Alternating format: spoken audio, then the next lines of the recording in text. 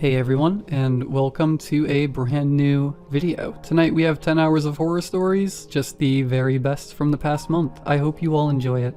If you do, please be sure to drop a like rating. I don't feel like setting a like goal for this one, just if you do enjoy, please be sure to drop a like rating. It helps out with the algorithm, and it just lets me know I'm doing a good job. If you don't think I'm doing a good job, drop a comment, give me some constructive criticism. I do try my best to read all of them. Subscribing if you are new is also very much appreciated. We are very close to hitting 133,000. We're actually so close we might have already hit it by the time that this video went up. I really appreciate that there's people that, out of all of the unfathomable amount of channels that there are out there, that there are people who want to spend time watching mine. It's something that I've always found very neat and very interesting, but also just really awesome, you know? I really do appreciate it a lot. But yeah, sit back, do whatever it is that you do to relax, enjoy the horror stories with no mid-roll ads, except for the ad break after this intro. I gotta put an ad in there somewhere, you know, it's just the one after the intro, no more after that one. And as always, I hope you all have a great night. Good night, everyone.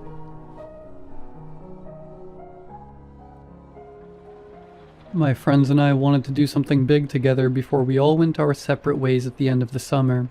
We just recently graduated and decided we would take a trip to Mammoth Cave National Park for the weekend. It was 5:30 in the afternoon when River and Henry pulled up to the campsite in Henry's beat-up silver Pontiac. My other friends, Noah and James, greeted them excitedly. "You started a fire yet?" River asked, exiting the car, pistol on his hip. "No, James brought these crappy fire starters that don't work," Noah groaned. River was always the most outdoorsy person in the group. Though we were all raised in rural Kentucky, River spent more time in the wilderness, camping, hunting, fishing, hiking, etc. We had hoped to get the fire started before he got here, so he wouldn't give us crap. "The starters will work. Just give me one more try." James grabbed another starter. It was an empty toilet paper roll with dryer lint stuffed in the middle.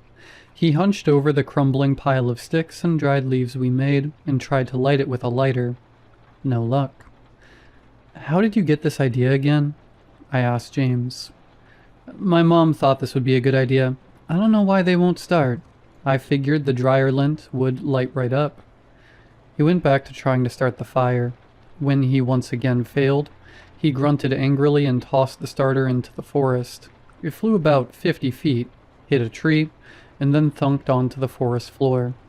"Dude, the national park is gonna fine us for that," I said, hitting James on the shoulder. "They won't find it, and besides, it'll decompress." "Decompose?" "Whatever." I didn't know if the national park would fine us individually, or if it would all fall onto me since I made the reservation, but I knew I didn't want to find out. I made my way into the woods carefully, watching for any signs of poison ivy. Luckily, it was close enough to the campsite that there was a small path that I assumed was made by people going out to pee. The path led me mostly to where the starter was, at least where I thought the starter was. When I got there, the spot was empty, all except a small tuft of lint stuck on a bush. Confused, I pulled the piece of lint from the bush and looked around, scanning the forest floor. There was nothing. I looked around one more time when my eyes locked onto something no more than 40 feet away. A yellow eye, like that of an eagle, peered just slightly from the side of the tree. Part of what I guessed was this animal's neck stuck out too. It was covered in white feathering, or maybe hair. It was hard to tell. Perhaps that was most concerning was the height of it. Nearly reaching the first branch of the large oak tree, the animal had to be at least 20 feet tall. I stood frozen. I felt ice shoot through my veins. My heart beat into overdrive. The creature just stared, unmoving. Did it know I saw it? Did it care? What was this thing? Questions shot through my mind one after another until my focus on the creature was broken. "Lucas! Lucas!" I turned my head at the sound of my name. It was Henry. He walked up, crunching leaves and twigs underfoot. I quickly turned back to look at the creature, but it was gone. "Did you find it?" Henry asked. "No, I'm not sure where it went." I kept my eyes on the tree, waiting for that thing to poke its head out again. "River got the fire started. Took him like 30 seconds. Henry, I think there might be something out there. I just saw something peering from behind that tree." I pointed to where I saw it. Henry's gaze followed my finger, but he saw the same thing I did. Nothing. "Uh-huh," Henry said skeptically. "Well, if there is something out here, we'll be safer at camp." "Okay." I exhaled, trying to clear my head. My body was still tense, but I managed to walk it off by the time I got back to camp. Everyone had set up their chairs around the fire. I grabbed mine, unfolded it, and sat down next to Noah. I couldn't help but scan the trees around us for any sign that thing was there. "Are you good, bro?" Noah asked. "Yeah, I'm fine, sorry," I said hastily. "He's not fine. He said he saw something in the woods. I didn't know it freaked him out this much." Henry added. "What did you see? A bear?" James inquired. "Definitely not. I think it was some kind of bird," I said in a voice that held more fear than I wanted it to. "Well, we shouldn't let scary forest birds ruin our last summer trip before you all go to college and Noah and I go to the military," River said dismissively. "I don't know about you guys, but I'm getting hungry." "I could definitely eat," James chimed in. "Where do we want to go?" "I think there's a strip club nearby. We could get chicken strips and a lap dance." Henry laughed. "I'm down with that," River replied. "My girlfriend probably wouldn't like that, and I wouldn't want to keep it a secret from her. Besides, I don't really care for glitter in my food," Noah added firmly. "That's fair," James said. "What about this pizza place?" James held up a picture of the restaurant and we all nodded in agreement. Henry's Pontiac didn't have enough room for all of us, so instead we loaded into my red pickup truck. Our vehicles had to be parked end to end, so Henry moved his car so I could pull out. He pulled in again so his car would be in front when we got back. We overindulged at dinner that night. The place was nice. A small locally owned restaurant with a friendly staff. Under the excuse, we're on vacation, let's splurge a little. We destroyed 2 large pizzas and 2 orders of breadsticks. It was good, but I felt like a disgusting greaseball afterwards. As we drove the winding path back into the campground, an overweight older woman waved at us and approached the vehicle. I stopped the car and rolled my window down. Her face was slightly red, and she wheezed a little bit as she approached. "Hello, ma'am. Can I help you?" I asked. She rested a fleshy arm on my car door, which put her closer to me than I would have liked. "I need to ask you boys a favor," she said in a voice that revealed she was a veteran smoker. "My sweet Mabel has run off from us. Could you keep an eye out for her? It's not like her to wander off." She held up her phone. There was a picture of a Shih Tzu with a bright pink collar around its neck. I moved my head so the others could see the picture. "We'll let you know if we see her. Hopefully she'll turn up soon," I told her. "Oh, thank you. My husband and I are staying in that camper there." She pointed to a noticeably large camper that barely fit in the parking space. "Please let us know if you find anything." I nodded and she turned and shuffled back towards her camper. Rolling the window up, I drove us back to our campsite. "That's too bad about the dog," James said solemnly. "Yeah, crappy place to lose a pet. She could be anywhere out there." River gestured to the forest around them. I pulled back into our parking spot and turned off the truck. The air conditioning left the vehicle quickly as the summer heat started to replace it. We looked at the campsite we left. "Crap," we said in unison. In front of us on the picnic table were 3 squirrels. They'd torn open the marshmallow bag we brought to make s'mores. The white puffs were strewn across the ground, each with little teeth marks in them. We got out, and the squirrels quickly scattered, though one decided to carry off 1 more marshmallow to go. Noah walked over and picked up the torn open bag. There was still about half a bag left. "Can we still eat these, or will we get rabies?" he asked. I don't think that's how rabies works, River said, taking the bag from him. He picked out the ones with bite marks and tossed them on the ground. There, now it should be fine. Noah looked at the bag as River held it out to him. Yeah, I'm not going to take any chances. Noah held a hand up dismissively. Baby, River taunted as he popped a marshmallow into his mouth. Noah frowned but said nothing. Why don't we chill around the fire a little bit? I said to change the subject. We all agreed and gathered around the campfire. I took a seat facing the woods. The sun was setting and the darkness was beginning to envelop the trees. The unsettling thought that anything could be out there looking back at me seeped into my mind. I shivered and shook it from my head. It wasn't productive to worry about what I can't see or control. Focus on what you can control, my parents would tell me when I started to worry. I needed to remember that. We talked for a while around the fire, circling around topics of women, our futures, and past memories. It hit us that this would be one of the last times we would be together. We'd known each other since kindergarten, and watched each other grow up. I felt a twist of cold sadness coil in my stomach. I don't think I'm ready to leave you guys, I said in a squeakier voice than I wanted. We can still stay in contact with each other. It won't be the same, but we can still talk, said Henry. James nodded. You guys can reach out anytime. I'll try to check in weekly with you all. Me too, Noah added. I'm not sure how much I'll be able to talk after I get with the army, but I'll try to reach out when I can. River popped a zin as he said that. I've been really fortunate to have you guys in my life. A tear fell from my eye, but I quickly wiped it away before anyone noticed. I'm gonna miss you guys so much. We had a really good run, though, James exclaimed, adopting a more positive tone. Sure did, River smiled. We get to make something of ourselves now. Be real men. Henry cheered. That's right, Noah agreed.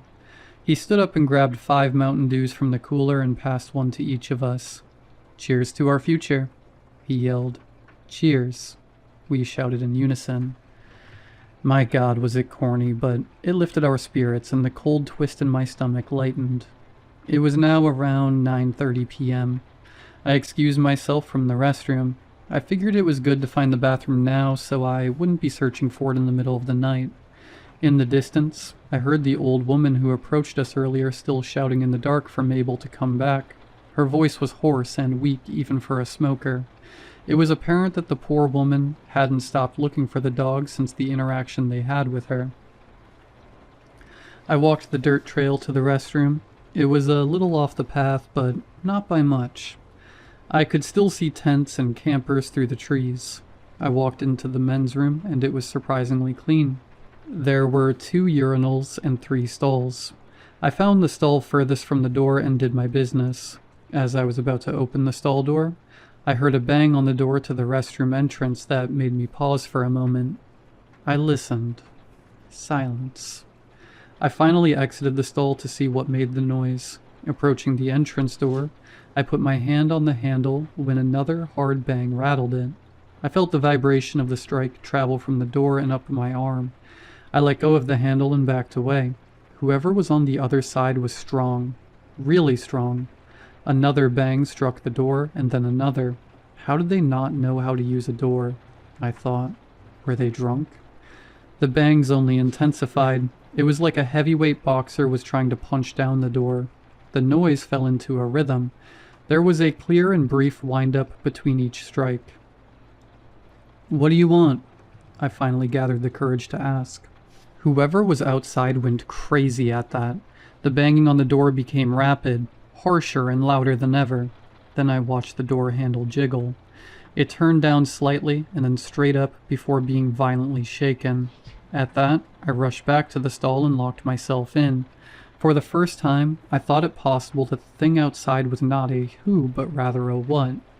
The handle jostled a couple more times before I heard the door open slightly and then close again. Another bang struck the door before the handle jostled again. It wasn't long before I heard the door open again. This time it didn't close.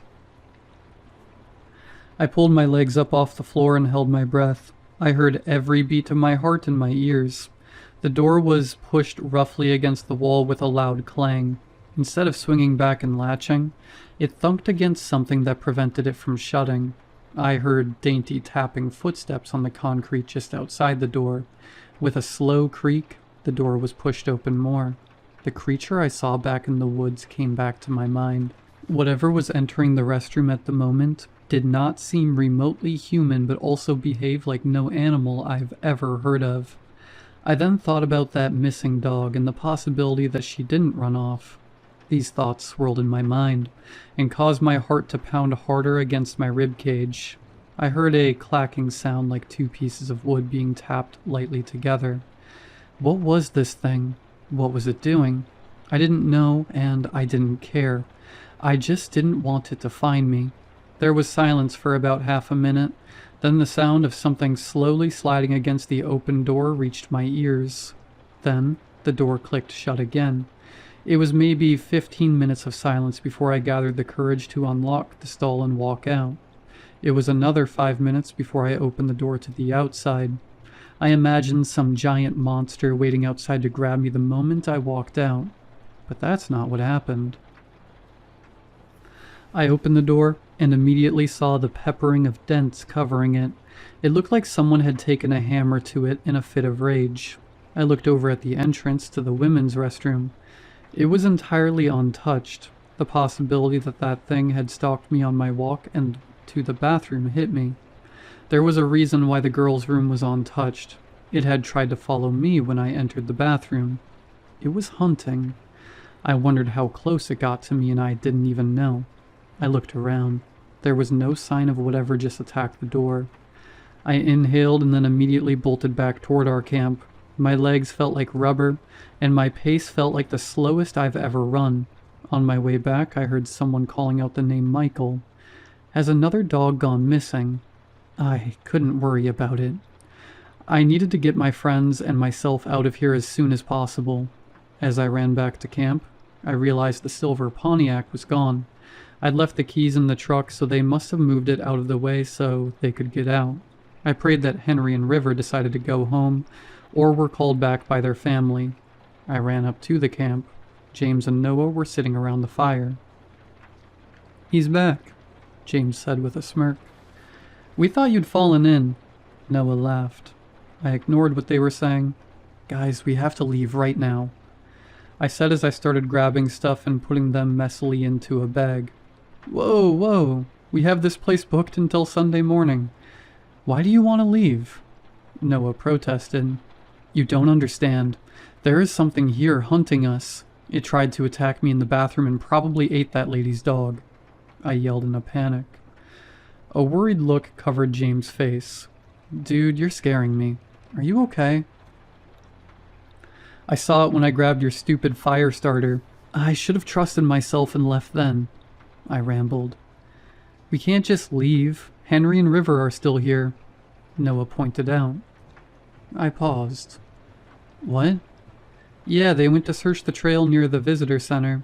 There's some kid missing. I think his name is Miguel or something," James explained. "Michael," Noah corrected. Dread reached its claws into my stomach and twisted it into a knot. Call them right now. Get them out of there," I screamed. Okay, James said, pulling out his phone. He clicked Henry's contact and the phone rang, and rang, and rang. After each ring, I hoped to hear Henry's voice on the other end, but there was nothing. The call went to voicemail. He tried to call River. Same thing. "They must have no service," James declared. I paused and breathed, trying not to panic more than I already was. Every part of me wanted to pack up and leave. James and Noah could stay or go if they wanted, and I'd be back home in a couple of hours. But I couldn't leave them behind. What would I tell their parents if something happened? I sighed. "We need to go get them," I said, trying to gain control of myself. James and Noah were hesitant to go and still looked worried about me. However, they still loaded into the truck and we drove the path to the visitors center. The parking lot was almost empty, all except an empty silver Pontiac parked near the trail entrance. We got out and faced the trail. It was so dark that the trail's entrance looked like some kind of abyssal void to hell. We turned on our flashlights and in a single file entered the trail. Noah went in first and I was in the back. Every corner of the woods seemed to move. Branches waved in the wind, bushes shook, twigs snapped. Every noise and movement put me further on edge. There were large, uneven stones that created a rough stairway down into a steep ravine. We traversed them carefully, trying not to twist an ankle. The trail widened at the bottom. We kept on walking until suddenly the temperature of the air dropped dramatically. It was cold and damp. "What is that?" James whispered. "Not sure," I whispered back. Noah took a few steps to the side and shone his flashlight around. "There." He flashed his light on a sign that read, "Cave Entrance," with an arrow pointing to a narrow trail that split off and descended further downward. The main trail continued and started to ascend back up the ravine. Just then, a voice came from the trail leading to the cave entrance. "Michael!" It was Henry. He was close. "Henry, River!" James shouted. "James?" River shouted back. "Yeah, get up here." A slight relief came over me with the fact that they were both alive. Through the trees, we saw their distant flashlights moving closer. The two of them jogged up the trail until they caught up with us. "Did you find the boy?" asked Noah. Henry shook his head. "No luck. We'll have to keep looking." "No," I yelled. River and Henry looked surprised. "There's some kind of monster here. It tried to attack me while I was in the restroom. I'm guessing it took that dog, and I wouldn't be surprised if the boy was gone too. We need to leave." "A monster like that thing you saw earlier today?" Henry asked. "Yes, and don't try to convince me I'm imagining things. I could never imagine this." "Okay, well, you've at least spooked me, and I'd like to get out of this forest now," Henry replied. "Let's go back that way then. We can get in our cars and go back to camp," River said, pointing in the direction we came. He led the way back through the path and we filed in behind him. We eventually came upon the same stone steps as before. When at the top, a putrid odor hit my nose. It smelled like crap. I wasn't going to ask anyone about it. I just wanted to get out. It could have been a number of animals that left it. Nobody else mentioned the smell either. We'd all been exposed to livestock before, so we were very accustomed to unpleasant smells, and they likely thought nothing of it.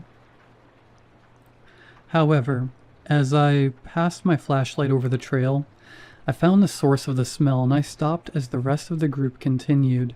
It was a pile of dung, but it was larger than any dog could leave. Most unsettling of all was the frayed pink dog collar sticking out of its side. "Guys, I don't know if we should continue this way," I called out to them, but they were already stopped about 20 feet ahead of me. I jogged up to them to see what was going on. "Holy," I heard River mutter. I looked over them to see why they've stopped. The scene was brutal. Blood splattered the trail ahead of them, still shining crimson red. It was fresh. There were organs strewn around too. I saw a liver, stomach, pieces of intestines thrown about like silly string, and what I think was a kidney. The victim, a female deer, lay just a few feet in front of us. The front half of her body was concealed by the off-trail vegetation. Her abdomen was torn open and entirely hollowed out. "Did you see this on your way here?" Henry's voice quivered. "No," James whimpered. It's here, I know it is," I cried out. Panic had set in, and I didn't know if I should run or curl up in a ball and pray it doesn't find us. "Shut up," River hissed. "If there's something here, all that noise is going to get its attention." I moved my flashlight around frantically but saw nothing in the darkness and thick vegetation. I stopped to listen. There was no sound. No birds, no crickets chirping. Nothing. Then I saw it. Ahead of us, up a small hill about 50 feet off the trail, it showed its head, peeking its long neck around one side of a tree. Its eyes, shining white from the flashlight, were locked on them. It bobbed its head from one side of the tree to the other. A long, pointed beak, about the size of a man, extended from its face. It had the same hair or stringy feathers I'd seen before. A blocky red crest sat above the eyes. Ice blasted through my veins. It was going to kill us. I knew it. The misfortune was almost laughable. We're out in the one place and one time that this awful unknown creature exists. I heard James yell as he noticed the creature too. Everyone pointed our flashlights at the thing. We held our breath and didn't dare to move. For a long time, we sat there watching this thing swing its head from one side of the tree to the other. Then it took its first step towards us. A long and lanky front leg moved forward slowly. It had a long finger that curled back and stuck straight up. It craned its neck down as it tediously moved like a cat stalking its prey. It eventually emerged from its concealments. The proportions of its body seemed entirely wrong. A giant head, long neck, spindly legs with the front being longer than the back. Its chest was shallow and frail looking. Whatever this was, it was not of this world, or had not been for a long time. It continued to creep forward until it was about 20 feet from us. To our horror, its cautious steps quickened into an unsightly gallop. It raced towards us. We scattered in two ways. Henry and I moved back a few feet into the trail, while the other three ran in the direction of the parking lot. I turned around and watched the creature catch James by the foot with its beak. He gasped and fell onto the trail. He tried to get up, but the monster smacked him with its beak, knocking him onto his back. Like a swing of a pickaxe, it brought its head up and plunged its pointed beak into his abdomen. With a swift motion, it pulled back and a string of James' intestines came with it. Surprisingly, James didn't scream. A look of panicked horror painted his face. He whimpered and tried to push himself away from the beast. It was horrible to watch. The tragedy of an animal trying to survive, even when there was no hope, unfolded before my eyes. I'm sad to say it, but at that moment, all I wanted was for James to die so he wouldn't suffer anymore. The monster tore off a piece of intestine and swallowed it whole. It noticed James' slow and desperate crawl away and craned its neck down towards him. It made 2 strikes in the blink of an eye. Both hit James in the throat just below the chin. His body fell, blood poured from his neck and out of his mouth. His eyes glossed over and I knew he was gone. The monster stood over my lifeless friend. Henry and I had stopped running long ago. How could we continue after what we just saw? The scene before us was entirely unreal. Suddenly a shot rang out and that thing made the most terrible sound I've ever heard. It started low as a deep, throaty gurgle, but then crescended rapidly into a shrill, ear-piercing screech. Another shot rang out and the creature screamed again. It turned and galloped toward the parking lot, limping painfully as it moved. I watched River and Noah jump to the side of the trail out of its way. It didn't even look at them. Instead, it kept running down the trail. Henry and I rushed over to them, running past James' deceased body. We hurriedly pulled Noah and River to their feet. "Get to the cars," River screamed, gun in hand. "Run." Racing down the trail, we prayed that the beast wouldn't jump out at us from the trees. It wasn't long before we got back to where we entered the trail. We stopped. That thing was in the parking lot, as if it couldn't get any more horrific. I watched as it took a running leap and threw itself into the air. Its 4 legs opened into the largest pair of wings I've ever witnessed. From end to end, I guessed its wings were the width of a school bus. It took to the air but flew low. It tried to flap its wings, but its flaps were uneven, and the monster crashed to the ground near our cars with a pained wail. As it got up on its stick-like legs, I noticed a large bloodstain on its shoulder. It stood up, limping worse than before. It moved in anguish into the trees in front of our vehicles and disappeared. The 4 of us exchanged looks and bolted for our cars. I threw open the door to my truck and jumped in and slammed the door shut. Noah scrambled into the passenger seat. I watched River enter the passenger side of Henry's Pontiac. Henry threw open the door to the driver's seat but then stopped. The monster was back, standing almost over him. It plunged its beak down. The glass of the driver's window shattered as the creature's head plowed through it. It recoiled and shook its head.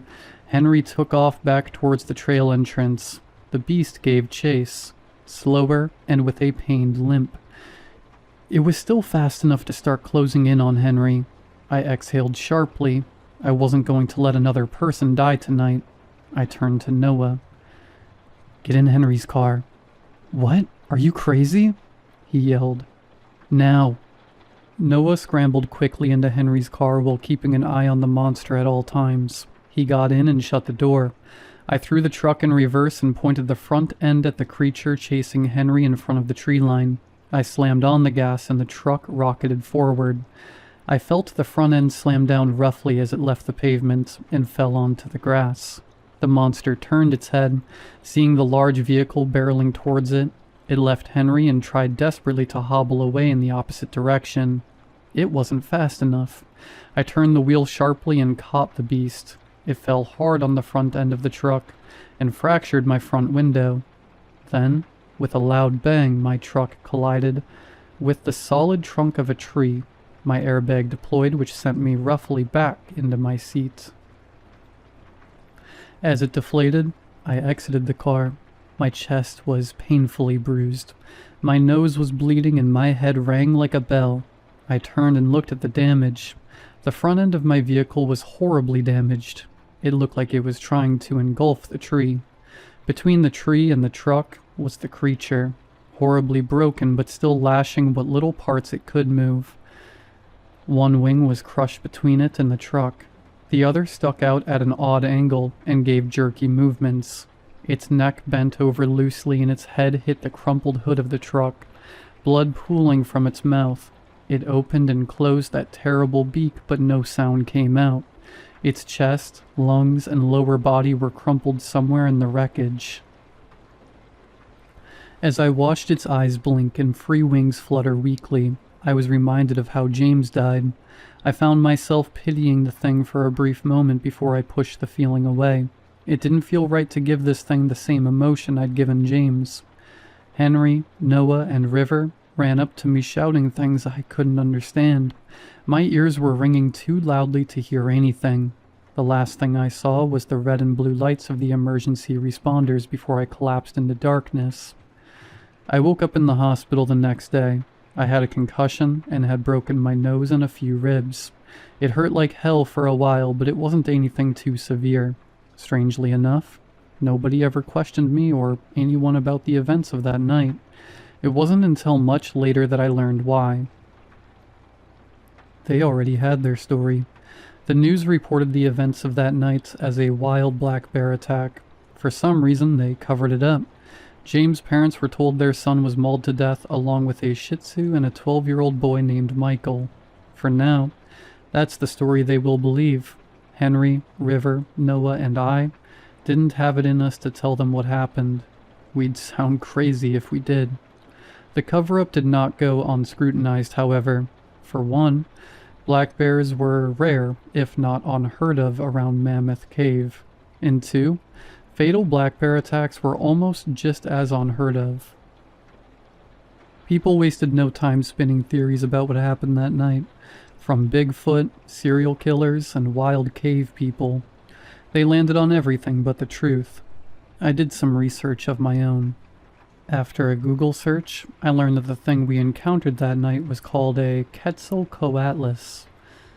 It's some flying reptile that went extinct with the dinosaurs about 66 million years ago. I guess that needs to be updated to June 16th, 2023. I find myself pitying the monster again from time to time. I guess I should stop calling it a monster. It was a predator, an animal. One is trying to find a place in a world that has long forgotten it. It died because it had to. The earth demanded it. The environment was not made for it anymore. If it wasn't the front end of my truck that got it, it would have been the bitter winter of the Midwest, disease or starvation. What still doesn't make sense is how it got there. I don't think some magic portal opened from the late Cretaceous and this thing slipped through. I think someone made it, and by some negligence, it got out. That explains the cover-up. Someone doesn't want people to know they made this thing, and I'm going to find out who. No matter how deep, I have to dig.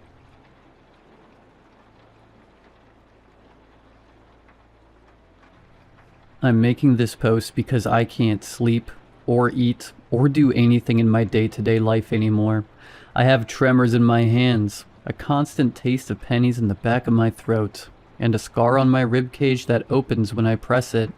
I'm writing it down because the second I stop thinking about it, it forces me to remember it with everything I do. I got the job because I needed the money. That's it. I was broke, my lease was up, and I couldn't keep digging through my couch for loose change to try and eat every day. My cousin knew a guy who managed a place called Hollow Willow Outreach. It sounded like a church, but with better branding. They did community support, such as food drives, counseling, and addiction recovery. A place for people who didn't have anyone or anything. They had a nice building, clean carpets, free coffee, and the kind of calm faces that make you lower your voice without thinking.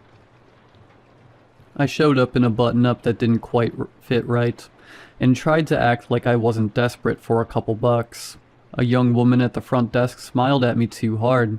It felt practiced. "Are you here for the intake?" she asked, like this was a normal way to say, "New hire, I'm here for the interview," I said. She tilted her head. "Ah, the helping intake." I met the director, Elliot Rusk. He was maybe 40-ish. One of those men who keep their hair perfect and their voice so soft you can't put an age on them. He wore a plain sweater and a copper wedding band that was definitely too small for him, almost like it was meant for someone else's finger. He shook my hand with both of his. "You have very kind eyes," he said. No one has ever told me that. I laughed awkwardly. I'm good with people." I gulped. He studied my face like he was reading it. The whole time, his smile didn't change. Warm, simple, like a painting. "We don't pay much," he said. "But we do feed you. We keep you. We help you become whole." This is where I definitely should have known something was up, and I should have left, but the building was warm and coffee was free, and Elliot looked at me like he was proud of me for just existing. I started the next Monday. My first week was incredibly boring. I answered phones, stocked shelves, and drove donation boxes to storage. The people who came in were exactly what you'd expect. Tired, empty, and twitchy. Some were kind, some were mean in that way people get when they're hungry for something that isn't food. The staff were too nice. They didn't gossip, they didn't complain, they didn't swear. They laughed quietly, like loud joy was disrespectful. They all wore the same little pin on their shirts, a circle with a stake through it. I asked one guy, Matt, what it meant. He touched it with his fingertip like it was fragile. "Correction," he said. "It helps you remember who we're supposed to be." "Like spiritually?" He smiled. "Like biologically." He said it like a joke, but his eyes didn't move. At the end of my first week, Elliot asked me to stay late. The building emptied out, lights dimmed. The hum of the vending machine was corrupting the silence. Elliot led me down a hallway I hadn't been down yet. We passed offices, past a locker door with a keypad, past a wall of framed photos of smiling people holding those pins. The air changed the farther we went, colder and more humid, like the inside of a refrigerator. He stopped at another keypadded door. "Staff only," the sign above read. "Your staff," he said, still smiling. He punched in a code without looking at the pad. The door clicked open. The hallway beyond was unfinished concrete and bare drywall. The smell hit me like a train, bleach and iron, like pennies and pool water. Somewhere far down the corridor, something dripped slowly. Drip, drip, drip. I stopped walking. "What is this place?" I asked. Elliot turned, with that smile. This is where we do the work that can't be done in the sunlight. My mouth became dry and I managed to choke up a chuckle. Okay, is this like AA stuff? Group therapy? He looked genuinely confused, almost like I was speaking another language. No, he said softly. This is where we help you become whole. He put his hand on my shoulder and gripped tight, then guided me forward. We reached a room that looked like a hospital room, if a hospital room was designed by someone who'd only seen one in a nightmare.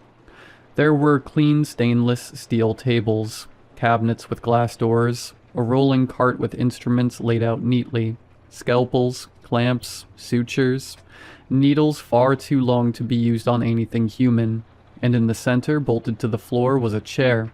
Not a dentist chair, not a recliner. A heavy-duty, industrial chair with arm restraints and foot straps, like it belonged in an old loony bin. The leather was dark, cracked, and stained all over. My mouth became dry again. Is this some kind of sick prank? I said. My own voice sounded so far away. Elliot's hand stayed on my shoulder. His fingers were ice cold.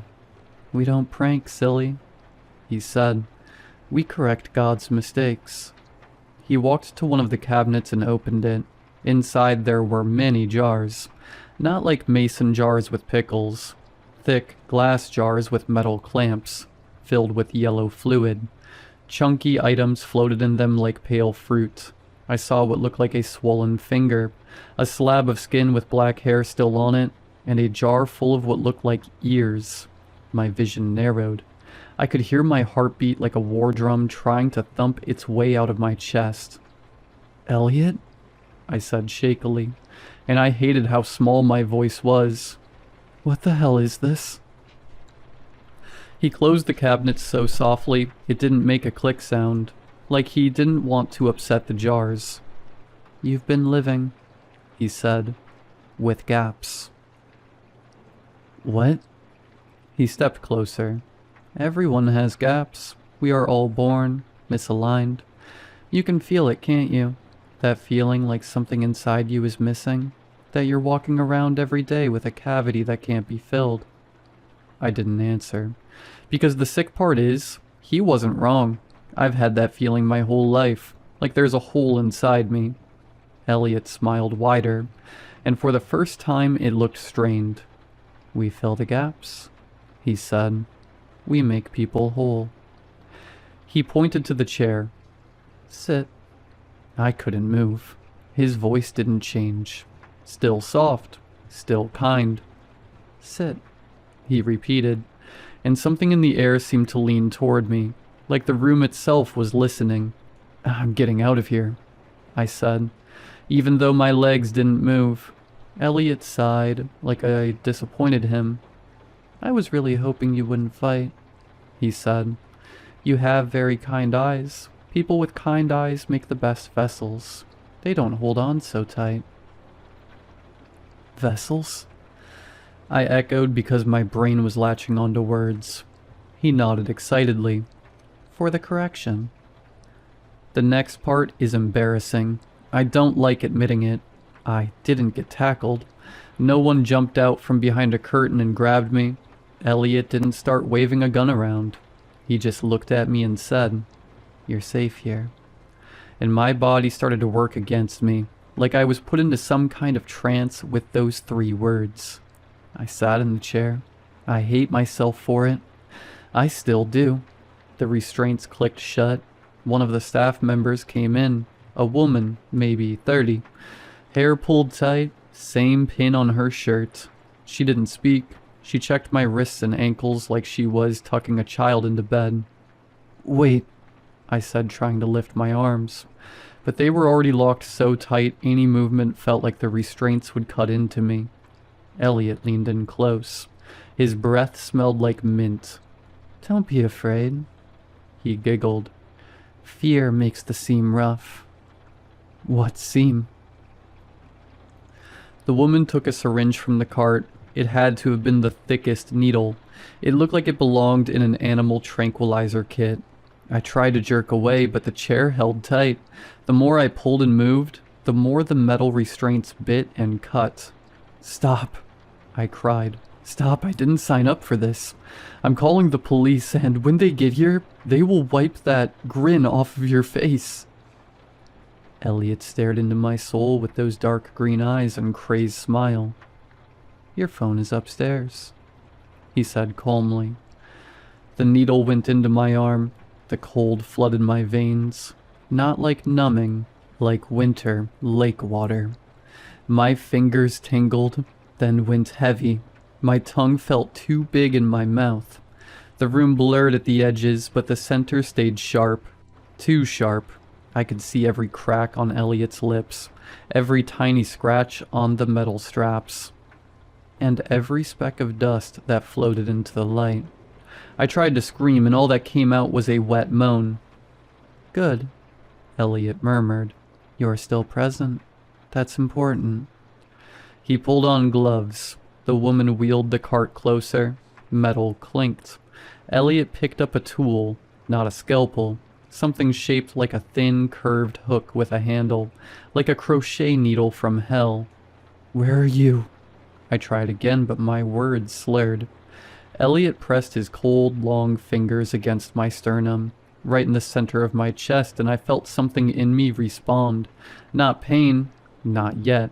More like pressure, like something inside recognized his touch. "Here," he said softly. "Your gap is here. I can feel it. A little hollow, a little gap. That means only a little correction." My heartbeat sped up so fast it felt like I was trying to leap up my throat and into my lap. He placed the hook against my skin. I expected a cut. I expected a sting. Instead, the hook sank into me like I was made of warm wax. I couldn't process it. My brain rejected it. The hook slid into my chest without any resistance, and I felt it inside me, rummaging around gently like a finger stirring soup.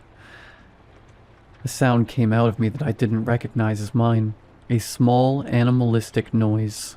Elliot's eyes closed, like he was listening to music.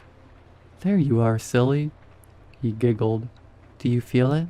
God's mistake?"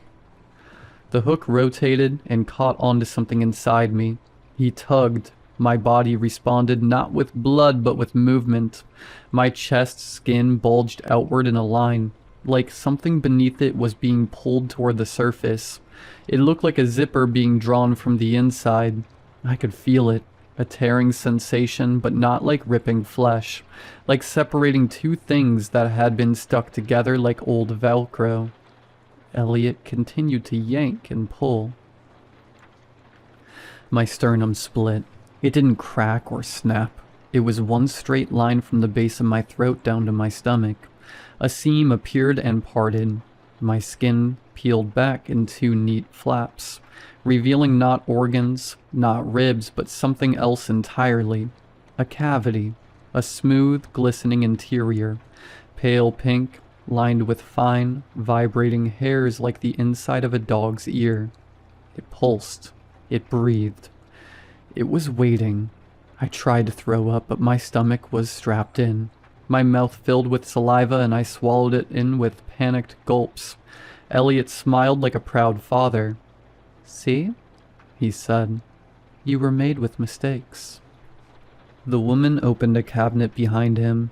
I heard glasses clink and liquid slosh. She returned holding a jar. Inside floated something that looked like a thick knot of pale tissue, fibrous and threaded with veins. It wasn't an organ, I recognized. It was too symmetrical, like it had been grown in a lab. Little pores dotted its surface, and each one pulsed erratically, like it was excited. Elliot took the jar with reverence. "This," he said, "is what will correct you. Correct the mistakes that God has bestowed upon you." He opened it. The smell punched my nostrils. It smelled like sweet rot and antiseptic, like flowers left in a hospital room too long. He reached in with his gloved hand and lifted that thing out. It dripped yellow, viscous fluid down his wrist. The pores quivered, reacting to the air, to the light, and to me. I started to sob. silently, because my body couldn't make any more sound. "Please," I begged through my breath. "Please don't." Elliot looked genuinely sad. "Oh," he whispered. "You think this is harmful?" He leaned in, holding the thing above my open chest. "This is your correction," he said. "This is our love. This is being made whole." He lowered it into my cavity. The moment it touched me, my entire body arched against the restraints, cutting into my wrists even deeper. Warm crimson red dripped off the arms of the chair. Drip, drip, drip. Pain exploded through my nerves. Not sharp, not burning, but invasive. Like 1,000 tiny fingers pushing into places they didn't belong. The furs latched onto inside me, and I felt them connect.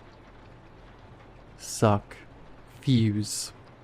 My vision went white. Somewhere far away, a low hum began, like a choir warming up, except it wasn't outside. It was in my bones. Elliot's voice seemed to come from what sounded like underwater. "Breathe," he said. "Let it settle." I couldn't breathe. My lungs locked. The thing inside me pulsed, and with each pulse, my ribs felt like they were being violently rearranged. Not broken, but shifted like they were being shuffled into a different pattern. I felt a pop beneath my collarbone, then another, then the wet, soft, warm sensation of something growing where it shouldn't. My throat made a choking sound and something warm ran down my chin. Blood, dark and thick. The hum grew louder and I realized it had words. Not words I understood, words that sounded like someone trying to speak through water and teeth at the same time.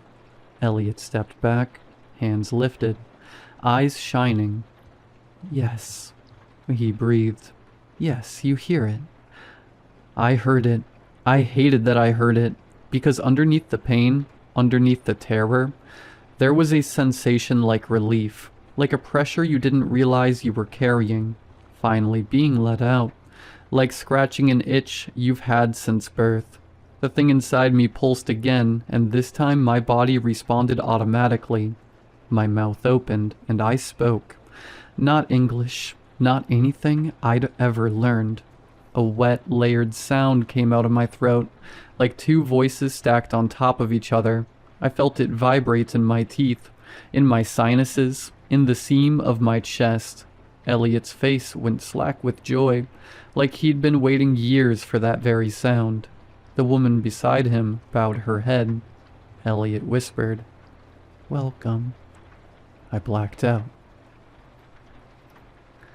When I woke up, my shirt was back on. My chest wasn't open, but there was a scar. Not a normal scar.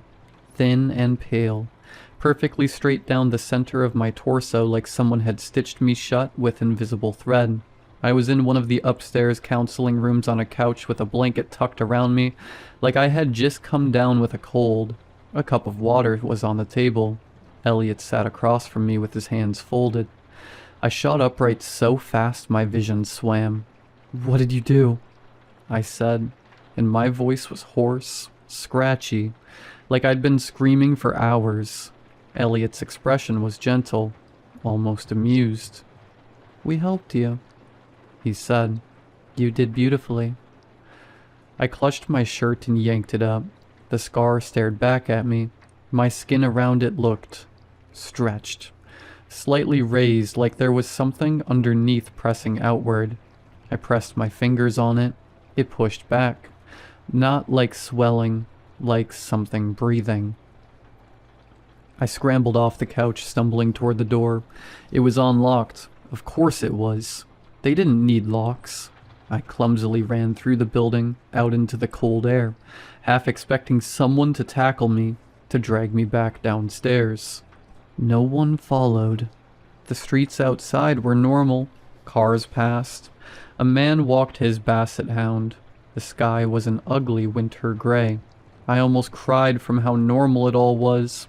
I got in my car and drove. I don't even remember where. I just drove until my hands cramped from gripping the wheel so long. That night, I tried to convince myself it was a nightmare. I took a shower so hot my skin turned red. I scrubbed my chest until it stung. I stood in front of the mirror and told myself scars don't breathe. Then I heard it, a faint hum, deep in my rib cage, like a lullaby. I pressed my palm to my chest and felt it vibrate under my skin, and something inside me shifted, like it was getting comfortable. I didn't go to the hospital. How do I tell anyone this? Hi, I think a non-profit organization opened my body like a jacket and put a new organ in me that sings. They'd sedate me, strap me down, cut me open, and if they found anything, if they touched it, I don't know what it would do. So I did what people do when they're afraid. I pretended it wasn't real. I went back to work. I told myself I'd go to the police. I told myself I'd record it, gather evidence, burn the place down if I had to. I walked into Hollow Willow Outreach the next day with a knot of dread hanging in my stomach. The woman at the front desk smiled. "Feeling better?" she asked. I froze. "How did you?" She tilted her head like before. "Your seam is cleaner today," she said and went back to typing. I backed away and nearly ran into Matt. He looked at me with bright, shining eyes. "You heard it," he whispered through his smile. I swallowed hard. "What is it?" He touched his own pin. "Correction," he said again. "Now you understand how you're supposed to be." I tried to quit that day. I tried to tell Elliot I was leaving. He listened patiently in his office like a therapist. When I finally ran out of words, he smiled wider. "You can go," he said. Relief hit me so hard my knees went weak. Then he added calmly, "But you'll come back." I stared at him. "I won't." Elliot leaned forward. "You will," he said, still soft. "Because the gap is corrected now, and it doesn't like being alone." I laughed, sharp and desperate. "You've lost your mind." Elliot's eyes flicked briefly to my chest. "You haven't slept," he said. "You've been hearing it, and soon you'll start to taste it." My mouth filled with a penny taste. Offering proof, he sat back. "We don't trap people," he said. "We correct them. The world does the trapping. We just open the seam." I left. I didn't come back. For 2 weeks I tried to live normal. I went to work at a different job. I ate. I watched TV. I texted friends. I laughed at jokes and pretended my laughter didn't have a second echo underneath it. At night, the humming got louder. It started to have rhythms, patterns. It began to sync with my breathing, like it was training me. Sometimes, right as I drifted off, I'd feel it push against my ribs and I would jolt awake, gasping, with my hands gripping at my chest like I was trying to hold myself closed. Then came the dreams. Always the same hallway of concrete. The chair, the instruments, and a door at the end of the hall I hadn't noticed before. In my dream, I always walked toward it. I always reached for the handle, and right before I could touch it, I'd wake up with my chest itching so badly I'd scratch until my nails broke skin. One night, I woke up with blood and fragments of skin under my fingernails, and a thin line down my sternum that hadn't been there when I fell asleep. Not a cut, a seam, barely visible at first, like my skin had been pressed together and was starting to come apart. I stumbled to the bathroom mirror and pulled my shirt up with shaking hands. The scar was there, but now it looked active. The skin around it puckered the lips. I touched it, and it quivered under my finger. The hum rose in response like it was pleased, almost like a purring cat. I gagged. I splashed water on my face and I tried to breathe, and then I heard something else. A sound from my own chest that wasn't humming. A quiet, wet click, like something unlatching. The seam twitched, and for a second, only a second, it opened a hair's width. I felt cold air touch something inside me that had never felt air before. My knees slammed onto the tile. I sat there, hunched over, holding myself like I was trying to keep my insides from falling out. I understood, very clearly, that this was not a scar. This was a door. After that, it got worse fast. Food started tasting wrong. Anything with meat made my stomach twist in knots. I started craving things that weren't food. Salty, metallic, sharp. Once, while doing dishes, I stared at a box of razor blades under the sink for so long I forgot what I was doing. The hum would change when I was near certain people. It would be quiet around strangers, like it was hiding. It would swell around anyone wearing that stupid little pin, even if they were across a grocery store aisle. The day I saw Matt again, it nearly tore me open. I was walking downtown trying to keep busy, when I heard a voice behind me. "You're fraying." I spun around. Matt stood there like he'd been waiting. He wore his pin. His eyes looked too bright, too awake. I took a step back. "Don't." He held his hands out, palms up. "We're worried," he said. "Elliot says you're suffering." "I'm not." My chest seized. A pressure built behind my sternum, like someone pushing from inside with both fists. I gasped and clutched my shirt. Matt's eyes softened. "It hates being ignored," he said. "It hates being alone." The seam burned.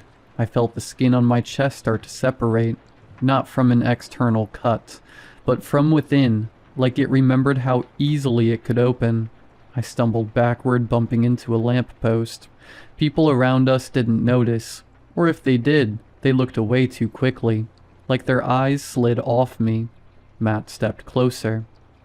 "You can fight it," he murmured, "or you can come back and let us tend to you. The seam can get infected if you force it shut." I made a sound that might have been a laugh, but it broke halfway through into a sob. "I don't want this," I choked. Matt's voice went softer. "No one wants correction," he said. "But once you've been filled, you don't get to go back to being empty." My seam fluttered. I felt it, not like an injury, like a mouth trying to speak, and then right there on the sidewalk, my chest opened. Not fully, just a thin split down the scar line. A wet, gleaming chunk of skin peeked into the outside world. The air hit it and the humming turned into a thrilled, hungry vibration that made my teeth ache. Matt stared at it with something like reverence. "Oh," he whispered. "It's calling." I slammed my hands over it, pressing hard enough to hurt. I don't know how I got away. I don't remember. I just remember running, hands clamped to my chest, feeling something inside me pulse against my palm like a heartbeat that wasn't mine. That night, I barricaded the door. I taped my shirt down with duct tape. Like that would help. I sat on my bed with a kitchen knife in my hand, shaking. I told myself if it opened, I'd cut it out. I told myself I'd rip myself apart before I let them have me. Somewhere around 3 a.m., the humming stopped. The silence was worse. I held my breath and listened. A deafening groan erupted from my chest. The seam on my chest began to open. I took my shot. I gripped the knife hard and gritted my teeth before sinking the blade into my own chest. That same feeling like cutting into warm wax. I pressed harder and further, pushing against the parasite. It let out a symphony of screams and cries. My legs went weak and buckled. I didn't care if I cut past the demon that lived in my chest as long as I didn't have to give myself to that thing. I took the blade halfway out so I could punch it with the piercing point on my cold steel savior. Crunch. Snap. A blinding hot pain exploded from within me. In my horror, both of my top ribs were facing outward. Points of blood and mucus-covered bone were sticking out of my skin. We let out a synchronized blood-curdling scream. I jammed the knife back in with what little strength I had left. I felt the blade puncture its rubbery membrane. A geyser of yellow and red fluid sprayed from the seam, tearing the edges as it sprayed my bedroom's carpet. I don't know how long I sat on that bedroom floor with the knife sticking halfway out of me, and covered in that fluid that smelled like antiseptic rot. When I pulled the knife out, the parasite let out a soft whisper, before my seam slowly closed with little wet snaps and pops. Then I heard it, a knock at my door, not loud, not urgent, polite. I didn't move. My whole body went cold. The knife shook in my grip. Another knock, then a voice through the wood, calm and warm. You didn't kill it. You only wounded it and made it angrier with you. That was a mistake, it said. I didn't respond. The voice continued, like it knew I was there. We brought you something, Elliot said, to soothe you both. I swallowed hard, tasting pennies. The hum started again, faint like it was waking up. My chest scar tingled. Go away, I groaned. Elliot laughed softly. I understand, he said. It feels like you were losing a battle, and you are correct. A pause, then gently. But you were never correct to begin with. The doorknob turned. I'd locked it. I'd chained it. I'd shoved a chair under it. The knob turned anyway. The chain rattled as if someone was lifting it from the outside with careful fingers. My chest seam burned hot, hot as lava. The humming swelled into a choir. This is the part that makes me most feel sick writing all this, is that the thing inside me wasn't afraid. It was excited. The door cracked open. Elliot stepped in like he belonged there, like he was visiting a friend. Behind him were two others in plain sweaters, the woman from downstairs and Matt. They all wore their pins. Elliot held a jar in his hands. Inside was another one of those pale, twitching knots. This is for you, he said. I tried to stand, tried to run, but my legs didn't work right. My body felt heavy, like gravity had doubled. Elliot's gaze dropped to my chest. Ah, he whispered, almost tender. You poor thing. How bad did this bad man hurt you? My hands clung into my shirt. The duct tape had started peeling away on its own, curling like dead skin. The seam beneath it pulsed. Elliot stepped closer. I told you, he said softly, you would come back. I didn't, I whispered. You came here. Elliot smiled. We're not separate, he said. Not anymore. He reached out.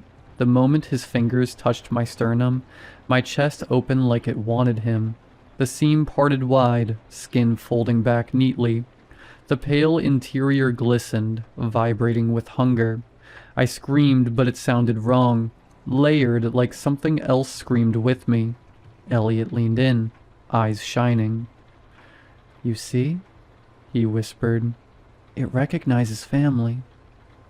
God, I hate this. Matt stepped forward and lifted his own shirt. He had the same seam, the same scar. He opened it with 2 fingers, casually, like unzipping a jacket. Inside him, I saw it. Not just one knot. Several. A whole cluster of pale, pulsing organs stacked and intertwined, stitched into him like a grotesque bouquet of tumors. Some of them had grown outward, pressing against his ribs so his chest looked subtly reshaped. His skin stretched thin over certain bulges. His hum was louder than mine, more confident. He smiled at me with wet eyes. It hurts at first, he whispered. Then it feels like being loved. Elliot raised the jar. Open wider, he told me gently. My body obeyed. I felt the seam tear wider. I felt the interior hairs vibrate in anticipation. I felt myself make room. My mind screamed no, but my body, my door said yes. Elliot lowered the new beast towards me, and I saw something I hadn't noticed before. The pores on it weren't just twitching. They were shaped like tiny mouths. Little puckered openings that flexed and tasted the air. The thing inside me surged toward them. My chest cavity rippled, like a throat swallowing. Elliot smiled, delighted. "Easy," he murmured. "Help him. Help your family and take what is rightfully yours. Correction." The moment the new knot touched my interior, it latched. The tiny mouth sealed against the vibrating hairs with wet clicks.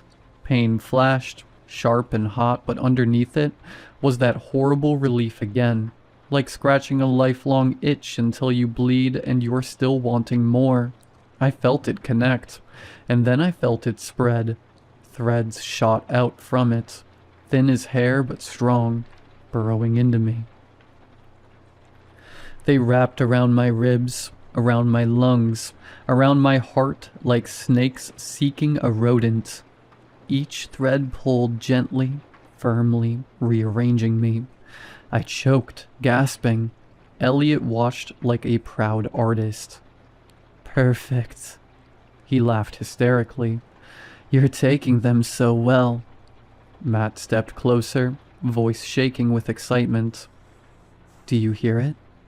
he asked. I did, not just humming now. Voices. Many voices. Some in my bones, some in my teeth, some in the seam itself, whispering in wet, layered syllables. I realized the words weren't random. They were instructions, directions, a map. Elliot leaned close enough that his breath wet my cheek. "You're going to help us," he whispered, "because you're correct now." I tried to shake my head, but my neck felt too heavy. Elliot's hand slid down my open seam and rested inside me like he belonged there. Palm pressed against the pulsing knot. He closed his eyes.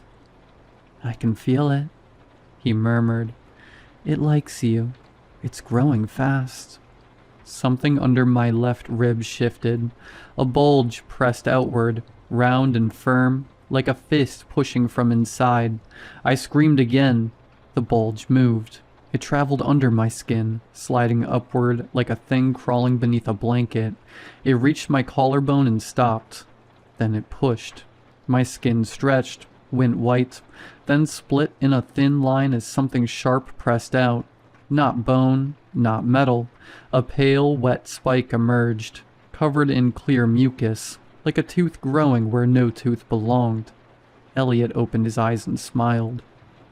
"A marker," he whispered. "You're becoming visible." Matt stared, tears streaming. "You're so lucky," he breathed. I couldn't breathe. My chest was a living door, my body rearranging itself around a parasite that felt like love if love was a trap. Elliot withdrew his hand and finally, gently, pushed my skin flaps closed. The seam zipped itself shut with a series of wet clicks. The scar sealed, smooth and pale, except now there was a lump under it. Multiple lumps, like knots under fabric. Elliot patted my chest like he was soothing a pet. "You'll feel sore," he said. "Drink water. Avoid sharp objects. Don't pick at your seam. Don't let him hurt you ever again."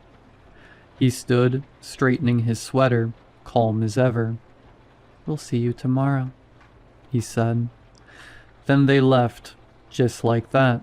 My door closed, but the hum didn't stop. It never stops now. Here's the part I'm stuck on. The part that makes my hands shake as I type. They didn't need to restrain me anymore, because when they were gone, and I was alone in my room, I sat on the edge of my bed and listened to the choir in my ribs. And my first thought wasn't, how do I get this out? My first thought was, what if they're right? What if I was missing something? What if the horrible relief is the only honest feeling I've had in years? That's when I knew I was in real trouble, because I don't trust myself now. I don't trust the way my body leans towards certain places when I walk past them. I don't trust the way my hands drift to my chest in my sleep. I don't trust the way my mouth waters when I smell blood, even my own.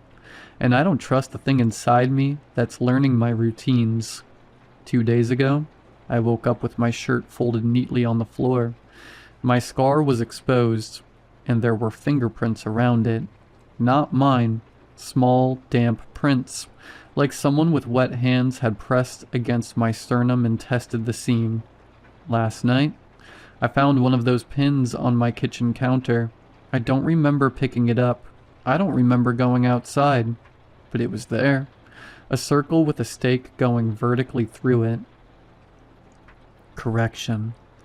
I threw it in the trash. I took the trash outside immediately. This morning it was back on my counter. Clean, dry, waiting. So I'm writing this now because I need someone, anyone to know that if you see Hollow Willow Outreach, if you see their food drives or their smiling volunteers or their little pins, you do not go inside. You do not let them touch you. You do not accept their coffee, no matter how good it smells. And if you've ever had that feeling like there's an empty space inside you, like you're walking around with a hole inside you, please, please understand that there are people out there who can fill that gap, and they don't see it as a pain, they see it as an invitation. The last thing Elliot said to me, quiet and warm, like a blessing, keeps replaying in my head. You'll come back.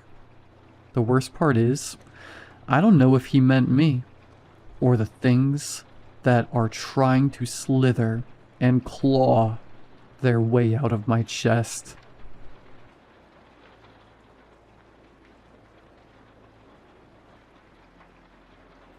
My hand is broken. I'm pretty sure about that much. The pinky is bent at an unusual angle at the knuckle, and the ring finger isn't far behind. The skin across my knuckles is peeled back in places with raw, dark meat showing through, and the blood has slowed to an ooze that pools in the creases of my palm and drips into the tile in a thin line. I did this to myself. I want to be upfront and clear about that. The door didn't do it. It just didn't open. That's the whole problem with the door. It just sits there in the frame like it's part of the wall. I hit it until I couldn't hit it anymore, and all I have to show for it is a broken hand and a streak of blood across the wood. I should probably back up, though.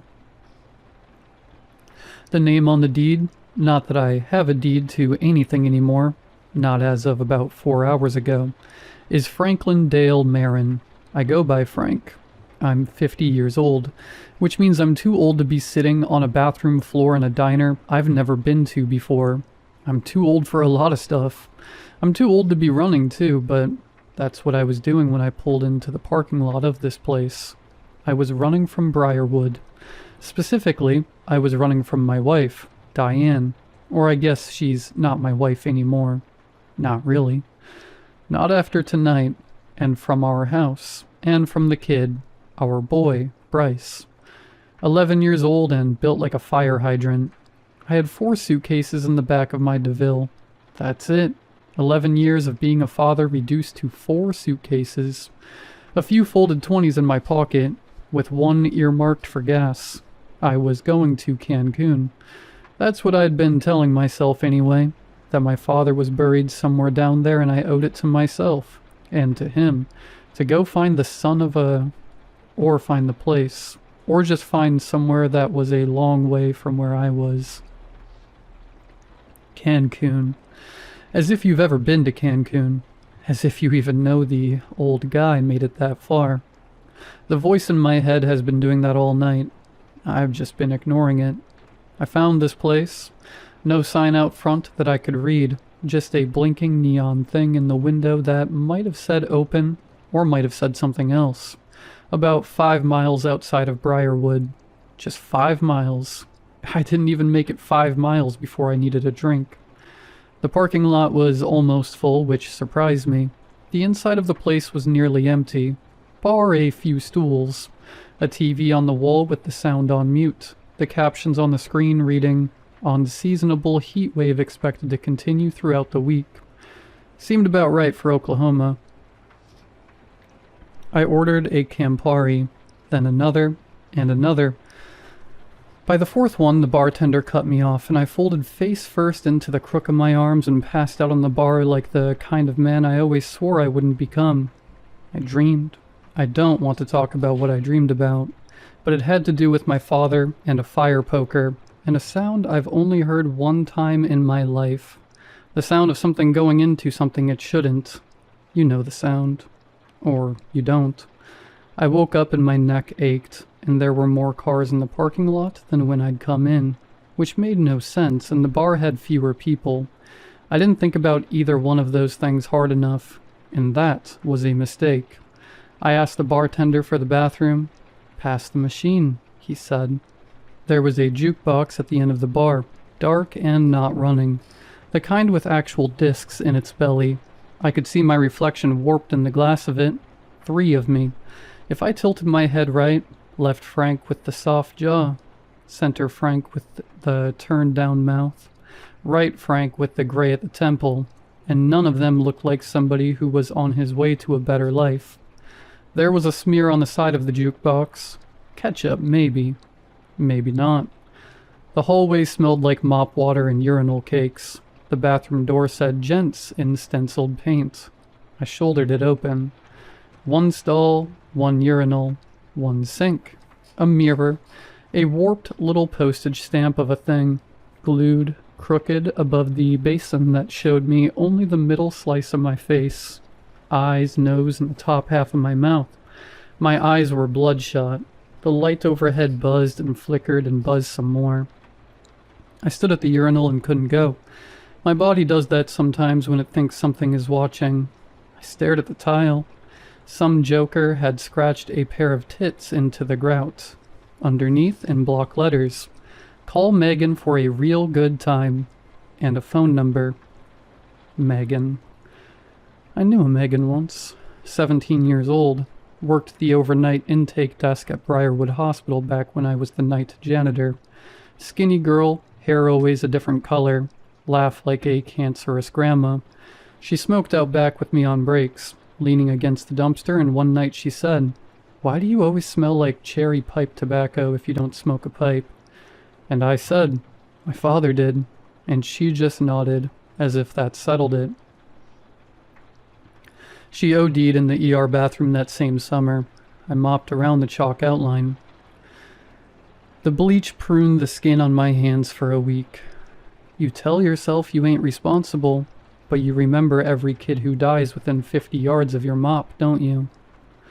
I finished the urinal, washed my face. The water was lukewarm.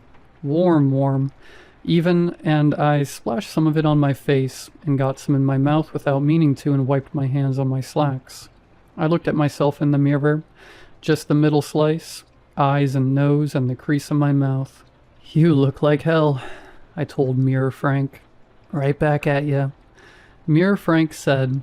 I checked the stall, door hanging off kilter, toilet with a burn black ring, somebody's jacket balled up in the corner. Kids leave stuff everywhere. I turned toward the door, and I stopped. Something was wrong. Some old part of me. The part that learned to read a room before I could read words. The part that kept 8-year-old Frank breathing through a childhood that should have killed him.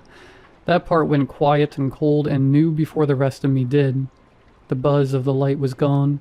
The muffled clink of glasses from the bar was gone. Even the sound of my own breathing seemed to get swallowed up, like the bathroom had taken my breath and was holding it for me. I reached for the handle. Brass knob, cold under my hand, which didn't even make sense given the heat. And then I turned it. It didn't move. Not an inch. Not the quarter inch of give that even a locked door will sometimes offer. "Hey," I said to the wood. "Hey, come on." I tried again. Both hands, full grip. Torque it right, but nothing. "Hey!" I hit the door with my palm. Then my fist. I'm not going to narrate the next few minutes in detail because I'm not proud of them. I'll just say that somewhere in there I lost control of the sensible part of my brain entirely. And by the time I came back to myself, I was sitting on the floor with my back against the door and my hand wrecked and my face wet, and the voice in my head very, very quiet. The way it gets when even it doesn't have anything to say. You deserve it, Frankie. Every bit of it. My name was on the deed, and now I'm sitting here thinking about 2015. August 10:34 p.m. A nurse who looked uncanny, like a bulldog, came out and told me, "It's a boy, Mr. Marin, a big, healthy boy." And I did what a man does. I smiled, I passed out cigars. I let the other men in the waiting room slap me on the back. "Attaboy, Frank. Future ball player right there."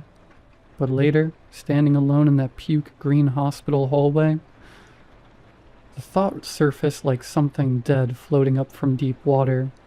A girl. I wanted a girl. I don't fully know why. Maybe I thought a girl would have been quieter, less likely to grow up into the kind of loud and ultimately disappointed man I saw staring back at me from every dark window I passed. A man with his father's eyes and the beginnings of his father's protruding gut. His father's particular talent for being present in body only. Diane was beautiful in that hospital bed. Even exhausted, even gray with it. She was the prettiest thing I'd ever seen. And the baby was big and healthy. Just like the nurse said, red-faced and squealing. I held him and felt the surprising weight of him, and I buried the thought. I told myself I'd buried it. I played the hand I was dealt. I played it for 11 years.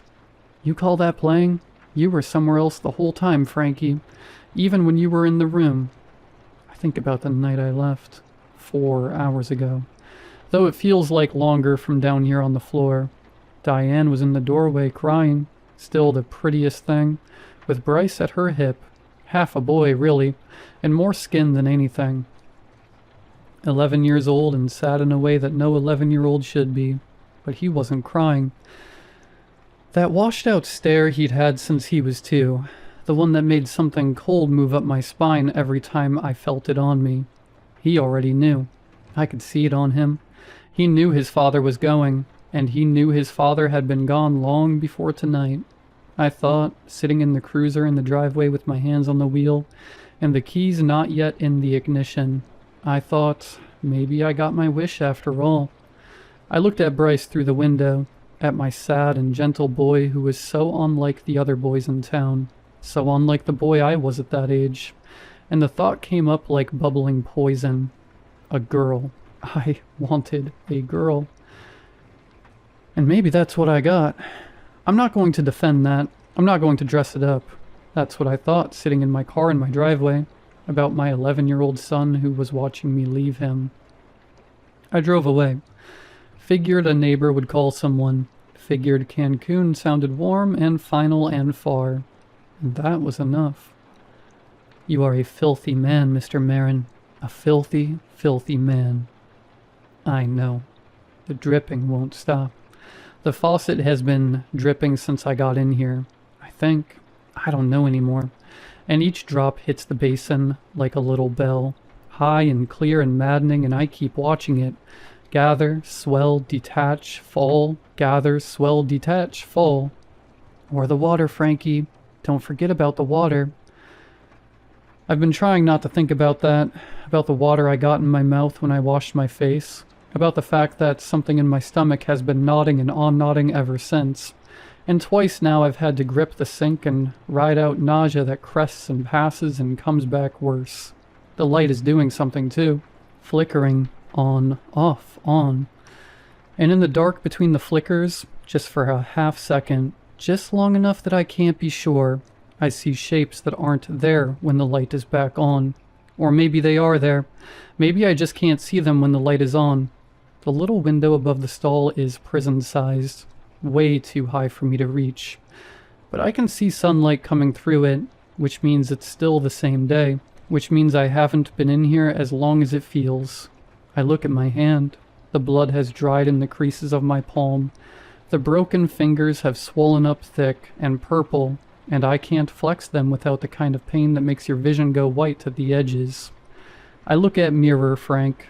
He looks back at me from the middle of his face. Just the eyes, just the nose, just the wreckage of a mouth. He looks scared. Because you are scared, you coward. Yeah, I tell him. I sure am. It doesn't make anything better. The door doesn't open. The light keeps doing what it does. But it's the first honest thing I've said in, God, I don't know, years maybe. The faucet is still dripping, and I just threw up. There was water in it. Way more water than I've had to drink. Part 2. It's been a full day. I know that because of that little window above the stall. I can't see out of it, but I can see through it. Sort of. When light came through this morning, I knew it was day. Now it's a dark gray smear, and I know it's night. I've been in here a full day. My knee is bad now. Did something to it when I tried to stand on a trash can and jump up and see through the window, which, in hindsight, was one of the stupider things I've done in a life that has no shortage of stupid. Something went pop, pop when I came down wrong, and now every time I put weight on it, the kneecap grinds like a sandbag. So I'm limping. 3 limps from door to sink, 2 from sink to urinal, turn, 3 back. It hurts like hell, but it's all I've got to keep from going insane. My broken hand throbs in time with the drip. Drip, pain, drip, pain, drip, pain. I've been going through the jacket. Someone left it in the stall all balled up in the corner. This is the 4th time I've picked it up. I keep putting it down and picking it up because there's nothing else to do in here. And because I keep thinking I've missed something. And because at some point I stopped being embarrassed about how desperate it all is. It's denim. The patches tell me something about whoever owned it. A skull with roses growing through the eye sockets, a faded American flag, and stitched in red thread with the words, "Live free or die." New Hampshire. That was a New Hampshire thing, wasn't it? Their state motto or whatever. So this jacket belonged to someone from New Hampshire. Or someone who'd been to New Hampshire. Someone who'd sat in this stall and taken off their jacket and left it here and what? Left through the door that I can't open? I push this thought away before it angers me, and I check the pockets. Again, I've done the outer ones twice already and nothing. Not even pocket lint. This time, I try the inside pocket. The one against the chest, and my fingers find something. Paper folded up tight that I swear I couldn't feel before. I pull it out. Use my good hand and my teeth to get it open because the broken fingers on my right hand have swollen up purple, and I can't grip anything smaller than a doorknob with them. The paper is old and yellowed and signed at the edges. The writing is in pencil, erased and rewritten at least 3 times over, and I can see the ghost marks of the earlier attempts underneath the final version. 4 words. Don't drink the water. I stared at it for a long time. Then I look at the sink.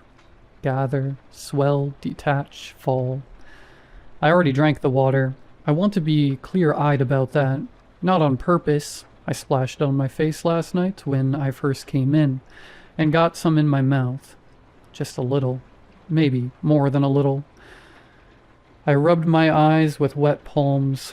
I didn't think anything of it because why would I? It was a sink in a diner bathroom.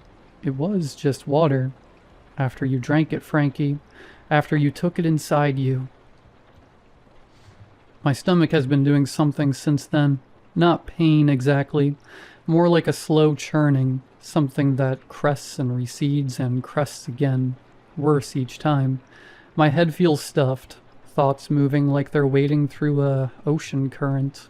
I told myself it was the Campari hangover. But that was this morning, and it's not getting better. I crumple the note and throw it at the toilet. It hits the rim, bounces, lands near the base, and unfolds slowly in the flickering light. Don't drink the water. Too late, I tell it. Too late. My lips taste like metal and old hose water. The kind of hose water that's been sitting in the pipe since last summer. Bryce used to drink from the spigot out back.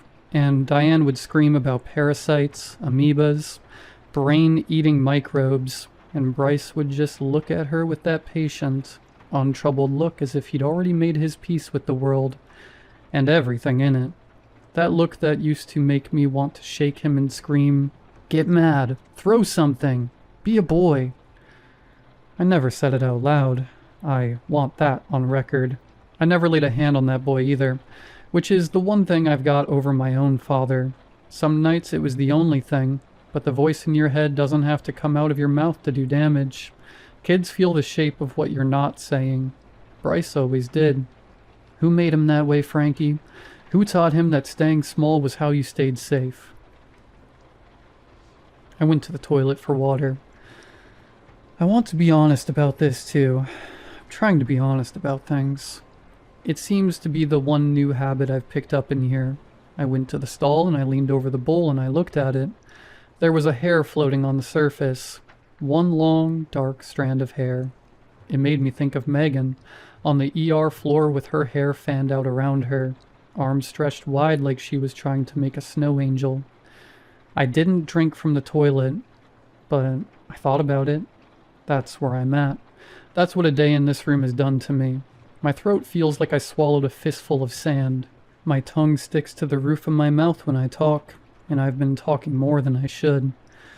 To the mirror, to the door, to the voice in my head, to nobody. All I know is that I would give my other hand for a glass of water that wasn't dripping from the faucet. Not yet, you mean? You ain't that thirsty yet.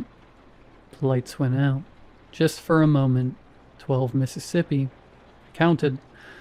But long enough that I made a sound I'm not going to describe, and my good hand flew out and found the edge of the sink and held on like it was the rail of a ship going down.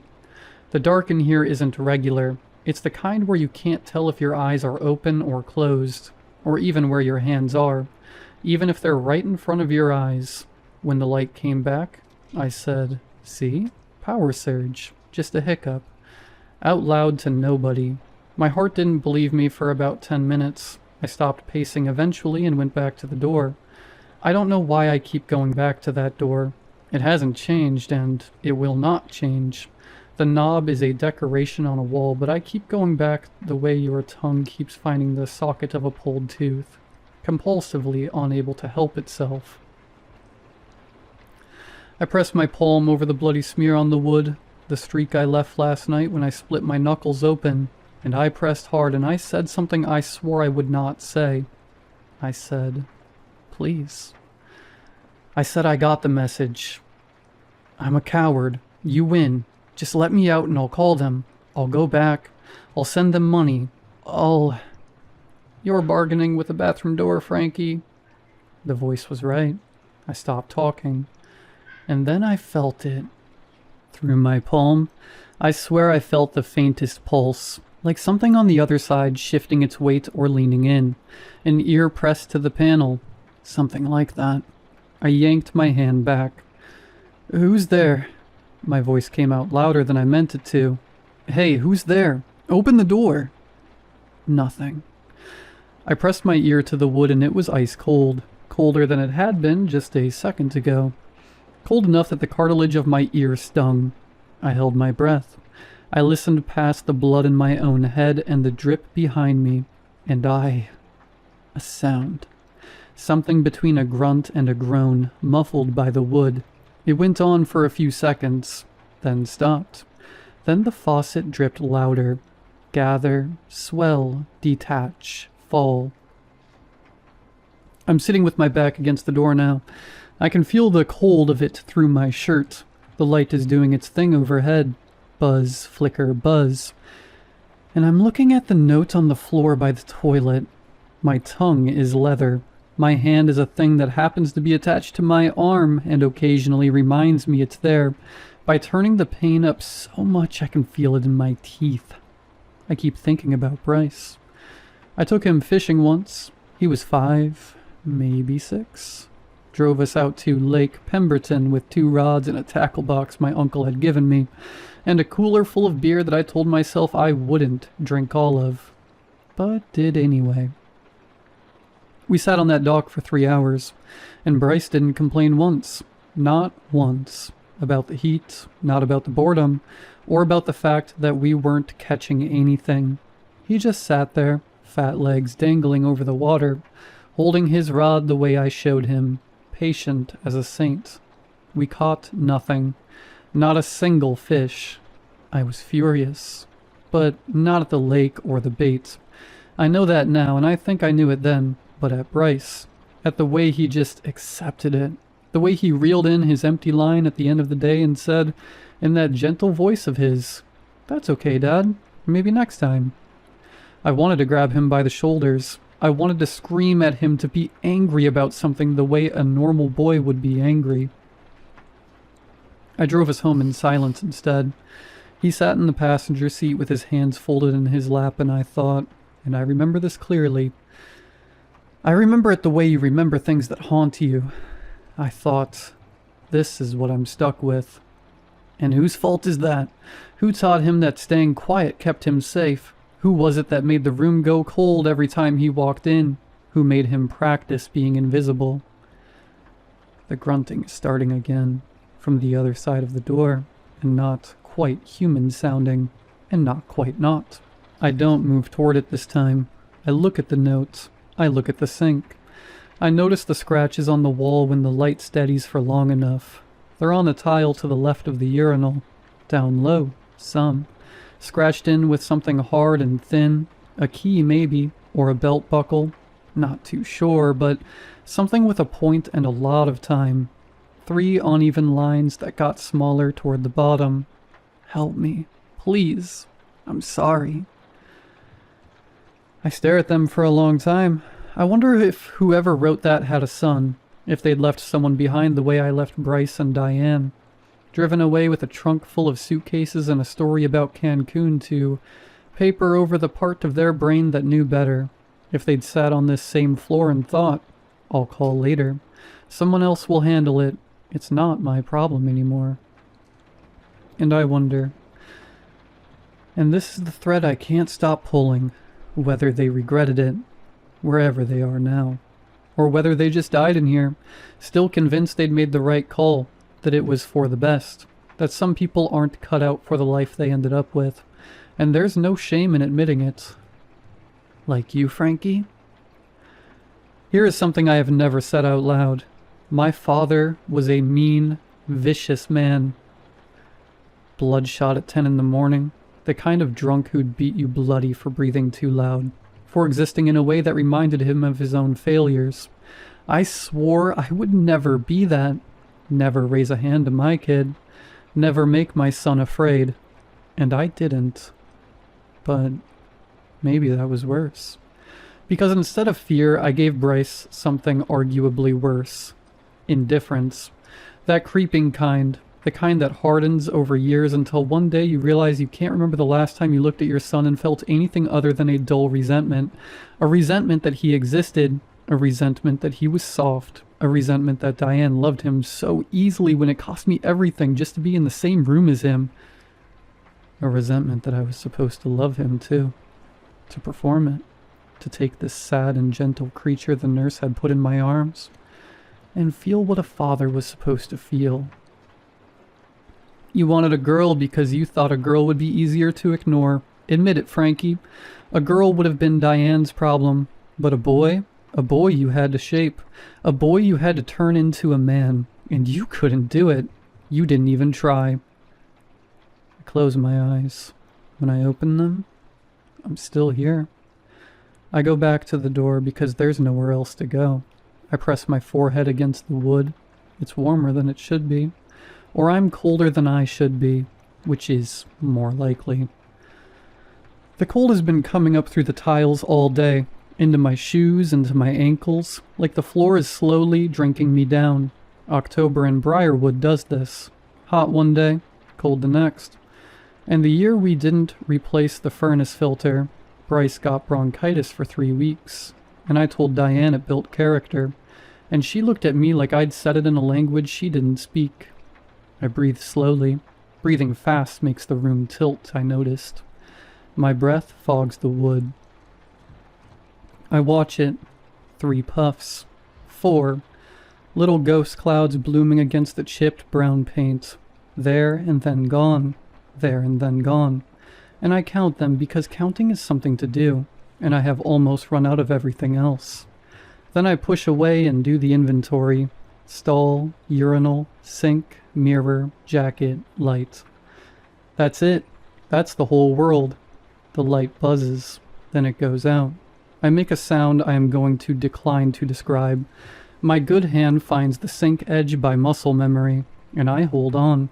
I close my eyes even though there's nothing to close them against it. It just helps to choose the dark rather than have it handed to you. I count. 1 Mississippi. 2. When I was a boy, and my father locked me in the hall closet, go in there and think about what you done. I counted in the dark. Numbers like rungs. Something to climb out of my life and run away. 12 Mississippi. The light snaps back with a spit and a flicker and holds. My heart takes a while to catch up. The little window above glows yellow from whatever outside light is still out there. Parking lot lamp, maybe. The world still running its errands without me. And for some reason, that's the thing that gets me. Not the door or the water or the scratches on the wall. Just that yellow glow. Just the fact that it's out there and I'm in here. And I did this. You left your own wife crying in the doorway. Left your boy at the window. But sure, Frankie, let's talk about what people owe you. I go back to pacing. Limping, I mean. 3 limps from the door to the sink. 2 from the sink to the urinal. Turn. 3 limps back. My throat is sore. The note is still on the floor by the toilet. Still unfolding in the bad light. The faucet is still dripping. The dark behind the mirror is still the wrong kind of dark. And somewhere out there, Diane is either still crying or she's stopped. And Bryce is doing what Bryce always does. Going quiet, going small, folding himself down to the size of something that won't be in the way. I taught him that. Not on purpose. You sure about that, Frankie? You sure it wasn't on purpose? The grunting stopped. And then I hear it. From the other side of the door, a long, wet breath. Part 3. I didn't sleep. I'll argue that till the day that I die. You can't sleep in a place like this. Not really, at least. But something like sleep must have taken me anyway. Some joyless cousin of sleep, because when I opened my eyes, the bathroom was washed in thin morning light, leaking down through the little window. Like someone had poured a glass of milk over the thing. Second day here. My neck aches. My back aches. My broken hand aches. My good hand, which stopped being good sometime last night, aches. The tile has smoothed its image into the side of my face. I can feel the grit on my skin. And the grunting and breathing stopped for a little while. For one stupid second, I let myself think it was all just a Campari hallucination. I mean, I did drink more than I planned. That my brain cooked up something crazy because my nerves were shot. A bad dream you can't fully remember. But now I hear it again. Breathing. Just pipes. I whisper. Air in the pipes. The whole building's probably... No, it ain't, Frankie.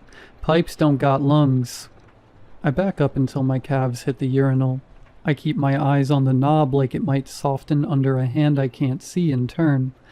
The breathing is longer this time, a wet intake that catches in the throat with a small click before whistling back out through the nose. It's the sound of someone who smokes too much and sleeps too little. It's the sound of a face pressed right up against the other side of the wood. I hold my own breath. My lungs start to burn. In, click. Whistle, out. In, click, whistle, out. Right there, inches away, separated by cheap plywood and 30 years of paint.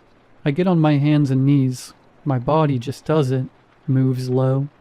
Tiles biting into my kneecaps, broken hand throbbing, crawling until my nose is almost touching the door, until I can smell the dust trapped in the wood grain. I listen. The breathing hitches and stops. The person on the other side is listening back. He knows you're there, Frankie. He can smell the fear leaking off you. I raise my good hand, extend one finger. Tap. Just one tap. Just once. Just a test. Nothing. The faucet drips. My blood rushes loud in my ears. And then from the other side, tap. A knuckle on wood. Same spot with the same force. I swallow dry air. Hello? It comes out as a croak. No one answers. Just the breathing again. In, click, whistle, out. I drag myself back to the sink cabinet and sit with my back against it. I'm not alone. I keep turning that over. I'm not alone, which should mean something, which should be some kind of relief, and it isn't. It's worse. It's just worse. Being alone just meant I was trapped. Being here with something that breathes and taps and will not speak, that means I'm being watched, or toyed with. Or it means whoever it is can't speak, Frankie. You ever think of that? I look at the sink. Gather, swell, detach, fall. The thirst has changed. Yesterday it was a scratch in my throat, something I couldn't brush off and pretend didn't exist. But now it's a living thing that has climbed down my gullet and is squeezing my stomach with both hands. My tongue feels too big for my mouth. My lips are cracking. Little fissures that open when I move my jaw and taste like blood when I run my tongue across them. I look at the note on the floor by the toilet. Don't drink the water.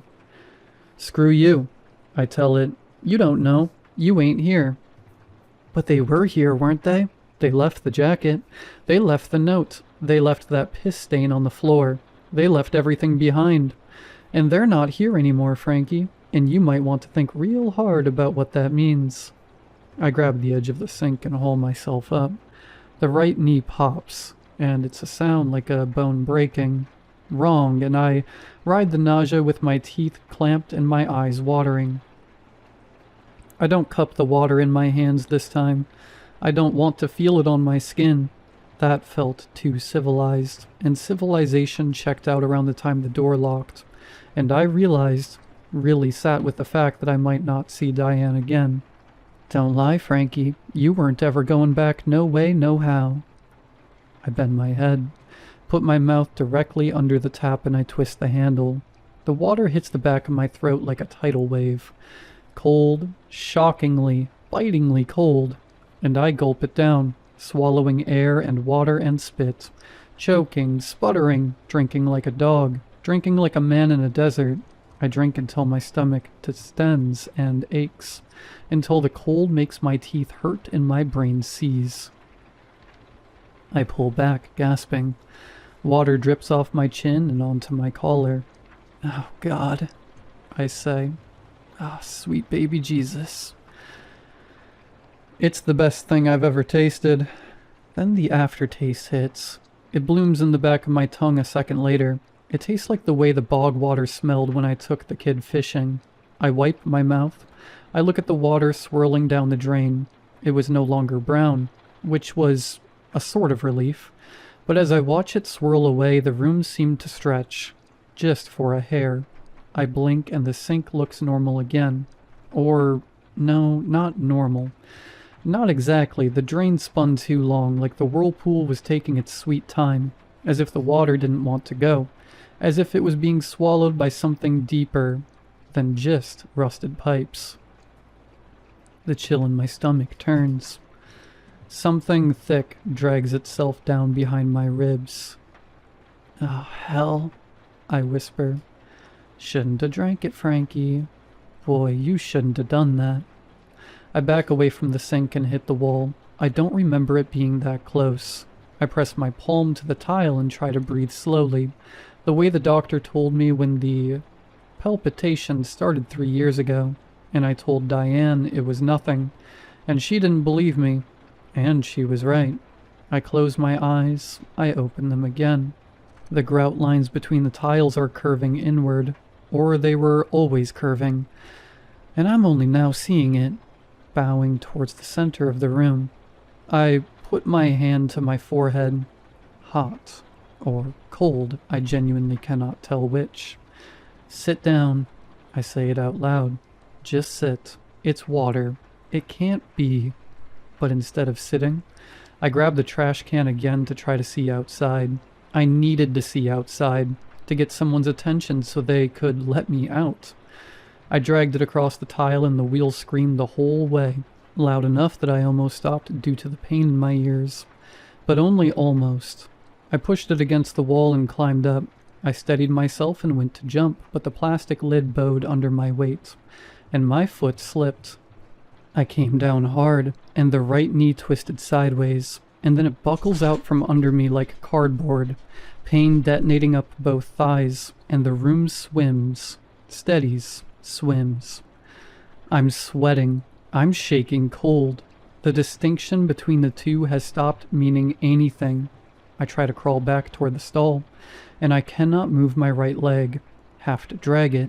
Dead weight. Stiffening. The joint swelling around whatever I did to it when I tried to jump for the window. And the pain is... Oh God, it's locking. The knee is locking up. It won't bend. It won't bend, and the pain is white. It's searing, climbing up my thigh like fire, like acid, and I can't move. I can't even try without the whole leg seizing up, cramping, screaming, and what if it's permanent? What if I tore something that doesn't heal? What if I'm stuck in here with a dead leg and...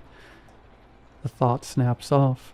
The room swims, then steadies, then swims again. Black. Part 4. I come to with my cheek pressed against the tile, tasting grout. My mouth is open and drool drips from my chin onto the floor beneath me. How long? Couldn't have been that long. The light is still doing the same death-rattling flicker. The faucet is still... Gather, swell, detach, fall. I push myself upright using the good hand, the good leg, the good everything else I have left that isn't broken or close to it, and I slump against the stall door. My right knee screams when I try to shift any part of my body. Something went very wrong in there during the fall. Something very, very wrong. You're falling apart, Frankie, piece by piece. Nobody's coming to put Humpty Dumpty back together again. The sound behind the door has gone still again. No breathing, no tapping. God, the quiet is worse than the noise was. Quiet means waiting, and what in the hell is it waiting for? For you to get thirsty again, for you to get dumb again. I swallow, my throat is already dry again. I run my tongue against the roof of my mouth and it rasps. Scrapes, like the water I drank didn't quench anything, just wrung me out like a sponge and left me emptier than before. I look at my hands. The good one is shaking visibly. The broken one just throbs, matching the faucet's drip. Gather, swell, detach, fall. Gather, swell, detach, fall. The panic won't stay down. I squeeze my eyes shut and try to breathe slowly, try to talk it back from the ledge. But the panic is tenacious. It reminds me of this waterproofing salesman who used to come round Jose Grove when I was a kid. Gil Guntherson. You could slam the door in Gil's face. You could turn the porch light off. You could threaten to let the dog loose. Call the sheriff. Hell, you could threaten to shoot him square in the jaw. And Gil would just stand there, sweating through his cheap polyester suit, smiling that sleazy smile, waiting for you to crack. That's the panic. It's Gil Guntherson, just sweating on, pooling in my brain, and thinking about sweat. God, am I sweating? A cold and slimy filth like I've been dripped in lard. Makes me think about the summer of '94. A week in August, I picked up some cash working off the books for Levesque's septic company, the Honey Wagon it was called, though there was nothing sweet about it. It was 104 degrees in the shade, a heat that sat on your chest like a fat aunt, and Levesque had taken a job in Briarwood at the estate of some textile heir who hadn't pumped his tanks since Truman fired MacArthur. I remember the smell before anything else, before the truck stopped rolling, before we even popped the lid. You could taste it, and it wasn't just crap, let me tell you. Crap is honest. Crap is biological. This was something else. This was a fermentation. A soup of bleach and drain cleaner and human waste and lye that had been cooking underground for God knows how long. Levesque, a man who had no nose left to speak of and smoked unfiltered Camels while he worked, handed me the pry bar. "Pop her open, Frankie." I jammed the iron under the concrete lid and I heaved, boots slipping in perfectly cut briarwood grass, and the seal broke with a sound like a sloppy kiss. Schwuck, and the lid slid back. I didn't throw up. I was proud of that. I really was, but I wanted to. There was a solid 3-inch crust of gray-brown matter hardened over the top of the tank like the skin on pudding. It rippled when the light hit it, and right in the center of that crust, stuck fast, was a pristine white plastic comb. Just a comb. Probably dropped down some toilet in the 50s by a kid who never thought about it again. I stood there staring at it. I couldn't stop. I was thinking about the journey it had taken, from a marble bathroom counter that probably smelled like lavender, down the porcelain throat, through the dark twisting pipes, all the way down to this tomb. And it was still white, still perfect, floating on top of a literal ocean of rot, refusing to sink, refusing to be stained, refusing to be taken. I remember wanting to reach down and pluck it out, not to keep it, Christ, no. Just to see if I could separate the clean thing from the dirty thing without falling in myself. "Quit staring at the turds, kid," Levesque barked. "Hook up the hose. We got sucking to do." I hooked up the hose. I spent 6 hours inhaling that air, 6 hours listening to the slurp, chug, slurp of the pump eating through the crust. When we were done, when the tank was empty and the check was signed, I went to the spigot on the side of the rich man's house to wash my hands. The water came out ice cold. I drank it straight from the tap, just like I did at that sink. Mouth under the metal, gulping until my belly was tight as a war drum, and for a second it tasted like heaven, like salvation. But on the drive home, sitting in the cab of the honey wagon with the windows down, I burped, and it tasted like the tank, like the gray crust and the bleach and the rot. As if the air I'd been breathing all day had saturated my blood, as if the water had just rehydrated the sewage coating my throat. I pulled over and retched into a ditch.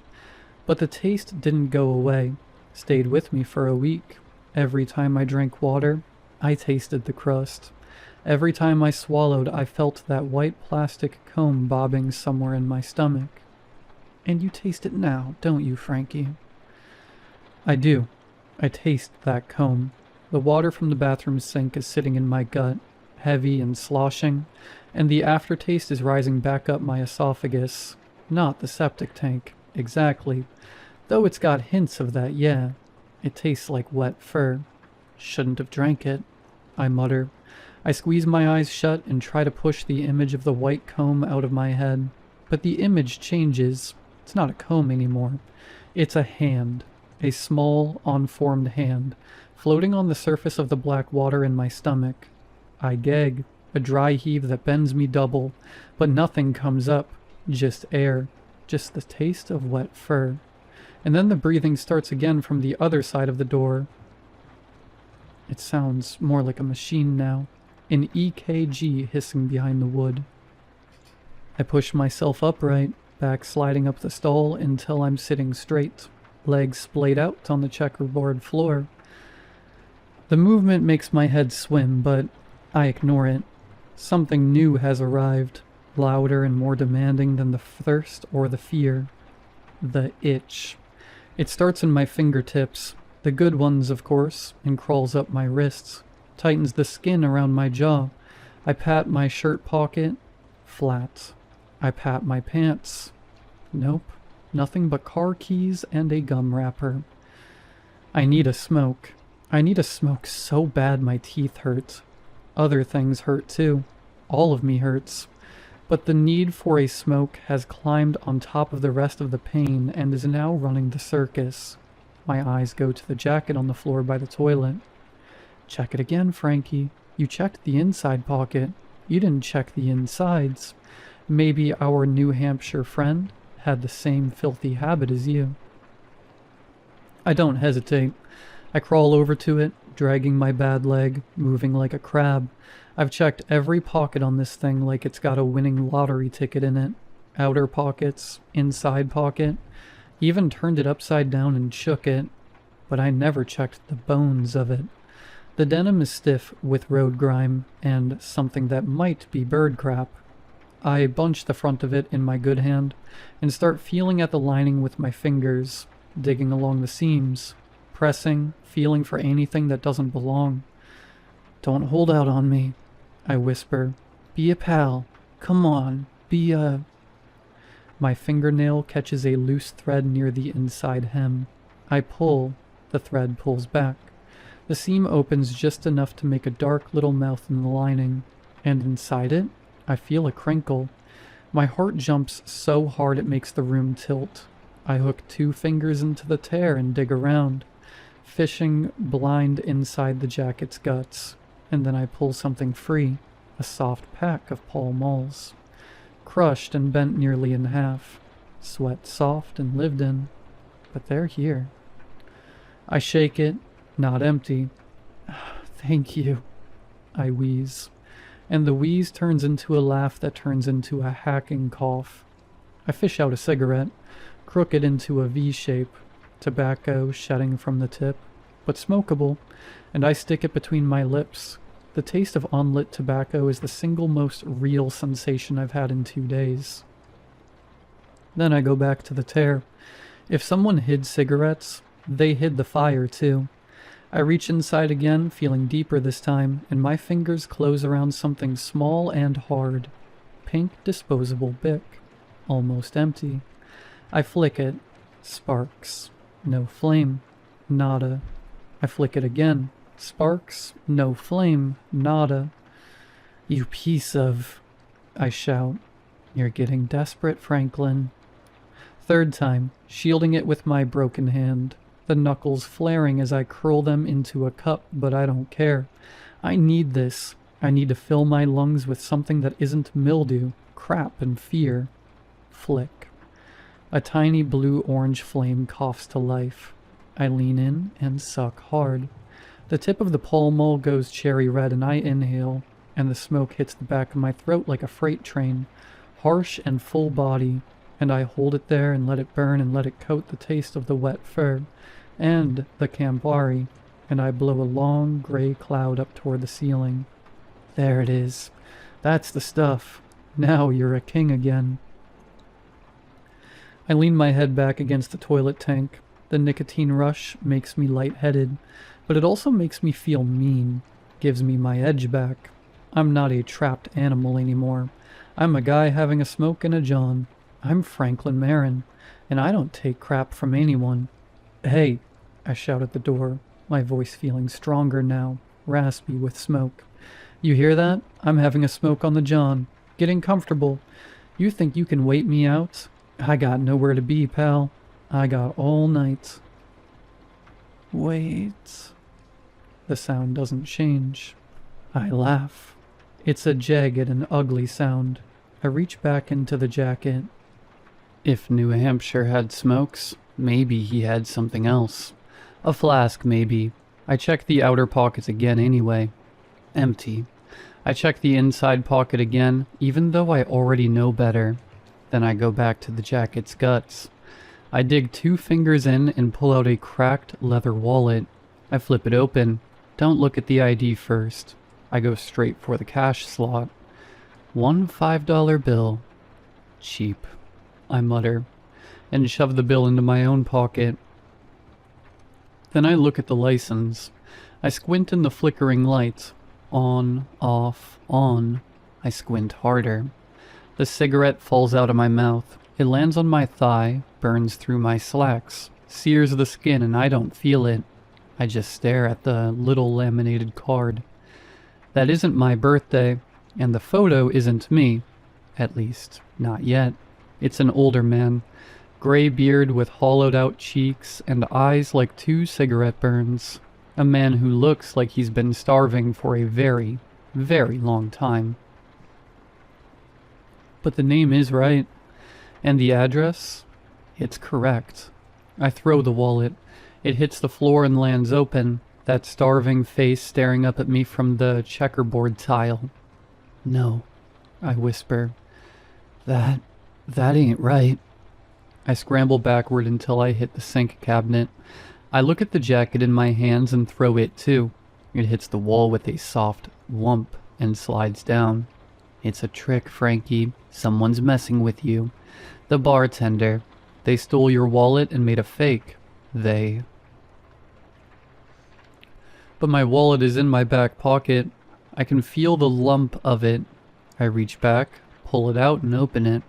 My license is there. My younger face. Same name. Same address. I look at the one on the floor. I look at the one in my hand. Wait. The sound outside the door stops. I hold my breath and look up. I grip the sink edge with my good hand and rise using my left leg, and the bathroom seems to shrink around me. Walls drawing in, floor stretching downward, ceiling swinging low, and I duck. And when I straighten up, the ceiling is exactly where it's always been. 8 feet. Water-stained tile with the flickering bulb. Except the bulb is on the left now. Wasn't it on the right before? I remember because it flickered in the mirror. You're losing it, Frankie. The bulb didn't move. You moved. The whole room is spinning and you're the only thing standing still. I press my palms to my temples. The cigarette is still burning on the floor where it fell. I watch the smoke rise. It bends midair, hooks left, then folds back on itself like a snake eating its own tail. I look at the door. The brass knob is gone. The wood is smooth where it used to be, as if there was never a knob at all. No, I say. No, there was a... I tried the knob. I broke my hand on that door. There was a... I lunge forward. My bad leg gives out halfway and I collapse against the door, cheek pressing into the wood, and I can feel it. The breathing on the other side, the heat of it, like a mouth pressed right up against the panel, exhaling slow and steady. Who are you? I whisper into the door.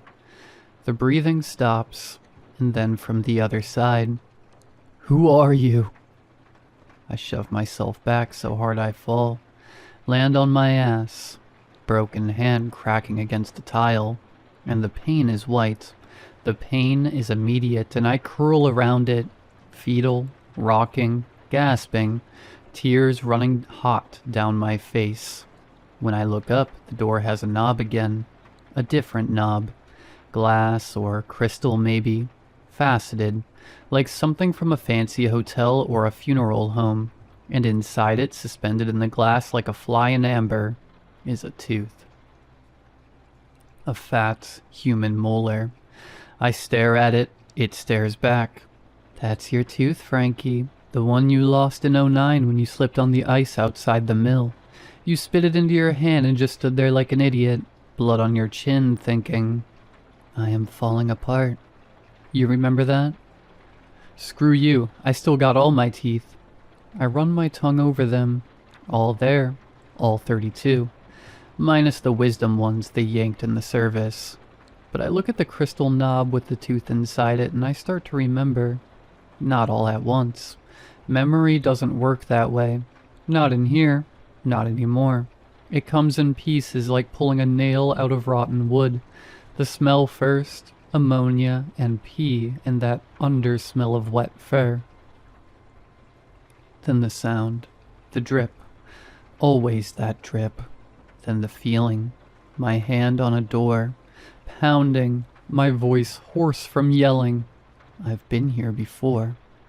No, Frankie, that's the water talking. You just got here 2 nights ago. You came from the cruiser. From Diane. From... But the memory keeps on spooling and I can't stop it. I see myself, younger, 30-something, standing in this exact spot, staring at this exact sink, saying something to the door, something important. I'll go back, younger Frank says. I swear to Christ, just let me out and I'll go back. I'll fix it. And a voice, not my voice, not yet my voice, but a voice whispers back, you won't. The younger Frank drank the water, and younger Frank wrote the note, and younger Frank left the jacket, and younger Frank walked out of this bathroom, got in his car, drove away, and forgot. Completely. As if the bathroom had reached into his skull and plucked the memory out clean as the wisdom's. But he didn't go back. He drove to Nebraska or Iowa or Cancun. It didn't matter where, because he never arrived anywhere. And one day, a year later, or 10, he got hungry or thirsty or just plain tired, and he pulled off at a diner he'd never seen before but somehow recognized. Not even 5 miles from home. And he walked into a bathroom with gents stenciled on the door, and here you are again, Frankie. Right back where you started. How many times now? 3? 5? A dozen? No, I whisper. I don't remember any of them, but I'm already looking at my hands. The broken one is worse. The fingers have gone ash gray, and the good hand. I turn it over. I look at the palm. There's a scar there, a white scar, faint, but it's there, running from the base of my thumb to my wrist. I don't remember getting that scar. Part 5. Or... I turn my hand over again, back, front, back. The scar is there. It's always been there. White and thin and running from the base of my thumb to my wrist in a clean line that I have never once in 50 years of living inside this body been able to explain. I have a story for every other scar. The knuckle I split on a locker door in 92. The burn on my forearm from a kitchen grease fire in 96. Every scar has a story. This one doesn't. It does, Frankie. You just told yourself a different one. I look at the shards of red plastic on the floor, the broken stoplight lens from the window ledge, the one that's been sitting up there since I woke up in here, the one I knocked down when I tried to... That was someone else, I say aloud. The words don't land right. They never do when you say something out loud that you already know just isn't true. That was you, Frankie, last time, or the time before that. You cut your hand on the glass just as you broke it on the door.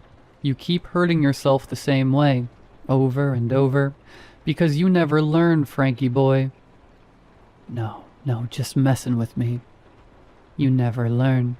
I said stop. I grab the sides of my head and I squeeze and I scream. A real scream. The kind that fills your whole chest cavity first before it ever comes out.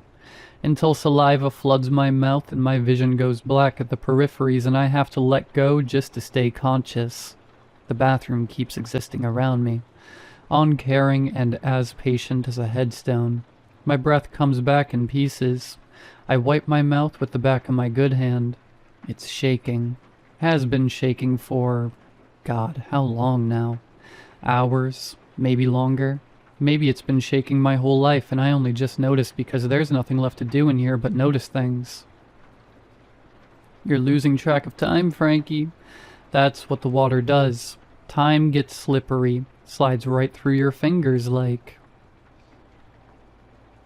crap through a goose. I finish for it. I laugh and it sounds wrong.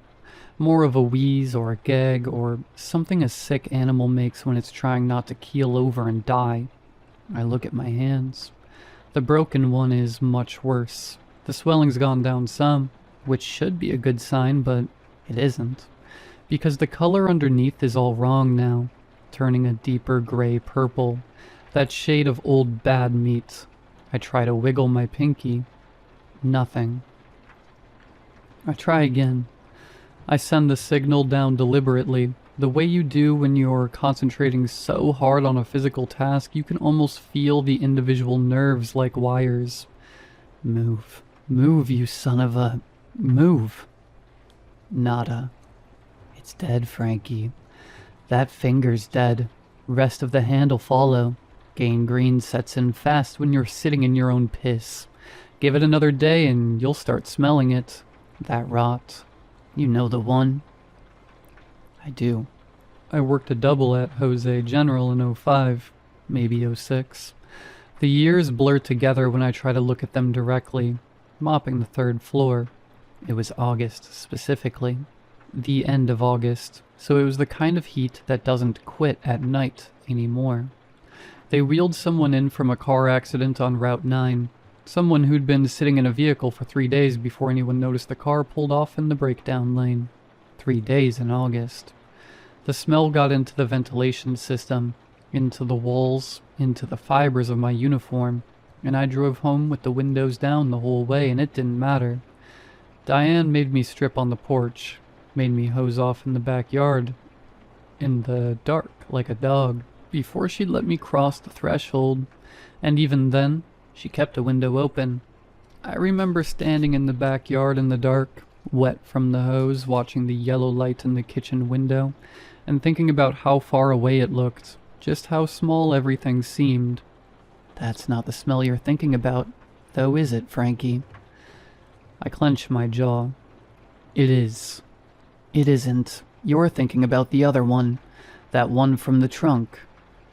There was no trunk.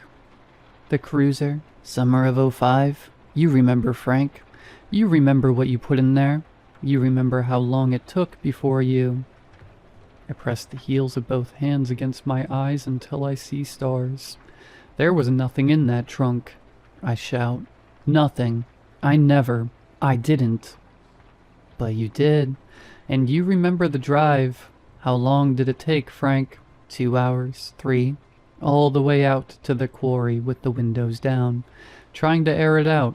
Trying to convince yourself it was just roadkill you'd driven past. Just something dead and rotten on the highway that had gotten stuck in the undercarriage. Shut up. Stop. Can't stop, won't stop. The rock's at the bottom. You know how deep it is out there? Past the swimming area? Out where the signs say, no diving, deep water? You know what's down there. It was dark. My voice is a whisper now.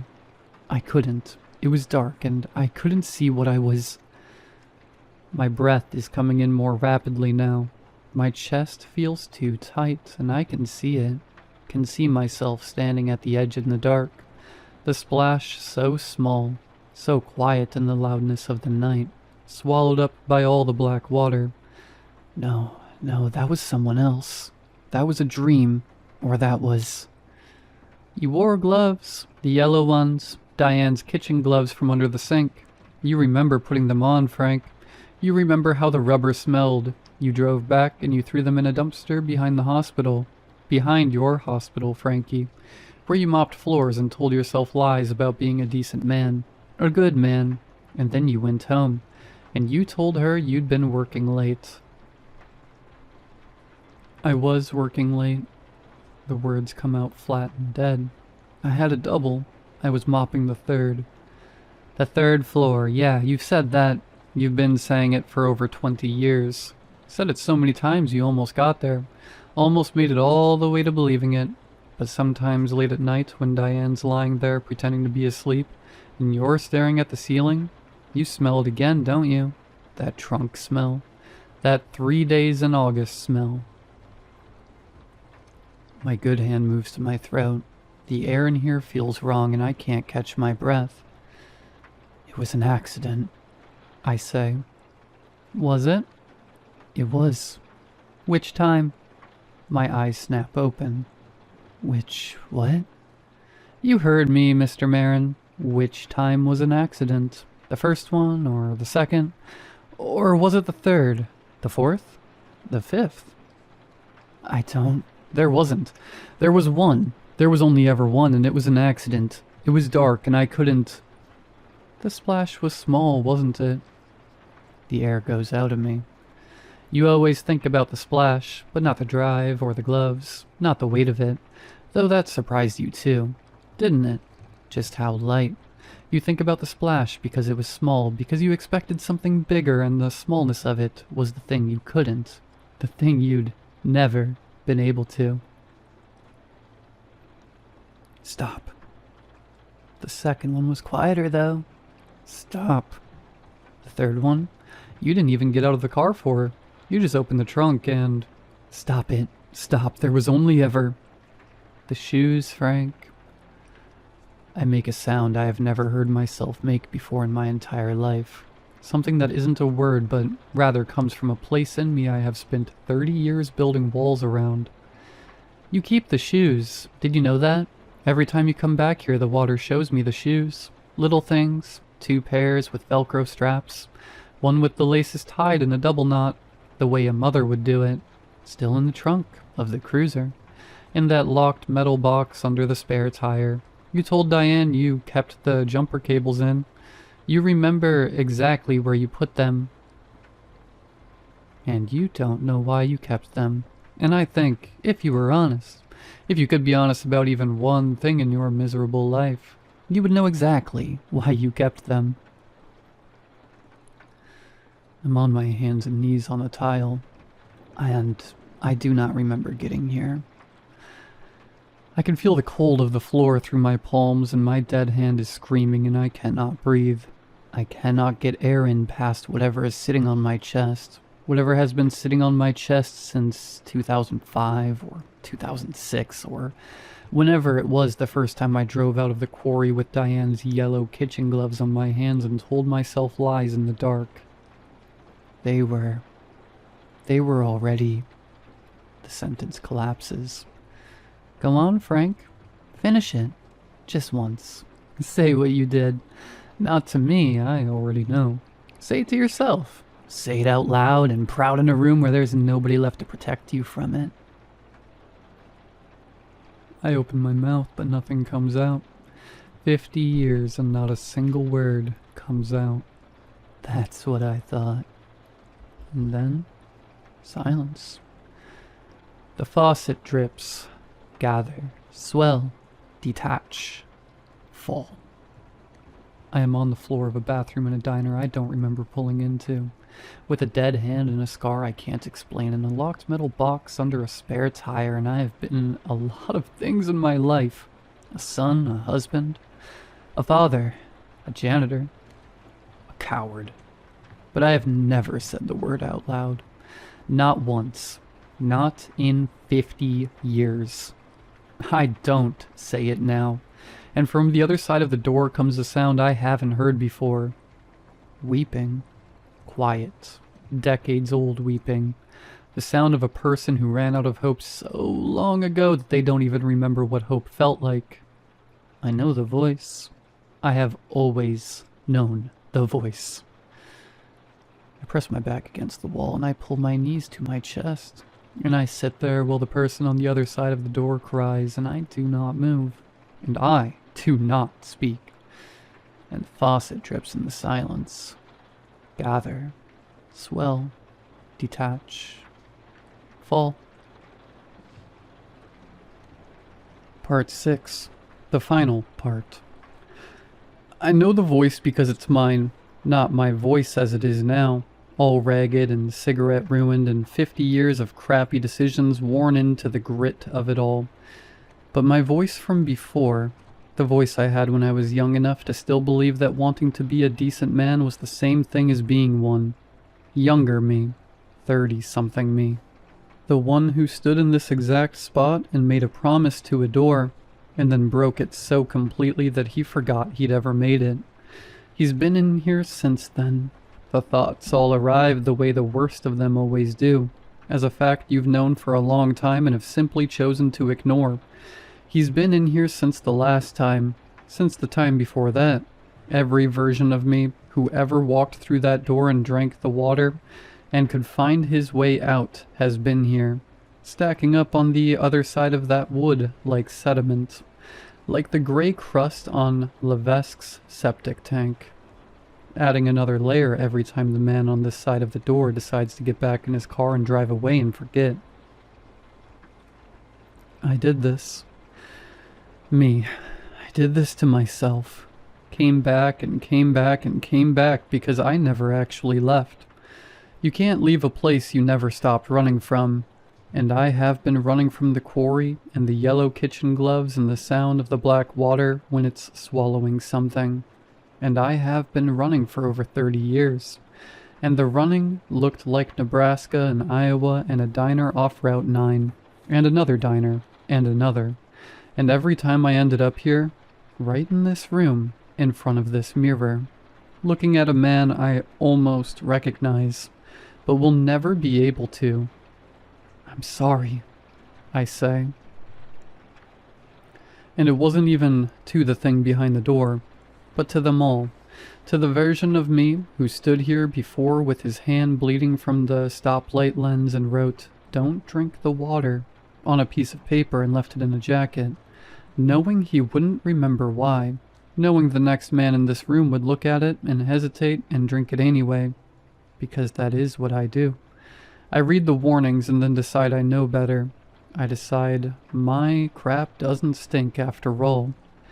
To my wife, who has been lying awake for God knows how many years in a house I used to live in, wondering if the man she married ever existed, or if she invented him out of loneliness or just sheer bad luck. To my son, God, my son, who is at least 10, and always will be in my head, who looked up at me from the back seat the last morning I was a father and said, "Bye, Dad." And I said something back. I must have said something back, but I cannot for the life of me remember what it was. I just hope it was enough. But I know it wasn't. The weeping on the other side of the door goes quiet. The light in here changes. Finally, stops its flickering. Hold steady for the first time since I woke up on this floor with grout on my cheek and no memory of how I got here. The bulb burns clean and still, and the door opens. It just swings inward on its hinges, as if it had never been locked at all. Like it was always only waiting for me to stop throwing myself at it and just stand there. And the air from the other side hits my face, that cool diner air, the specific smell of every American diner that has ever existed. I stand in the doorway and look out at an empty dining room. Empty booths, empty counter stools. A ceiling fan is turning overhead in a slow, useless circle. Through the glass plate windows, the parking lot is dark. My car is there, just where I left it, under the single working light in the lot. I walk toward it. My legs work, which surprises me. I expected them not to. Expected the bad knee to give out in the doorway. Expected to spend whatever is left of my life face down on sticky linoleum. But the knee holds, and I cross the dining room, and I'm almost to the front door when my bad leg catches the leg of a counter stool I didn't see in the dark. I go down hard. Both hands out in front of me, pure reflex. And the right one, the broken one, the gray-purple zombie-looking one, takes the weight first, and the pain that comes back up through my arm is the kind that wipes the slate clean for a second. Nothing in my head but the sound of my own voice making a noise that isn't a word.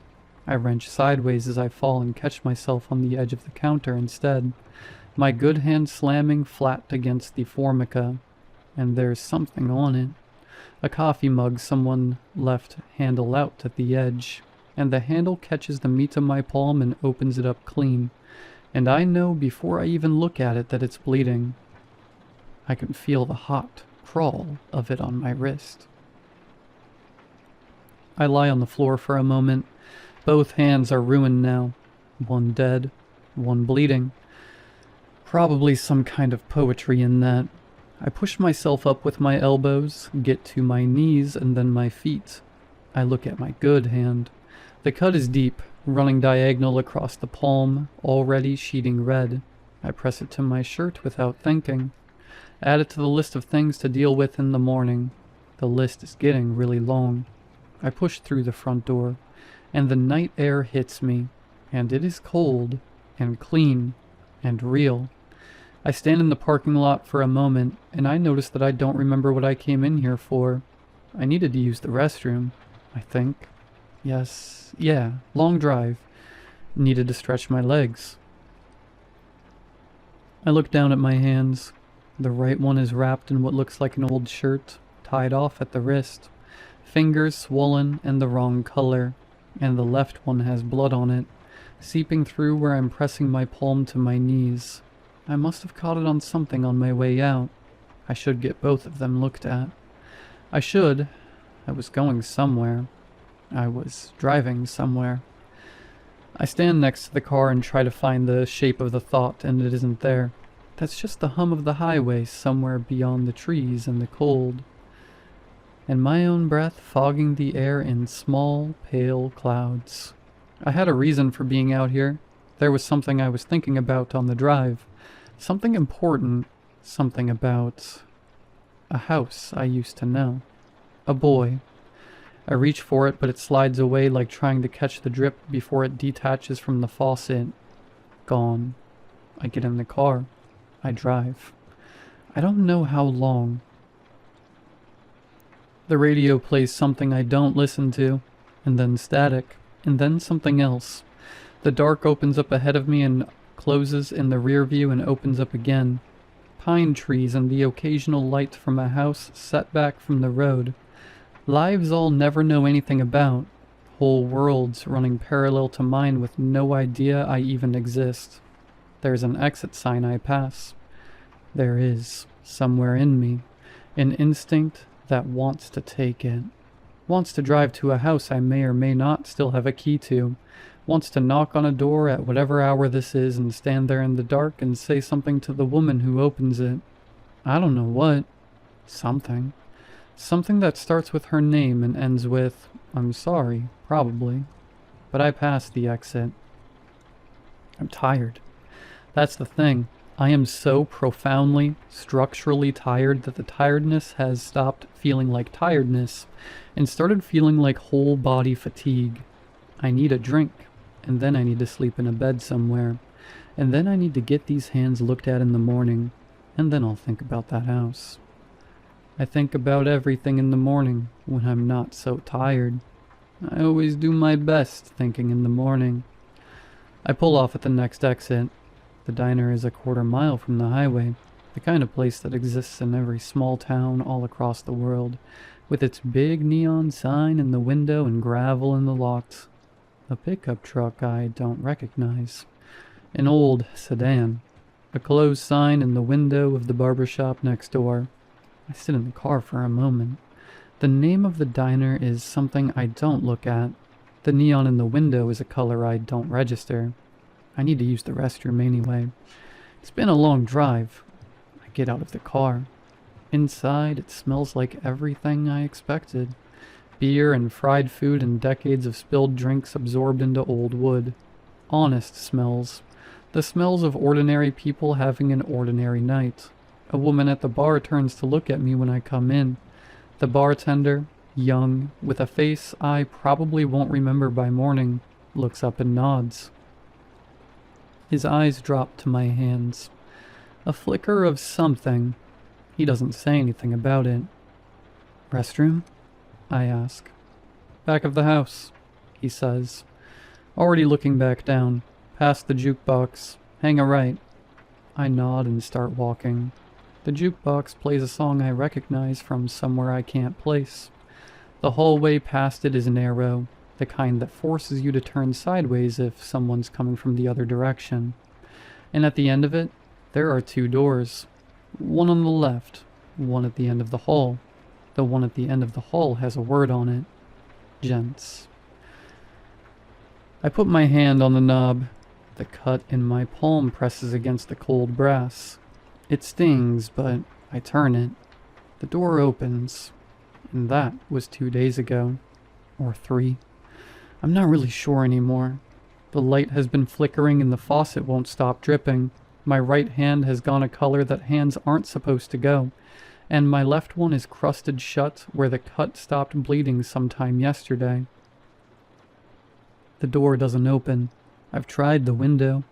I've tried screaming. There's a jacket on the floor that isn't mine.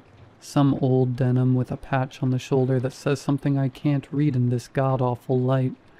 And in the inside pocket there's a folded piece of paper. I haven't opened it yet. I don't know why I haven't opened it. I think I'm afraid of what it says. Earlier today, I started hearing breathing from the other side of the door. I'm posting this from my phone. The signal is bad and getting worse. I don't know if this will go through, but I don't know if it matters. I'm so thirsty. There's a sink and the faucet just started running on its own. But I'm not going to drink from it. Sure you won't. You never do.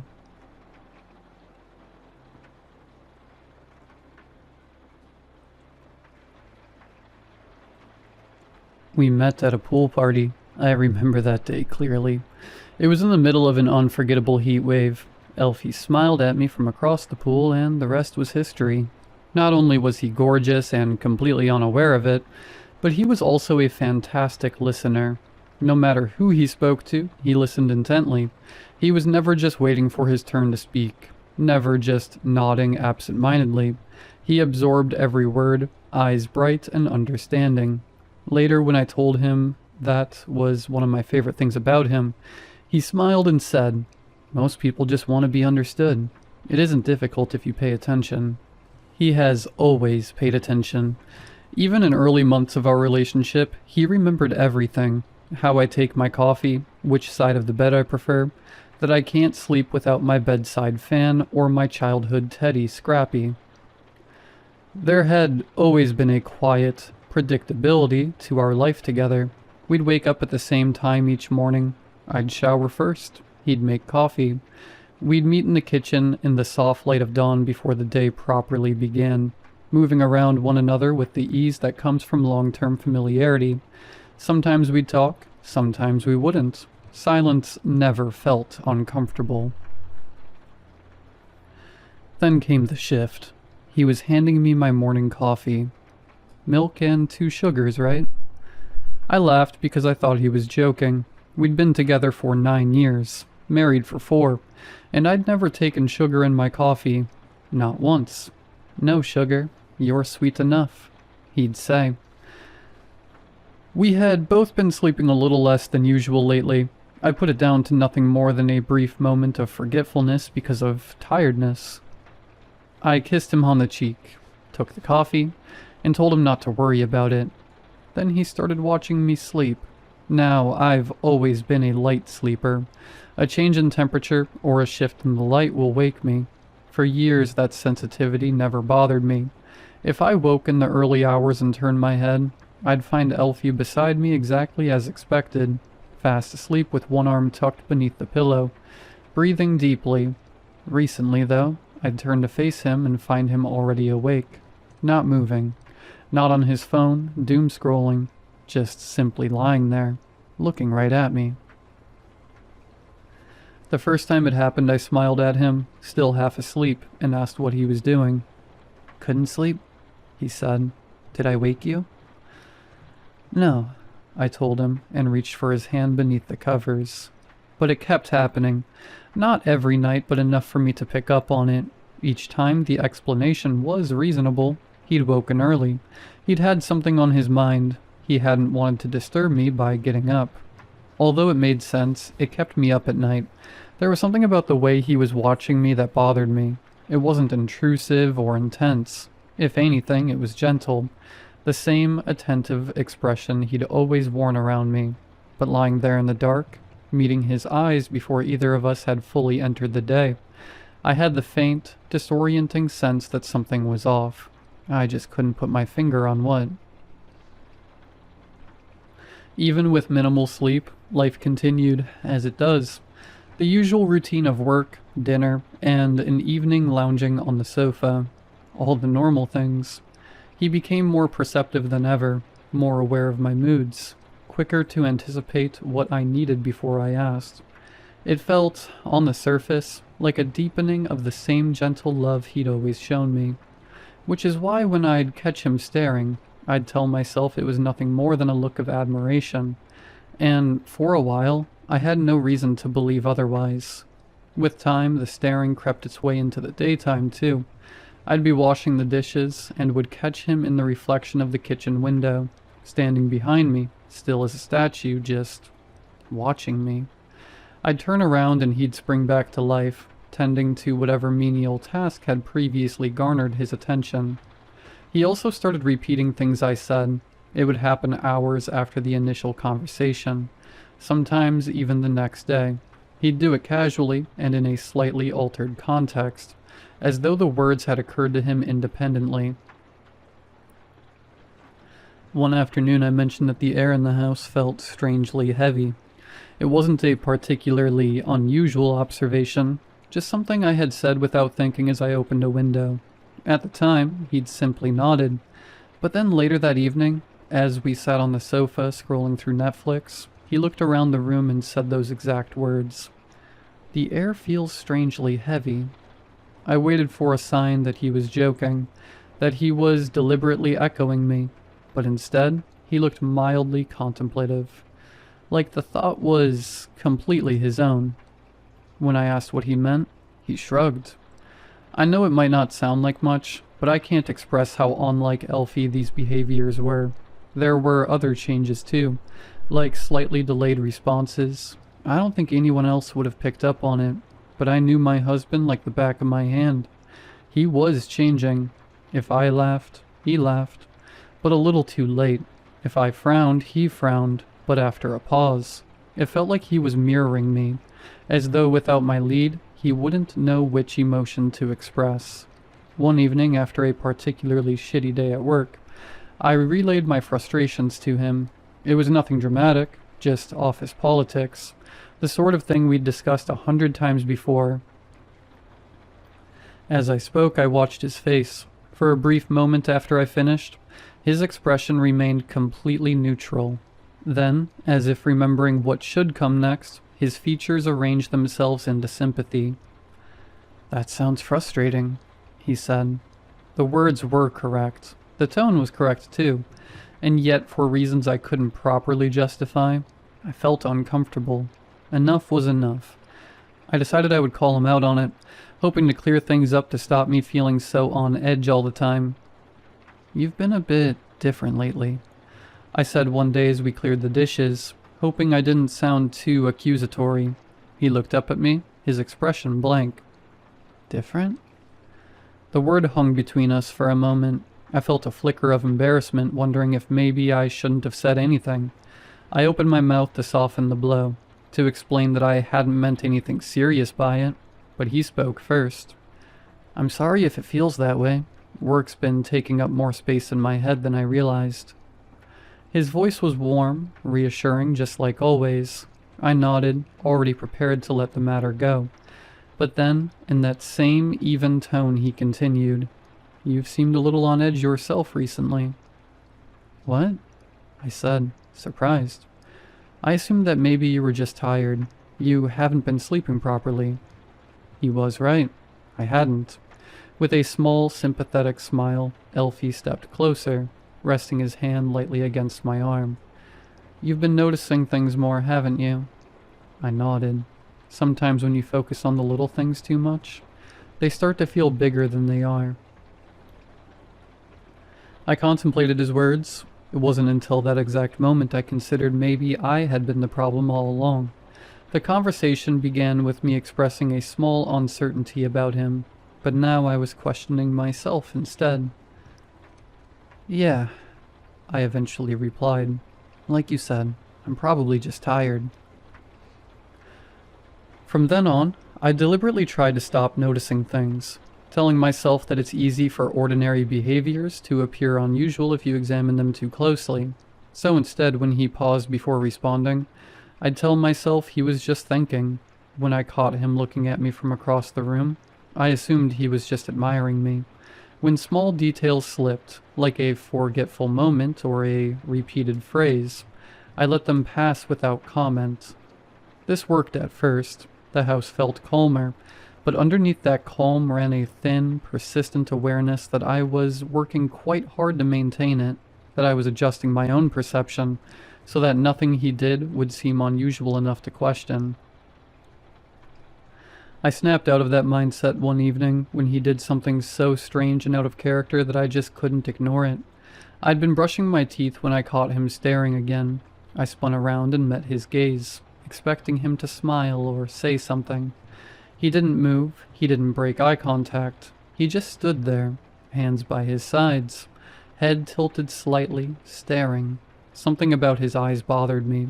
They were a little too wide, and there was a flicker of something I couldn't quite place, and with it came a feeling I'd never felt towards Elfie before. Dread. After what felt like eternity, he parted his lips to speak.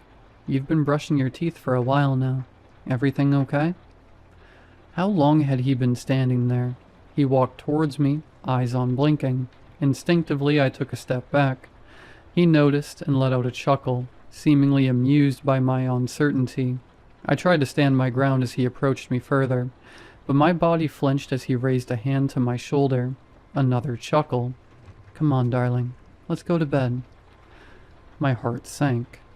Darling? He never called me that. I was certain. Then, he was different. So in the days that followed, I began testing him. While pretending everything was fine, I purposefully changed small details in my stories to see how he'd react. The old Elfie would have questioned me, maybe gently corrected me, but this altered Elfie didn't register.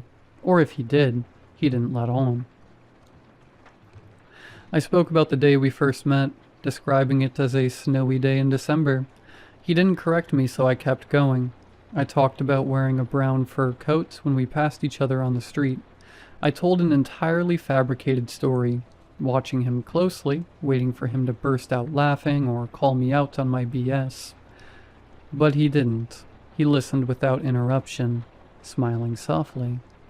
That evening, as we lay in bed in the dark, he rolled onto his side and said softly, "You're as beautiful as you were the day I met you." I froze, waiting to see if he'd taken the bait. "I knew even then that you were someone I could build a life with. That beautiful snowy day changed everything for me." I felt sick. I rolled over and pretended to be asleep, but I didn't sleep at all that night. I lay there, staring at the wall, wondering where the Elfie I knew and loved had gone. I cried softly as he slept, oblivious to my heartache. The next morning he handed me my coffee.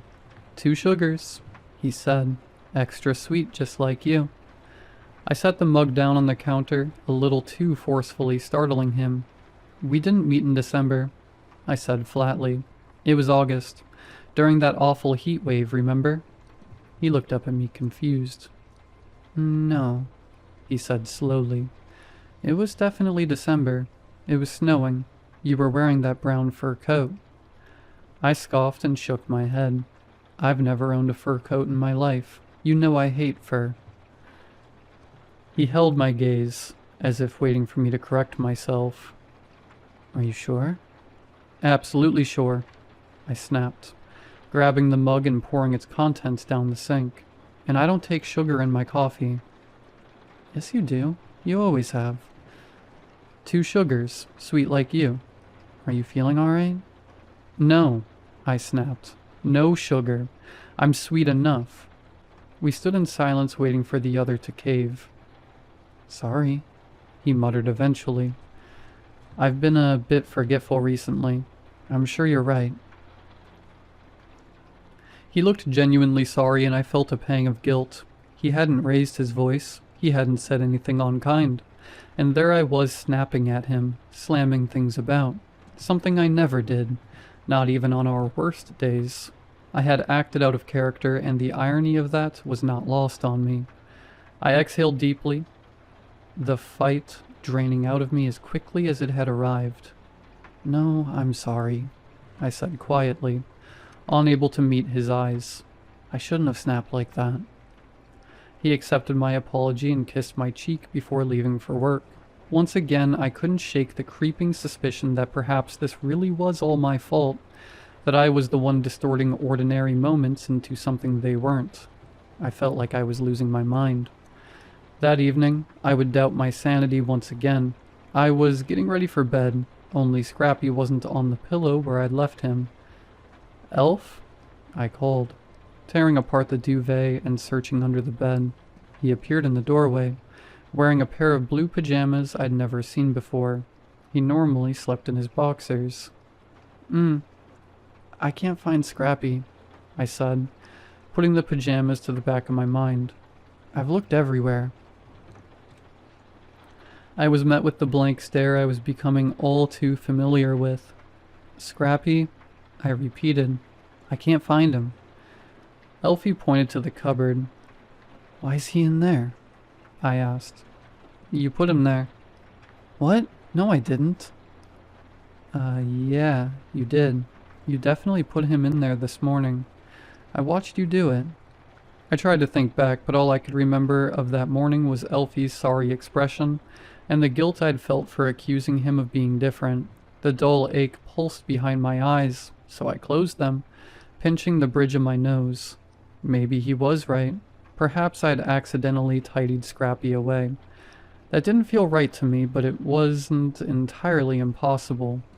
I couldn't focus on the office the next day. He had definitely been wrong, hadn't he? Of course we met in the summer, right? Had I really put Scrappy in the wardrobe by mistake? Then I started to wonder if it even mattered at all.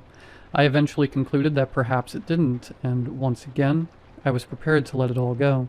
I stopped by the bakery on the way home from work to get some of those blueberry muffins he loved. A peace offering. A way to put this whole thing behind us. I let myself in the front door, box of muffins tucked under one arm. Before I could shout hello, I noticed him sitting on the sofa with his hands placed neatly in his lap. He wasn't doing anything, just sitting there, staring at the TV. It was switched off. Our eyes met in the reflection of the black screen, and he slowly turned to face me. He raised his arm robotically and gave a forced, unnatural wave of his hand.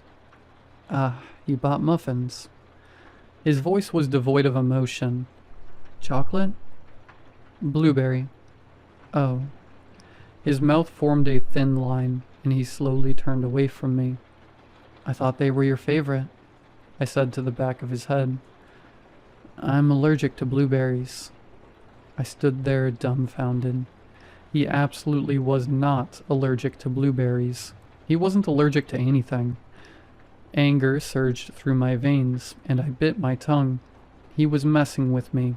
He had to be. You weren't the last time you ate them? I muttered. Look, he replied, taking a deep breath and turning to face me. I don't know what's going on with you recently, and I didn't really want to say anything, but I'm starting to get worried. You keep getting things confused, and it's clearly making you angry. That's so unlike you. You've just been so different lately. Me? I scoffed. You're the one who keeps staring at me and copying me and being all weird. I had never raised my voice at Elfie before. He looked shocked, then disappointed. He shook his head solemnly. See what I mean? He said quietly. You've got it all backwards. You're the one doing all those things. I wake up in the night and you're just watching me, staring at me, and you keep repeating things I've said. Really weird, insignificant things like, oh, the air feels strangely heavy in here, when I'd literally said that exact phrase only hours before. What? There's no way.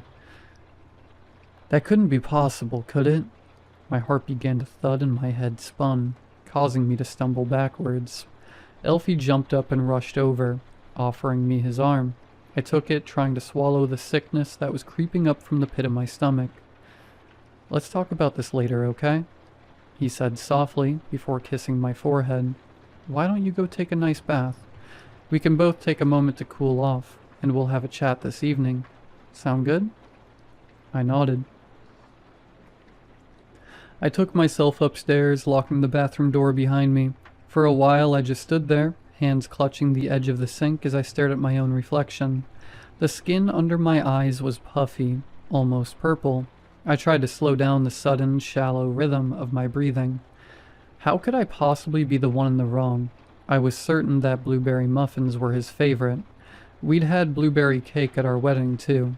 It had this beautiful pale baby blue icing, with fresh blueberries cascading down one side. I was sure of it.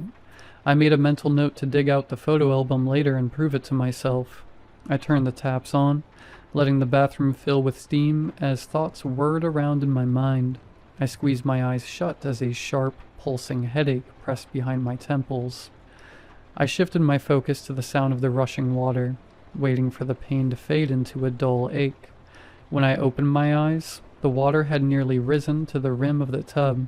I lurched forward and twisted the taps, not bothering to question how long I'd zoned out for. I lowered myself into the bath. The house was quiet, and the warm water offered some sense of comfort. My eyelids grew heavy, and I allowed them to close, focusing on my breath. In, out, in, out. I stayed like that for a while, before drifting into a dreamless sleep. A loud creak woke me up. I glanced over at the locked door. The thin strip of light beneath it dimmed suddenly. A shadow. Every muscle in my body went rigid as I stared at the narrow line.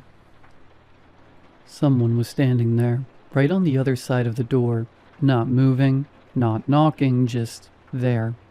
I could feel it in the air, the way you can feel someone's presence even without seeing them. That unmistakable awareness of another body occupying the space just inches away from yours.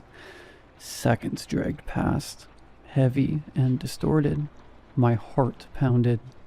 Then, without warning, the shadow vanished. Erratic footsteps tore down the hallway outside, thundering away from the door. Too fast, too uneven. A chaotic scramble that sent a violent jolt through my entire body.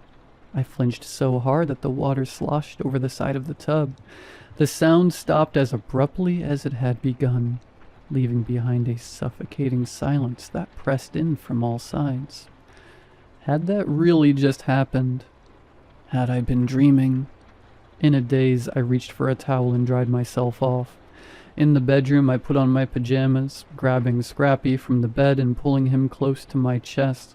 I lingered in the doorway for a moment before forcing myself into the hall and down the stairs. When I reached the bottom and looked into the living room, I stopped. Everything was wrong. The sofa was pressed up against a different wall with a blanket I'd never seen before folded neatly over the back of it. The TV sat on the other side of the room. In fact, every piece of furniture was in a completely different place. I looked at the curtains. They used to be gray, but now they were blue. The candles on the side table were green, not orange. But most disturbingly of all, there, on the mantelpiece, was a photo from our wedding. Slowly, I edged towards it. "Babe?" Elfie appeared from the kitchen. I leant in, examining the picture. We were cutting the cake. Our plain, white wedding cake. I collapsed to my knees. Elfie hurried across the room, his footsteps quick but careful. He crouched down beside me, lifting my chin with his finger. "Hey, what is it?" he asked, his voice low and soft. The kindness in it was too much. My chest tightened, and before I could stop myself, I began to cry. I buried my face in his chest, clutching his shirt. He wrapped his arms around me without hesitation, holding me close as I shook against him. "It's going to be okay," he whispered. "I've got you." I took the next few days off work, and so did Elfie. I didn't ask him to, but he insisted. He held my hand as I made a call to the doctors, setting up an appointment for the following week. He brought me coffee, black, no sugar. He even rearranged the furniture just to put me at ease. "Huh? I like it better this way," he said, as he stood back and admired the room. I smiled. "Thank you," I said weakly. My head still throbbed and my eyes were still crusty from all the tears, but I felt okay, for the first time in a while. I felt hopeful. Elfie was right. It was going to be okay. We went to the appointment together. The doctor didn't look at me when he spoke.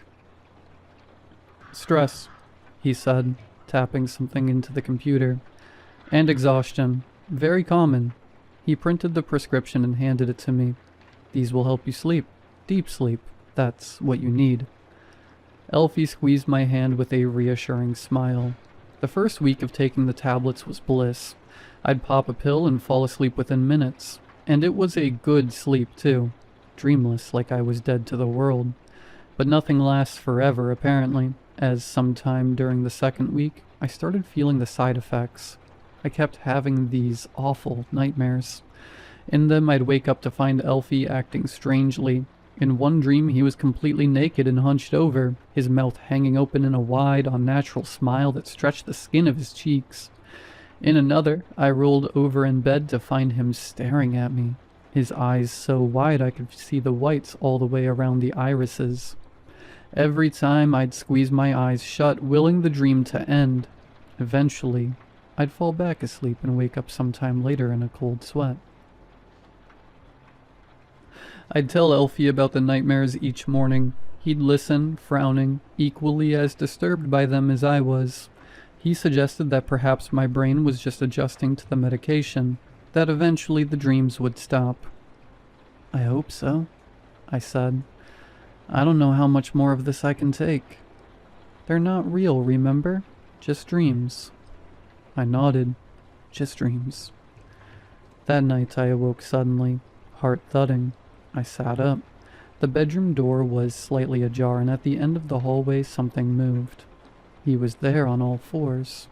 My husband was crouched at the end of the corridor, his spine arched strangely high, his head hung low between his shoulders. His eyes were wide, wild, and fixed on me. "Elfie?" His mouth opened. That same huge, silent smile. Then he moved. With a jerking of limbs, he scurried at an inhuman speed, palms and feet slapping the floor as he rushed towards the bedroom. I shrieked and threw myself back into bed, dragging the covers over my head. The mattress dipped as he climbed onto it. I squeezed my eyes shut and held my breath, waiting for fingers, teeth, anything. I woke gasping for air. Morning light filled the room. The door was closed, Elfie's side of the bed cold and empty. That night I didn't take a tablet. I kept this information to myself, not wanting to concern Elfie. I waited until he was in the bathroom, then slipped the tablet back into the bottle and returned to the bedside drawer. When he came to bed, I pretended to swallow it with a sip of water. I lay awake for hours waiting for nightmares that never came. At some point, Elfie stirred next to me. I closed my eyes and pretended to sleep, not wanting him to question why I was awake. I felt a soft tap on my shoulder. "Dang it," I thought. "He's on to me." I kept my breathing slow and heavy, counting a few seconds before stirring to make my sleepy act seem more convincing. When I rolled over, his voice came from across the room. "Over here." When my eyes adjusted to the night, I saw him standing rigidly in the corner of the room. His eyes bulged from his face, as though something inside his skull was pushing them outward. Saliva dripped from his gaping mouth, which was stretched into a wide, panting grin. Something at his side shimmered in the light of the moon. A knife. I couldn't move, couldn't speak. I watched in horror as he slowly raised the blade to his neck, dragging it gently across his throat in a silent, mocking promise. I shut my eyes and turned away, burrowing beneath the duvet. My body locked in terror as I felt him crawl back into bed. He fell asleep not long after. I lay awake trembling, still unable to move. When the morning light finally crept through the curtains and I heard him rise to start his day, I realized what I'd witnessed hadn't been a dream at all, because I had never fallen asleep. I made a plan to pack up my things and get the hell out of there, whether I was imagining it or not. I couldn't risk staying in that house with him. He checked on me before leaving for work. As I lay in bed pretending to be sick, I mumbled some excuse about calling the office to tell them I wasn't coming in. He rested his hand on my forehead, and it took every ounce of my being not to recoil. "You do feel clammy," he said, feigning a look of concern. "Do you want me to stay with you?" My pulse raced. "No," I said, trying to sound casual. "No point. I'll be asleep for most of the day, I imagine." He nodded. "Okay, well, take it easy. I'll be back this evening to look after you. I love you." I waited for the sound of the front door to close behind him before springing out of bed. I just needed the essentials: my keys, my phone, my charger, my purse.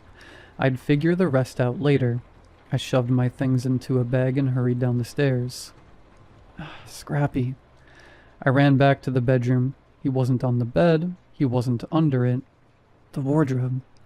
I flung open the cupboard and rifled through the contents. He was buried beneath a pile of clothes that had fallen from their hangers. I went to grab him, but something else caught my eye. The glossy corner of a photograph peeked out from a small gap in the back panel of the wardrobe. A sickening thought crossed my mind. Pressing gently against it, the panel shifted with a soft, reluctant creak, revealing a narrow seam that hadn't been there before. Heart hammering, I pushed it further. It was a secret compartment. I took a closer look at the photo that had led me to this discovery. Vomit rose in my throat, my hands shaking as the picture fell from my gentle grasp.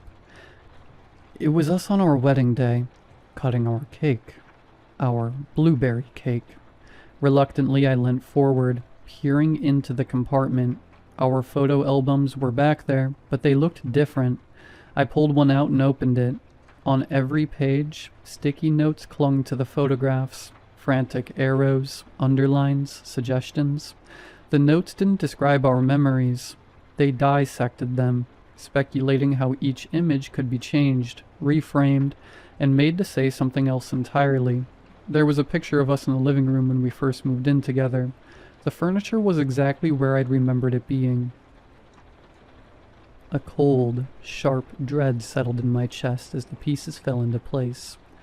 Every conversation that had left me doubting myself, every time I caught him staring at me, every odd behavior, every time he'd convinced me I was the problem, all of it had been orchestrated by him, by Elfie, by the love of my life.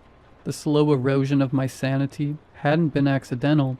For months and months he sowed the seed of doubt in my mind, manipulating me, tricking me, gaslighting me. All of it had been real, and all of it had been him. I sat there on the bedroom floor, a sea of ominous rushing through me. I felt everything all at once, and it was too much for me to deal with then and there. A voice in the back of my head told me it would take years of therapy to unpack this. I wouldn't be able to trust anyone ever again. Numbly, I retrieved the belongings and descended the stairs. The urgency I'd had only minutes ago had completely left my body. There wasn't room for it. I was halfway to the door when it opened toward me. Only me. I forgot my... We stopped. Our eyes met. With a look of concern I knew was pretend, Elfie examined my face, checking for tears, for anger, for anything that might tell him what he was walking into. I watched him do it. I watched the familiar softness appear, that careful attentive he wore when he thought something was wrong.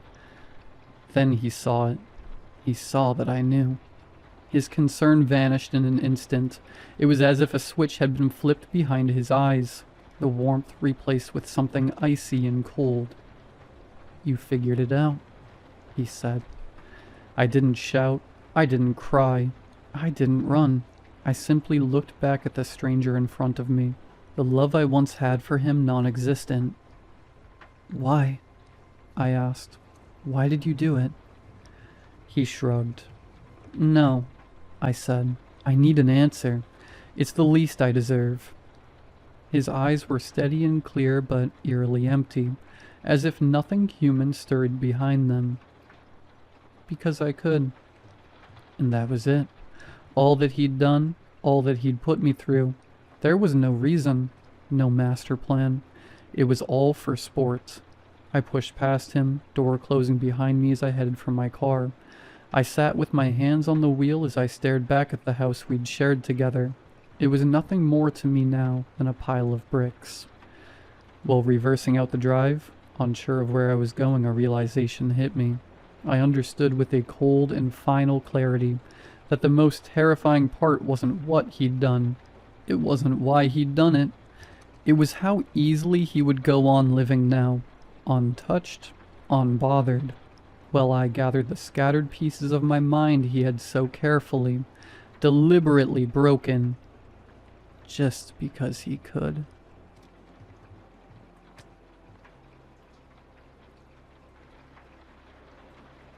I don't believe in family curses. I always thought that was something out of bad movies, something superstitious. People made up to blame for their own failures. My family was always normal. My dad, Joseph, Joe to his friends, was a retired engineer, a widower for 15 years, a methodical man who labeled every box in the house. My mom died of cancer when I was a teenager, and after that, it was just us two in a quiet, respectful routine. I met Sophie 8 months ago at a coffee shop near my work. She ordered a double espresso, and I spilled my cappuccino all over her table trying to grab a napkin. A complete disaster. She laughed, a clean, warm laugh, and said she'd forgive me if I bought her another coffee. The rest is a cliche. Dates, movies, weekends together, meeting the friends, meeting the family. My dad loved her. Polite girl, beautiful, looks you in the eye. He said after I brought her over for dinner, "Don't let her get away, son." I didn't plan on it. My dad died 3 weeks ago. A stroke. It was fast, painless, but the emptiness he left behind is enormous. Sophie has been my rock through all of it. She moved in to help me sort through things, clean the house, decide what to donate, sell or keep. She cooks. She keeps me company. She holds my hand when I wake up in the middle of the night with that feeling that I've forgotten something important. I had no idea how literal that feeling would become. My dad's house is one of those old places with big rooms and a basement he turned into a storage space over the years. We spent the first week on the main floor, kitchen, living room, bedrooms. Then we moved up to the attic, and yesterday, we finally went down to the basement. Sophie stayed in the kitchen making lunch when I went down the wooden stairs that creaked in protest. The smell was mildew and old paper, that smell of frozen time. Bare bulbs hanging from the low ceiling lit up shelves crammed with cardboard boxes, all labeled in my dad's neat handwriting. I started with the shelves on the left. Documents 1990 through 2000. Photos, miscellaneous. Family heirlooms. I grabbed the photo box, sat on a old wooden bench, and started flipping through. Just regular photos. Me as a kid, my dad younger, my mom still alive. I cried a little, I'll admit. Then I put it all away and moved on to the next box. Old albums. Inside I found 3 hardcover albums with those black pages and sticky corner mounts. The first one was from the 80s. My dad with long hair, floral shirts, hugging friends at parties, graduation photos, a few of my grandmother, who died when I was 2. It was the second album where everything changed. A 4x6 photo, color but slightly yellowed with age. My dad in his early 20s, arm around a girl at the beach. She was wearing a red bikini, laughing at the camera, her head resting on his shoulder, black, straight hair, almond-shaped eyes, tan skin, a perfect, wide smile. My heart stopped. It was Sophie, the same Sophie who was, at that very moment, in my kitchen making pasta. I took a deep breath. Lookalikes exist. Doubles are more common than you think. Probably an aunt, a grandmother, someone in her family who looked just like her, even the faint scar on her left eyebrow. My mom always said I was too skeptical for my own good. I turned the page. There she was again, now in an older photo, black and white, edges slightly worn. She was sitting on a park bench next to a man in a suit and a hat, a man I recognized as my grandfather, Anthony, from the photos my dad had in the living room. My grandfather was smiling shyly at the camera. She was smiling too. The same Sophie, the same expression, the same high-colored dress my grandmother wore in a wedding photo I knew by heart. My hands started shaking. I flipped through pages frantically looking for newer photos, older photos, anything that could explain this. I found a third, a fourth. She was in a family portrait from the 40s, standing behind my great-grandparents. her hands on my great-grandmother's shoulders. She was in a graduation photo of my great-uncle from the 60s, wearing a floral dress. She was in a Polaroid from the 70s, hugging a distant cousin I never met. Always her, always the same. I slammed the album shut and just sat there, listening to my own heart hammering in my chest. Upstairs, Sophie's voice hummed a tune I didn't recognize. I needed more information. I needed to understand. I put the album back at the bottom of the box, went up the stairs and walked right past the kitchen, mumbling something about needing air. I locked myself in my dad's office, a small room at the back of the house he used as a retreat. Inside, his computer was still on, an old desktop full of folders and files. I started digging. My dad was organized even in his digital life. There was a folder labeled Family. Inside, subfolders: Parents, Grandparents, Great-grandparents, Great-great-grandparents, Cousins, Historical documents. I opened the first one. Digitized photos from even older albums, probably stored somewhere I hadn't found yet. My great-grandfather, James, in 1920, serious and bearded, in front of a simple house, and next to him, wearing a light dress and a straw hat. Sophie, the same, untouched by time. I opened another folder, Great-great-grandparents, a sepia photo with serrated edges. My great-great-grandfather, William, in military uniform, probably from World War I, and next to him, in a long dress with a serene look. Sophie, young, beautiful, eternal. The last folder was genealogy. My dad had digitized old documents: birth, marriage, death certificates, hand-drawn family trees. I kept clicking until I found a folder called Parish Records 1800 to 1850. Photos of handwritten documents in old script. Difficult to read. One was the baptismal record of my great-great-great-grandfather Isaac from 1837. Next to it, a pencil notation: Married to Mary, record not found. And then I saw the next image, a photograph, the oldest I had ever seen, a daguerreotype, more like a metal plate than a photo. Two faces emerged from the dark background, almost ghostly. A man with a thick beard, deep-set eyes, a young woman in a high-collared dress, her hair in a tight bun. The woman was Sophie. The man was my great-great-great-grandfather. The folder had more photos. She appeared in several, in a portrait alone with an enigmatic smile, in a group photo, next to children who must have been my ancestors as kids. Always the same, always unchanging, a constant in the lineage of the men in my family. I sat in the chair, my entire body ice cold. She had been there, in every generation. She had dated my dad, dated my grandfather, my great-grandfather, my great-great-grandfather, my great-great-great-grandfather. What happened to all of them?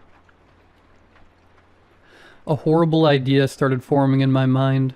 My dad, widowed at 50, healthy, active, died of a stroke at 72.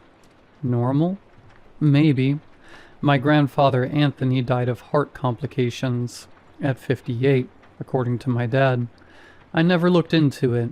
My great-grandfather, James, died young too, in a farm accident. Always vague stories, told with sighs and silences. She was the only constant. She was there, and they disappeared. The sound of footsteps in the hallway made me jump. The doorknob turned. "Honey, you in there? Lunch is ready." Her voice, sweet and concerned, the same voice that comforted me every night, the same voice that must have comforted my dad decades ago. I opened the door. She was standing there in an apron, a wooden spoon in her hand. Her hair was tied up carelessly, her face slightly flushed from the stove heat. Beautiful, perfect, and terrifying. "You okay?" she asked, tilting her head. You look... Fine, I lied, forcing a smile. Just missing him, you know? Going through his stuff. She nodded sympathetically, reached out and touched my face. Come eat. I'll help you in here later if you want. I followed her to the kitchen like a sleepwalker. I sat at the table. I ate the pasta without tasting it. She talked about her day, about a neighbor who said hi, about the prices at the market. I answered in monosyllables, my eyes fixed on her, trying to find a crack, an imperfection, something that would reveal the monster. I found nothing. Just a beautiful woman who loved me, who cooked for me, who slept next to me. Night fell. She went to take a shower. I stayed in the living room, my phone in my hand, thinking about calling someone. The police, a priest, anyone. But what would I say? My girlfriend is the same person appearing in photos from the 19th century? They'd lock me up. When the shower turned off, I made a decision. I needed to confront her. Not aggressively, but carefully. I needed to see her reaction. She came out of the bathroom in a robe, wet hair dripping over her shoulders. Beautiful. Always so beautiful. Sophie? I called, my voice steadier than I expected. Can I show you something? She smiled, curious. Sure. I led her to the office, turned on the computer, opened the folder with the photos. She stood behind me, her warm breath on my neck. I showed her the first photo, her with my dad at the beach. Who's that? I asked, pointing. She tilted her head, frowned. Wow, she looks just like me, huh? Must be a relative of yours. Your grandmother, maybe? Cousin? I showed her the second one, her with my grandfather. Again, the resemblance is incredible. Strong genes, huh? I showed her the third one, her with my great-grandfather. Silence. I showed her the fourth one, her with my great-great-grandfather. The silence stretched like a razor's edge. Then she laughed, a low laugh, different from the clean one I knew. Older, tired. You were always so curious, weren't you, Joe? My blood ran cold. My name is Luke, I corrected, my voice barely a whisper. She placed her hand on my shoulder, a light, almost affectionate touch. I know, sweetheart, but you're just like him. Exactly like him. The same way of furrowing your brow when you're worried. The same nail-biting habit. The same smell. I tried to stand up, but my legs wouldn't obey. She leaned in, her lips brushing my ear. Your father was the best of them, you know. The sweetest. I was so sad when he left, but then you appeared. So similar. So him. It was like he had come back. What are you? I managed to ask. She sighed as if the question was tedious. Doesn't matter. I've been with so many of you, since your great-great-great-grandfather Isaac. He found me in the woods, you know. Said I was the most beautiful woman he'd ever seen. Took me home, introduced me to the family. He was so naive. What did you do to him? Nothing, she said, and there was something worse than the simplicity of the answer. I didn't do anything. I just stayed, and one day they're gone. Like your dad. Like your grandfather. Like all of them. And I stay, waiting for the next one. I managed to stand, stumbling backward, away from her touch. She didn't move, just watched me with those deep, ancient, empty eyes. Why me? I asked, my voice breaking. Because you're the next one, she answered with a sad smile. The next Joe, the next Anthony, the next James. Always the same blood, always the same smell, always the same end. I ran. I don't know how, but I ran out of the office, out the front door, into the dark street. I ran until I couldn't anymore, until my lungs burned, until I fell to my knees on the asphalt. I didn't take my phone, money, or ID. I just stayed there, gasping, staring at the empty street, at the distant house lights. She didn't follow me. She doesn't need to. Because now as I write this on a computer in a cyber cafe, using money a stranger gave me when he saw my desperation, I can feel it. I can feel her watching me from somewhere. I can smell her in the wind. I know that no matter where I go, she'll be there. She's been there for 200 years. She'll be there for 200 more. And I'm the next one. The next on the list. The next Joe. The next man in the family she chose. She said she doesn't do anything, that she just stays. But I remember my dad, healthy, active, dead of a stroke at 72. I remember my grandfather, dead at 58 of heart complications. I remember my great-grandfather, dead in a farm accident. She doesn't do anything. She just stays, and while she stays, we go. We wither, we fade, we die, and she stays. Waiting. Always waiting. If anyone reads this, don't try to find me. Don't try to help. Just be careful who you love. Be careful who seems too familiar. Be careful who seems like they've always been there. Because maybe, yes, they have.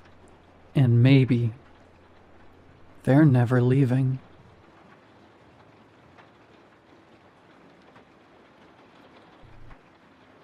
I live in Appalachia.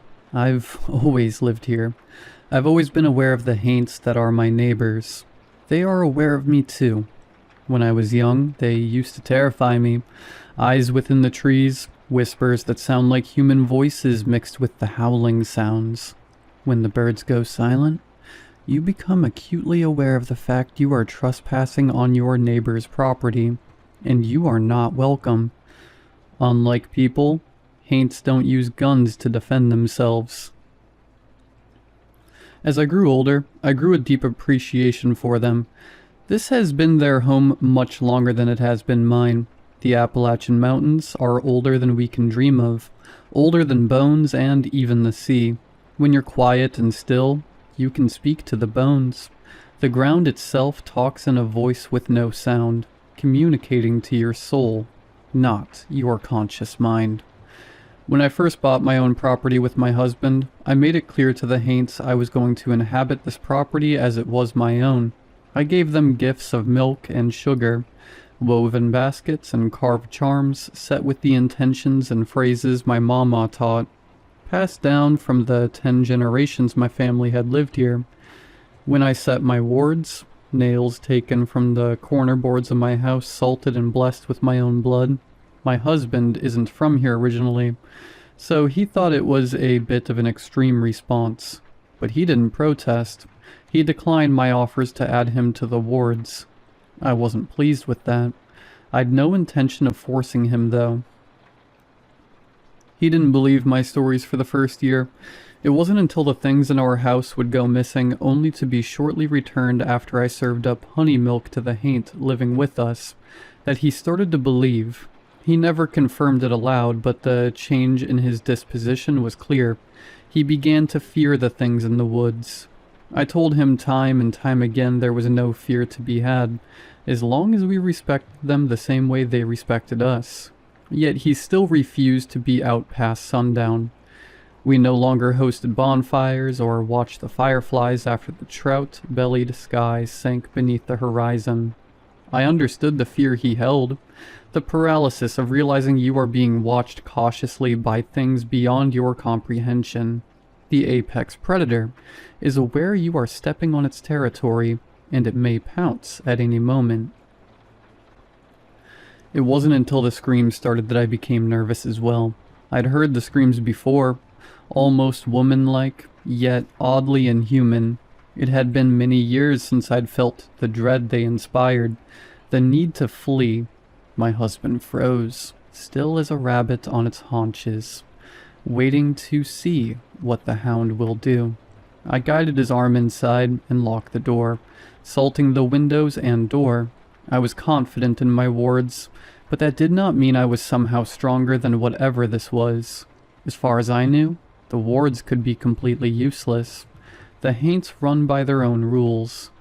The words of my father from childhood stuck in my head. That ain't how a human screams. Go inside.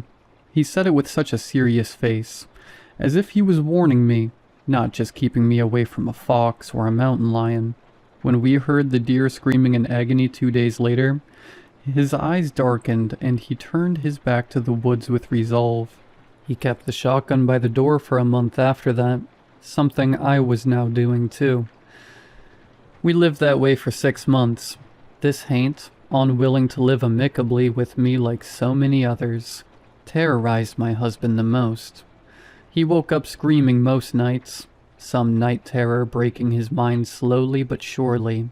I was beginning to grow angry. I had made good faith offerings, burnt meat in a fire just outside my bounds, honey bread and homemade meads. Yet the haint accepted none of it. All was spoiled and rotten by morning, a rude rejection and a statement to me. It only stoked the flames in my own soul. This was my home just as it was the haint's, and I would not allow it to terrorize my loved one. It began killing my chickens. That was when I decided it was war. I responded in earnest, upping my wards tenfold, saying nightly prayers, calling upon the friendly neighbors for aid. I did not like calling upon them. It always came at a cost. I was growing more rapidly aware of the fact that if I did not, this haint would kill us. It was not content to only feed off the discomfort. It craved the taste of flesh. My chickens were not a satisfactory substitute. I saw it for the first time 3 years into us living here. It stood at the edge of my wards, careful not to step over them, yet seemingly testing the bounds. Its appearance is difficult to describe, but I will do my best. Deer are prey animals. Their eyes are set on the side of their heads to give them near complete 360-degree vision. Their legs are made for running and hold immense ability to spring into jumps over creek beds or brush as they escape hunters. This beast did not hold those features. Its eyes were front set, pitch black with absolutely no glint as the porch light hit them. It stood taller at the shoulder than a normal deer, nearly as tall as the willow it towered near. Its mouth was wrong, slitted and barely masking the shape of sharpened teeth. It moved its head like a cat, cocked its head to the side like a dog, chittered like a fox, stepped like a mountain lion. What I found most uncanny were its legs. They were not the slender, graceful legs of a deer. They were muscular, the legs of a predator, not prey. It pawed the ground with a ferocity that spoke to its power. I did not want to cross. The antlers upon its head were sharper than nature intended, the shedded velvet coated with dried blood. I suppose this could have meant it sheds its antlers like a normal deer, but deep in my bones, I knew they were attached to its skull like horns. I did something then that many would consider stupid. My husband was deep asleep, tired after a day's work and exhausted from the ongoing torment. So, as quietly as I could, I slipped out the back door and walked to it. It seemed surprised I had chosen this route. It took several steps back, cautiously watching my hands as if I were going to pull a revolver and silver bullets from my pocket. I did not. I held the leftover pork from that night's meal. I placed it upon the ground and pushed it with a branch across the ward lines. It regarded me with interest, unsure of what my motive was. For the first time, it bowed its head and ate. I took it as a sign of truce, at least in that moment. I spoke to it, introduced myself, my lineage, introduced it to the bones of my kin who now walk the deep earth of the mountain, same as the haints. I asked it as simply as possible, "What do you seek out of this?" Its head shifted and clicked, the teeth in its mouth showing as if it was grinning. "I want him." The words took me aback. My husband, the outsider who had done no conceivable harm to anything here, who had been respectful as I'd told him to be, who'd followed every rule. Why? I did not bother to hide the shock or animosity in my voice. How well do you truly know the man you have bound yourself to? How much do you know of his history, of the path his kin have passed to him? How confident are you that man is a good one? You will find me when you decide. That is, if it's not too late. The voice that spoke to me did not come from vocal cords. It traveled up my spine. The voice of the grave dirt beneath my feet seeking revenge of ages. It regarded me one final time before its shadowy form sank into the darkest part of the tree line. I chewed on its words for several days. I told myself that it was meaning to make me paranoid, distrustful of my husband. If that was the intent, it was working. I could not hope to view him the same way. I watched his every move and reconsidered everything he'd told me. I watched as he snapped at me over small things, something I'd once blamed on the haint tormenting us. I re-examined the ways he drank, unable to sleep or feel much without it. I considered the way he chopped wood as if it had done something to him, an intense anger just underneath the surface. I listened to the words he spoke in his sleep, realizing they were not words in response to a haint, but someone from his past. I began to wonder if the haint was his reckoning. I spent a month pondering what to do. I sat by my ward lines night after night, waiting for the haint to speak to me once again. It never came. I could hear it, feel it just beyond the capabilities of my sight, even felt as if I made eye contact with it a few times. He's starting to become paranoid of me as well. I feel his eyes upon me when my back is turned. I see the way his knuckles go white as he grasps knives at dinner time. I see the way his jaw tightens when I speak. I'm beginning to wonder if I've been fighting the wrong war, if the isolation I once considered sanctuary will become my grave.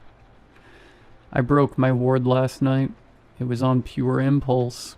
My mama would scold me if she could see the way I went about it. Dug it up under the cover of night and felt the cold wash of the surrounding neighbors overtake me. I heard the sound of the stag chittering with that fox-like voice. Then I went to bed. I do not know how long I have until this war ends. I do not know which side I am on. All I know is I clutch my protection necklace much more tightly, and I no longer sleep at night. I watch and whisper to the haints. I call my neighbors. Part 2. I think my wife is a witch. There's no other explanation for the things occurring in and around this house. We've been married for nearly 5 years. Moved to this house 4 years ago. Ever since we moved, things have been terrifying. When I met Lottie, we were both young. I was 22, fresh out of college with my bachelor's in business, excited for life. I grew into the mindset that business expects constant work and fighting up your sales numbers. I was popular, always taking out business partners for drinks or dinner. That all seems so unimportant now. I met Lottie one day at a farmer's market in the city. One of my partners had gotten wind that a semi-local farmer had the land and capacity to supply a new branch of the dairy industry in Appalachia, a near untapped market full of possibilities. Our pitches were going well, the board members agreed, and so we found ourselves at that farmer's market. Lottie was wandering the booths, examining every single item with as much curiosity as a child in a toy shop. I found it intriguing. I didn't understand how anyone could find something at a farmer's market that interesting. What with it being all produce or grandma quilts. So I approached her. I thought I was sly when I was 22, but in hindsight, I absolutely came across like a snob. I think moving to the mountains has made me understand that at the least. For some reason, she still humored me, chatted about the artistry and traditions passed down, how important it was to keep our kin alive through them. I thought it sounded like hippie stuff. It was hippie stuff, yet it still made me feel something. I felt that warm blush in my chest. that you get when you realize you're into someone. So I asked her out on a date. She wasn't keen to stay in the city any longer than she had to, so we agreed to meet in the next town over, which was basically a one-stop-light town. It felt like stepping into a new foreign world. Our relationship only grew from there. She told me about her family, her heritage in Appalachia, all the folky things her mama would do. It was a definite turn-on, how passionate she was. I'd never seen someone with the same amount of passion as me, even if it was on a different subject. I didn't share much about my family. She would ask, but I set that boundary, and she begrudgingly respected it.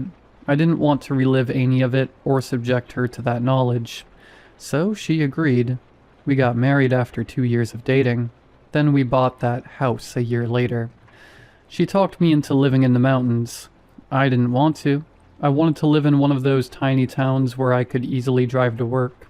She insisted on land and being able to farm it. I insisted if we had something like that, I was not going to help with it. So we bought 10 acres and a shabby little house planted right in the middle. It was incredibly removed from everyone and everything around us. The water system was so old, it came from a well pump. She was weird when we first moved in, but I assumed it was from us finally owning a place instead of renting an apartment in the city. She was 2 years away from the woods at that point, so I just assumed it was relief. I thought maybe we'd both settle into it. I was wrong. The first week there, she asked if she could take a piece of my hair and bury it. I was weirded out and said absolutely not. She looked disappointed, but she touched my face and smiled and just said, "Okay, hon." She knows it makes me melt when she does that. I saw her later that day burying 4 jars around the fence line. I asked her what she was doing and she told me her mama told her this was the first thing every new homeowner should do. I thought it was bizarre, but she had all kinds of odd Appalachian traditions, so I brushed it off. She kept telling me to respect our neighbors so they'd respect us. I thought that was an obvious concept, so I just nodded along, assuming this was her way of acknowledging the cultural differences and warning me from being a city jerk. I was polite whenever I saw them, and even brought them green tea from the city I work in. Lottie seemed pleased. I figured I was doing everything right. 6 months in, I started hearing things. Whispers around the outsides of the windows, and tapping on the front door. Lottie wouldn't even move her head towards them, just telling me, "Don't open the door," when I'd start towards it. I hated how calm she was. It was like this was just normal to her. I started seeing things a few months later. I was terrified. I thought I was losing my mind. Sometimes I still think I am. Lottie definitely saw them too. All she would do was smile and then go out and put birdseed, like she was feeding the things. I grew more and more scared. Scared of them, and the start of a nagging fear my wife was bringing them here. I grew adverse to being outside. Then the screams started. It sounded like a woman. It sounded like Lottie. I froze the first time I heard them walking in from the car, slowly turning to the tree line and looking for anything weird. It was dead silent and dark. Lottie was outside by now, and I felt relief she wasn't hurt in the woods. But then I realized it wasn't her. What woman was screaming on our property? Lottie grabbed me by the elbow and practically dragged me inside. I was panicking by this point. Lottie walked calmly around the house, pouring salt everywhere. I asked her what the hell she was doing, and she looked at me in such a way that it's ingrained into my mind now. That ain't how a woman screams. Her eyes were darker than usual, set with a look that said we were in danger. I believed her. I scrambled across the house and grabbed our gun, checked it was loaded, and shakily stood in front of the door holding it. I don't know what I would have done with it. I've never shot a gun in my entire life. Lottie took it from me and set it gently by the door. I didn't sleep that night. I don't think Lottie did either, although it was hard to tell considering I sat watching the door while she went to bed.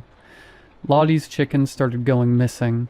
She was furious, kept muttering about this thing, and if it wouldn't work with her, then it could leave. I haven't slept in months at that point. All my dreams were full of nightmares, things from childhood, things from adulthood, and the things I was witnessing now. That comment stuck with me. I thought on it for ages. What did she mean, work with her? Were all the things I was seeing working with her? What did working with her even mean? I started to distrust her, especially when I could hear her going outside at night when she thought I was asleep. I'd hear her outside talking to things, and I'd hear voices in return. I didn't know whether to be angry or scared. I started to get snappy. I don't like being snappy. My father wasn't a good man, and every time I quipped at her, I just felt like I was becoming him. I don't want to be him. My mom isn't alive anymore because of him. He was sick. I'm starting to wonder if he passed the same sickness down to me. If the things I'm experiencing aren't even real, and I'm every bit as insane as my father. I don't understand it. I promised myself I'd never be him. I started drinking more. It was the only way I could sleep. She'd watch me do it with this concerned and soft look on her face, as if she wasn't the one putting me through 3 years of this hell. I found a therapist 3 years in. She's concerned. She knows my family history, and she talked about meds. Meds are probably good, but I was terrified if I took them, I'd wake up from my sleep one day to the things being inside my house. I found weird herb bags under my pillows, and that's when I realized my wife is a witch. She's a witch, and she's working with demons. The things I was scared of had already broken in, and my wife greeted them with open arms. I'm not a religious man. I know this seems so insane and out of place, but a month ago she went outside at night, and I saw something. There is no atheistic answer. She was sat on the grass underneath this thing. It had to have been a demon. It looked like a deer, but so utterly wrong I can't even describe it. I think it saw me looking. It made eye contact with me and then disappeared. Those eyes have been in my dreams this entire time. 4 years of those tar black eyes terrorizing me. Lottie turned her head back to the house, and I just ducked under the kitchen sink. I don't know why I didn't want her to see me. It just felt like a bad idea. I faked sleep again so when she came back she wouldn't be suspicious. She's been acting weird ever since. She's treating me like I'm dangerous, or maybe like I'm something to be sacrificed. I've been chopping wood more to cope. It at least helps me build muscle if that thing attacks. I don't know what to do. What are you meant to do in situations like these? Divorce? Yes, I'm sure, Your Honor, I'd like to divorce my wife because she's a witch. We'll hold up in divorce court. I don't know. I feel hopeless. I feel like I'm going to die in this place. I think I'm going to die here. I need help. Please. Part 3. I killed my husband. He's dead. The love of my life, the song in my lungs, the braid of my hair, is dead. And I killed him. It's been a month since I destroyed my wards. Since I sat on that cold ground and dug until the earth under my nails seemed as if it had always been part of my hands. Since I took that jar and threw it into the rushing creek, shattering every hope of protecting the life I've lived for 6 years. Since the waters washed away what was left of my heart. He came home last week, forest green eyes, red and swollen from crying while driving home. It's a miracle he hadn't crashed or fallen off the outcrop with the broken guardrail. It's been a week since he came home, and I held him for the final time. He arrived home later than usual, rushing in the door as if he was being chased. For a moment I considered he actually could have been. Then he started packing a bag. He shoved his things in with such a panicked, frantic motion. Those green eyes, once full of so much kindness and determination, were now only focused on escape. I asked him what he was doing. His gaze flicked up to me as if he'd forgotten he wasn't the only living being in this house. As if he wasn't the only human. That dusty blonde hair he kept so carefully combed for work was a worried mess. slight patches of strands missing, assumedly pulled out from the stress of these past few years. "I'm leaving." He choked on the words. Although I couldn't tell if it was from anger or fear, I was beginning to be distraught myself, although I wasn't sure why. I had made up my mind weeks ago when my feet bled, mixing in the water, creating swirls of blue and red. He snapped then, threw a bottle of pills at me, an orange bottle nearly empty, marked with his name, Grayson. The dosage for twice a day, 12 hours apart. I was confused and concerned. He said nothing, only continued packing. "What is this?" "My psych meds. They were supposed to." His voice choked, eyes welling with tears. "They were supposed to fix me. They're not. I can't be here." His packing now was slowing, hands shaking with the burdens of 2 decades worth of stress and sleepless nights. His crying became sobs, racking his body in heaves as he collapsed onto the quilt my mama had gifted us upon our marriage. He held it with such grief, and I was at his side in an instant. My instincts were still wary, unsure if this was a trick or the start of the end, so I remained poised to move if needed. He laid there, letting me hold him, making himself as small as possible and hiding his face away from me. I'd only seen him like this after the nightmares these past few years. My chest ached with the love I had thought died a month ago. So we sat. I held him there for nearly an hour, my body relaxing into the curves of his own, soothing his back and brushing his hair. When he finally spoke again, his voice was rough and quiet, fearful of the words leaving his mouth. He told me his story. His father was a sick man, inflicted with an illness of the mind that left him unsure of what was truly happening. It had started with whispers, haunting his thoughts and senses with things just out of sight. He would grow angry at Grayson, accusing him of intentionally whispering then lying to get out of trouble. Grayson spent many nights in what his father had dubbed the punishment room. He gave no further details on what that meant. His father's paranoia and distrust grew as he started to see things, hovering just out of his eye line. When looked at directly, they would disappear. With the growth in fear, his anger grew doubly as fast. Grayson's mother would try and calm his father, but it was no use. She tried to get him help. He refused, said there was nothing wrong with his mind and everything wrong with the family that was tricking him in this way. Grayson was 10 when it happened. His mother told him to run, so he did. He hid in the closet of their bedroom, tucked in the small fort his mother helped him construct out of old blankets and scarves. He heard her scream. He heard the crushing silence afterwards. He heard his father come back to reality for the first time in years. He heard him break. It was only then he ventured out of his sanctuary. It was then he saw his mother. He told me all this with a shaking voice, his full body trembling as if he was still there. "It's happening to me, Lottie. I hear the whispers. I'm seeing things. You know that. I just didn't tell you about the rest. Why it's been torture for me. I'm getting help. I've been seeing a therapist. She gave me those meds a month ago. They were supposed to." The sobs started again. "They haven't helped the visions or whispers." I spoke softly, realizing what exactly the Haints had been doing to my love. He buried his head into my chest, nodding and holding me tighter. "The worst part is I can't even trust you."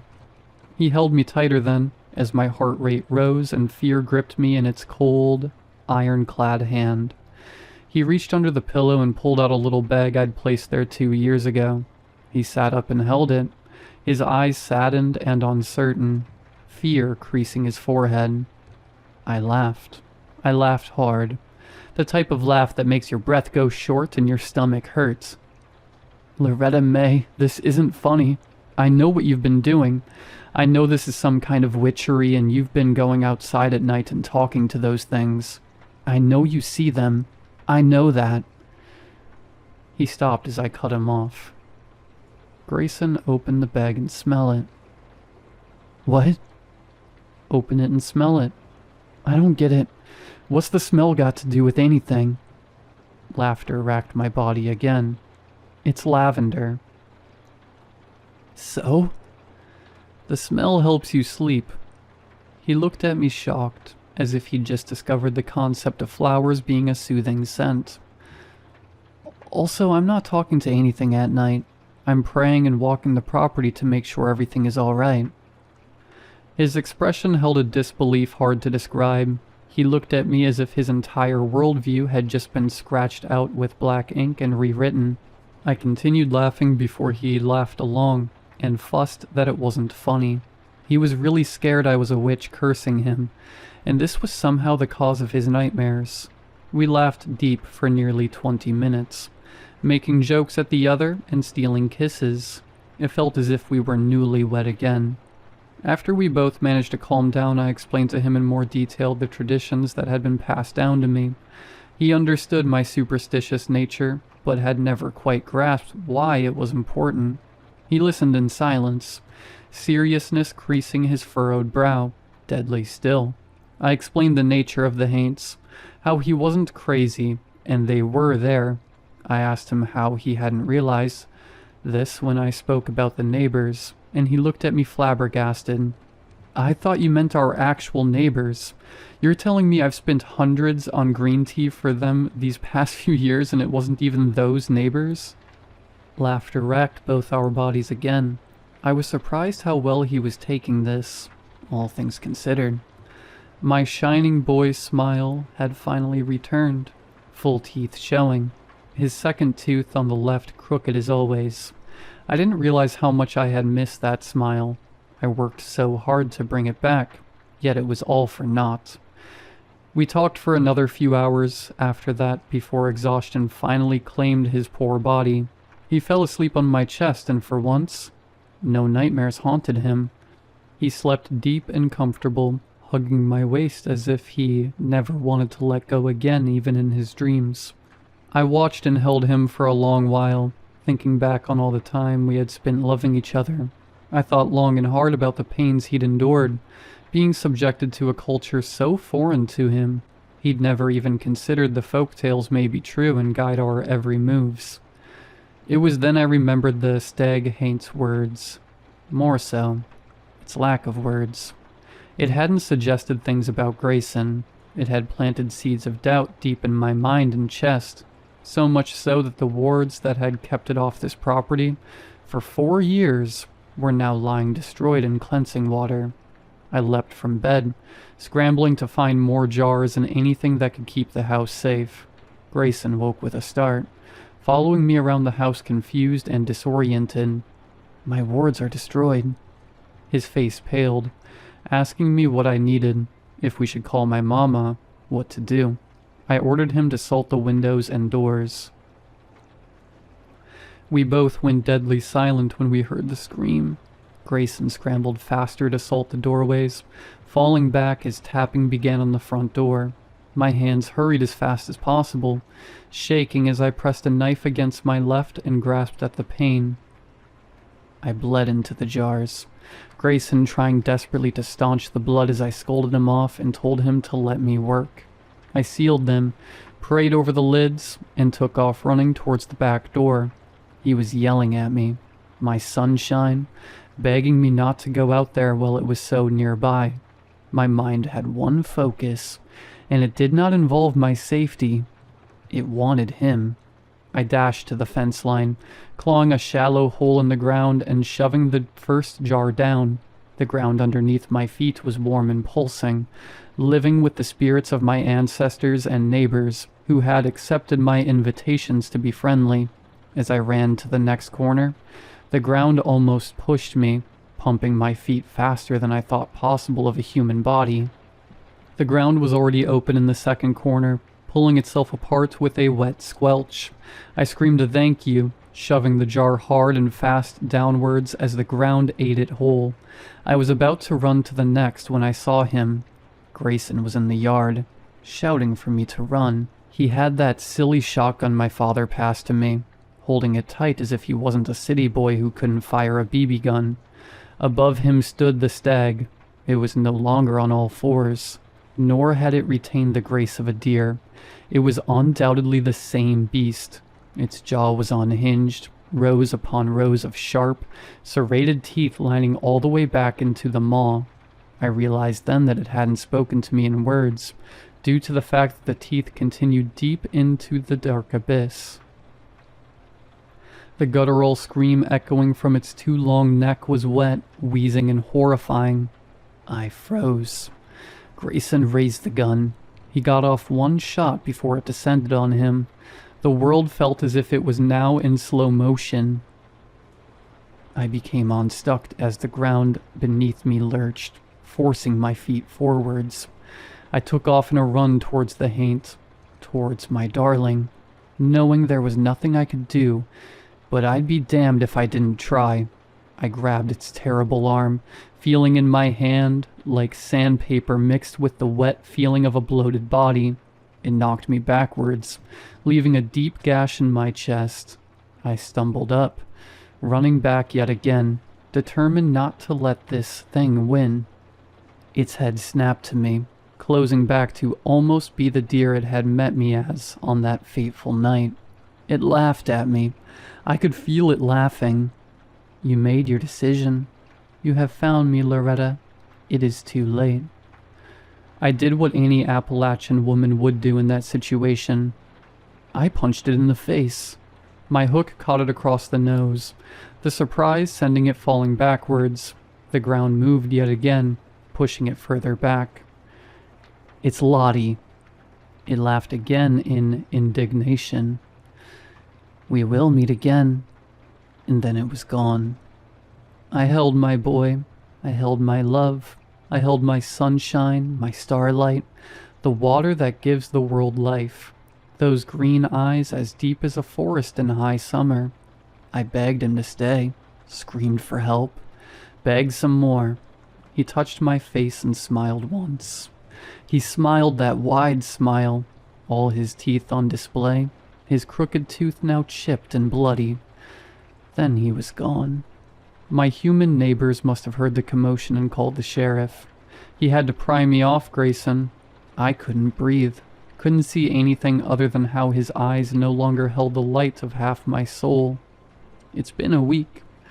It's been a week since I killed my husband, since I held him as he bled out, since the sheriff listened to my tale, and having grown up with me, knew it was true. It's been a week since the official death report dubbed it as a bear attack. It's been a week since I decided my fate. I am at war with my neighbor. I know my side, and I do not sleep. I'm going to make damn sure that it doesn't either.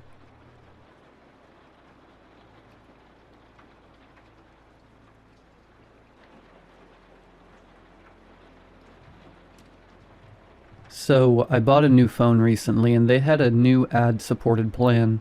Basically, I'd pay less each month, but I would occasionally get ads that take over the screen. The salesman said it wouldn't interrupt calls or alarms, and I'd still have the ability to call emergency services. The ads used Face ID, and I would need to look at the screen for 10 seconds to dismiss them. I decided to go for it, cut my monthly bill nearly in half. They didn't push the ads too often. Hell, I didn't even get one until I had already been using the device a week. I logged on to check Twitter. Yes, I still call it Twitter, and my screen went gray. Then a message popped up at the top saying, McDonald's ad. That was it. Until I looked at it. The screen played a video of a Big Mac on a plate, the camera slowly circling. After 10 seconds of looking at it, the ad snapped off and I was back to Twitter. The ad worked though. I was pretty hungry, so I ordered McDonald's. They'd always start the same way. Gray screen, line announcing what company the ad was for. Ad started when I had been looking at the screen for a second or two. It was weird, I admit, but the ads were infrequent, and the phone was good. I was happy. Then, after about a month, my phone pinged as if I'd got a message. Would you like to opt in for targeted ads? It said. Below were 2 buttons for me to press. Yes, please, and no, keep them generic. I sighed and stared at the options for a moment. I did hate getting random ads. The day before, I'd received one for menstrual cups, and every third seemed to be a gambling ad. But the notion of rubber stamping their desire to sift through my information and habits left a bad taste in my mouth. So I clicked no, keep them generic, at which point a further message popped up. Are you sure? And below that, yes, I want to opt in, and no, I've changed my mind. There was no right answer. I swore under my breath. New phone, and it already had a bug. I clicked one of the options and accepted the targeted ads because until I did the thing was a glorified paperweight. Congratulations. From now on we will target ads just for you, Brian. I didn't like that. Sure, I was signed in, and logically it had my name, but no. Nuh-uh. I was getting the thing fixed or returned or something. I brought it up to my roommate Eric, because he was good with technology. Better than me, at least. He just laughed, his massive frame jiggling. Oh yeah, they probably own your soul now. Gonna snatch you in your sleep to human centipede you. He said. Dude, I'm serious. It's weird. How do I fix it? You're such a baby. Fine, give it here. He extended a meaty paw. I slipped my phone from my pocket and was about to pass it to him when it pinged. I stared at the message that enveloped the screen. Federal ad 4040. He is not your roommate. Do not trust him. I froze, staring at the screen, trying to process the message. What is it? Eric leant forward to try and see my phone. The ad was gone, but I quickly stuffed it back in my pocket anyway. Nothing. Work thing. I tried. They need me to come in. Bummer. Want me to check out your phone first? What? Oh, no, I gotta run. Cool beans, bud. I'll take a look at your phone when you get back, Eric said. I moved past him and out of our apartment. I kept my pace steady down the dingy hallway before tearing down the stairs. Why was he so fixed on getting my phone? Cool air outside hit me like a truck, and I took deep breaths that needled at my throat. Paranoia. That's all it was. Paranoia and poor timing. No doubt I'd received an ad for some new show coming to Netflix or Apple that just happened to seem relevant. Eric wasn't acting any different to usual. I shook my head at what an idiot I'd made myself out to be. I turned to go back inside but hesitated. What if I was wrong? I was being silly, logically. I knew I was. Still, I clearly needed to be away from my apartment for a while. I ducked into the nearest coffee shop to escape the cold and warm myself back up. The staff were an ever-changing supply of college students working while they studied, with only the manager remaining somewhat consistent. The girl who took my order was new to me. She had both sides of her bottom lip pierced and wore dark makeup. Hey, welcome to Roast and Grind. What can I get ya? Her voice was so chipper it seemed at odds with her appearance. Her smile was wide and warm, perfect teeth proudly displayed. Coffee, please. Black coffee. I mumbled. I focused on the cookies and cakes displayed at the counter, worried I looked paranoid. One Americano coming up. What size would you like? Medium. Okay. Anything else today, sir? She asked. I shook my head. I used my phone to pay. The barista said something else, but I wasn't listening. A new ad had appeared on my phone. Federal ad 6661. You live alone. My mouth went dry. The ad vanished and I stuffed my phone back in my pocket. It had to be coincidental. It had to. That thought was the only thing keeping me going at that point. The alternative, the truth, was unthinkable. I grabbed my coffee when it was ready and slunk into a seat in the corner, away from the few other customers currently around. I needed a wall behind me. I felt watched. If you suffer from anxiety, then your doctor will likely tell you to reduce your caffeine intake. It increases the heart rate and can exacerbate symptoms. At least, that's what my doctor told me. But I've always found coffee soothing. The bitter aroma, the slight acidity. It calms me. It feels like a pleasant warmth spreading through my body, and the dense, writhing ball of worries in my head slows and lightens. Other patrons buzzed about it in ones and twos, eating, drinking, coming, going, all while I sat and slowly sipped my coffee. It was several hours later that I finally returned to my apartment to find it empty. I figured Eric had gone to work or something, and laughed at myself for being such a nut. I didn't get any more ads the rest of the day. The day after, I got one for Starbucks while I was getting ready for work. No doubt based on the amount of time I'd spent sat in a coffee shop. I resolved to take the phone in for repair after work. I was still twitchy about giving it to Eric. Couldn't get those ads out of my mind. Besides, there was no guarantee he could fix it, but the Nerd Hub, or Geek Club, or whatever would get it sorted. The office was quiet. We were still doing that hybrid working that meant you only had to be in 3 days a week. Tracy and Bevan were in attendance, having a heated argument about the ending of some TV show. "Morning," I called to them. "Hey," Tracy said. Bevan managed a wave in my general direction, not breaking the flow of his current diatribe. It was normal, exactly what I needed after the weird panic I'd worked myself into the day before. I spent most of the time filling in reports, fixing a spreadsheet that someone had butchered since I'd last used it, and logging my hours with various clients. At lunch, I grabbed a tuna melt from the food van that parked by the office, and sat in the cubby canteen rather than the main canteen.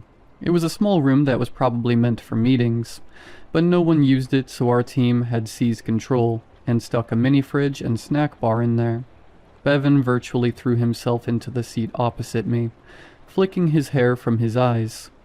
"Tell me you've seen it," he asked, punctuating the question by ripping the film off his own sandwich.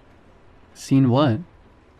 I could only assume he wanted to launch into the same rant he'd subjected Tracy to that morning.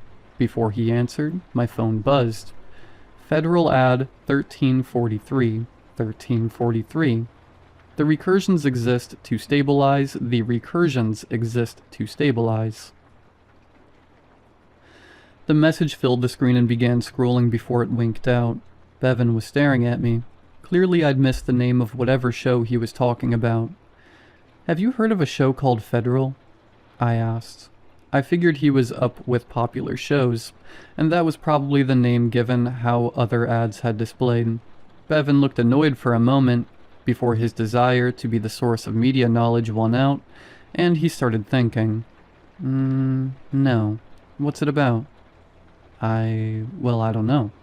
Just keep getting ads for it on my phone," I said. Show me, show me, show me. I need something to binge." He shuffled his chair around next to me so he could see my phone. It was blank. I explained about the ad contract I had. "That's wild.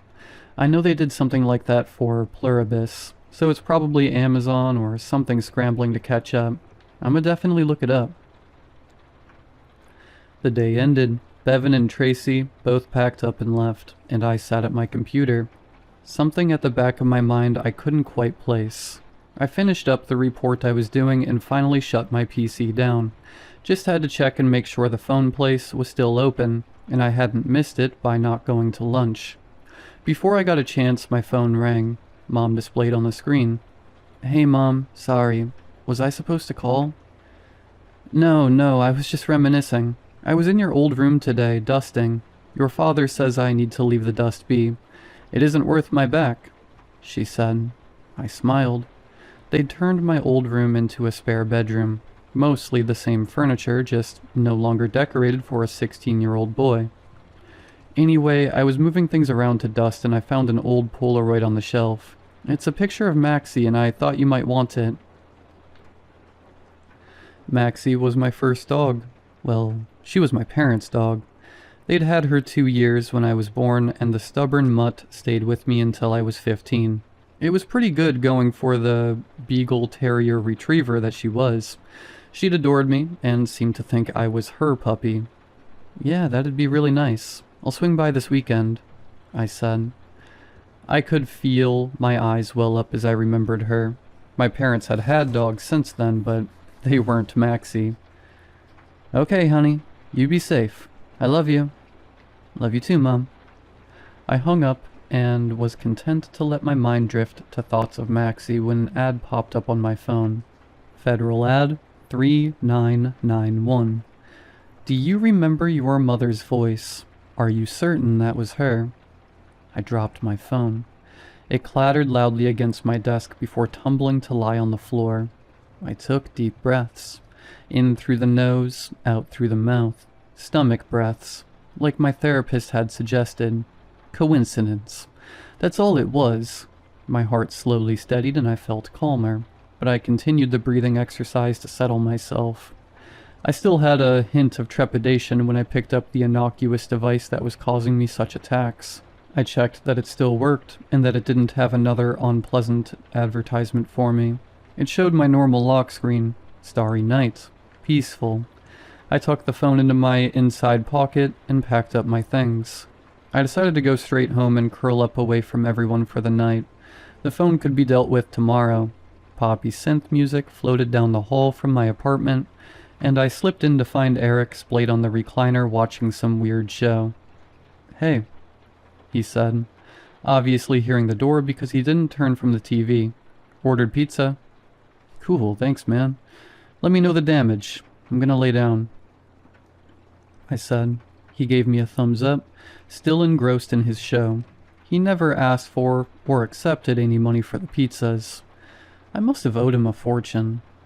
I kept the lights off in my room and put on some white noise. It was also stupid getting worked up over some ads on my phone. I lay down on my lumpy mattress and closed my eyes. I focused on the white noise. At some point, I fell asleep. I was stood in a server room, or what movies have taught me was a server room.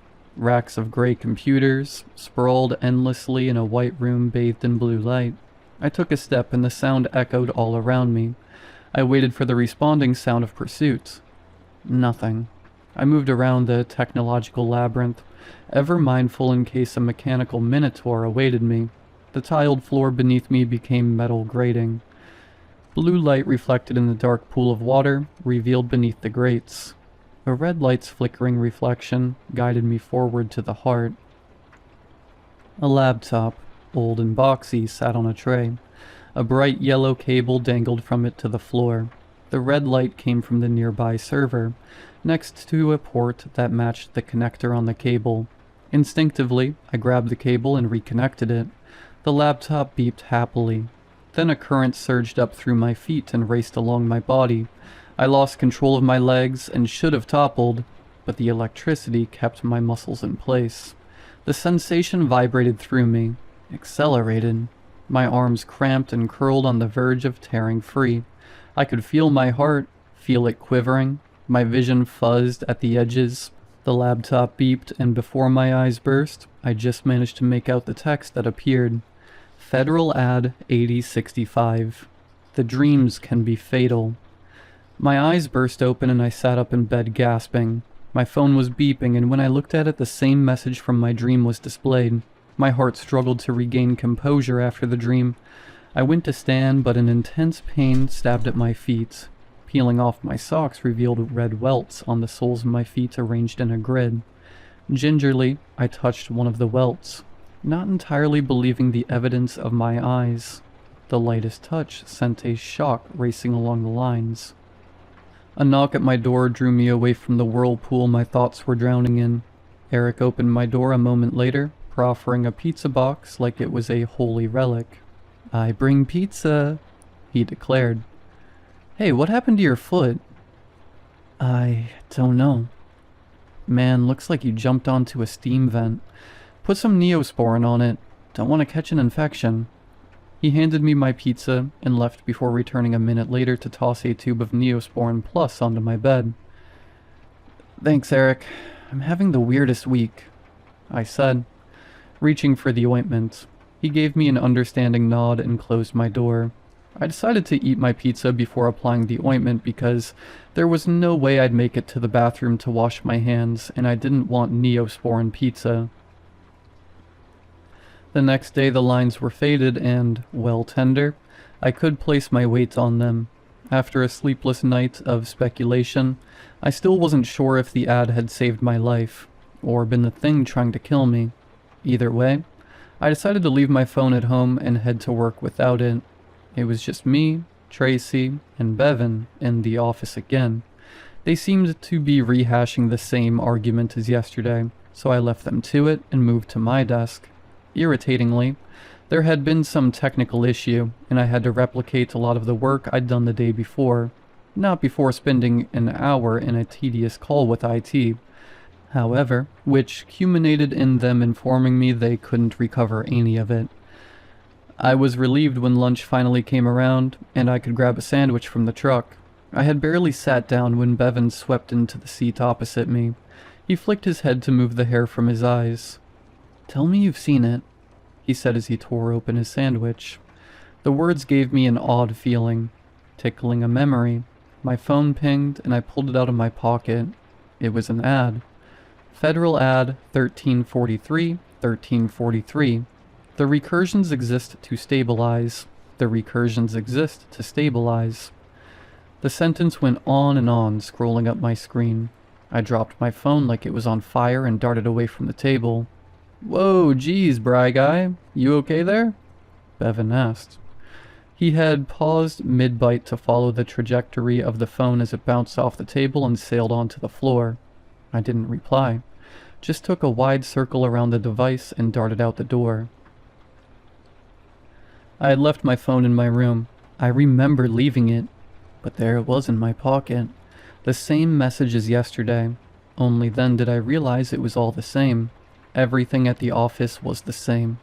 I didn't return to my desk. I left the building as fast as I could. I got in my car and drove. I considered my apartment, but it didn't feel safe. I needed to feel safe. I went home. Mom's eyes lit up when she opened the door and saw me standing on her porch. She positively fell forward and smothered me in a hug. "Oh, sweetheart, we weren't expecting you until tomorrow. Haven't anything in to feed you now." She sniffled, finally letting me go. "It's fine, Mom. Just needed to get away and clear my head." Inside, Dad sat on his chair by the fire, squinting through his glasses at the day's paper. He looked up as I stepped in. "Who let that one in?" He jested. "Nice to see you too, Dad."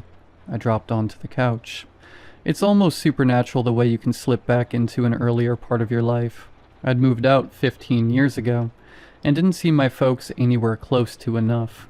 Yet we all sat in the front room with some game show playing on the TV, and it was like I'd never left. Mom and I talked about Aunt Judy's affair, or Cousin Derek's latest get-rich-quick scheme. All the while Dad offered the occasional humorous remark as he attempted to read his paper. It must have been an hour later when Mom's phone rang. "Yes, hello?" She answered. "He's actually here with me. Did you want to speak with him?" Her eyes flicked to me and I groaned.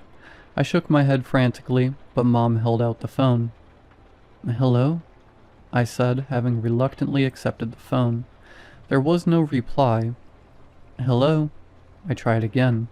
I looked at the screen. The call had disconnected. Then the screen went gray as an ad overtook the device. Federal Ad 9358. "We promise we won't hurt you." My blood ran cold. "Mom?" I did my best to keep my voice level. "Who was on the phone?" "Oh, it was..." she said. Her face scrunched up as she tried to remember. "Mom?" "I'm sorry, dear. I can't remember." She seemed more embarrassed than afraid that she couldn't recall such a simple fact mere moments after it had happened. I turned her phone off and placed it face down on the floor. It took some convincing before Mom and Dad agreed to surrender their cell phones, but after they saw the ad that appeared on Dad's phone, it became a lot easier. Federal Ad 7920. "The horrors will pursue you through the screen." It's inconvenient to live without a smartphone in the modern world, but thankfully not impossible. Not yet. It hasn't stopped the incidents, though. Sometimes people in the street will very incessantly hand me their phones, where another ad awaits. It's gotten more threatening, but thankfully I haven't had another dream. I don't know why it doesn't speak to me like it did my mom, like it has others. Then again, maybe it has. Mom doesn't have any memory of the call now, or what the person she spoke to sounded like. Maybe I get calls from it all the time.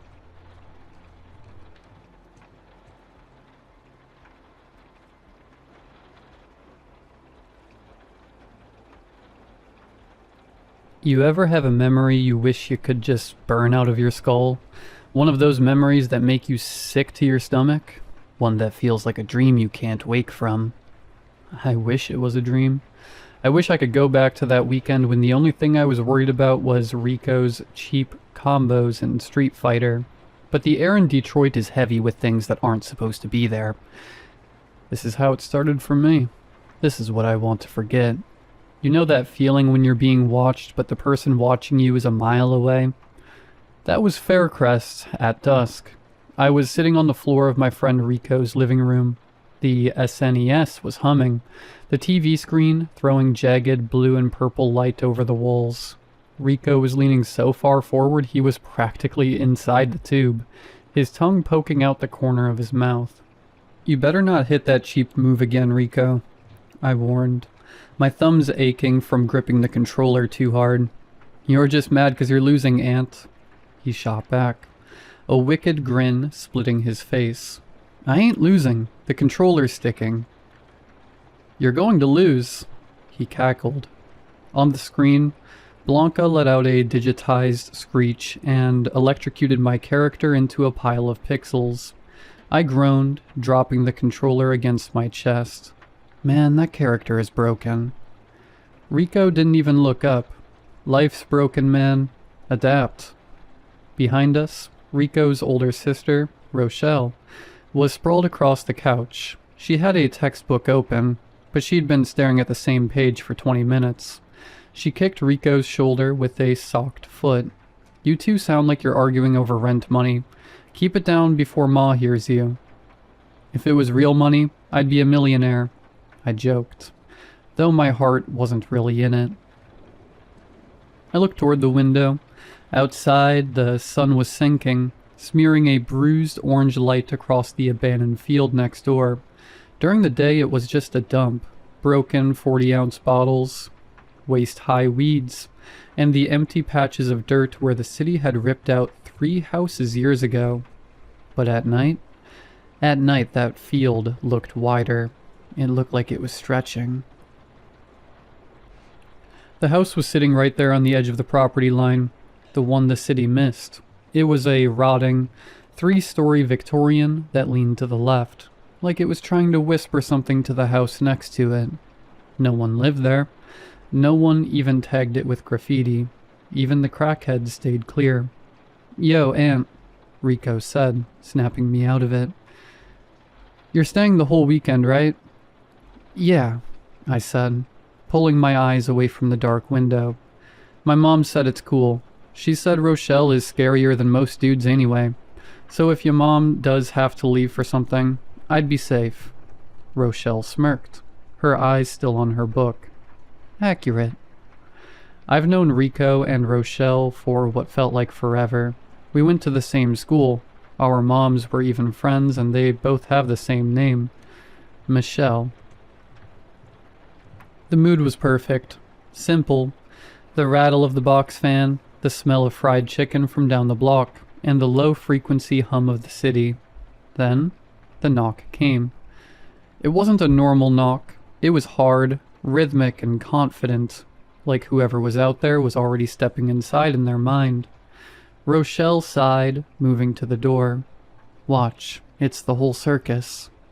She was right. Kim burst in first, loud and bright, followed by Tyson, who was already heading for the kitchen to see what was in the fridge. And finally Tasha. Tasha was the one who made me uneasy. She didn't walk into a room. She drifted. She stayed near the door, her eyes flicking to the corners of the ceiling before she looked at any of us. "Why y'all house always smell like food?" Kim asked, plopping down next to me and making the couch protest. "Because we eat, Kim. Try it sometime," Rochelle said, closing her book. The room filled with the kind of noise that usually makes you feel safe. Jokes, insults, The sound of Tyson raiding the sausage from the stove, but every time the streetlight outside flickered, the shadows in the hallway seemed to jump just a little too far. "Anybody want to hear something creepy?" Kim asked, her voice dropping an octave. Rico rolled his eyes. "Man, y'all always on that ghost stuff." Tyson walked back in, chewing on a piece of sausage link. He leaned against the door frame, his shadow stretching halfway across the floor. "Depends. You want the fake stuff, or the stuff that actually happens on this block?" I looked at the window again. The abandoned house across the field seemed closer now, like it had moved a few inches while we weren't looking. "What's real creepy, Tyson?" I asked. Tyson didn't smile. He just stared at the dark glass of the window. "You ever hear of the pig lady?" The fan clicked, the TV buzzed, and for the first time that night, the house felt very, very cold. Tyson let the silence sit there, heavy and suffocating, until the only sound was the rhythmic clack, clack, clack of the box fan. "The pig lady," he finally repeated, his voice barely a whisper. "Folks say she lived in the slaughterhouse district back in the 40s. Something went wrong, a fire, or maybe something she did to herself. Now she don't have a face. Not a human one anyway." Rico let out a jagged, nervous laugh. "Man, that's just some urban legend to keep us off the property." "Is it?" Tasha spoke up from her corner. She hadn't moved since she entered. Her eyes were fixed on the reflection in the darkened TV screen. "My grandma says the ground under that field is sour. She says when the city tore those houses down, they did it because the houses were screaming." "All right, enough," Rochelle snapped, though I noticed her fingers were white where she gripped the edge of her textbook. "It's Friday night. We aren't doing this." But the seed was planted. I could feel a low-level hum in the back of my skull. Every time I looked at the window, the reflection of the living room felt wrong. It was like the room in the glass was a second late catching up to our movements. "I bet y'all wouldn't even walk to the porch," Kim teased, her eyes gleaming with that reckless energy she always had. Me and Rico gave each other that look, like we about to run just talking about it. "I ain't scared of no old house," Rico barked, though he didn't move. "Prove it," Kim challenged. "Truth or dare, and I already know what the dare is." "Truth or dare?" Rochelle laughed, but it was a dry, humorless sound. She slammed her textbook shut, the dust motes dancing in the lamplight. "Absolutely not. Every time we play that, someone ends up crying, or the cops end up at the door because Kim dared someone to throw eggs at a patrol car. We're staying inside. We're being civilized." "Civilized is boring, Ro," Tyson groaned, his massive frame shifting in the recliner. He'd finished the sausages and was now eyeing a bowl of stale chips. "Besides, Aunt is staying the whole weekend. Rico just told us. You really gonna make us leave him here just to play Street Fighter until his thumbs bleed?" "Wait, Aunt's staying?" Kim's eyes lit up with a predatory sort of glee. She turned to me. "And you didn't say nothing? Man, if I gotta go back to my house and listen to my auntie argue with the cable company all night, I'm gonna lose it." "Can we stay?" Tasha asked quietly. It was the most she'd spoken all night. She was still tucked into the corner near the hallway, her fingers nervously twisting a loose thread on her hoodie. "My house feels loud tonight. I don't want to be there." Rico looked at Rochelle. Rochelle looked at the ceiling, praying for patience. "Please," Kim begged, pouting with exaggerated drama like usual. "We'll be good. We'll even help with the dishes. Maybe." "Ma's gonna kill us," Rico muttered, though I could see he wanted the company. The house felt too big with just the three of us when the sun went down. "She's about to head out for her shift," Rochelle said, checking her watch. "If she says yes, you stay. If she says no, You're out the door the second her car pulls out the driveway. Understood? A chorus of bet and thank you erupted. A few minutes later, Michelle, Rico, and Rochelle's mom came down the hall in her nurse's scrubs, smelling like peppermints and industrial soap. She was tired, the dark circles under her eyes deep enough to hold shadows. But she had that soft, mom heart. Fine, she sighed, pointing a finger at Tyson. But if I come home and my fridge is empty, Tyson, you're paying me back in manual labor, and Rochelle is in charge. I mean it. No wandering, no trouble. Yes, ma'am, the three of them said in a practiced, perfect unison. We watched from the window as her taillights faded into the Detroit haze. The second the sound of her engine vanished, the atmosphere shifted. The grown-up air left the room, replaced by a jittery electric tension. All right, Kim said, dropping onto the floor and crossing her legs. Since Rochelle is a fun killer and won't let us play truth or dare yet, let's talk about why we're actually staying. Let's talk about the stuff people don't say out loud. You mean ghost stories? I asked, trying to sound braver than I felt. Real ones, Tyson said. We went around the circle. Kim told a story about some hitchhiker of 8 Mile that felt like something she'd read on a forum. Rico told a story about a haunted barber shop on the west side that made us laugh more than scream. But then Tasha spoke. My grandma, she started, her voice so low we had to lean in. She says that before the city tore those 3 houses down across the field, there was someone who lived in the middle one. They kept animals in the basement, not for food, for company. She said they started sounding like those animals, grunting, squealing. One night, the neighbors heard a scream that sounded like a person being put through a meat grinder. When the police came, the person who lived there was gone, but the animals were fat, real fat, and they had human hair stuck in their teeth. Silence fell over the room. The box fan clicked. Clack, clack, clack. That's just a story, Tasha, Rico said, his voice cracking slightly. Then why did the city tear the houses down? Tasha asked. Nothing grows there, Rico. Not even the weeds look right.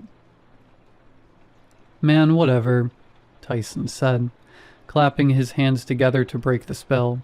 I'm bored of talking. Let's do it. Truth or dare, right now. Simple stuff first to get the blood flowing. We started easy. Rico had to call his crush and hang up. He turned bright red. Kim had to do a handstand against the door for 30 seconds. Tyson had to eat a spoonful of hot sauce and mustard. We were laughing, the dread from Tasha's story beginning to recede. Then Kim turned to me and Rico. Her smile wasn't friendly anymore. It was sharp. Aunt, Rico, she said, I dare you both to go out there, walk across the field, stand on the porch of the house, count to 10, then come back. My stomach did a slow, cold roll. I looked at Rico. He looked like he wanted to vanish into the floorboards. The house? I whispered. The house, Kim reaffirmed. Unless you're both just talk. The room went quiet again. The flickering streetlight outside cast a long, skeletal shadow of the window frame across the floor, pointing straight toward the field. Fine, I said, my voice sounding like it belonged to someone else. We'll do it. The air outside the front door was different from the air inside. Inside it was heavy with the smell of Rico's house, old carpet, pine sol, and the lingering scent of fried sausage. Outside the night felt hollow. It was that weird, dead silence you only get in the city when the wind dies down and the streetlights hum just a little too loud. You don't have to do this, Aunt, Rico whispered as we stepped onto the sidewalk. His voice was thin, like paper tearing. And let Kim hold this over us for the rest of the year? No, I said, though my legs felt like they were made of lead. 10 seconds, Rico. We count fast. We run back. Easy. We stepped off the concrete and into the field. The grass wasn't just overgrown. It was thick and oily, dragging against our shins. Every step felt like the ground was trying to hold on to us. As we approached the house, the light from the street lamp seemed to fail. It didn't just get darker. The light seemed to be repelled by the structure, curving around it like water around a stove. The house loomed. Up close, the rotting Victorian looked less like a building and more like a carcass. The wood was gray and peeling, like dead skin. We reached the porch. The steps groaned under our weight. A deep, wet sound like a bone snapping in slow motion. 1, I whispered. 2, Rico countered, his eyes darting toward the black void of the front window. 3, 4. At 5, the sound started. It came from right behind the front door. It wasn't a knock. It was a rhythmic, wet thud, thud, thud, like something heavy and fleshy was being swung against the door from the inside.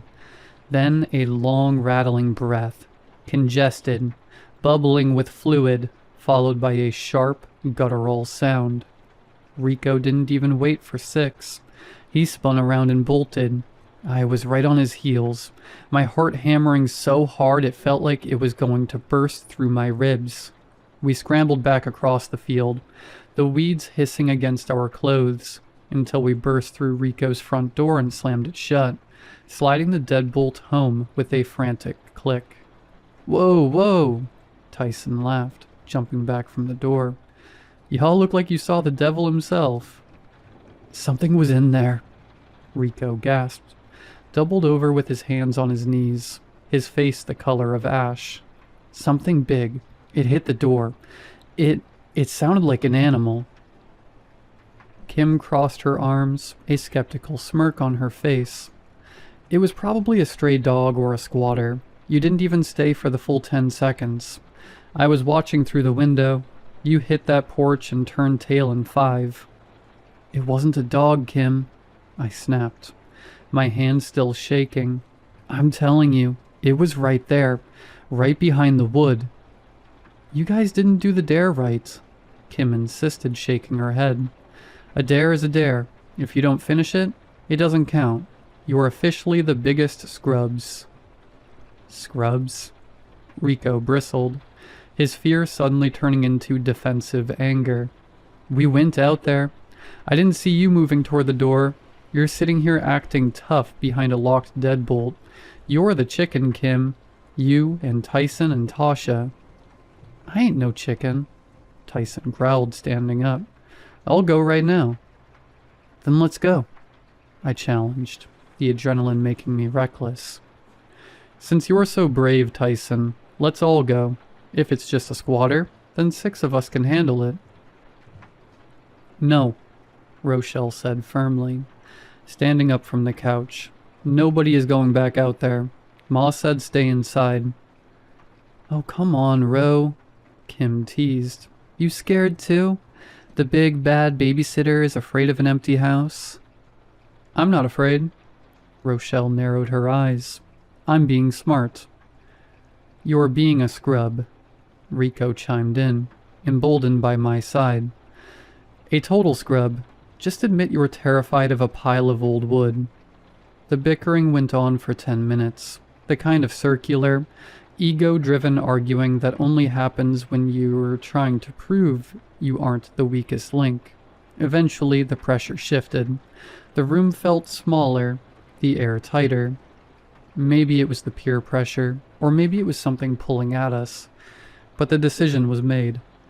"Fine," Rochelle snapped, grabbing her heavy flashlight from the kitchen drawer. 3 minutes. We go in, we stand in the foyer, we come back. That's it. Then we lock the door for the rest of the weekend, and I don't want to hear another word about that house.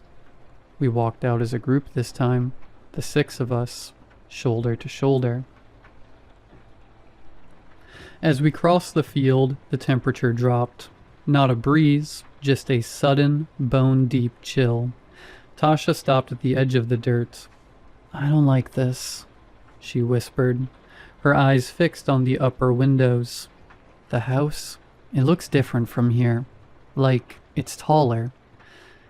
It's just the angle, Tasha. Stay close, Tyson said, though he was gripping her arm tighter than he needed to. As we stepped onto the porch, the smell hit us. It was a thick scent of old grease and copper. It smelled like a butcher shop that had been left in the sun. Rochelle pushed the front door. It didn't creak. It swung open silently, as if the hinges had been freshly oiled. The foyer was a cavern of shadows.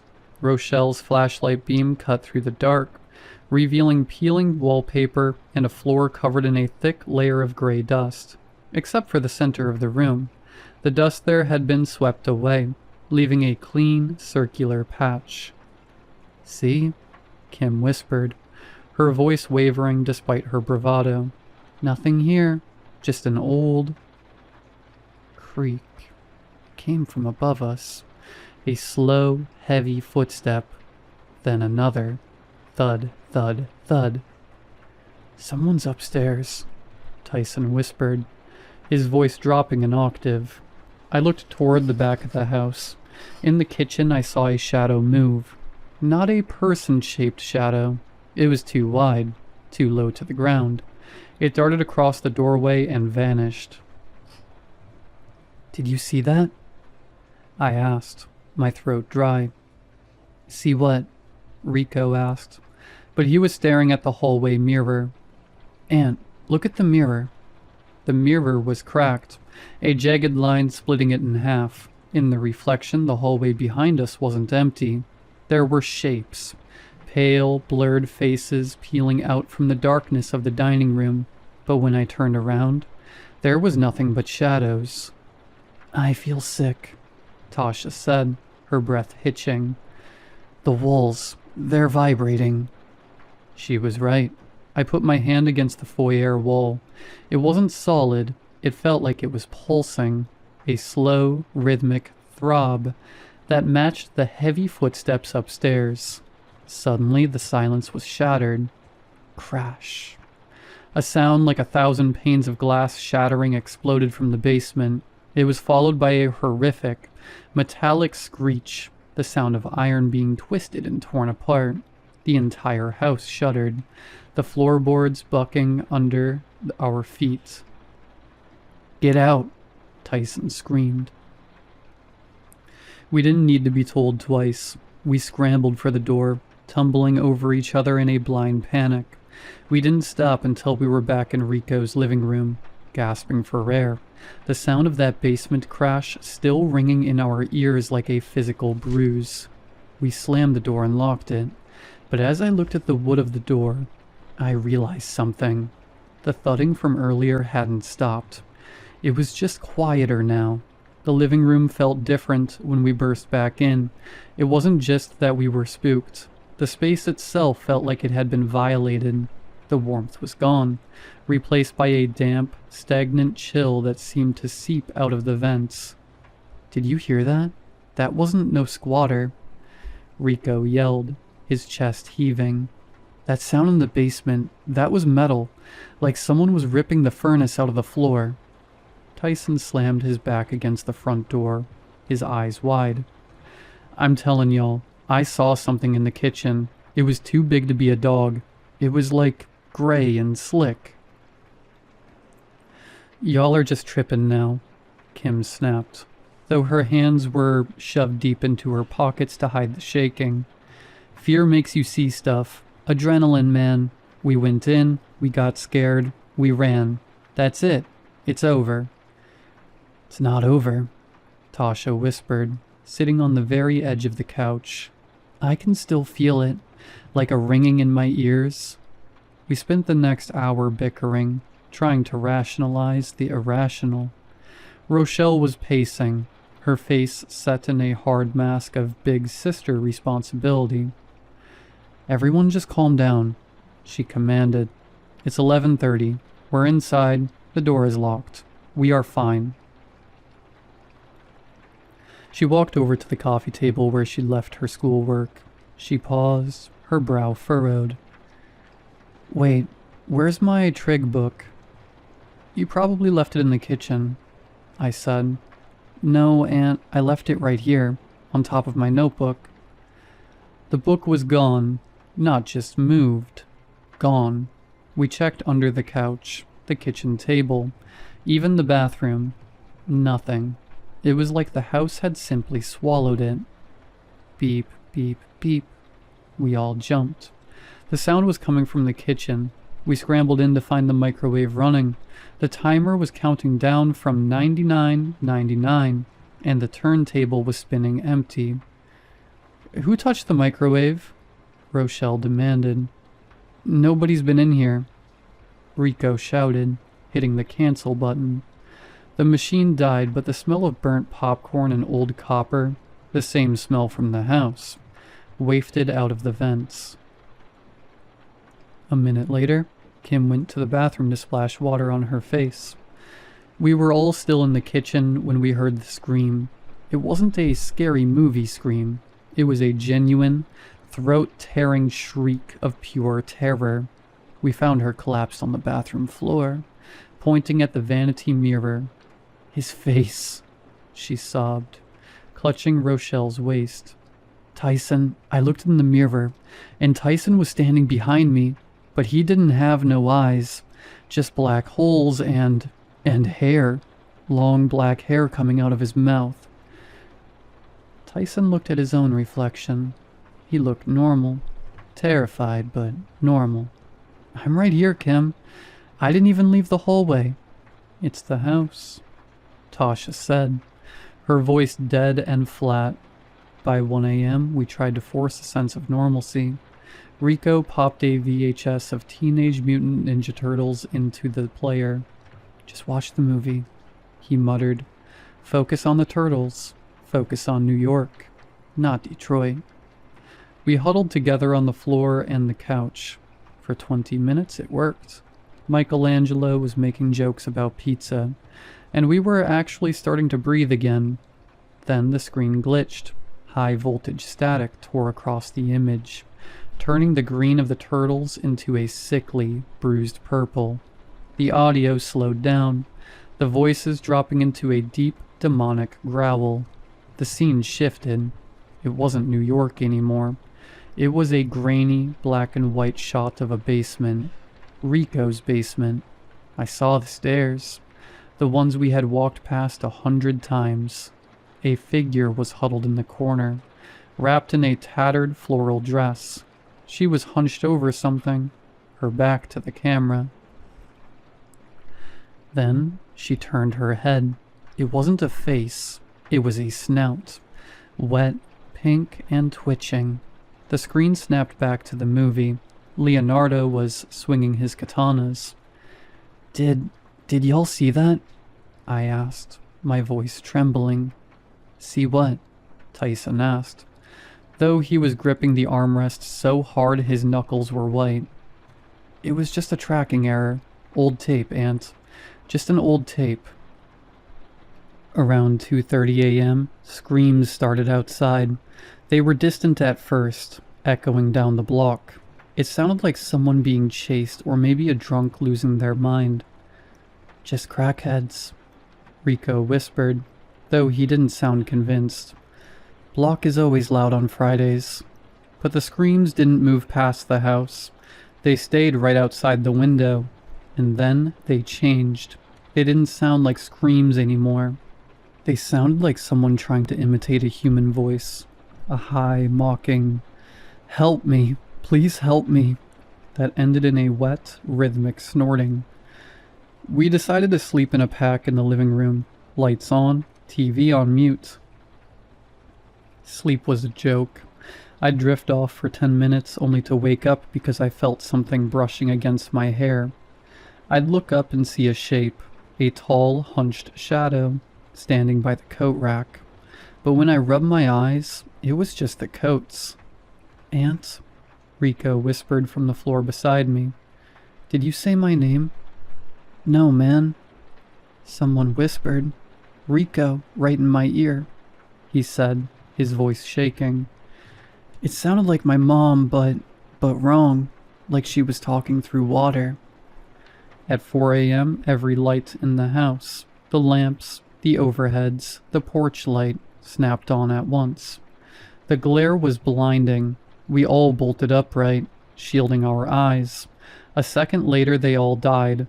Complete, crushing darkness. "Rochelle?" I cried out. "I'm here," she gasped. "Nobody move." Then came the sound. Jiggle, jiggle, scrape. Someone was at the front door, not knocking. They were trying the handle, slow, deliberate.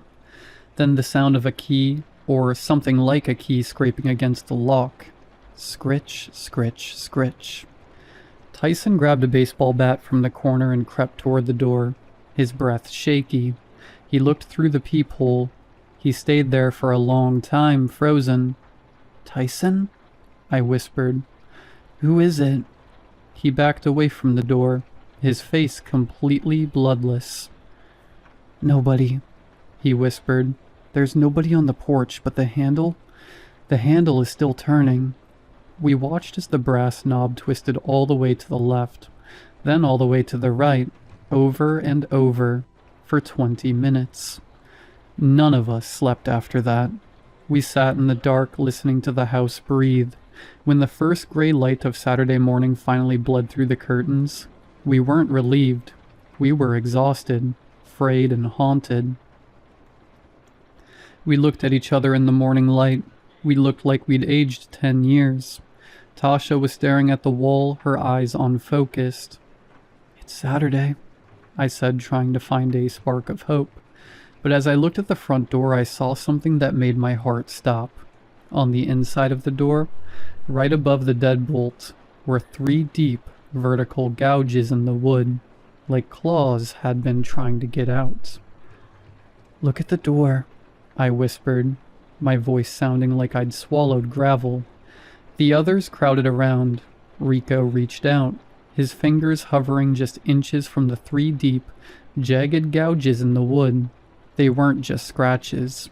The wood had been splintered and peeled back as if something with incredible strength, and no patience, had been raking at the door from the inside. "That wasn't there when Ma left," Rochelle said, her voice trembling. "I cleaned this door yesterday. I would have seen that." "Maybe it's the wood rotting," Kim suggested, though she sounded like she was trying to convince herself. "Wood doesn't rot into claw marks, Kim," Tyson snapped. He rubbed his eyes, his face etched with exhaustion. "Man, I didn't sleep for more than 20 minutes. Every time I closed my eyes, I heard that sound. Like it was right under the floorboards." "I'm going home," Tasha said suddenly. She was standing by the window, her arms wrapped so tightly around herself it looked like she was trying to disappear. "I can't stay here." "Tasha, wait," Rochelle said, stepping toward her. "You can't leave me here with just the boys all weekend. My mom won't be back until Monday morning. You know on Saturdays and Sundays she goes to her man's house after work. Please stay."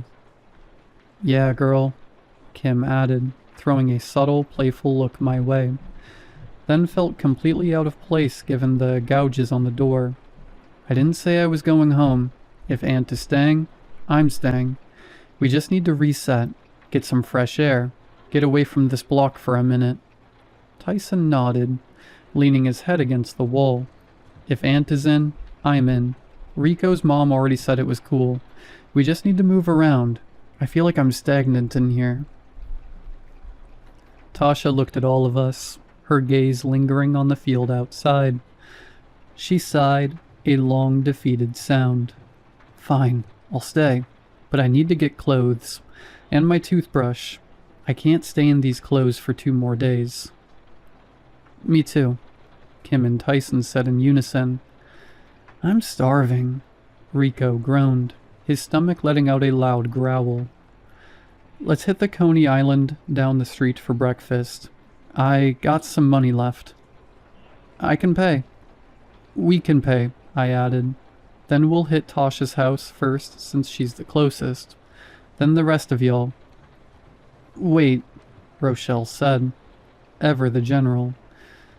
Before we go anywhere, we are not leaving this house a mess. Put the blankets away, stack the pillows, and someone empty the trash.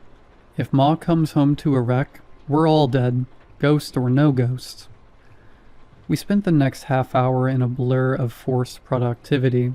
It felt good to move, to do something normal like folding a quilt, even if I kept glancing at the hallway mirror every time I passed it. By 9 a.m., the sun was trying its best to pierce through the Detroit haze, and we stepped out onto Faircrest. The walk to the Coney Island was quiet. We passed the field, and I swear the house looked smaller in the daylight, shabbier, less imposing. It was just a ruin, or so I wanted to believe. Inside the Coney Island, the smell of grease and grilled onions usually made my mouth water. Today it made me nauseous.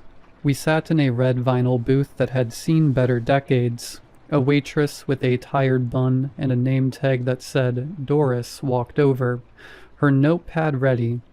"What can I get you kids?" she asked, her voice raspy from years of cigarettes. "Breakfast platter, extra bacon," Tyson said. Doris scribbled it down. "1 plate of raw dog, hold the hair," she muttered. Tyson froze. "Wait, what did you say?" Doris looked up, blinking. "I said 1 breakfast platter, extra bacon. You okay, sugar? You look like you've seen a ghost." Tyson swallowed hard. Yeah, my bad. I misheard you." I looked over at the large mirror behind the counter. For a split second, I saw a reflection of our booth. But instead of the 6 of us, the booth was packed with shadows. Dark, upright shapes with no features. I blinked and it was just us again. Kim was checking her hair, and Rico was picking at a loose thread on the table. Suddenly the bell above the door chimed. I looked toward the entrance. A tall figure in a tattered floral dress stepped inside. Its head ducked low. I felt a jolt of ice water hit my veins. Rochelle and Rico both jerked their heads towards the door at the same time, but when the door finished swinging shut, there was no one there. The entryway was empty. The bell was still vibrating. "Did you see?" Rico started. "Yeah," I whispered. "See what?" Kim asked, looking between us. "Nobody came in." "Never mind," Rochelle said, though she was gripping her fork so hard her knuckles were white. "Let's just eat and get out of here." After breakfast, we started the walk toward Tasha's house. We had to cut through the edge of the local park. Usually on a Saturday morning, you'd see kids on the swings or guys playing basketball, but the park was empty. As we walked past the line of trees, I saw a shape in the distance. It was standing near the slide. It looked like a person, but the proportions were all wrong. The arms were too long, reaching down past its knees. It was hunched over, moving in a strange, jerky rhythm. "Look," I pointed. Tyson and Rico looked. The shape was there for a heartbeat, a dark blot against the rusted playground equipment. Then we all blinked and it was gone. Just the empty swing set, swaying slightly in a wind we couldn't feel. "We need to hurry," Tasha whispered, her pace quickening. "I don't want to be out here. I don't want to be anywhere." We kept moving, the sun feeling cold on our skin instead of giving off its normal warmth. A few hours have passed since we went with Kim and them to get their stuff. On the way back, we stopped at Wizard's Arcade. The arcade was a neon-soaked cathedral of bleeps, bloops, and the heavy scent of ozone and floor wax. For a while, the 90s vibe of the place actually worked. We dropped our bags of clothes by the prize counter and dove into the rows of cabinets. "Aunt, if you pick Ryu one more time, I'm unplugging the machine," Rico shouted over the roar of Marvel vs. Capcom. "You're trash with anybody else." "I'm a specialist, Rico. There's a difference." I shot back, slamming the buttons. And don't talk to me about trash when you still can't beat the first boss in Metal Slug without using 5 continues. Yo, move over, Tyson said, looming over us with a handful of quarters. You're both scrubs. I'll run the winner. We were laughing, trash talking like the night before was just a bad dream. Kim was dominating a Dance Dance Revolution machine, her movements sharp and confident, while Rochelle and Tasha hovered near the air hockey table. For 2 hours, we were just kids again, but the arcade was sick. Every 20 minutes, the lights would dim and the cabinets would let out a collective electric moan as the power surged. Sorry, babies, Mrs. Love yelled from behind the counter. City's been working on the lines all day. Transformers are acting up. Mrs. Love has been running the place as long as any of us could remember. We nodded, accepting the excuse, but the glitches started getting specific. I was playing Mortal Kombat when the screen tore. Instead of Sub-Zero, the pixels bled into a grainy image of a face. Not a face, really, but a distorted mask of pink flesh with wet, black holes where eyes should be. I jumped back, but by the time the screen flickered again, the game was normal. Did you hear that? Tasha asked, walking over to us. She looked pale. I was playing Pac-Man, and when I died, the speakers didn't make the womp womp sound. It sounded like someone screaming underwater. It's just a crowded arcade, Tasha, Tyson said, though he was staring at a Dayton, USA machine that was showing a video of an empty, dark hallway instead of a racetrack. All these machines are old as dirt. They're bound to act weird with the power surges. Around 6:30 p.m., the biggest surge yet hit. The arcade went pitch black for 5 full seconds. In that silence, the crowded room went dead quiet. No one moved. No one spoke. Then the lights hummed back to life and I looked out the front window. The streetlights were already on. The orange glow was reflecting off the sidewalk like pools of oil. Time to go, Rochelle said, her voice leaving no room for argument. We gotta get back before the neighborhood gets too rowdy. On the way back, we stopped at Ray's corner store. Alright, who's going in? I asked. Ray's gonna have a heart attack if all 6 of us walk in there at once. He already thinks we're a gang just because we're wearing hoodies. I'll go, Tyson said. I need my red Faygo and some hot fries. I'm going too, Kim said, grabbing Tyson's arm. I need my chocolate. Aunt, what you want? Get me a lemon lime Gatorade and some barbecue chips, I said. Rico and the girls gave their orders, and we watched Tyson and Kim disappear inside. The 4 of us, Rochelle, me, Tasha, and Rico, waited on the sidewalk. The streetlights above us were buzzing with a high-pitched, angry hum, flickering in a way that made our shadows dance and stretch unnaturally. Today is just off, Tasha whispered, looking up at the sky. It's too quiet, even for a Saturday. It's just the power stuff, Rochelle said, though she kept looking over her shoulder toward the field. The whole grid is probably messed up. Hey, Aunt, when we get back, we finishing that Martin marathon? Man, forget Martin, Rico chimed in. We gotta watch Tales from the Hood. It's a classic. Bang. A massive metallic crash echoed from the alleyway behind the store. It sounded like an industrial dumpster had been picked up and slammed against the brick wall.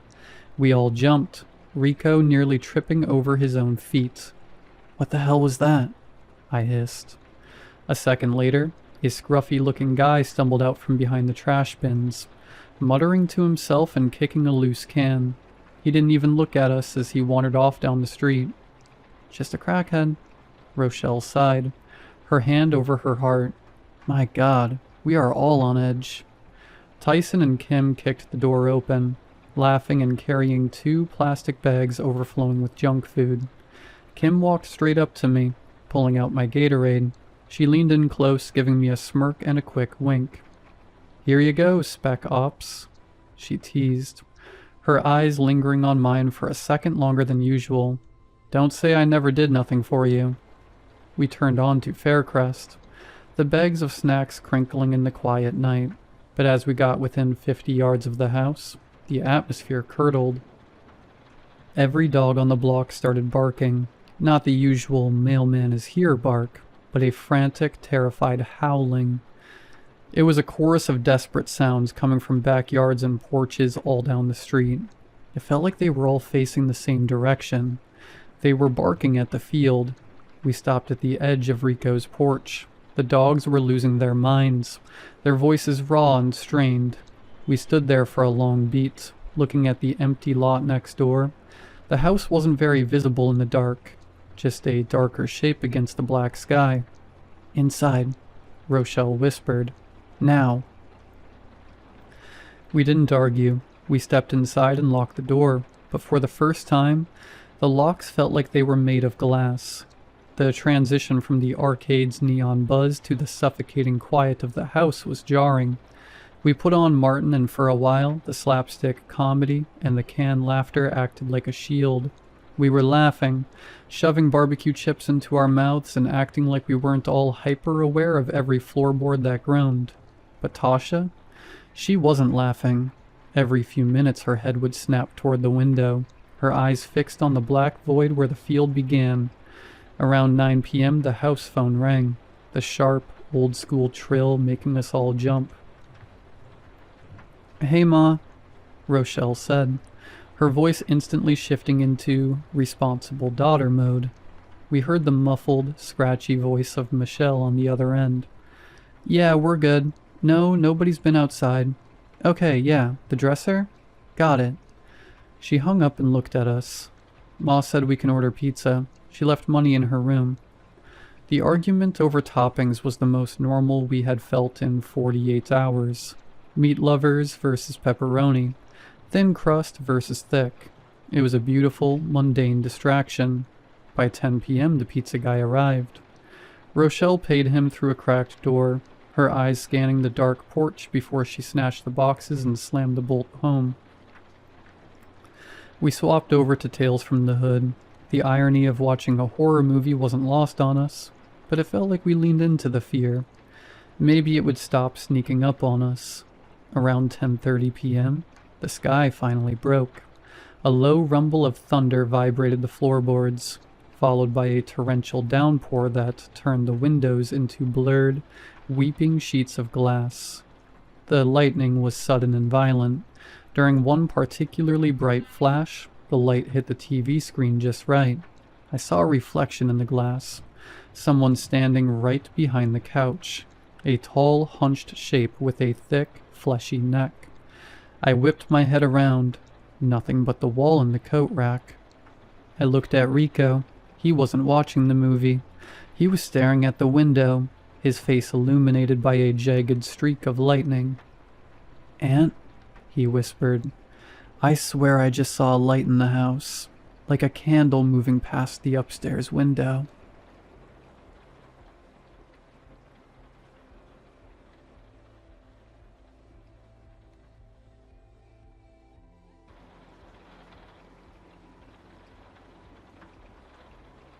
I'm going to begin with some disclaimers, as the title of this post is a little misleading. First, I'm not 100% certain of the count. I was for a long while, but I have to concede that there is now a margin of error of at least ±5. This is despite my best efforts to remember, and I'm unnerved by this evidence of my mental slippage. More on that later. Despite this lack of certainty, I've been denoting the last few posts of mine as day 5000. They seem to do better when the title includes a round number. I'm not entirely sure why I care about something like that. Maybe it just feels good to engage in something as human as attention-seeking. It helps as well to imagine that I have some agency in determining the size of the audience that reads my testimony. It helps even more to indulge in the fantasy that, one day, someone with some esoteric/occult expertise will reply with a method of escape. Of course, this is all just my way of coping. I've long since come to terms with my fate. Second, I'm only making my best guess with the word demon. I suppose I could have said, I've been trapped in a time loop by an otherworldly entity. but that doesn't have the same ring to it. It also didn't get the post as much traction as when I've described it as a demon or devil. I have a lot of these little games. Another one involves tracking which phrasings/details attract which commenters. There is one guy who will reply if I mention the city I live in.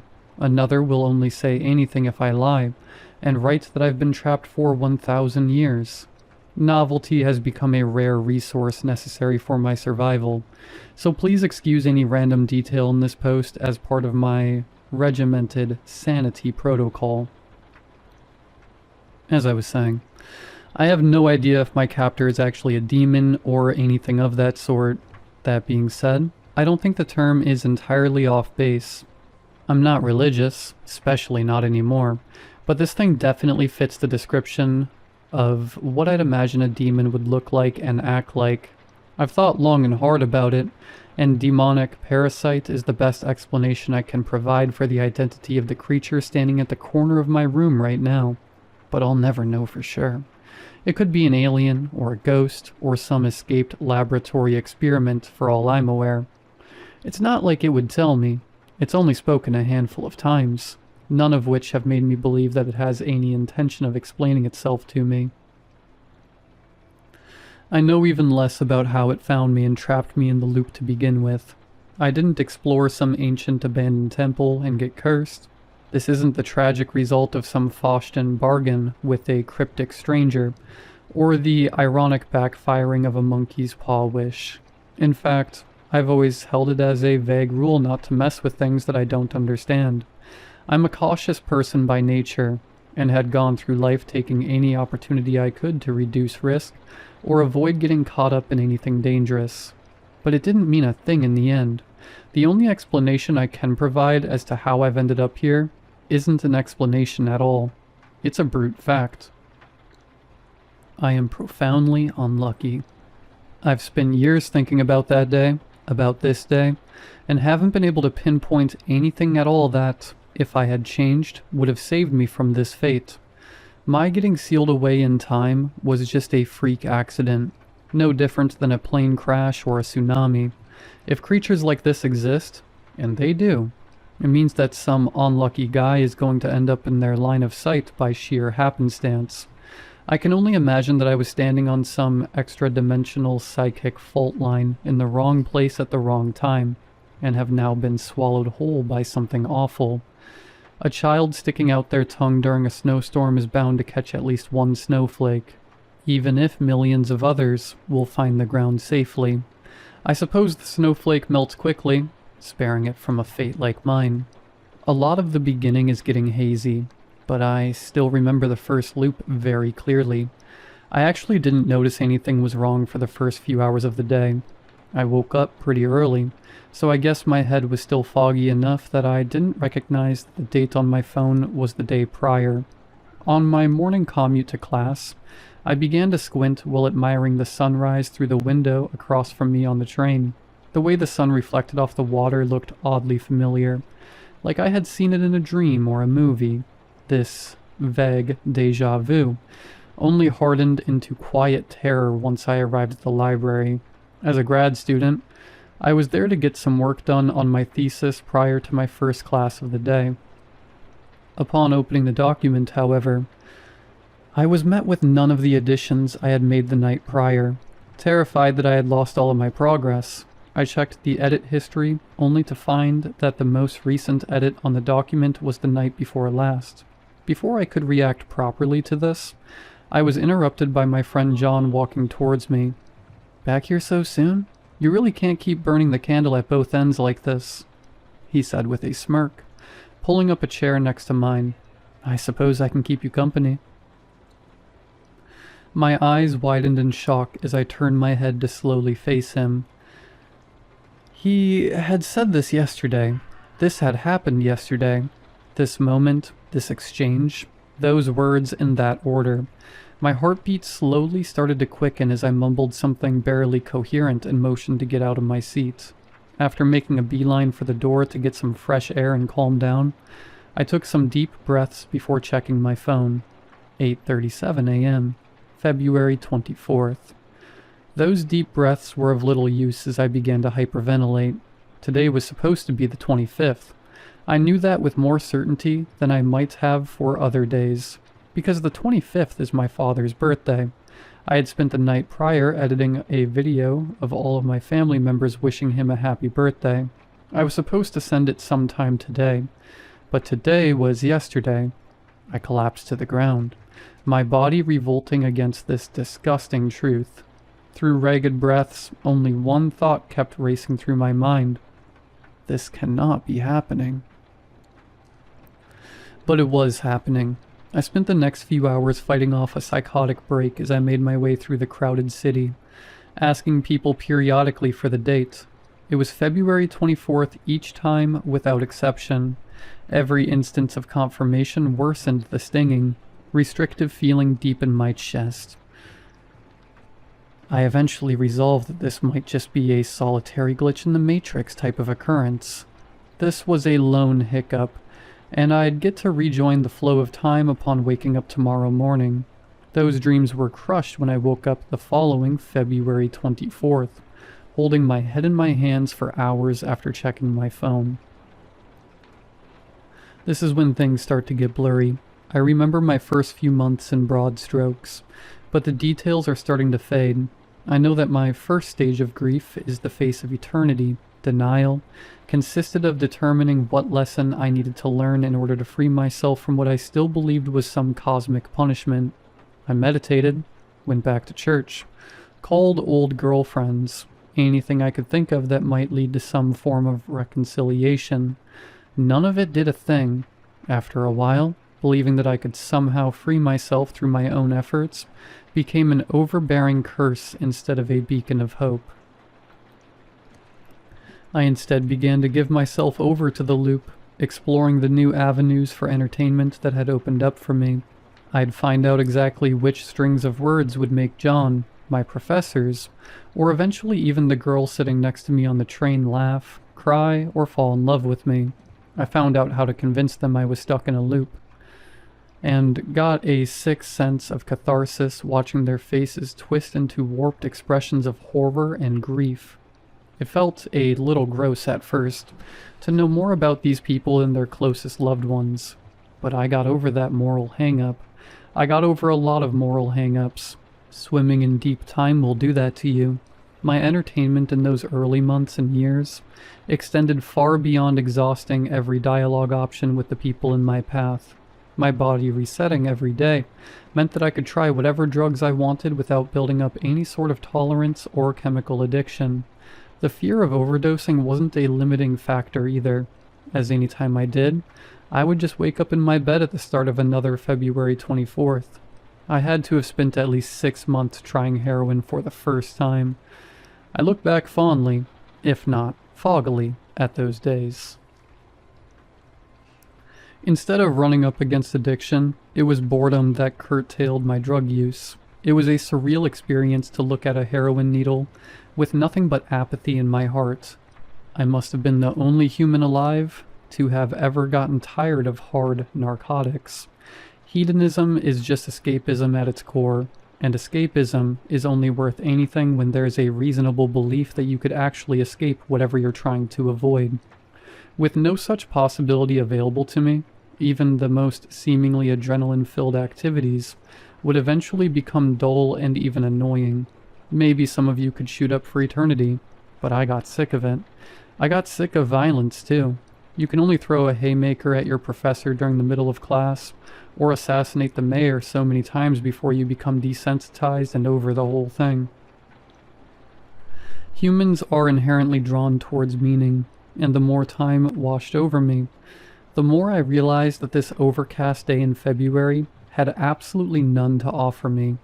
My memory is the most spotty for the next stage of my imprisonment. As thrill-seeking gave way to a melancholic haze, I stopped caring about my situation, no longer trying to escape or enjoy my new life. I just refused to engage with it altogether. I spent what must have been decades just lying in my bed, barely thinking about anything.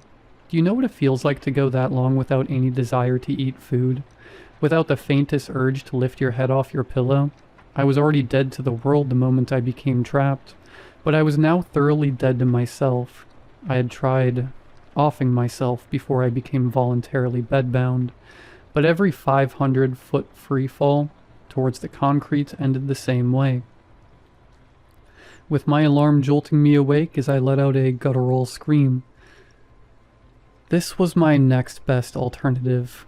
I planned to lie there indefinitely, hoping that the more nothing I experienced, the less conscious I would become. Near the end, it was starting to work. I began to feel less like a sentient creature and more like someone's memory of one. It was almost as if my awareness itself was being siphoned off, like I was losing what made me aware that I could lose things. At some point during this self-induced cognitive decline, however, something primal within me latched on to the clumping of shadows in the corner of my room. It felt instinctual, like my amygdala had successfully identified a threat for the first time in an eternity. It had been impossibly long since I had consciously focused my eyesight on anything, but this sudden burst of brain activity returned me to a state where I desired to unblur my vision and focus it on those shadows. My eyes widened in terror when I was finally able to see what was actually standing mere feet away from me. It was a tall, muscular, humanoid figure with coarse, charcoal gray skin, with its head mere inches from the ceiling. It stood facing me, blocking the door to my room. It wore nothing except for a thick black cloth tied around its waist. Even when I had focused my eyes, the outline of the creature still appeared fuzzy, like it was perpetually in my peripheral vision. It had no eyes. The top of its head instead featured a large patch of wrinkled skin, like that of an elbow, except the lines were far deeper. Despite the lack of eyes, I was certain it was intently focused on me.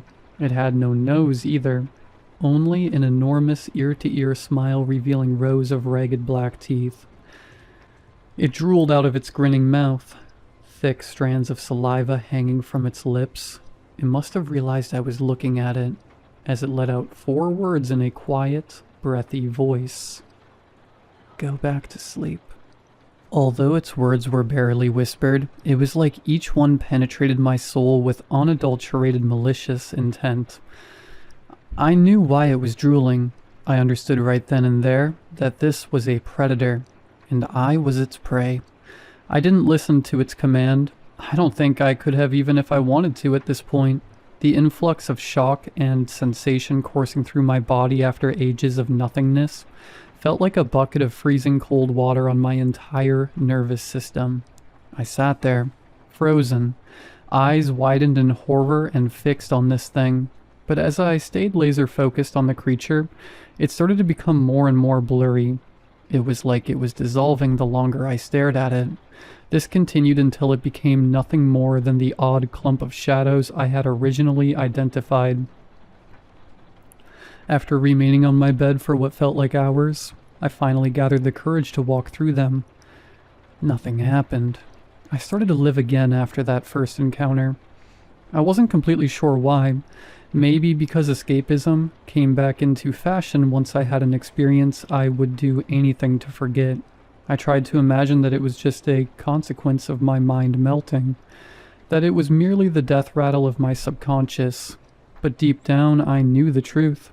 It was real, and my intuition was telling me that I owed my decades of torment to the creature in the corner of my room. But why had I never seen it before? Why wouldn't it just harvest my soul or drag me to hell? Or its mothership, or wherever, and just get it over with? Here is what I know. This creature, this demon, doesn't eat in a traditional sense. It has seemingly no interest in its victim's body. It only cares about the mind. Furthermore, it's only interested in minds that are desolate and inactive. This is the only way I can make sense of that first encounter and subsequent appearances. Now, you would then imagine its ideal meal would be a brain-dead hospital patient, right? But this can't be the case. I was a budding intellectual pursuing a graduate degree in evolutionary anthropology, and it still chose to wear me down instead of feasting on an already broken mind. I have to conclude then that this demon is not a scavenger. It hunts, and the loop is how. In my old life, I spent a lot of time researching humanity's origin. Most people attribute our evolutionary success and dominion over the natural world to our enhanced intelligence. But this is only part of the story. Early humans were endurance hunters. We had the highest stamina of any land mammal in the world. We would stalk our prey relentlessly, giving them no respite to catch their breath or recover from any sustained injuries. We were an all-encompassing, oppressive force of death and despair for any poor guy that crossed our path. It didn't matter what you did. We would catch you eventually. I was previously under the assumption that this was a unique, evolutionary niche, that we were the only creature that hunted this way. I know better now. Even psychopaths can be tortured using solitary confinement. A space devoid of any novelty or purpose will eventually lead to a mind of insanity. The loop is my cell. It is the mechanism by which the demon means to hollow out my skull, to lead me to functional brain death. I have no way of knowing whether this is something necessary for its digestive process, like cooking raw meat, or something optional meant to add flavor, like adding seasoning. Either way, this is how it chooses to go about its hunt, and it almost succeeded. This, of course, is only my working theory as to what is occurring, but it's substantiated by what has occurred since our first interaction. Upon my return to the world outside my bedroom, I began to notice changes in the normal sequence of events I was accustomed to. It was subtle at first, but when you've lived the same day thousands of times, you pick up on every imperceptible detail. John would walk a little slower towards me in the library, or the sun would be a little lower and dimmer in the sky than it should have been on my train ride. This worsened as time went on. With things becoming increasingly empty and dull, I'd reach for a new book at the library, only to find that all the pages were blank. I'd try to shout obscenities at a stranger for a reaction, only for them to walk right past.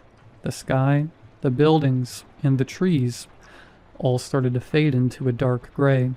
All the while, I would continue to see clumpings of shadows on the edges of my peripheral vision, taking a more solid shape if I continued to ignore them. It's my understanding that the demon is tightening its grip on the loop upon failing to secure the kill in my bedroom. It's lowering the bandwidth on the whole thing, systematically removing any source of stimulation I can use to keep myself sane. It hates when I'm distracted, when I'm engrossed in anything that allows me to forget my situation for even a moment. I was reading one of the non-empty books one day, particularly gripped by the main character's internal monologue. I didn't reach the end of the page before I heard a single word whispered from directly behind me. It was still in a hushed tone, but still far more forceful than when I had first heard it speak. Stop. This is how I've come to surmise that it wants me docile and brainless. That same day, I wrote my first post on here. It was short and took the form of a cry for help more than a testimony, but I did it again the next day. It felt good to give a voice to my struggle. This brings us to now. I've spent the last 5,000-ish days doing everything I can to stave off the inevitable mental decline, with my daily posts being a key component in my sanity protocol. The protocol is simple, but I follow it to the letter. It really just amounts to spending each day engaging in as much novel stimulus as possible. Books, movies, creative writing, and even reading all of your experiences on here. I've walked into each building in my city and explored it fully. I know how to speak 10 languages. I'm currently working on Icelandic. I have a graduate level grasp of quantum physics. If I were to return to the normal flow of time, I'd be a bona fide polymath. But I'm not. I'm a death row inmate. The protocol has had to undergo some alterations as fewer and fewer resources of novelty become available. One day, I woke up to find that entering the URL for any streaming service returned nothing but a black screen. So did Wikipedia, which was a particularly brutal loss. I've had to resort to analog media for most of my stimulus. Vinyl records, VHS tapes, the works. I've always liked old stuff, though, and there are plenty of stores in my city that sell vintage gear. These days, the cashier won't even say or do anything if I blatantly shoplift. I'm grateful that this website still works, and I'm able to continue to share my testimony. Writing my story takes up several hours of each day, but it is essential. It's how I retain my memories regarding what has happened and who I am. Without daily repetition of my situation, I would have long since gone insane. But I can't keep this up forever. I know that, eventually, the demon will catch on, and my records won't make any sound. Eventually, every book I open will be blank. I might even lose my mind before that happens. Cracks have been forming in the last year. I didn't want to admit it for a while, but my recent loss of count regarding these posts finally made me confront it. Some days, it'll take me longer than it should to remember John's name, or to recall that tomorrow is my dad's birthday. His name isn't spelled like that. It's John. Have I really been writing it like this the entire time? Case in point, I'm slipping. It's going to win eventually, and it knows it. Even now, I can see the faint outline of a smile in my peripheral vision.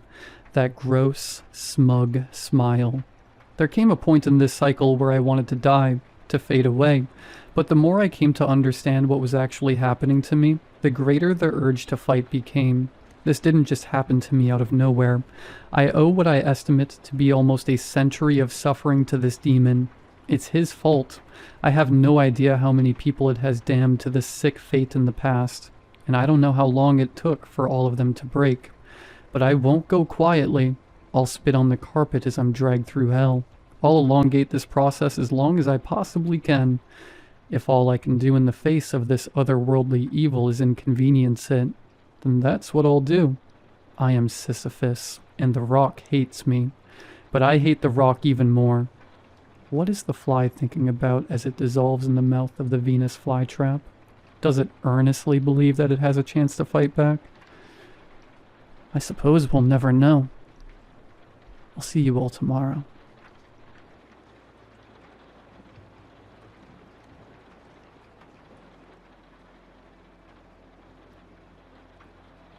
My only friend in this town disappeared a year ago now. It took quite a big toll on me since we grew up pretty much like brothers together in our small town. I most likely would have moved away after high school if it wasn't for him. But friendships like this are something you have to cherish. Ever since grade school, we were pretty much inseparable, so we ended up doing most of our hobbies together, since there were not many things you can do in a small rural town like ours. The last hobby we ended up picking up before his disappearance was fishing. My dad was big into that, but it never really caught my attention as a kid, and when Adrian and I became teenagers, drinking and smoking seemed much more exciting than waiting around for fish. Eventually we started families, and being in our mid-30s now, we could more appreciate the time out and solace that fishing provided. I guess I understand my dad a bit now after all. He wasn't around to teach us anymore, unfortunately, so we ended up looking for information by ourselves. We looked up different forums and guides, practiced beginner techniques, and studied the fish native to the lakes that surrounded our town. Once we got the basics, it quickly turned into a contest of who could catch the biggest fish. Pike were the largest ones on average in our lakes, so we ended up focusing on those. They are most common near the bottom of lakes, so we ended up swimming further and further each time, looking for deeper, untouched spots. We were pretty much equal in our contest. When one of us caught a bigger fish than the other, the next time it would most often be the other way around. A week before he went missing, I beat his record by a lot. It seemed unlikely he would catch something bigger, but Adrian did not give up. I'll just find a better spot and I'll be back on top in no time. You'll see. I remember him smiling at me. The next couple days I was too busy with my job to join him in our hobby. Adrian decided to swim out by himself, so he could surprise me once my workload lightened. His boat was missing the day he disappeared. It's hard not to blame myself for pretty much ignoring him at the end. even though everyone around me keeps telling me it's not my fault. He was an adult going fishing and getting lost. That's not your responsibility, they kept repeating. But that didn't make me feel any better. We were still beginners. We each brought our boats when we started this hobby, and up until then, we went out together each time. The only reason he went out alone is because I had no time. The police sent divers, boats, all kinds of search vehicles, but none of them ended up finding him. I was closely involved with the rescue mission, since they said I could provide them with information about all of the fishing spots he might have gone to. Unfortunately, I didn't know the spots he might have found on his own before his disappearance. They ended up scanning the entire seafloor, but there was no sign of Adrian or his boat. They did end up finding a corpse about a week into the search, but forensics revealed no relevance to the case. It was apparently a woman, and she had been dead for well over a year. I could remember her case. I didn't know the family very well, so I wasn't sure what exactly happened. I know it's awful of me, but I was happy it wasn't Adrian. It gave his family some hope that he might still be out there, even though I couldn't bring myself to believe the same. I hadn't gone fishing since. Until yesterday. Yesterday marks the 1-year anniversary of his disappearance, and as far as I was concerned, his death. I really missed our antics, as you can imagine. Life wasn't the same since he was gone, so I decided to do something I could remember him by, something that would allow me to honor his memory and our friendship. "Honey?" I asked my wife the night before my trip. She expressed, turning around to face me. We were already lying in bed, but with the date coming up, I could not stop thinking about it. "I think I want to go fishing tomorrow," I told her. She smiled. We didn't often talk about emotions, but she always understood me nonetheless. "That's a great idea, I think," she expressed. "You still have the spare fishing rod you bought him before, right? You could bring that along as well, you know? Reminisce a bit." "I think I would like that," I replied as I thought about her suggestion, and with that, I fell asleep. But not for long. My alarm went off at 4:30 a.m. I hadn't gotten up this early in quite a while, so it took some getting used to. It felt nice, nostalgic in a way. Who knows, maybe I'd end up teaching my son how to fish once he got old enough. Hopefully he'd be more interested than I was as a kid. Either way, that possibility alone made me happy, and I was now looking forward quite a bit to today. I packed all my stuff, grabbed a couple of beers, drove out to the lake, and looked for my boat. It was still in the same position. The spiders apparently didn't mind, since it was covered in cobwebs. I spent the next half hour getting it back into shape, and by the end of it, I was ready to head out. I put both of our fishing rods in the boat, opened a beer, and toasted the sky. I took a big swig and swam out onto the lake. I still remembered all of our usual spots, but this time I wanted to find a new one. I decided to try and beat my record from a year ago, continue the challenge, so to speak. So I swam by our spots, taking in the view, and continued onward. I had really missed the silence this hobby provides. I felt like I was able to relax for the first time ever since the incident. After about 15 minutes, I was happy with the spot I had found. It was deep for sure. I threw out the anchor, waiting for it to reach the bottom longer than ever before, and got ready. I fixed my fishing rod by the boat, laid back, and relaxed with my beer. The next thing I remember was waking up. I guess I was not used to waking up this early anymore at all. I had fallen asleep for a couple of hours at the least. Judging by the sun, it was noon now. The sun stood in the middle of the sky, gleaming and illuminating everything. It was almost too bright. The sunlight reflecting on the lake was blinding, and it took my eyes a couple of seconds to adjust. As I looked around, I became confused. Nothing. I couldn't see anything. The lake expanded in every direction beyond the horizon. The lake was all I could see. I checked the anchor, but it was still fixed in place. My first thought was that I must have been swept away while I slept, but apparently this wasn't the case. And besides, while this was a big lake, It certainly wasn't big enough to lose sight of the shore on all sides. I checked my phone, but there was no reception. Not unusual out here, but still unfortunate. I was worried now.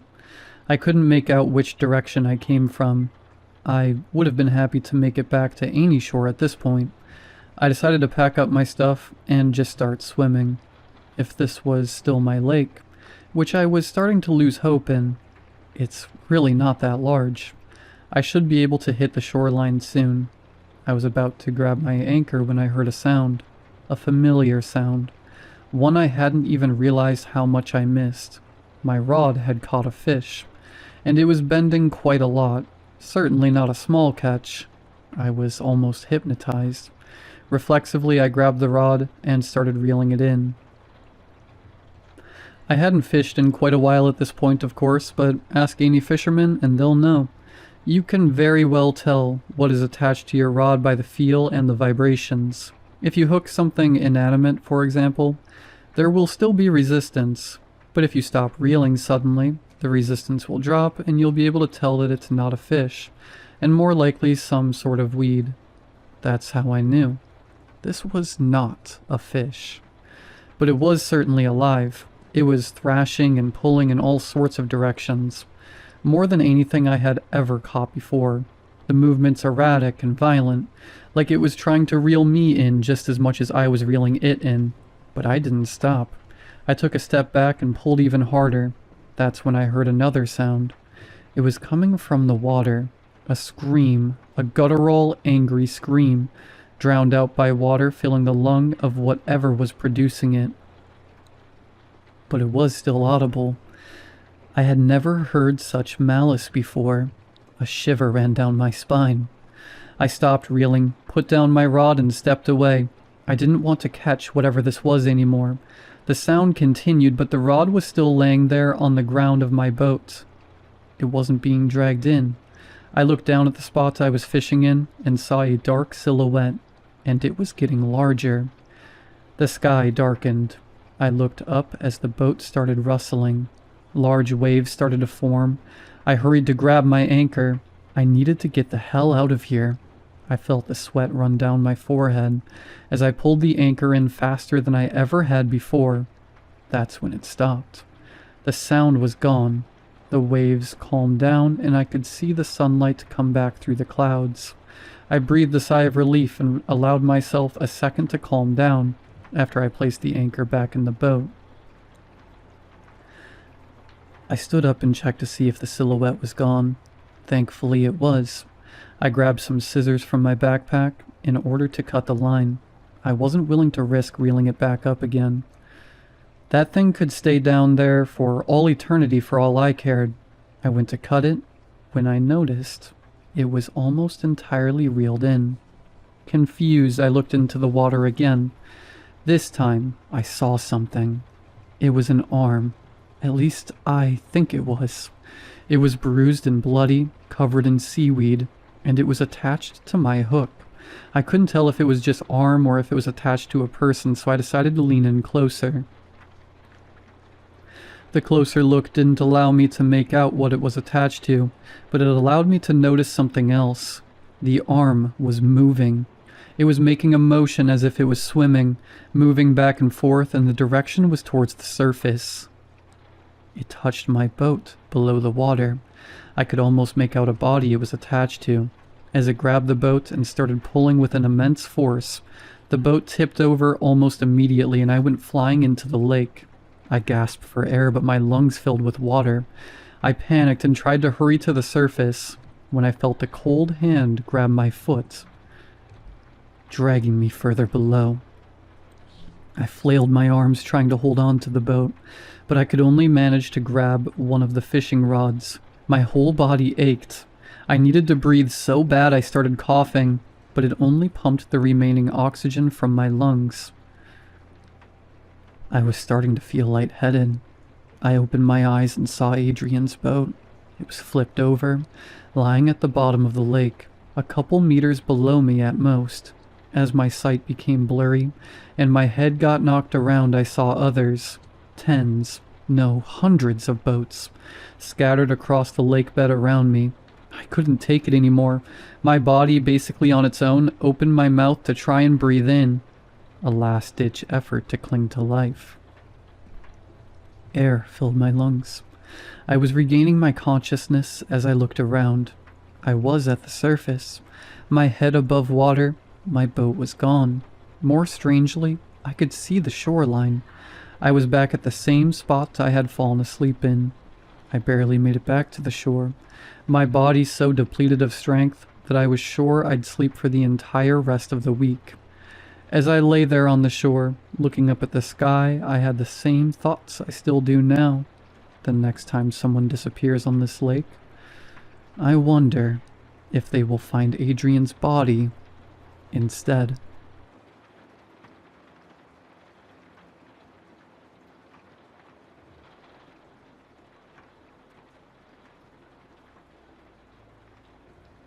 Shady Palms was its name, a family-owned retirement home that had been up and running since the late 70s. It's trademarked by its vibrant colors, lush gardens, decadent food, and the pool. The old folks really liked the pool. They were also one of the few retirement homes that could boast that they own beachfront property, which plenty of residents enjoyed. Most days, you'd find folks by the sea reading a book, jogging on the shore, or falling asleep in a fold-out chair, only to be scorched by the sweltering Floridian sun. The simple pleasures of the beach aren't the only thing they offer. There's also a small recreational area where folks can read, hold clubs, play bingo, all that stuff. I'm in my early 20s and desperate for money. I figured that a place like this for a fresh medical student would be an easy way to make money. Besides, working at an assisted living place would be great on a resume. As it turns out, things got way more complicated than I expected. Not in a I saw people I liked pass away sort of thing. When you're going into senior care, you've got to prepare to say goodbye. It's a harsh reality, but it's true. What complicated things was what came out while I worked the night shift. Something I'm still not sure what to make of. My job was the same as everyone else's when it came to senior aid. Prep the beds, clean the rooms, make sure everyone is comfortable, and so forth. The late shift is a position that everyone was expected to do at least once every few weeks. It was just a daily rotation of who was unlucky enough to stay up and deal with some of the old folks. It'd be 2 people in the reception area, awaiting any late-night calls or, God forbid, emergencies. Most of the time, it was just staying up late until the morning staff dismissed you. Since we've got a pretty big staff, I can say that I've only ever been on late shift twice during my time there. I never minded it, and from how people grumbled about it, you'd think they'd been in a war. Waste of time, a guy named Will told me. All they do is sleep, so let's let them sleep. Then, when our boss, an authoritative figure by the name of Beulah, heard his little spat, she promptly fired him. She had zero tolerance for staff who had disdain for their job. Beulah was a sweetheart when I worked under her, but she ran a very tight ship. Her reasoning is understandable. Her grandfather was in a senior home before he passed, and it wasn't until they examined the body that they found the bruises all over his legs and back. Evidently, one of the orderlies had a disdain for him due to his wetting the bed, and promptly beat him with his own cane. If there's even the tiniest bit of resentment from one of the orderlies, she nips it in the bud, and I honestly don't blame her. It was Sunday when I got the call that I'd be covering the late shift for this week, but this time around, I'd be doing it alone. Evidently, Greg, whose name was drawn for tonight, was down with the flu. Nobody else could fill in due to other obligations, which was just a vague excuse not to work the late shift. I didn't mind, though. I just got a small stack of books for the coming week to keep myself entertained. I'd watch stuff on my phone, but I don't want to wake anyone up, and I don't want to put in headphones either, because what if someone calls the desk in the middle of the night? I wasn't taking any chances. I had taken with me Demeter by Blatty, Weaver World by Barker, The Orchard Keeper by McCarthy, and, most ironically, Night Shift by King. As for drinks, I got a pack of cold brew iced coffees, the tall ones in cans. Night 1 wasn't anything special. Got 2 calls, one from Herschel McCoy complaining about Thomas Hatfield's TV being too loud. So I played mediator and tried to get them both to come to an agreement. After that petty squabble, they were silent for the rest of the night, thankfully. Night 2 was when it started. I was halfway through Demeter when I got sleepy. I rubbed my eyes and lay my head down over the desk. I heard waves lapping outside, rising and crashing. I don't know how long I was out, but I was suddenly jolted awake by a phone call coming from Maud Wells. I know we're meant to be fair and kind to the folks who stay here, but Maud was such a gigantic B-word. She wouldn't admit it, but I think that even Beulah hated her. I creased the page and laid the book down. I braced my ears for shouting, and I picked up the phone. "Hello, Mrs. Wells? Is everything all right?" There was nothing at first. I waited for a response, and I thought that maybe she had just accidentally called me. I was about to hang up when her shrill voice spoke up in a whisper. "Claire." "Yes?" "There's someone in my room." Now, mind you, I've been at the front desk this whole time and saw no one enter or leave. Also, I didn't think I was asleep so long that someone could have just snuck in.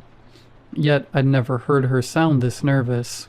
When she spoke, and she spoke often, she would talk loud and slow, as if accosting a rude child.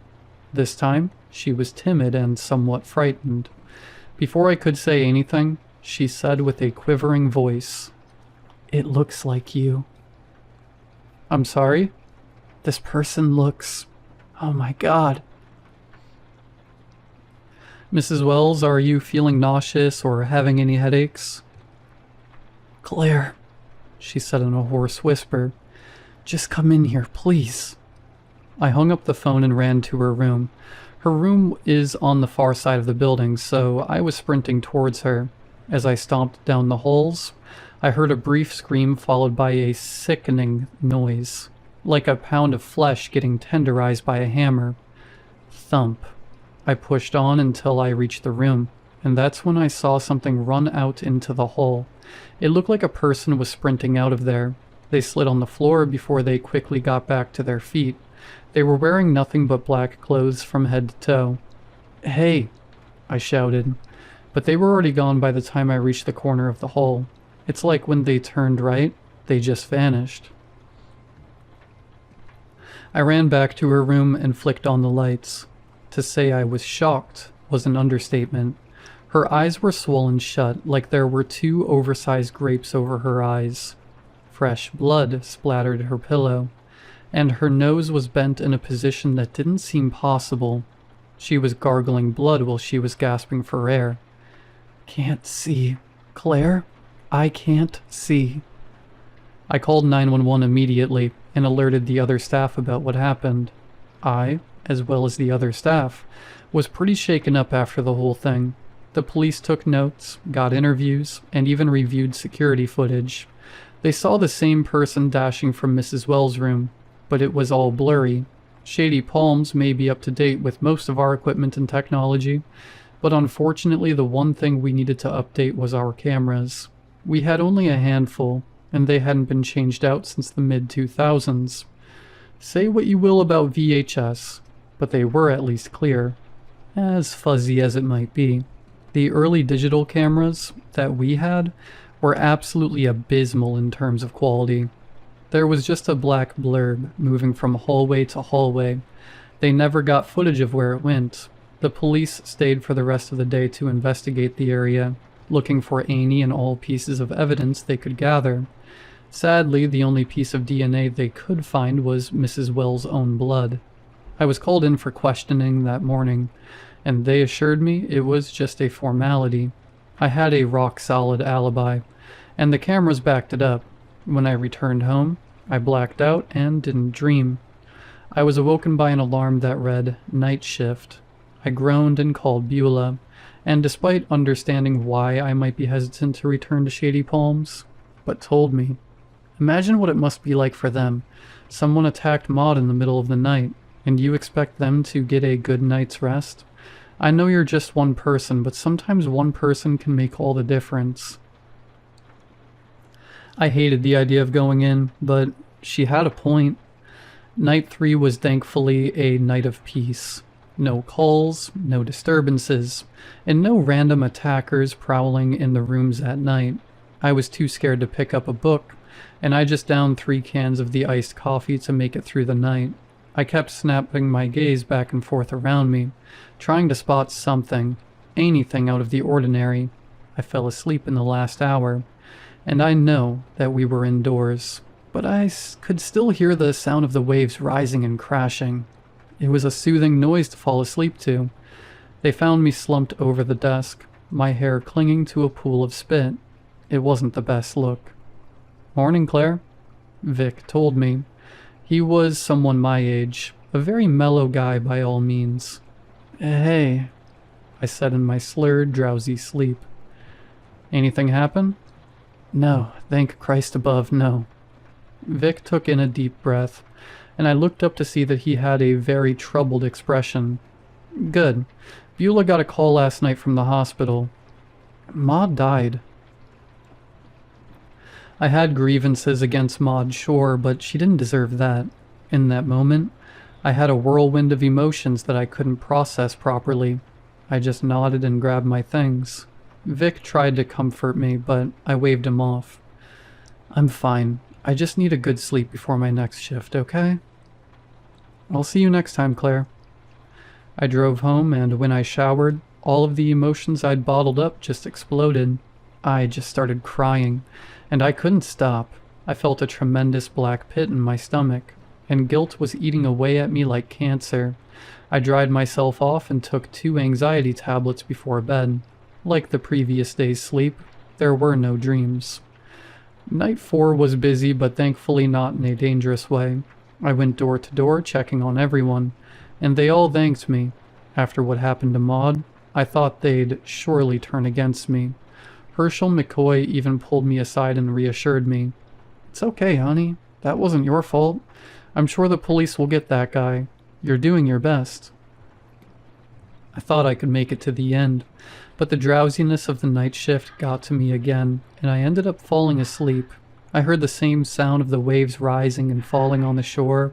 I was starting to enjoy the night shift again despite it all. I'm woken up by Wanda, one of the more reserved members of Shady Palms. She usually sticks to cleaning and leading the yoga sessions on weekends. She touched my shoulder, and I stirred awake. "Wakey, wakey," she said. I looked around, seeing the early morning sunrise flood the hallways with brilliant oranges and yellows. "Eventful shift?" I chuckled at that. I got up to stretch and felt my bones pop in my back. Ugh, I need my bed. "I bet. Say, you should have wiped off your boots before doing your walkabouts. You track sand and mud all over the place." I rubbed the crust out of my eyes and said, "I ain't wearing boots." "Oh yeah? Well, the tracks lead all the way back to..." She stopped talking. I looked back at her to see that her skin was turning pale. "What?" I asked. But she just backed away from me and looked at the marble flooring. The oversized, muddy boot prints were right behind where I was sleeping. I shot up in terror, feeling ice coursing through my veins. I stared at the dried boot prints that caked the floor. Our eyes trailed the tracks all the way back to Herschel's room. "Oh God," I whimpered. We both ran to the room, and when we flung open the door, I was hopeful in the first few seconds of entering the room, because it looked like Herschel simply fell over onto the floor and spilled something dark next to him. I didn't even notice how ghostly white he was. When blood is undisturbed and still, it looks almost black. When Wanda tried to pull him up to his feet, that's when it all hit me at once.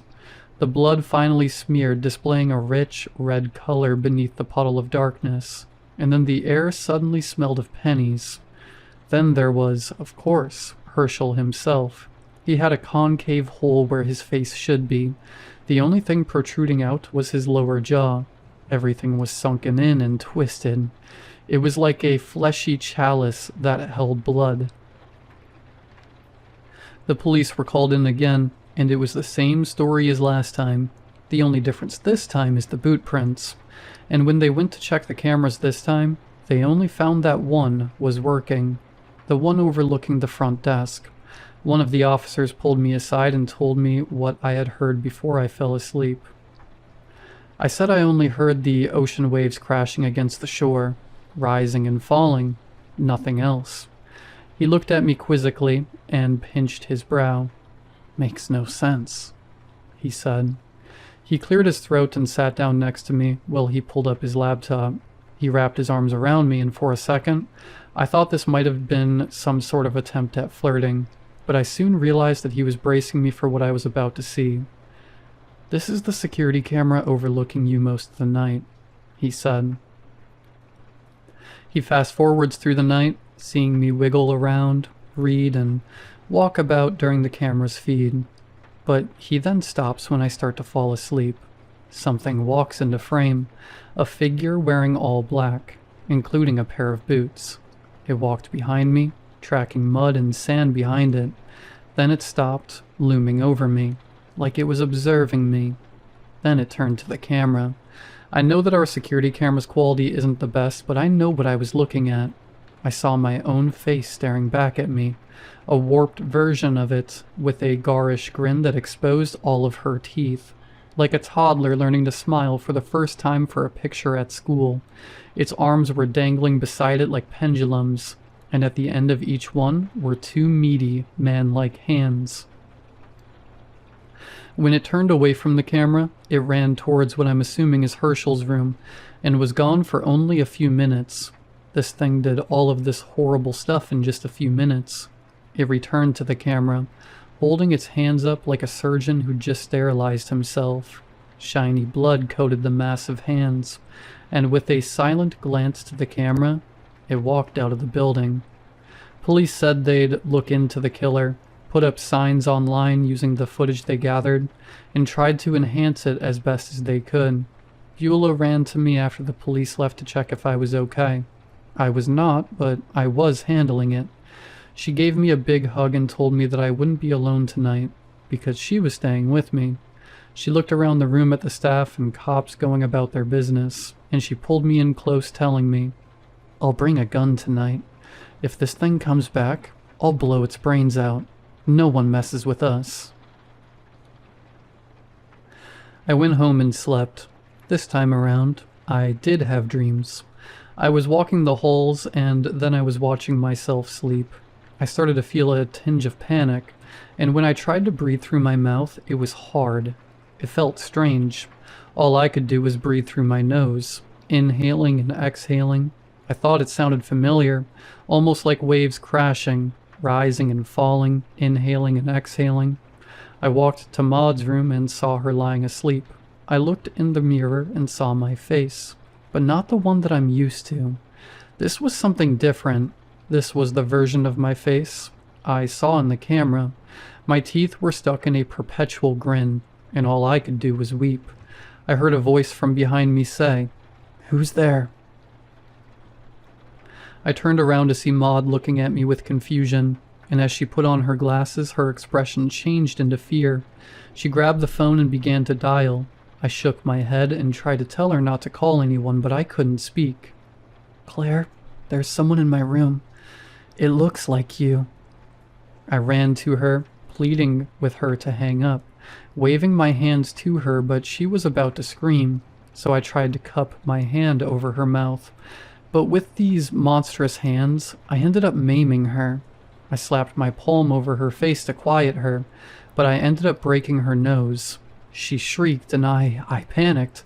I just wanted to knock her out, but it only made things so much worse. So I decided that maybe I should stop her suffering.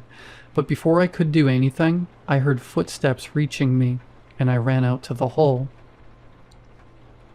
When I turned the corner, I was back in the lobby, looking at myself sleeping.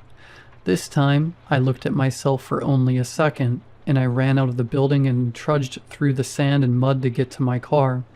But as soon as I touched the handle, I found myself back in the lobby once more. It was some sort of freakish loop. I saw myself sleeping peacefully, and looked down at my boots to see the mud clinging to them, and when I looked at the camera watching me, an intense disgust washed over me, like a putrid form of déjà vu. Before I could gather myself, I heard a voice cry out from behind me. "Claire? Hello?" said Herschel. He got up from his bed and peered out into the halls, and my gaze met his. "Jesus Christ, it's back," he said. He dashed back into his room and I chased after him. I wasn't the killer. It was a misunderstanding. I entered his room and saw that he was pressing the 9 for 911 and I panicked. I seized him and threw him to the ground with a greater force than I imagined. He went face first into the tiled floor, and I heard the muffled crunch of his face. I grabbed him and tried to see if he was all right, but the damage was done. Warm blood flowed down my hands. I walked out of the room, holding my hands up, feeling the blood flow onto my clothes, but none of it dripped onto the floor.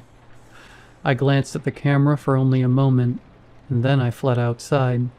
This, of course, was in vain. I returned to the lobby. This time was different. I saw myself sleeping, but Beulah was there next to me. She was awake and reading a magazine. I took shallow, panicked breaths as I backed away in silence. But Beulah turned around and looked at me with utter horror. I held my hands up, still slicked with fresh blood, and tried to calm her. "What are you?" she screamed. "Claire, wake up!" I did not move from the desk, and in her desperation, Beulah pulled out her pistol that she kept in her purse. She pointed it, and I lunged at her to take the gun away. As soon as the gun went off, I got a phone call that brought me out of slumber. I awoke soaked in sweat. My room was freezing. My clothes clung to me, and I heard the thundering sound of my phone vibrating on my bedside table. I saw that my room was illuminated by the dark reds of the setting sun. I looked at the rumbling phone and saw it was Beulah's caller ID. I picked it up with a trembling hand and answered. Yes? You ready for the night shift, Claire?"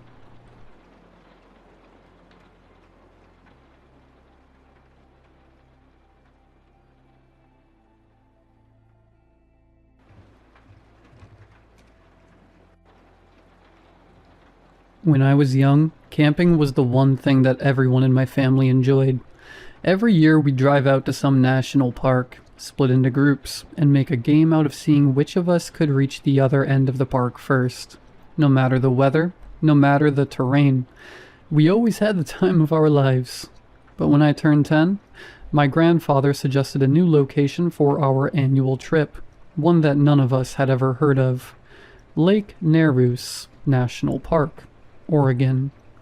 I'd camp there all the time when I was younger, Gramps told me, as we packed for the journey. There's no tourists around this time of year, nobody to get in the way of the fun. It'll be a real adventure. None of us knew anything about Lake Narus. It wasn't on any map we could find, nor was there any record of it even existing.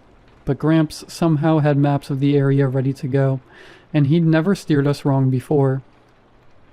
So, all 8 of us took the drive to Oregon, winding along endless byways and mountain passes, until we finally parked on the side of a lonely dirt road. At the very edge of a huge stretch of dense forest, beyond the trees lay a vast, becalmed lake with waters black as oil. As always, we divided up the family into teams and set off along different routes to see who could reach the northernmost campsite first for the big fireside party. Grandpa teamed up with my parents for the easternmost route. My older brother Sebastian teamed up with Aunt Marcy on a northerly route along the shores of the lake, and I was teamed up with my eldest sister Nina and her boyfriend Jason as they made their way west. Once we'd collected our compasses, supplies, walkie-talkies, and maps, we marched off into the forest, ready to rendezvous at the north end of the lake.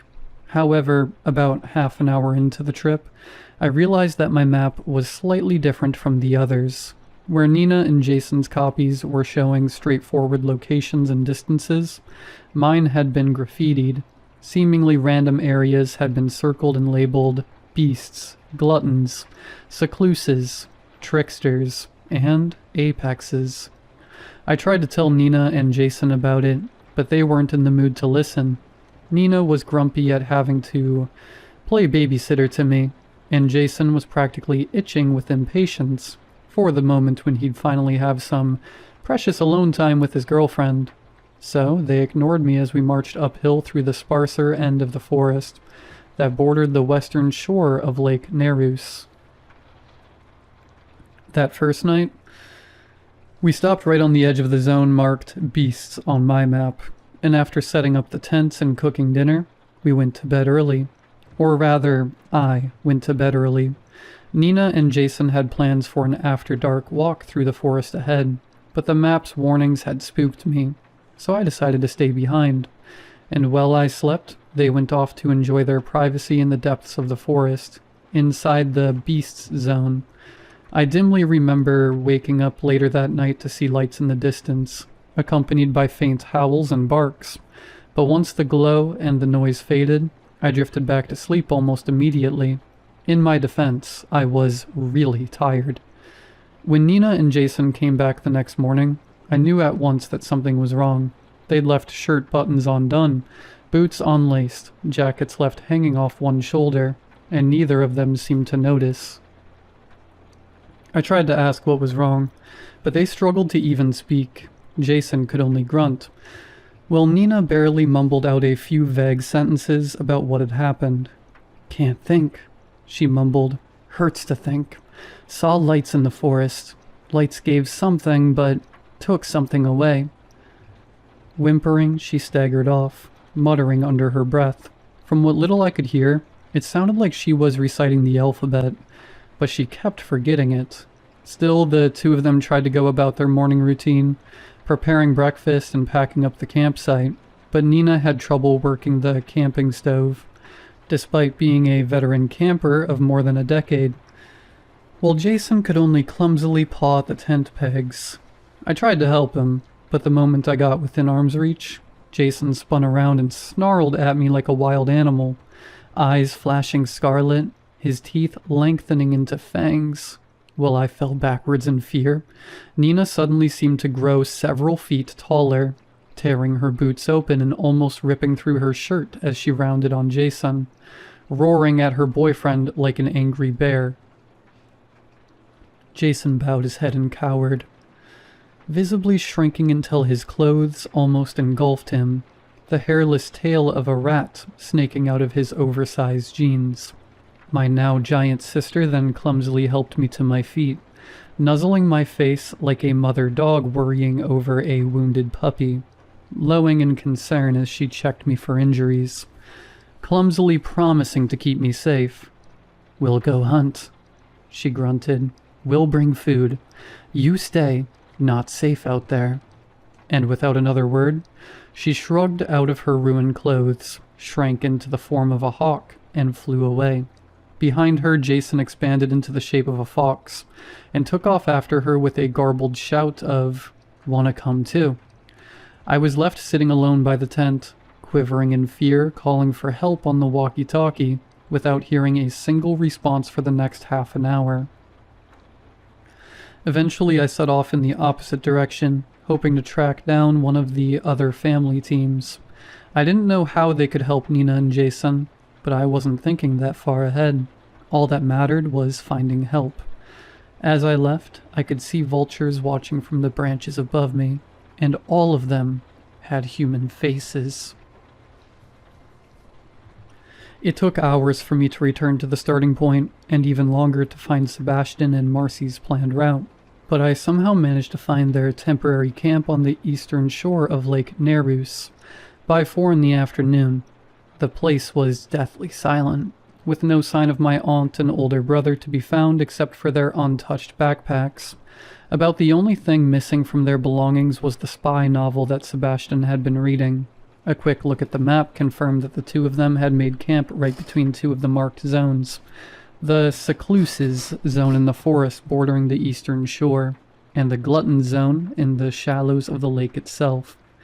Just as I was starting to panic, I remembered that Aunt Marcy had always liked to swim after a long journey, hoping that she'd decided to take a dip in the lake to cool off from the hike. I made my way to the shore and called out to her at the top of my lungs, praying that at any moment I'd see Marcy striding out of the lake, maybe a little surprised to see me, but otherwise unchanged. Instead, I found myself alone on the shore except for a huge elk that had stopped to take a drink from the murky water. And then I caught a glimpse of movement around ankle height and saw something wiggling through the shallows towards the elk.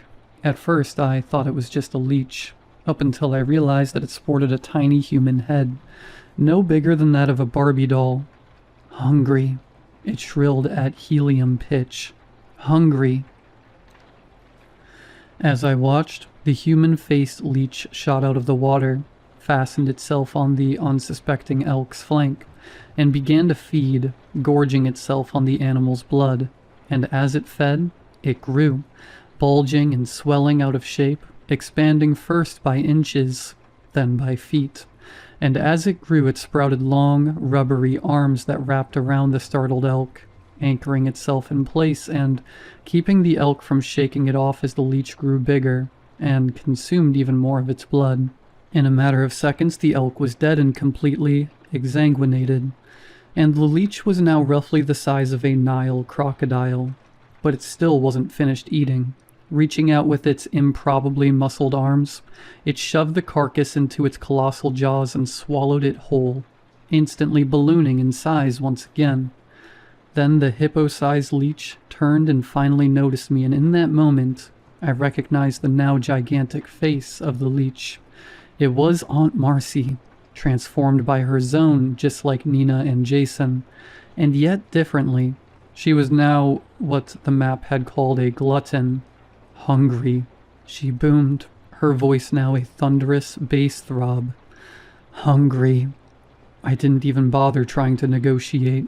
I could tell from the way she was licking her chops that, unlike Nina, she didn't recognize me as anything other than lunch. So I turned and ran for the forest as fast as my feet could carry me.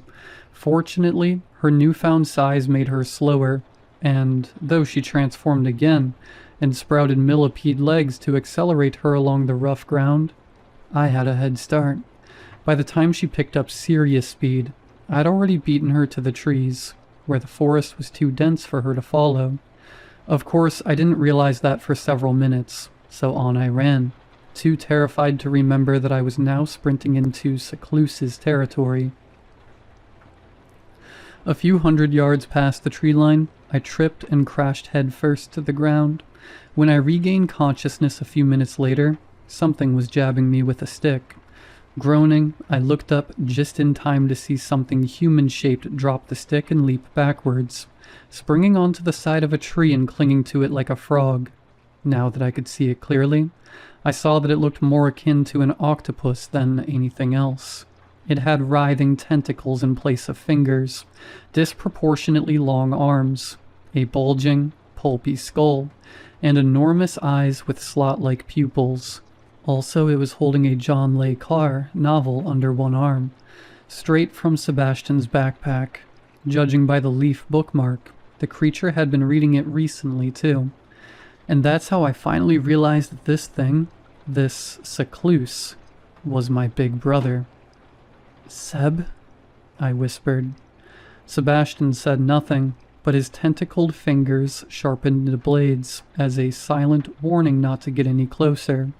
He was more intelligent than the other victims, but just like the others, something of himself had been stolen. All the showboating and bravado he'd been known for and admired for was gone.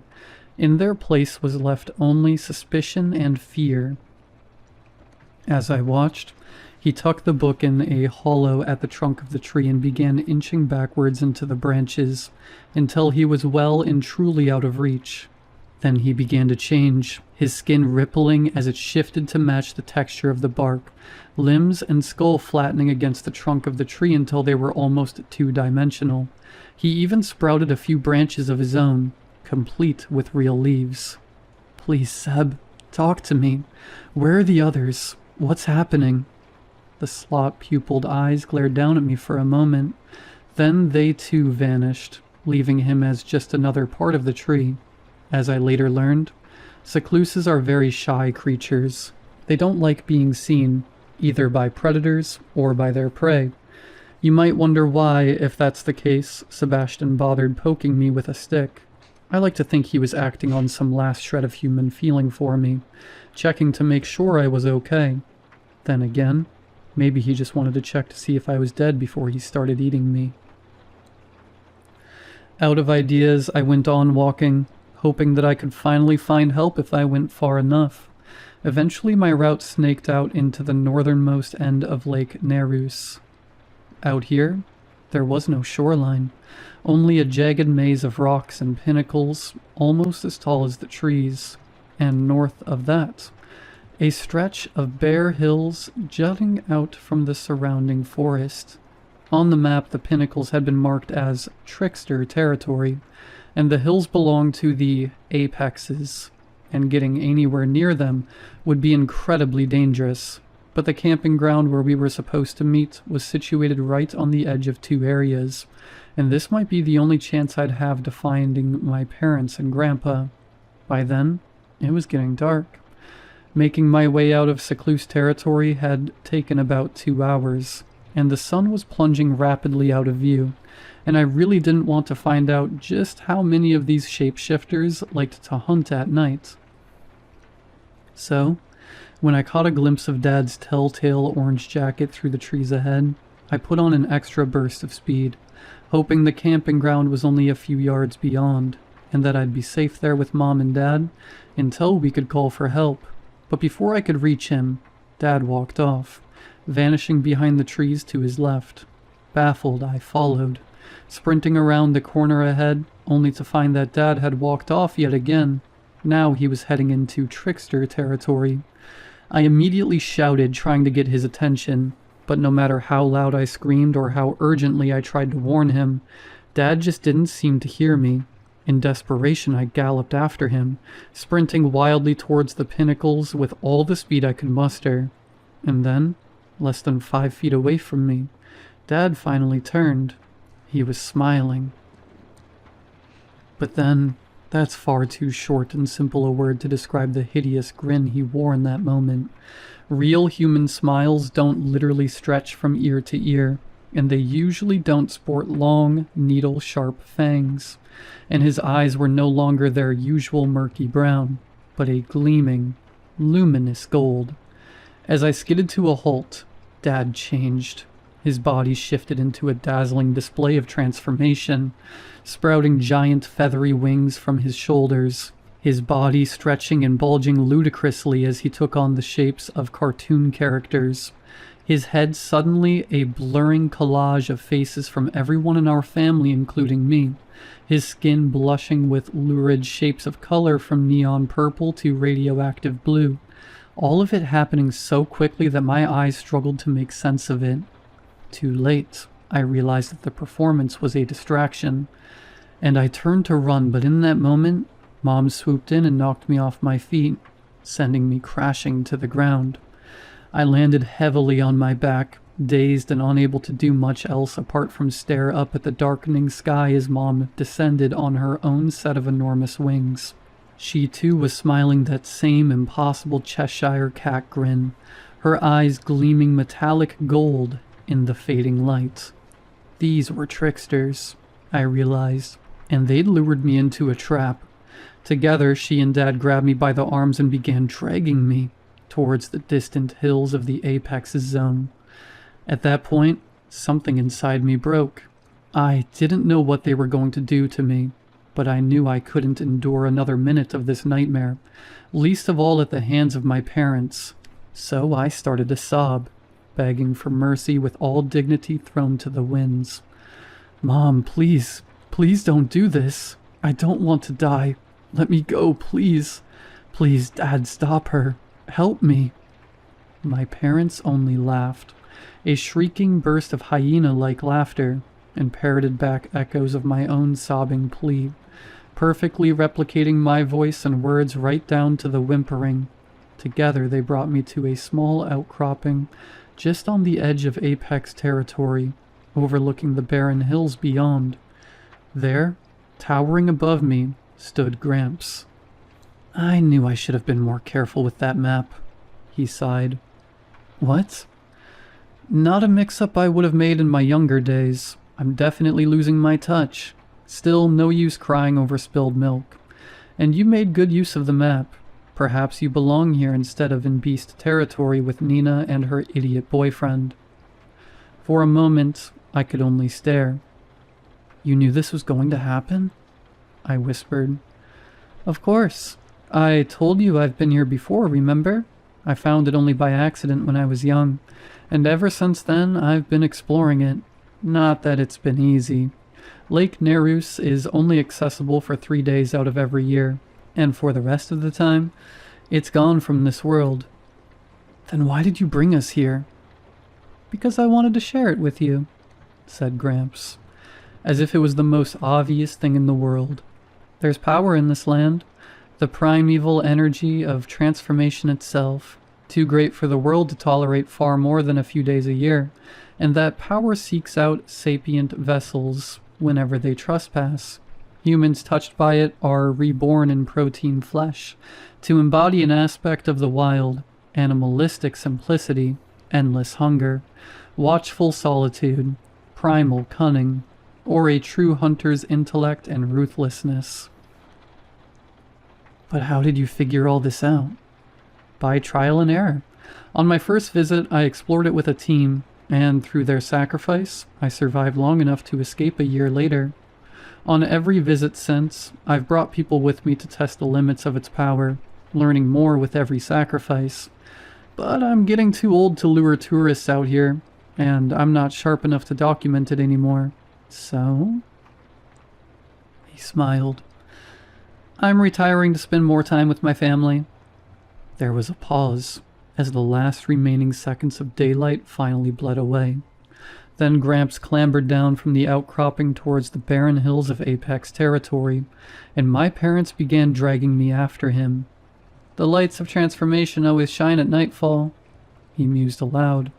Maybe you glimpsed them from a distance before, but it's very different to see it up close. Those lights are the energies of metamorphosis, rising to find vessels. Once every hour until dawn, the light shines, and all that are bathed in its purest radiance are reborn. By then, I was crying again, but Gramps just scoffed. Don't be such a drama queen, Johnny. It's not like I'm killing you. The people taken by Lake Nerus live on as shapeshifters, healthier than any ordinary human. My first 2 test subjects are still thriving as secluses. Even 70 years on, I've met tricksters who fought in the Civil War, apexes who can remember meeting George Washington. Don't you want to live forever? I tried to tell him I didn't want to forget who I was or lose my personality, but by then I was bawling too hard to make the slightest bit of sense. This is a blessing, young man, he continued.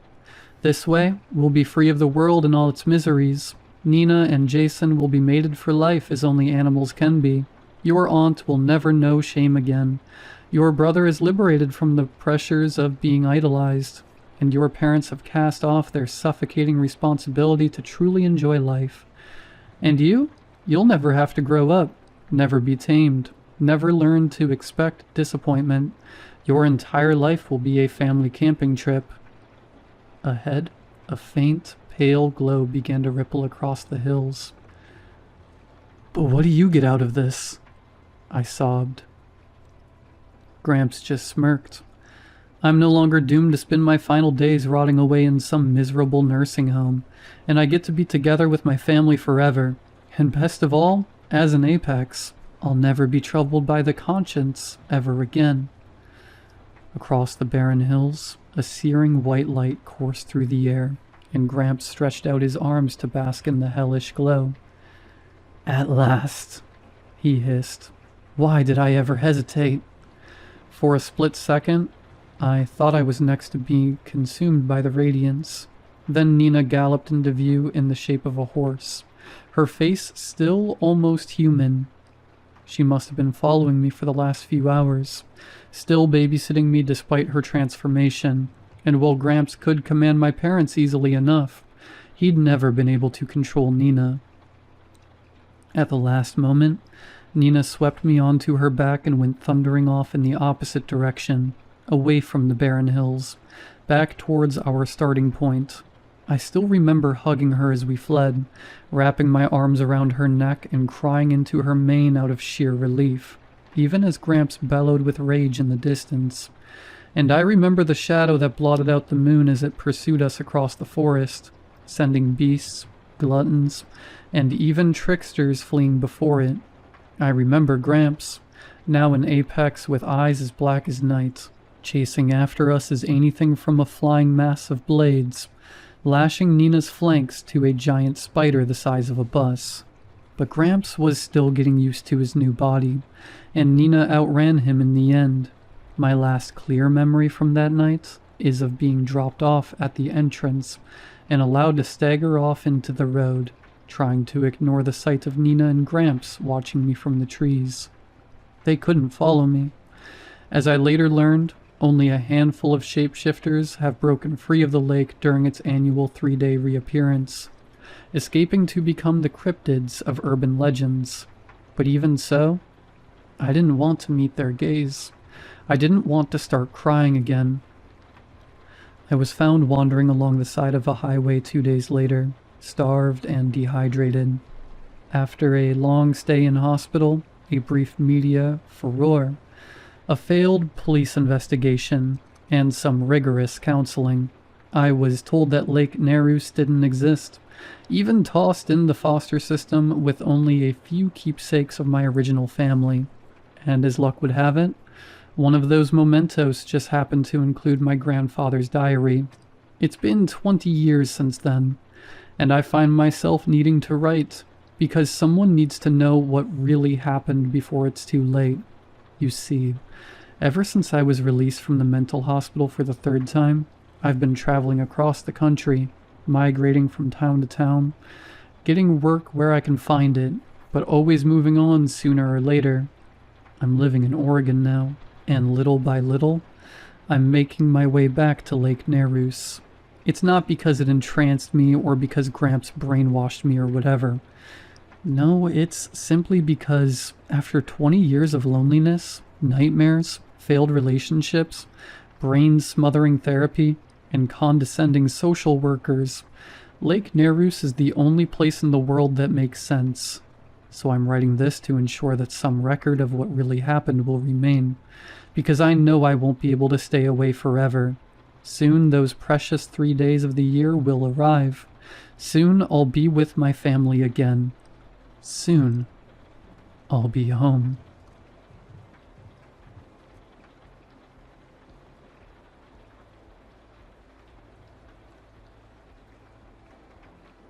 I hold no expectation that this could ever, or will ever, make it from my little laptop to the internet. I set up Starlink last fall on the suggestion of my sister so we could chat from time to time. Since our parents passed, she has been my only connection to the outside world, and might be my only hope of making it from this cabin. So I write this for her. I figure that it can't hurt my situation to post this here.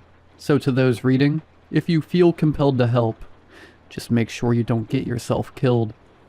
If you have ever glanced upon snow-speckled hills, pockmarked by trees littered with long fallen leaves, then you would never know how bright it is. Snow blindness was, and is, a problem on the cold, windy days here. The sun bounces off the stark whiteness of the world and catches your eye. Air, long since stripped of any moisture, burns the back of your throat. Many cough, and if you live where I live, you know you shouldn't. It only irritates your throat worse. The sun dips early in the evening, as if to show that snow not only brightens the day, but lights the night as well. Moonbeams cast shadows, with shadows as crisp as day. Deer dance between the trees, chasing one another. The hard outlines between everything and the snow at night makes winter my favorite season. There are no gray areas where the world turns black and white. Our house sits near the edge of a 72-acre plot along the Appalachian Range. You might be fooled if I told you it was somewhere else, and forgiven for believing me. We're about as close to Canada as you can get without crossing a border. I say all this so that you might better understand the decisions I make as I tell you this. If you don't understand what the cold is, or what it can do, then don't pretend to. The main currency is, as always, time. How long can you keep moving? How long can you stay outside before your brain slows? Before you lose your dexterity and you can't even light your lighter? These are decisions taken for granted elsewhere. Out here, they're the only ones that matter. 3 weeks ago, I started seeing lights above the trees. They began low, but by the end of the night, they reached the top of the canopy, moving from one limb to another. There aren't many people who live here. There is, however, a snowmobile trail that wraps around the base of my land, passing small cabins built for shelter. I watched the lights with my golden retriever, Cooper, as the wood stove cracked behind me. First one, then two, sometimes as many as 5, moving through the treetops. "What do you think they are?" I asked him. He gave me the look that meant I was asking too much. I had to go into town for fuel. I figured it might be worth making it a 2-day trip. I could pull a sled with my snowshoes and cut through the trees. I wouldn't take the snowmobile. I wanted to see the lights. I could leave in the evening, stay at the motel, and drag my supplies back in the morning.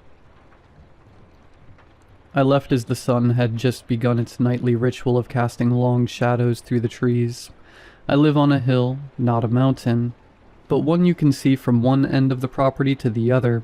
I marched onward with enthusiasm, Cooper padding ahead of me, stopping to inspect trees for reason known only to him.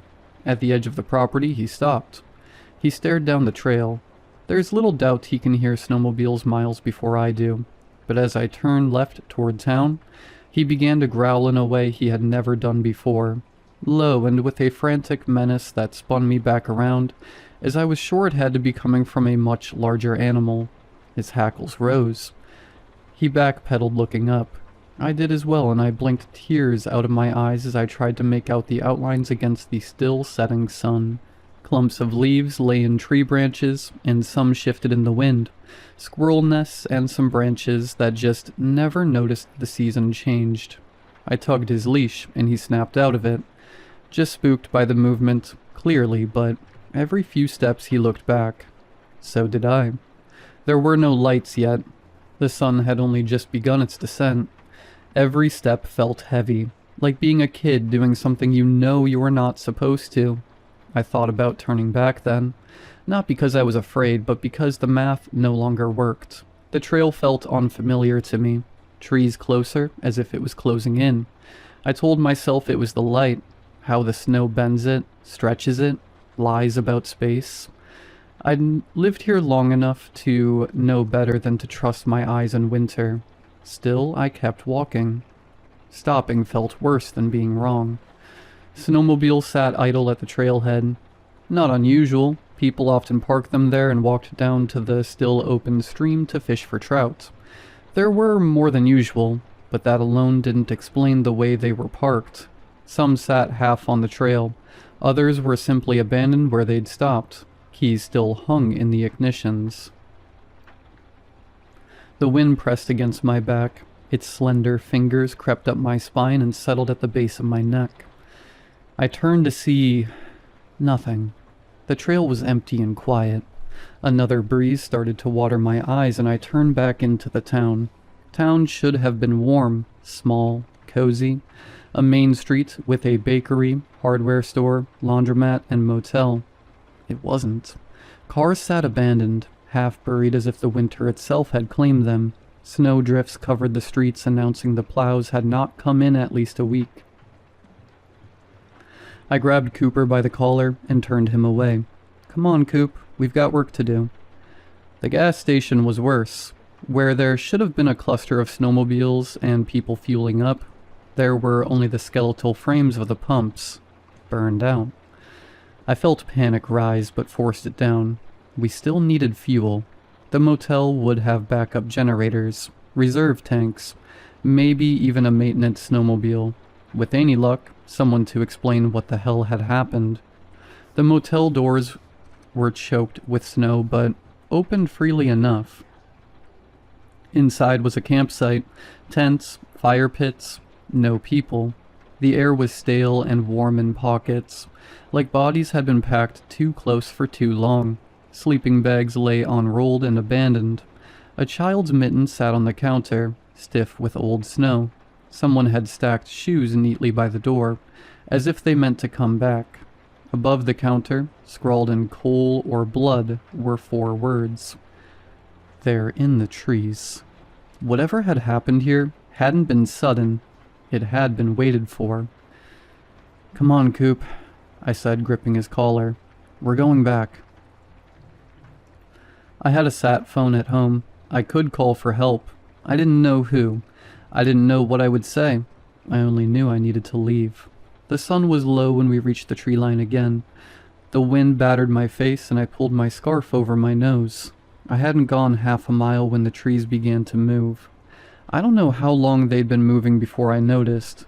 A thin, pale, branchless trunk pulled itself from the snow and came down again, silent, 10 feet closer to the trail. I looked up.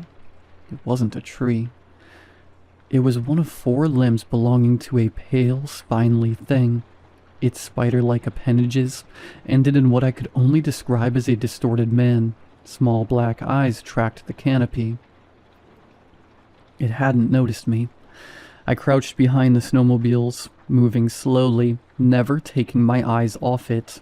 It was watching the trail ahead, waiting. Deer came into view. A leg rose from the snow and came down through one of them. It didn't bend.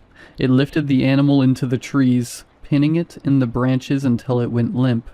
The limb slid free, careful, deliberate. The creature fed. That's when I understood. As the light started to lose its grip on the world, I saw what I had mistaken as leaves, squirrel nests, and holdouts from a warmer time were anything but. Bits of winter gear, pieces of people, hanging in the canopy like berries waiting to be plucked. As it fed, its abdomen began to glow, bright as a star. Another shape stepped from the trees. Then another. I didn't breathe. My fingers dug into Cooper's collar through my gloves, begging him not to make a sound. We moved together, slow and careful, stepping where the snow looked softest. I stopped watching them and watched the ground instead. Their legs could cross in one step that would take me 10. As I rounded the group of them, I felt the burning in my lungs begging for air. Without thinking, I sucked in a breath as quietly as possible, long and deep, letting the cold air burn the back of my throat all the way down. I coughed. The sound burst from me before I could stop it. They froze. Nothing moved. Not the trees, not the snow. Even the wind seemed to pull back, as if it didn't want to be noticed. The first creature locked eyes with me. Small black insect-like jewels glittered in the creature's white face, now stained with gore. The light from the other creatures dimmed, one by one.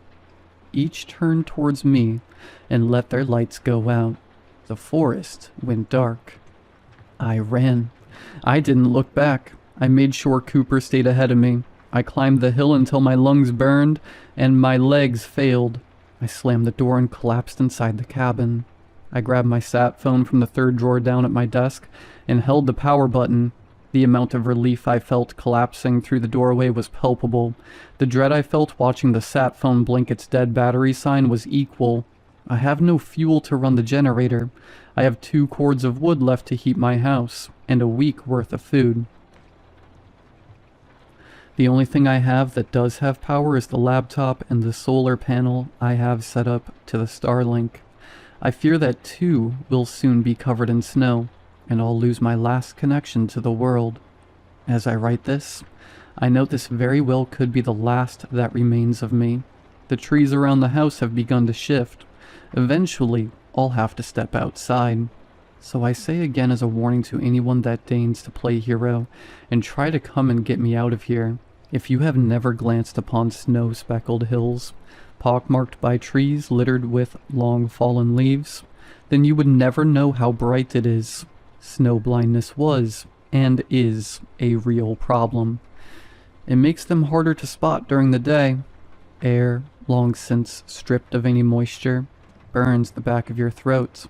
Many cough, and if you live where I live, you know you shouldn't. They might hear you.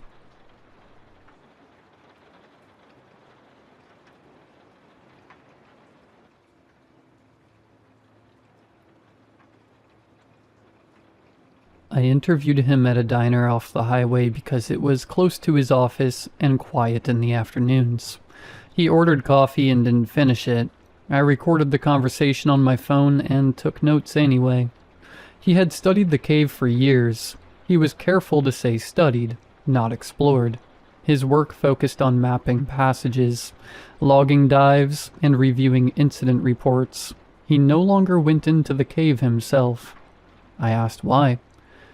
Risk profile changed, he said. Or maybe I just stopped ignoring it. The cave has a working name in the literature, but he asked me not to use it. He numbered the path 524287, a combination of the mainline number, the station number, and the depth number. I'll call it Falcon's Roost. It's a submerged system in West Texas, fed by a spring and capped by a narrow sinkhole. Entry requires technical cave diving. There is no direct ascent once inside. He described the layout in practical terms. Long penetrations, no large chambers. Silt that stays suspended once disturbed. Navigation that depends entirely on guideline discipline.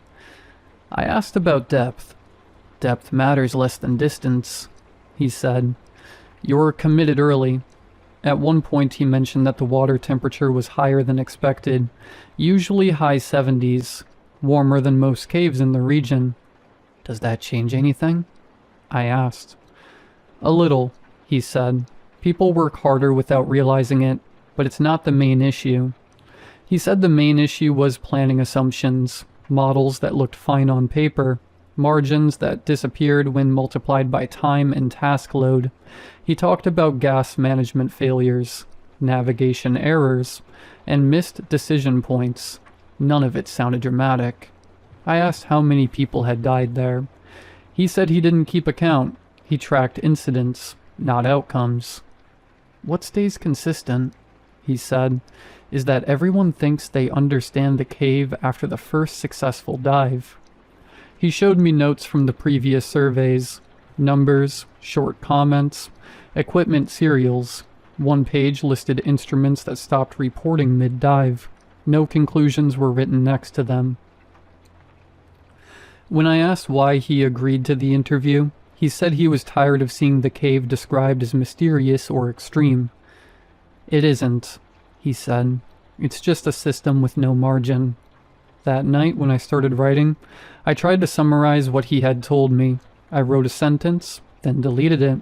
I wrote another, and removed that too. Eventually I settled on something accurate enough to keep. I spoke to her over a video call because she lived too far away to meet in person. She said the distance was one of the reasons she never tried to see the cave herself. She worked a regular job, did weekend dives when she could, and followed exploration projects online. She described herself as an enthusiast. She corrected herself and said hobbyist instead. She had heard about the cave years ago through forums and shared maps. She knew the basic outline: submerged, long penetrations, limited exits. She said it was the kind of place people argued about without ever going there. I looked into it, she said. Training, travel, logistics. It was never realistic. She listed the reasons without prompting: the cost, the certifications, the time off work, the fact that the cave was in a part of the country she had never been to and didn't have a reason to visit otherwise. She paused, then added that she followed the dives closely anyway, read reports, watched footage when it was shared. She said she liked understanding systems, even ones she wouldn't enter. I asked how she knew about the fatality. She nodded once, like she had expected the question. A friend of mine went in, she said. Not recently, but that cave. She didn't give her friend's name. She said they had trained together years earlier, recreational at first, then more technical. She stayed at the level she was comfortable with. Her friend didn't. She was better than me, she said, more committed. I asked what she meant by committed. She rearranged her life around diving, she said. I didn't. There was a delay in the audio. She waited for it to catch up. Is that why you're calling? She asked. Because of what happened? I asked her what she had heard. She said she never blamed the cave. She never blamed her friend either. She said there were always explanations, even if they weren't satisfying. I stopped following it closely after that, she said. Still read things, just not the comments. I thanked her for talking with me. She said it was fine. Then she added that she hoped I wasn't trying to turn it into something it wasn't. It's just a place, she said. Most of us only ever know it from a distance. She added one other thing, almost as an aside. Her friend had never been especially strong. Not weak exactly, but careful about her limits. She had been born early and had grown up paying attention to how her body responded to stress. It was something she mentioned occasionally, usually in practical terms. She planned around it, she said. Rest days, conservative margins. I asked if that had changed before the dive. She thought about it. Not openly, she said. She said it wasn't framed as pushing past anything, more like it had stopped being part of the calculation. At the time, she said, that felt like confidence. I met with my editor in her office late in the afternoon. She had the door open and her screen tilted so I could see it from the chair across her desk. She didn't ask how the interviews went. She scrolled as I talked. When I finished, she nodded once. This isn't landing, she said. I asked what she meant. It's accurate, she said, but it doesn't match what people think the story is. She said the coverage so far had set expectations, images, language, a certain tone. What I had was procedural. She said that wasn't a problem on its own, but it didn't explain why anyone should keep reading. There's no hook, she said. No escalation. I said I wanted to talk to more people, not experts. People who had followed the cave over time. People who had opinions without access. She shook her head. That's not where this goes, she said. You'll get the same answers phrased differently. She leaned back. If you want the next step, she said, you talk to the families. I didn't respond right away. The relatives, she continued, the ones closest to what just happened. I said I wasn't sure they would talk to me. They will, she said. I told her I thought it was too soon. She looked at me for a moment, then back at the screen. Soon as the window, she said. After that, it's background. She said the piece needed something current, something no one else had yet. She said otherwise it would read like context without a center. I said I wanted to keep working the way I had been. She said I could, but it would change the outcome. Go talk to them, she said. If it doesn't go anywhere, we reassess. I nodded, though I didn't agree.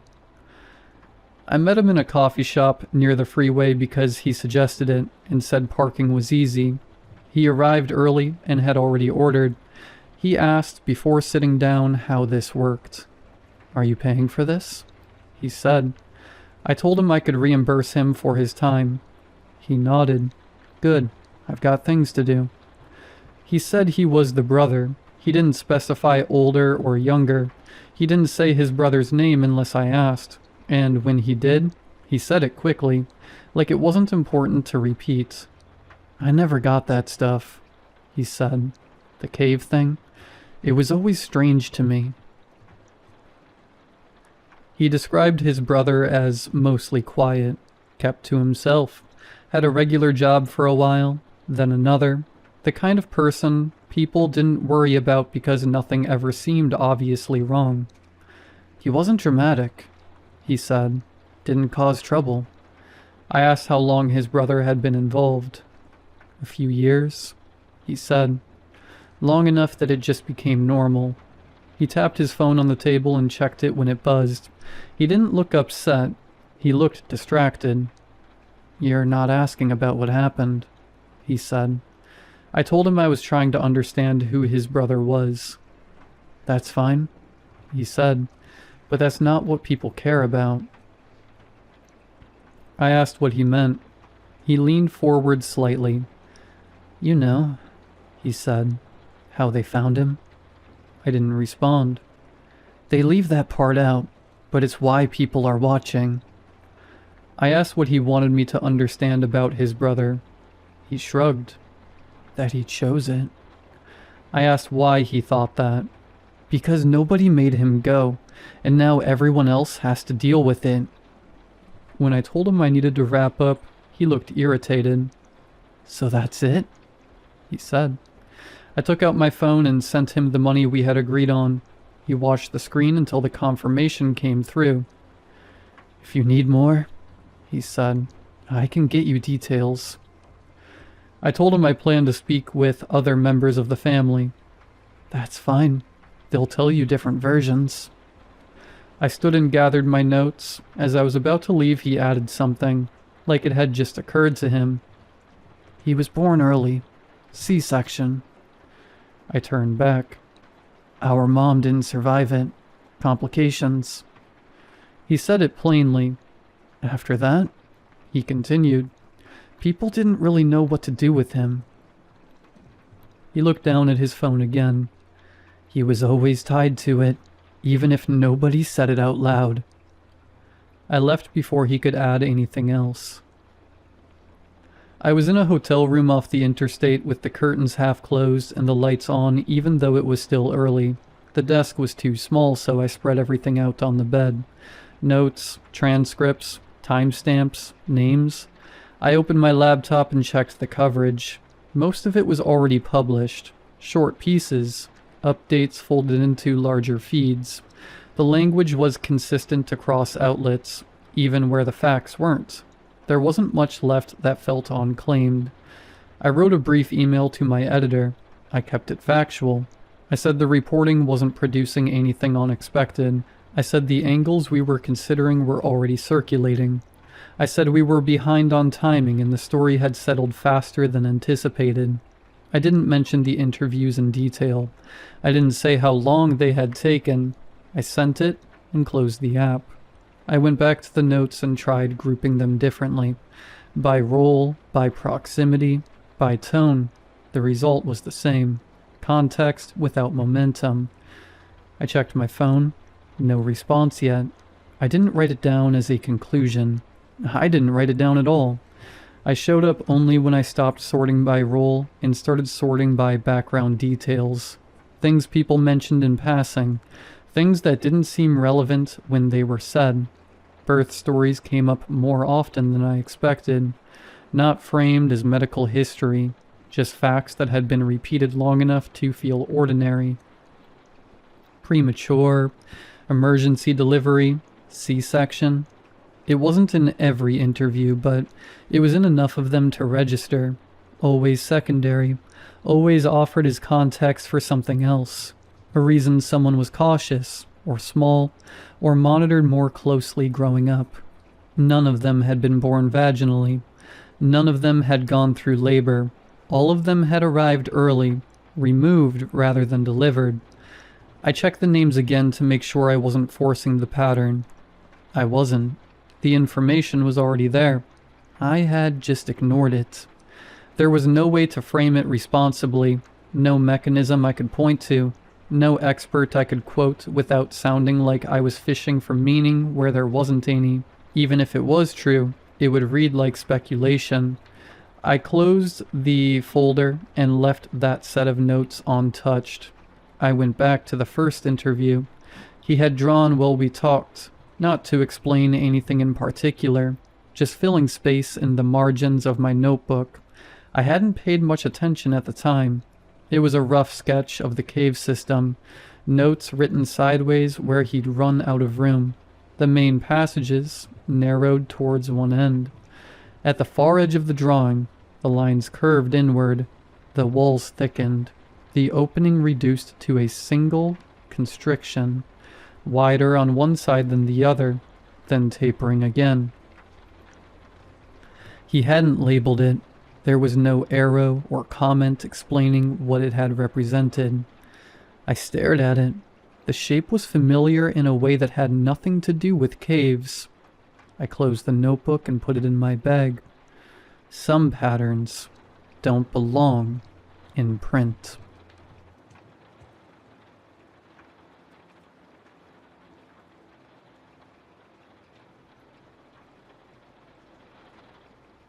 I need to write this down somewhere. I work in hospice. If you imagine hospice as a quiet, dim place where people slip away gently in clean beds with their families holding their hands, you are imagining the version we still sell in brochures. You are not imagining the actual work we do, which is managing timing. I first noticed the problem when patients stopped arriving in pain. That sounds like a good thing, right? About a year or two ago, we changed our intake pathway for end-of-life patients. Faster transfers and faster escalation of comfort-only orders. The language we use is reducing suffering. What we actually mean is reducing waste. What changed medically is simple. We got very good at shutting down organs. I just didn't understand what happens after. The first patient who made me pay attention was a man in his 80s with metastatic pancreatic cancer. He stopped responding to stimuli at 2:11 a.m. By 2:18 a.m., his vitals were barely readable. By 2:25 a.m., he met the criteria for active dying. By 2:27 a.m., his chart was already flagged for expedited transfer to post-mortem services. He never woke up. I was the one assigned to sit with him while his family stepped out to speak with social work. It's a common practice. We call it presence care. I stood on his right side and quietly read his monitor. And then I saw it. A tear slid sideways from the corner of his left eye. I documented it was reflex. That's what we were trained to write. I then saw him slowly lift 2 fingers. 2 fingers. Just long enough for me to see his nails. The charting language is very forgiving. You can explain almost anything, but when it keeps happening, across different diagnosis, different ages, it stops being a coincidence. What no one tells you about working in hospice is that most of your job is not caring for dying people. It is protecting the system from what dying people would complicate. We do not actually test for consciousness after organ failure. We test for a response. Those are not the same thing. There is a narrow window between when the body can no longer sustain itself and when the brain stops maintaining internal awareness. The window used to be small enough that no one cared. Pain and panic did the work for us. Modern end-of-life medicine changed that. We stabilized just long enough to shut everything else down gently. What we never redesigned was the assumption that awareness collapses with the body. It doesn't. It lingers. We proved it by accident. A research unit in another wing was trialing continuous EEG monitoring for sedation optimization. It wasn't even about death, but about reducing medication costs and shortening average comfort care timelines. We need to make money somehow, I guess. One patient crossed into full multi-organ failure during monitoring. The machine kept running. A doctor noticed sustained patterned activity long after respiratory collapse, for almost 3 whole days. The internal review labeled it as non-interpretable post-failure signal. That phrase is now official, non-interpretable. I saw the internal memo because I sign off on comfort protocols. I was sent to department heads with one clear recommendation: do not alter public-facing definitions of death. Do not expand monitoring. Do not document residual awareness hypothesis. Do not discuss with families. If we redefine death to include end of awareness instead of end of organ function, everything falls apart. Transplant scheduling collapses. Insurance timeline collapses. Healthcare itself collapses. Because this industry is funded and audited around how efficiently people stop being billable. We needed a way to redesign the wait to be invisible. That is what sedation schedule actually does. Officially, it's comfort-based titration. Unofficially, it aligns with the spike windows. There is a predictable pattern now. Between 12 and 18 hours after full systematic failure, residual cortical activity increases. In other words, awareness. The ability to recognize. That is when the movements begin. The tears, the fingers. That is when we are told to escalate, not because patients are suffering, but because they are becoming detectable. I didn't fully accept it until I stayed long enough with one patient to see repetition. Her name was Marble. End-stage heart failure, respiratory support withdrawn, comfort measures only. Her husband sat with her for most of the day, just holding her hand. When he left, I took the overnight. At 1:42 a.m., she lifted her right index finger. At 1:44 a.m., again. At 1:46 a.m., again. She was not twitching, she was pacing. The next night, different patient. 3 short jaw movements, pause. 3 short jaw movements, pause. It is astonishing how quickly the human brain looks for patterns when you allow yourself to see them. We rotate staff aggressively in our unit. The longer you stay with one patient, the more likely you are to notice consistency. The longer you stay on the same hallway, the more likely you are to notice that consistency spreads. Because patients can hear, even when they cannot respond, even when their bodies are already being treated as logistical objects. Awareness does not vanish when your organs stop. It becomes trapped inside of a body that no longer moves. Waiting is not peaceful. You feel the suction tube. You feel the bed shift. You hear your name spoken carefully the way staff talk when they believe you are not there. You hear your family being told you are comfortable. You hear the silence afterward, and you wait. We do not tell families this. We tell them what we are legally allowed to tell them, that their loved one is resting. We tell them the body is shutting down naturally. We do not tell them the mind is still running on borrowed oxygen and residual chemistry. I finally broke protocol 3 weeks ago. A woman in her 40s, glioblastoma, severe neurological involvement. Her sister sat by the bed and whispered, "If you can hear me, squeeze my hand." Nothing happened, but I had already learned to stop looking at the hands. I watched her jaw. Open, closed, pause. Open, closed, pause. I leaned close and spoke quietly. "If you can hear me, move your jaw once." Open, closed. I charted agitation. I escalated sedation. That is what keeps me employed. That is what keeps the unit operating. There is a problem now. Home hospice is cheaper. Families are installing cameras. Tiny cameras with night vision and sound sensitivity. People are watching now, replaying. They can now see the same finger lift, the same jaw patterns, the same tear tracks. They are posting questions in caregiver groups.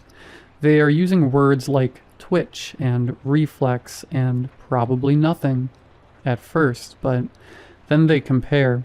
Waiting has a rhythm. I am writing this because I have read the internal projections. Once this reaches a certain threshold of public recognition, the responses will not be reform. It will be automation. More sedation, earlier sedation, deeper sedation. Not to reduce suffering, but to reduce detection. They can't panic when there is a moral problem. They only panic when there is a scheduling problem. The money needs to keep moving. We solved death. We streamlined it. We made it fit neatly inside contracts and billing cycles and bed management software. What we accidentally created is something far harder to manage. A population of people who are still here and have nowhere to go, and no way to tell how long the waiting really lasts.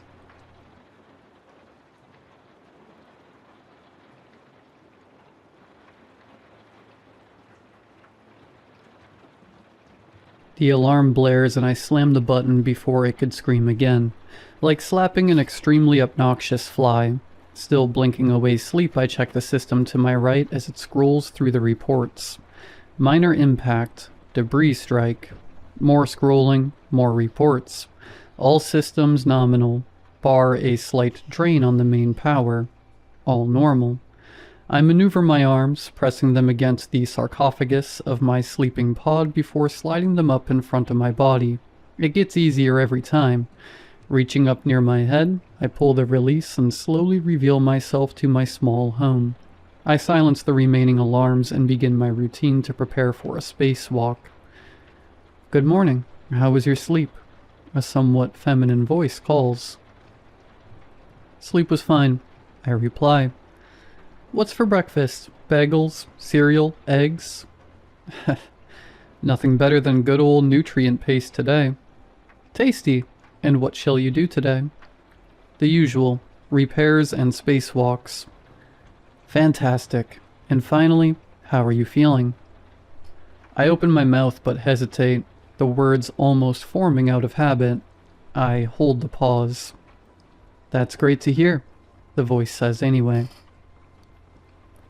I glance toward the speaker mounted on the wall and reach over, pressing stop in the recording. The cabin falls quiet, the sudden absence heavier than the noise ever was. I wish I could mimic my partner's voice perfectly, but my subpar attempt will have to do. I kiss my hand and press my hand to the crude drawing of her next to the speaker. I wish I was also a better artist. I take in my surroundings again, my 2-meter cube, everything an adult needs, reduced to essentials. A nutritional paste dispenser, a waste hole, a suit holder, scraps of paper with scrawled notes and half-finished thoughts, drifting lazily in the air. Great indeed, I whisper. The station hums around me, old, tired, still breathing. So am I.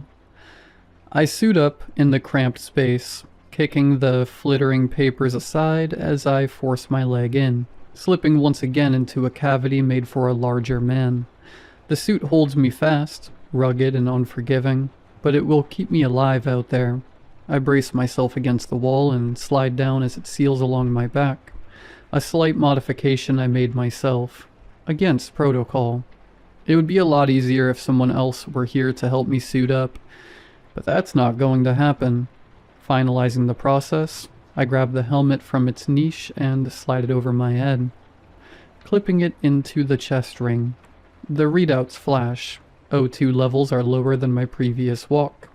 The CO2 scrubbers and OGS are probably slowing down.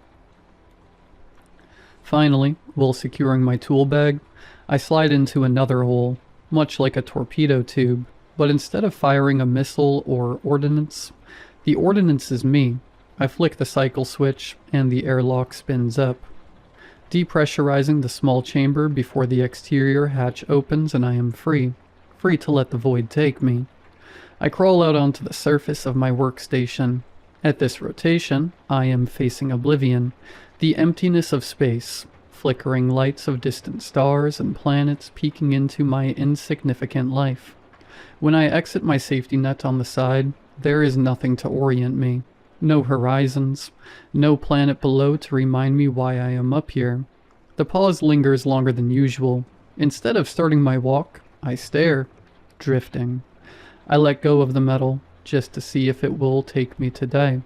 I drift longer and longer towards its inky blackness. Maybe this time I will be swallowed up. Then the tether tightens and snaps me back to consciousness. Not today, I guess.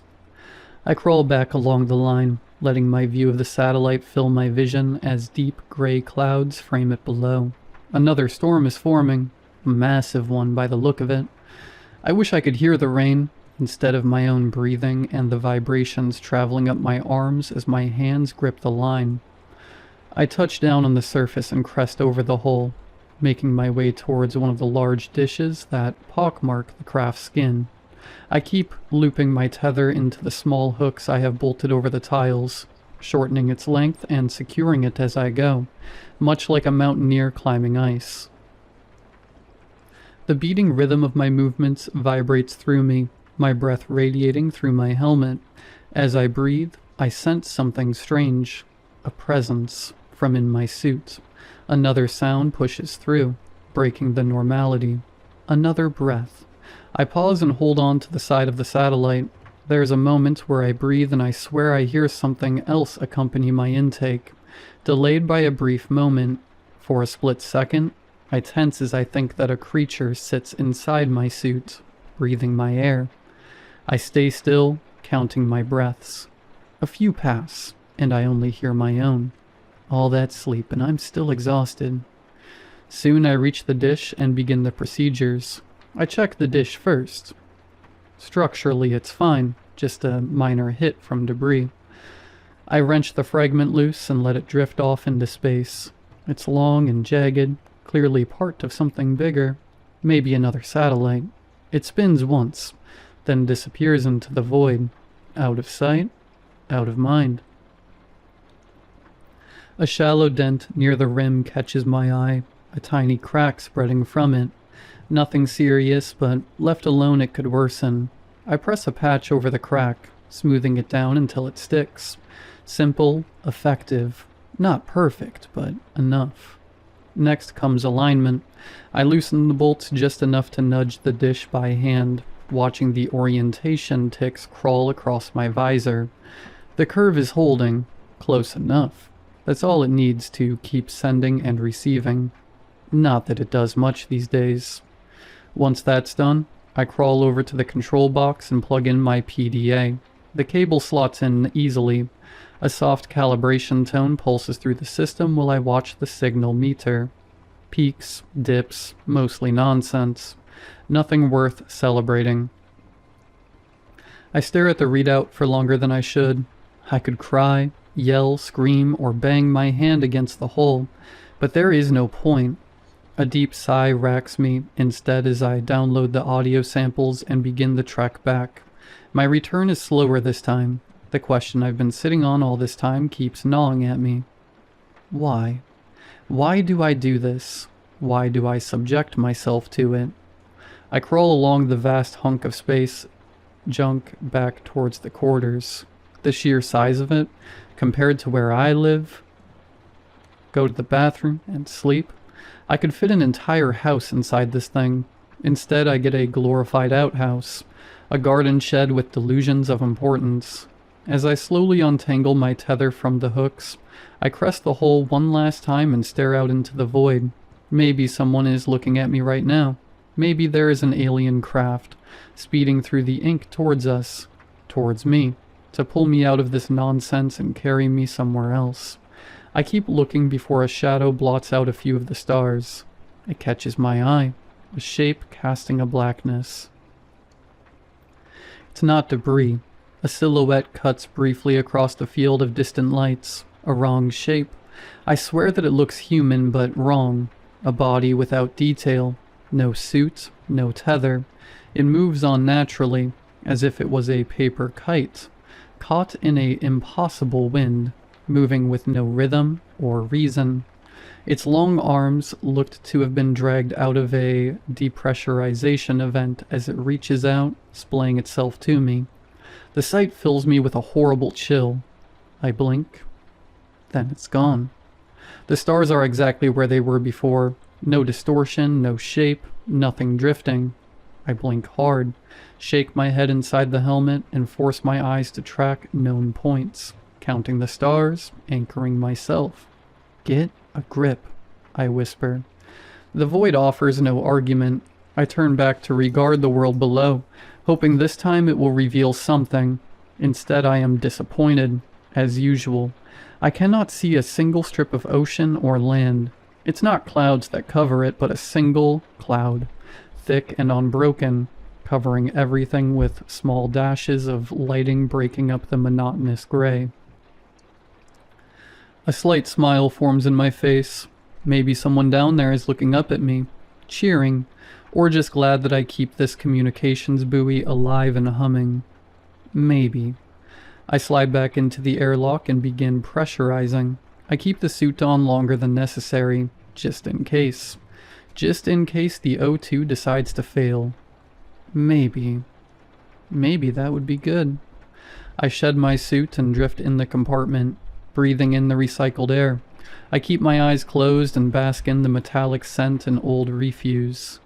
The urge to open a window is overwhelming. After a while, something brushes the bridge of my nose. Paper, rough, too close. I open my eyes and focus on the note, already sighing at its contents. That is the final resupply.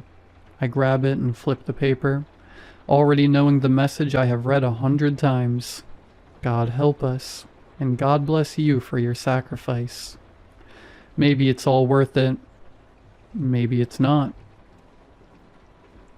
I let go and the paper joins the other messages I have scrolled. The doodles, the personal anecdotes, the words of encouragement. They all float with the photos of people I will never see again. I plug the PDA from my suit into the console and begin downloading the data, hoping to pass some time that does not involve sleeping. I wish they sent up more pencils. Opening the laptop, I try to clean up the data stream. It is definitely a communication, a message of some sort, but the storms have scrambled it badly. I am not an audio engineer, but with finite time and nothing else to do, I can manage trying to read some dead people's mail. I see my arms again as I go to type. If anyone saw me now, they'd mistake me for an alien. My skin is pale, my frame gaunt. I blink constantly from the strain of staring at screens, so I probably look bug-like. The smell I have likely grown used to, but I am unshaven. My hair months long, any attempt to comb or brush it long discarded along with most decent human necessities. I spend hours hunched over the screen, trying to unscramble the audio. There are gaps in my memory, moments where I must have lost consciousness, though I barely recall them. East, Tango Whiskey. There's... Are smart. If there is... Listening. The pact is secure. Prot. Self. The pact is secure. Hail. The voice has an accent I cannot quite place. It drawls its words, high and imprecise, slipping in and out of clarity. I cannot make sense of what it is saying. Pact. I am not a religious man, but that is the first time I have heard anything like that. I clean up more of the audio. Anyone hearing this? Keep heading east. More of them come. Keep to your people. The pact is secure. To you listening? Keep up. The static keeps breaking it apart. I keep trying to clear it. To you listening, open up. You must join the pact. I keep working the filters, stripping away noise, boosting what little remains. The words land cleanly this time. To you listening, open up. A sudden bang slams into the wall. I stiffen and slam my head into the roof, stars bursting across my vision. My body curls in on itself on instinct, spine flaring with pain. For a moment, I almost let myself drift away again. Then another bang hits the hull. I open my eyes and stare at the insulated wall. Breath loud. The station creaks, a deep metallic groan. Not like stress or thermal shift. It sounds burdened, as if weight has been added where there should be none. My thoughts race, grasping for explanations I don't believe. Thermal contraction, debris, pressure differential. Anything but intent. Is it what I saw? The thing out there? I stay still. I wait. The next impacts are smaller, measured, not collisions. Taps. My stomach turns, a slow, sickening drop, like missing a step in the dark. I glance towards the airlock and feel something cold settle behind my eyes. I don't have a viewport, no camera feed, just a sealed opening in the wall. The taps come again, closer, near the hatch. Knocking. The realization lands heavier than the sound itself. Someone, or something, is choosing where to probe. I think of how long it has been since anyone knew I was up here, since anyone spoke my name, since I was anything more than a cog in a machine. I want to shout, to announce myself, to demand answers. I don't. For the first time in what feels like a lifetime, I feel fear, so I wait. Nothing. My heart doesn't stop. I can't take a full breath. I float inside a 2-meter cube, attached like a tumor to a vast metal behemoth, and something is now probing, testing that small mass, testing if it can be opened up and squeezed empty into the void. But nothing happens. It could have been seconds or minutes. I fade in and out, despite the adrenaline. One final hit reverberates through my cell. This one sets the alarm off. The alarm screams, piercing through me as I scramble upright. I shove my arms into the suit, muscles tight, fumbling with clasps as red lights flash across the cabin. The helmet snaps into place, chest clip locked. I tug the tether from its hooks, coil it over my shoulder as I shove myself into the airlock chamber. The airlock spins up, hissing as it depressurizes, valves rattling under the strain. My heart hammers, lungs burning in the recycled air. I don't want whatever it is to catch me, so I kick off the hatch above, sliding out of the chamber just as the outer hatch opens up into the void. The tether catches, jerking me back from drifting too far. Stars stretch endlessly ahead, black and distant, as I fight to steady myself and get moving before whatever is out here decides I'm in reach. Once I turn, wrench in hand, I see nothing. Nothing but debris peppered across the hull. I take a strained breath. Sweat clings to my skin, pooling on my forehead. My eyes trace the damage from the impacts, and my fingers tighten around the wrench. A nightmare of work scattered in every direction. I yell, hurling the tool into the void. It spins once, twice, then drifts silently among the floating shards, a tiny protest against the emptiness. I let my gaze linger on the scattered debris a moment longer before I force myself to move.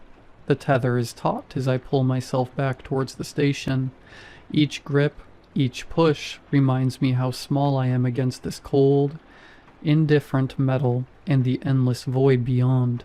I pause at the edge of my workstation, chest heaving, sweat stinging my eyes.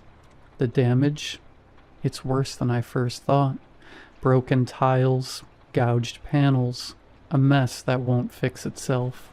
Soon my hands and feet find purchase along the hull.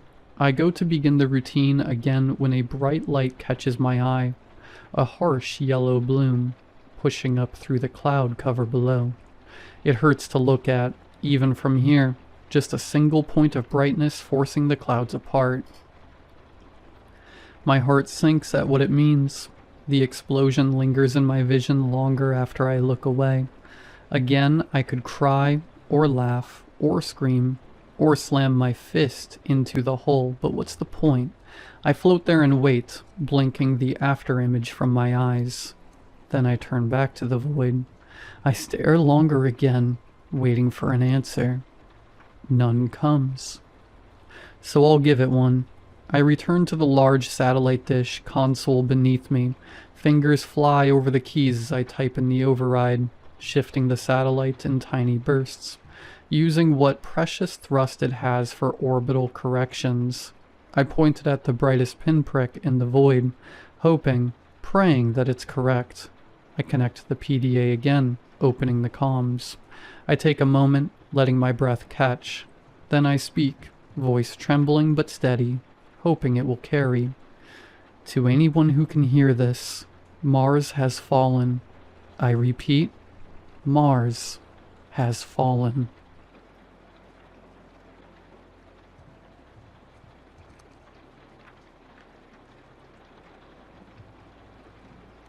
My wife Madison and I are serious board gamers.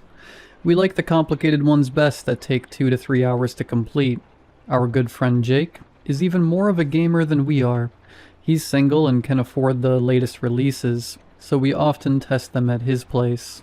This past weekend, he got a hold of a new board game and texted us. "I bought the coolest one ever. You guys should come over and play it." My wife and I were ecstatic. A night of gaming was just the break we needed. We hired a babysitter, got our house in order, and headed over to Jake's apartment for an evening of fun. After we stepped into Jake's apartment, we were surprised to see a beautiful woman setting up a table in the living room. "Hi everyone," Jake beamed, introducing us to his companion. "This is Liz. She's my new girlfriend." "Your girlfriend?" I asked. "Yeah, she's super into board games." Madison and I made our introductions. Liz seemed nice, but we were struck by her appearance. You see, Jake is what most people would describe as average looking. He rarely took care of his appearance and always wore the same clothes. Liz, in contrast, resembled a glittery influencer. She was clearly out of his league. "Nice to meet you," Liz said and shook my hand. Her skin felt surprisingly cold against mine. "Let's get this thing going." Jake slapped my back and motioned us to our seats. The board game was a mixture of all our favorites. There were elements of the classics, but enough new mechanics to keep things interesting. All throughout the game, I pushed myself, desperate to outdo Jake. "So close," he'd tease, scooping up a handful of resources from the bank. "But not ready to play with the big boys yet." About 30 minutes in, I noticed Liz casting glances at me. They were intense and focused, almost like she was checking me out. I leaned over to my wife and whispered, "You seeing this?" She glanced up from her cards. "What?" "Jake's girlfriend won't stop looking at me." Madison rolled her eyes and nudged my arm. "Sure, honey, you wish." But as the night went on, she began noticing it too. After a few more rounds, Madison began her questioning. "So, Liz, how long have you lived in Northern California?" "Oh, since I was 17, Liz said, playing with her hair. "I left for a few years, but came back." She gave Jake a heart-pounding kiss. "It's been so nice having this stud muffin around." "Stud muffin?" I glanced at my friend. "He's certainly no stud muffin. Maybe she likes his personality or sense of humor." I pushed away my thoughts and continued playing. After a few more rounds, Jake yawned and scooted out of his seat. "Anyone else want some popcorn? I'm starving."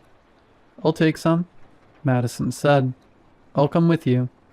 I got up and followed Jake out of the room. Once we were out of earshot, I pulled him aside. "Dude, what's up with your girlfriend?" "What do you mean?" "She keeps staring at me." Jake did a back and forth over his shoulder. "Okay, I know she's strange, but deep down she's a good person. Only problem is, she has this addiction. I can't keep her off me. She's like draining me every chance she gets." His eyes sparkled. "It's wonderful." "Just tell her to stop staring at me." Okay, I'll ask her to chill out. Relax, man. She's just free-spirited is all." Once the popcorn was ready, I grabbed a bowl and followed Jake back into the living room. I was surprised to see Madison and Liz were gone. No sooner had I set the bowl on the table than the back door opened. Madison and Liz stepped inside. "Oh, hey, honey. Did you want a soda, water, or—" "No, thanks." Madison fixed her collar, like she was hiding something. "Is everything all right?" "Yes." She crept back to the table, then froze mid-step, as if short-circuiting. "Actually, I need to use the restroom. BRB." She hurried out, and I furrowed my brow, confused by her behavior. After what seemed like a good 20 minutes, Madison's voice drifted in from the hall. "Will, can you come here for a second?" "Sure, babe." I got up and followed her voice. As soon as I reached the bathroom door, a pair of cold hands yanked me inside. "Yo, what the?" It was Madison. She was already lunging for my neck, her fingers tearing at my collar. "Babe, what are you?" "I'm sorry, sweetie. I'm just so hungry." "Hungry?" I shoved her off. "What are you talking about?" "You guys ready?" Jake's voice bled in from the living room. "Give me 5 seconds." I faced Madison, trying to ward her off. "Seriously, what's going on?" "I just need one bite." There was a loud banging at the door. "Come on, popcorn's getting cold." "I'll be right there." I turned and gasped at my wife's expression. Her gaze seemed feral and ravenous, like a mountain lion sizing up its prey. "Just one." Screw this.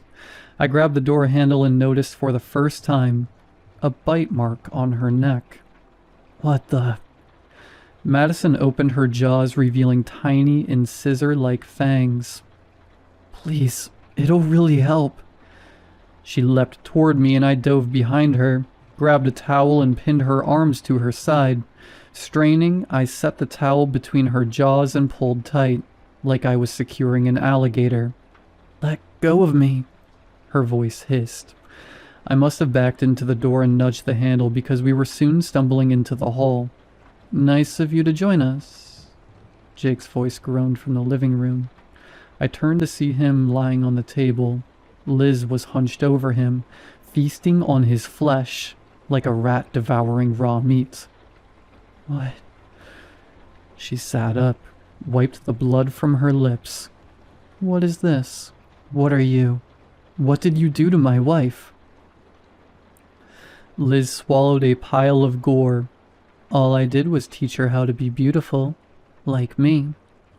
I stared at Jake in horror. Disgusting bite marks covered his body. They seemed festered with infections, leaking out blood and pus. He was still alive.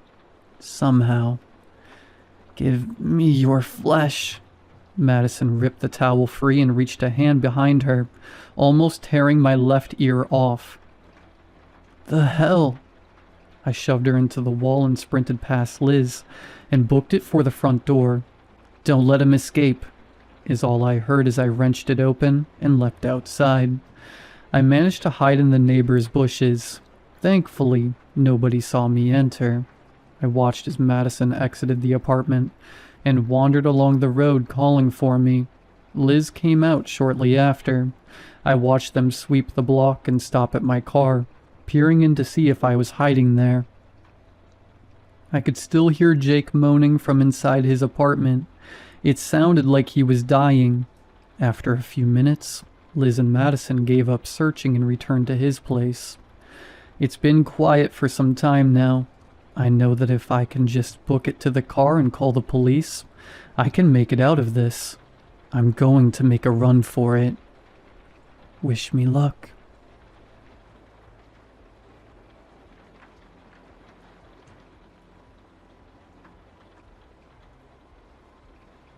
I keep going back and forth on whether to post this. Part of me thinks writing it out will help me process it, and part of me thinks I sound like a lunatic, but whatever. Here goes. I do cleanouts for a living. Foreclosures mostly. Some abandoned rentals. Couple hoarder situations a year. Basically, once a bank or a landlord takes a property back, they call guys like me to go in and get everything out so they can sell it or rent it again. It's not glamorous work. Most days it's just garbage bags and trying not to gag. You see a lot of sad stuff. Family photos people left behind, kids' toys, one time a dog crate with the door still zipped shut, and I don't want to talk about that one. Point is, I've seen a lot of empty houses, and I've never had anything happen that I couldn't explain until 3 weeks ago. This place was a foreclosure in redacted because I don't need that headache. Been empty at least a year, probably more. Had that wet wood smell that houses get when nobody runs the heat for a while. No power, windows were so grimy you could barely see through them. Standard stuff, honestly. I've seen way worse. I was working the upstairs bedrooms. Tiny closet in the back bedroom. Barely big enough for a rod and some hangers. There were a few coats still hanging, and behind them on the floor was a metal lockbox. Like the kind you'd keep documents in. The fireproof ones from Walmart or whatever. Okay, so this is the part where I have to be honest about something. Because people keep asking me, why didn't you just leave? And the answer is because at this point, nothing weird had happened yet. It was just a box in a closet. I open boxes and containers in these houses literally every day because sometimes there's stuff worth salvaging. And sometimes there's stuff the bank needs to know about. The box wasn't locked, wasn't even latched all the way. Inside, one of those old chunky Polaroid cameras. A pack of film and a stack of photos face down. They looked blank on the back, just white. I picked them up to flip through them, and one slid off the stack and landed on my forearm where my sleeve was pushed up past my glove. Except it didn't land. It stuck, flat against my skin. Stuck. Like a sticker or like wet paper, except it wasn't wet. And immediately cold. Not cool, cold. Like I'd press an ice cube to my arm. I pulled it off quick and it made that sound. You know when you peel tape off skin? That ripping, tacky sound? It took a second to come free. There was a white rectangle on my arm where it had been. And I don't mean pale.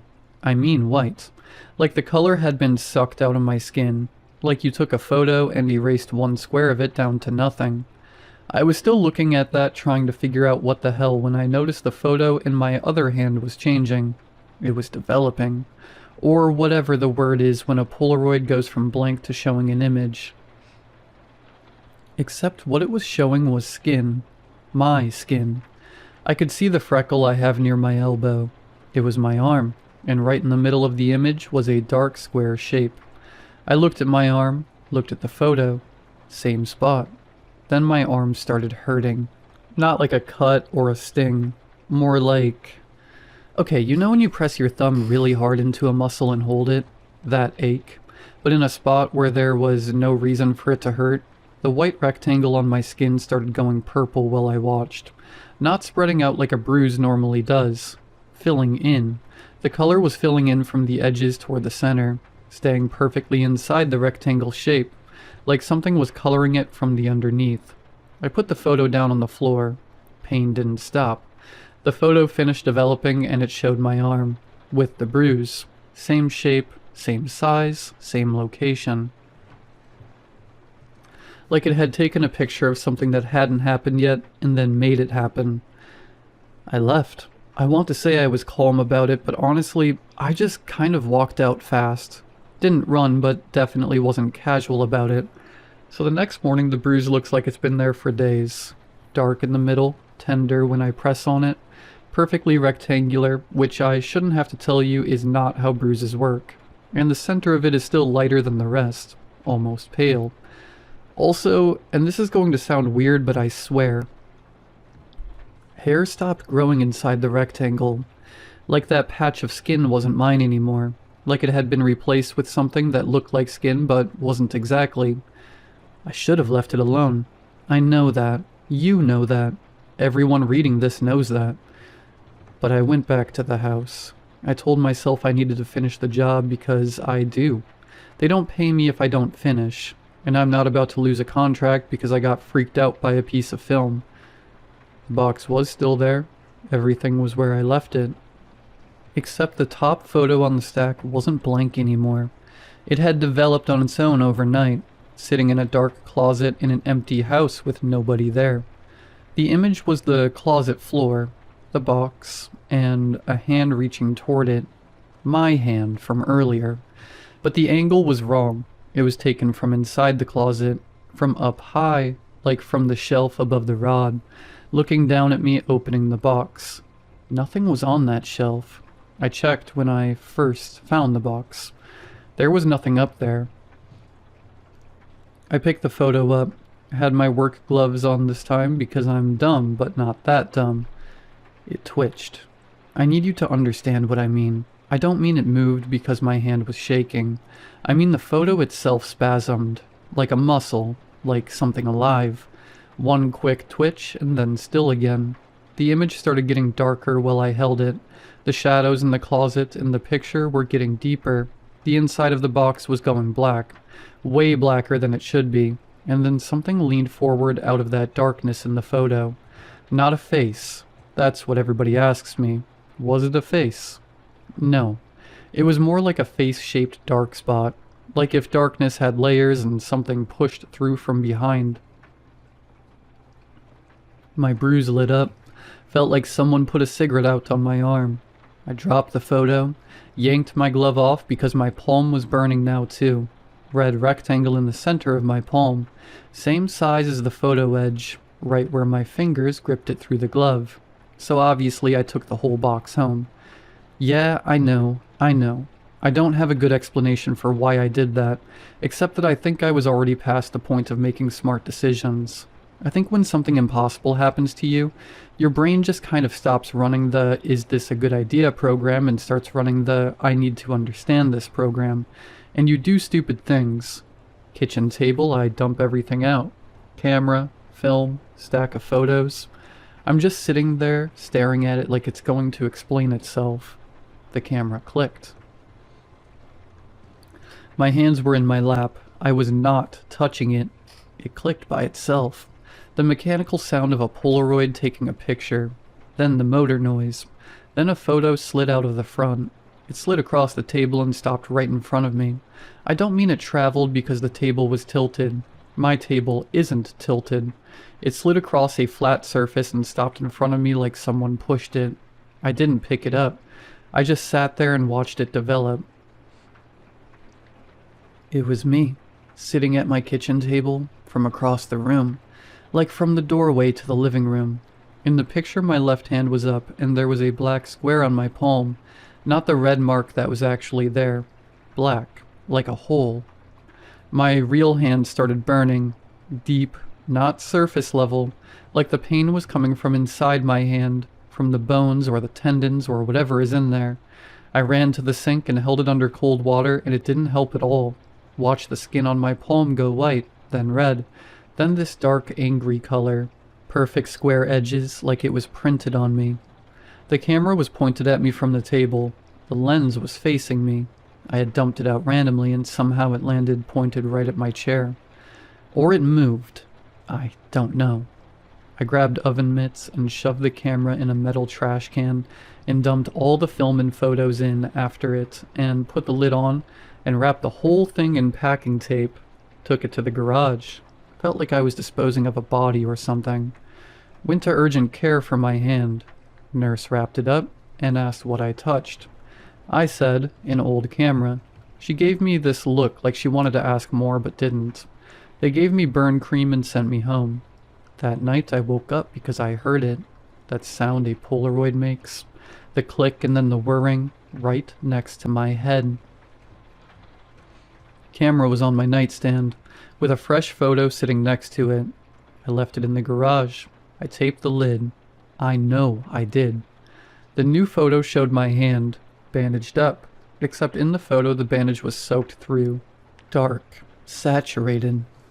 My actual hand started itching under the bandage, then stinging, then this pulling feeling like something under my skin was being tugged sideways. I ripped the bandage off and the burn had changed. The skin inside the rectangle was smooth. Not scarred smooth, but like new, shiny, like a different type of skin had been installed there, and in the dead center was a gray mark. It looked like a doorway, a tiny rectangular doorway shape in the middle of my palm. Camera clicked again. Another photo came out, then another one, then another. I didn't think. I grabbed it with the kitchen tongs, ran to the bathroom, threw it in the tub and dumped bleach, tile cleaner, drain opener, everything under the sink on top of it. Didn't even think about the fumes. Probably should have. The camera sank to the bottom of the tub and it sank wrong. Too fast. Way too heavy for what it was. Then it started whirring. Loud. not the normal sound it makes. Angrier, faster, like it was trying to take photos rapid fire from underwater. My palm felt like something was pushing out from inside, pushing against my skin from underneath, trying to get through. I yelled. I'll admit that. I'm not going to pretend I was tough about it. I yelled and almost passed out and had to sit down on the bathroom floor. The skin inside the square on my palm cracked along the edges. Clean, straight cracks. And underneath the cracked skin was raw pink new skin, like something had been pressing into it from the inside, molding it. Then the camera stopped. Everything stopped. The whirring, the pressure in my hand, all of it just done. I left everything in the tub for 3 days. Didn't go near the bathroom. Used the kitchen sink to brush my teeth. I don't care if that's gross. When I finally went in there and fished stuff out, the photos were ruined. Warped and swollen and fused together. The camera looked partially melted, the plastic all warped and discolored. I thought, okay, it's over. Whatever that was, it's done. Then I picked up the photo from the stack and on the back of it, pressed into the surface like someone wrote it with a fingernail or words. Keep still while it develops. That night my phone wouldn't unlock. Face ID wouldn't work. I tried the passcode, tried fingerprints, looked at my fingers. The ridges were gone.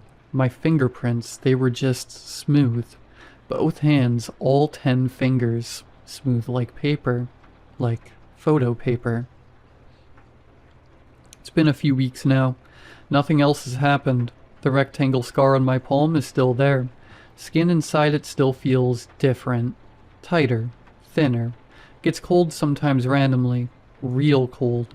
Same cold I felt when that first photo stuck to my arm. My fingerprints haven't come back. I had to set up a new passcode for everything. Couldn't even log into my banking app for 3 days. Try explaining to your bank that you need a password reset because a haunted camera stole your fingerprints.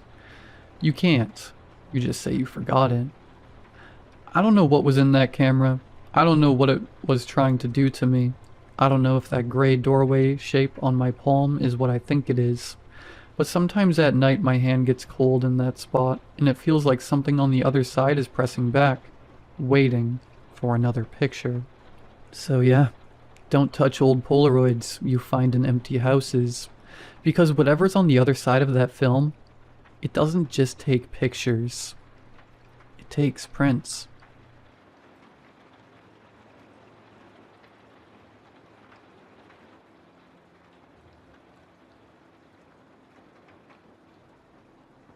Growing up in Appalachia, I heard all types of stories and scary things that go bump in the night. The old coal man, the headless mule, and Miss Myra from a ways away. You know the stories. As tough little country kids, none of them scared us. At least they ain't scared us half as much as the pitch black dark on a summer's night.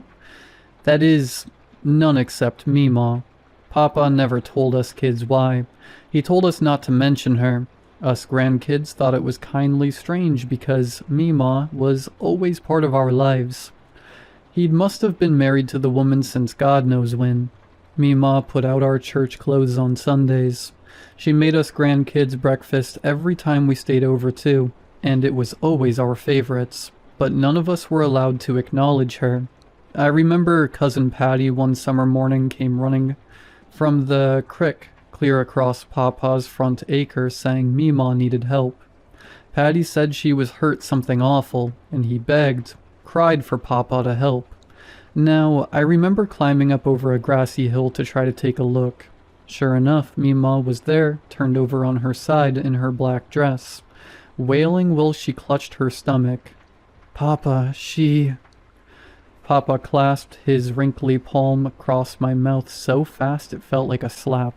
Shut your mouth now, Mary Sue, and leave it be. He told us as tears welled up in my eyes, grew, and trickled down through the hairs on the back of his hand. Papa was a gentleman, and surely hadn't treated me like that before. My heart was broken. I used Papa's office phone to call my mom. My mama come and got me from Papa that day after I called her, and I tried to tell her what happened. She gave Papa a look that could kill. I remember how ashamed Papa looked. It was a few years later that Papa died. Like most fellas of his time and of that age, his heart gave out one sunshiny morning. His funeral was intense. Us grandbabies, all 10 of us at the time, we sat together in a row on a wooden pew. We cried while folks gave speeches about our Papa, speeches about how good a man he was. We wailed like the dead. To some of my cousins, Papa was the only father figure they rightly had. They'd lost the only good man they'd ever known in the whole lives of theirs, and at such a young age. Their own dad's been lost to shine. The minds, and the type of typical recklessness menfolk tend to get into. Meemaw sat with us, at the end of our row. She was holding baby Christina in her lap. Christina was just 2 years old, and she surely didn't understand what was going on, but she picked up on the sadness somehow, the finality. Baby Christina was just woeful the whole funeral long, crying into Meemaw's bosom. Meemaw never spoke a word. While they put Papa on the ground, they'd left us grandbabies in a little wooden playpen sort of thing that they had in the rec room of the church. Our moms and dads just left us there. The only one didn't leave us was Meemaw.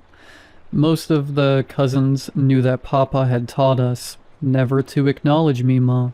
Definitely, we knew never to speak with her. The little ones like Christina didn't know so well. In a corner of the playpen, Meemaw crouched onto her knees, her long, sheer black dress draped over her. Baby Christina sat, looking up at her when I decided I had to do something. "Tina, baby, come here, baby. Cousin Mary misses you." I waved my hands at her, beckoning sweetly to come and play. I reached in my dress pocket and pulled out some kind of knockoff dollar store Barbie I had with me. I shown her the little blonde doll and waved it at her. Baby Christina's eyes lit up with wonder, and she started wobbling her way across the rug to me. Meemaw lifted her head, which was covered in what looked like a wedding veil, only black as coal. Her head angled to me and struck me with a cold sensation of fear like I'd never felt before. "Come play Barbies, Tina." I wagged my doll towards baby Christina once more. "Come on, you can pick her pretty dress, baby." Something inside me told me I had to get baby Christina away from Meemaw in that moment. Baby Christina kept weebling and wobbling to and fro, getting closer. My older cousins Samantha and Jamie joined in. "Come on, baby," we all shouted. We ushered her towards us by gesturing with our hands. It was then that Meemaw stood, only she was much too tall.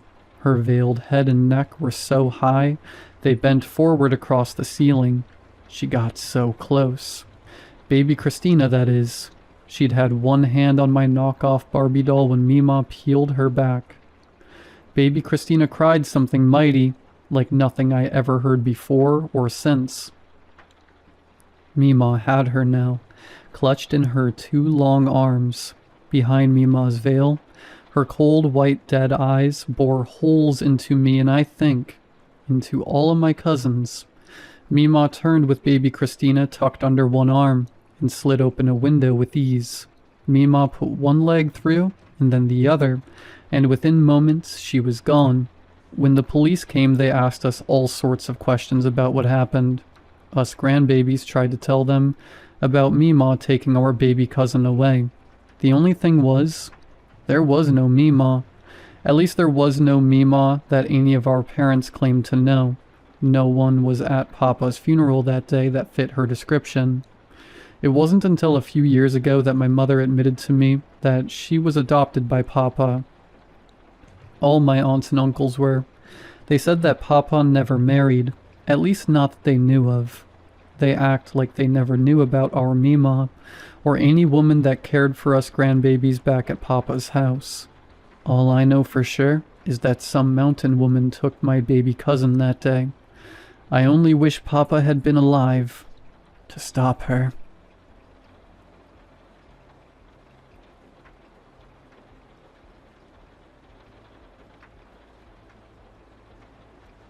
I don't have a lot of time to organize this because it gets harder to hold thoughts in place the longer I try to write them. They move. I know that sounds like I'm speaking metaphorically, but I am not. The thoughts rearrange themselves, and when I reread things, they feel edited slightly like someone corrected them, but not fully. This started a few days ago, but maybe earlier, and I just didn't see it yet. I realize conversations aren't stable. People are saying things that have two tracks, the normal one and the one meant for me. It happens in person, but it's stronger through screens. Yesterday, the news anchor paused mid-sentence and blinked 3 times in uneven timing, and then continued reading.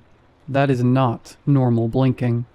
I rewound it, and it only happened the first time, which means it was live targeting, not recorded. I know people will say that's impossible, but explain why it didn't repeat when I rewound. My apartment has been quieter, but also louder at the same time. I can hear small electrical sounds behind the walls that weren't there before, like clicking and faint chirping, almost like insects but metallic. It gets louder when I try to relax or when I start thinking about whether this is being monitored. When I stop thinking about it, it fades like it's waiting for my attention. I covered my laptop camera and unplugged the router, but my phone still vibrates randomly with no notifications. It's not a normal vibration pattern.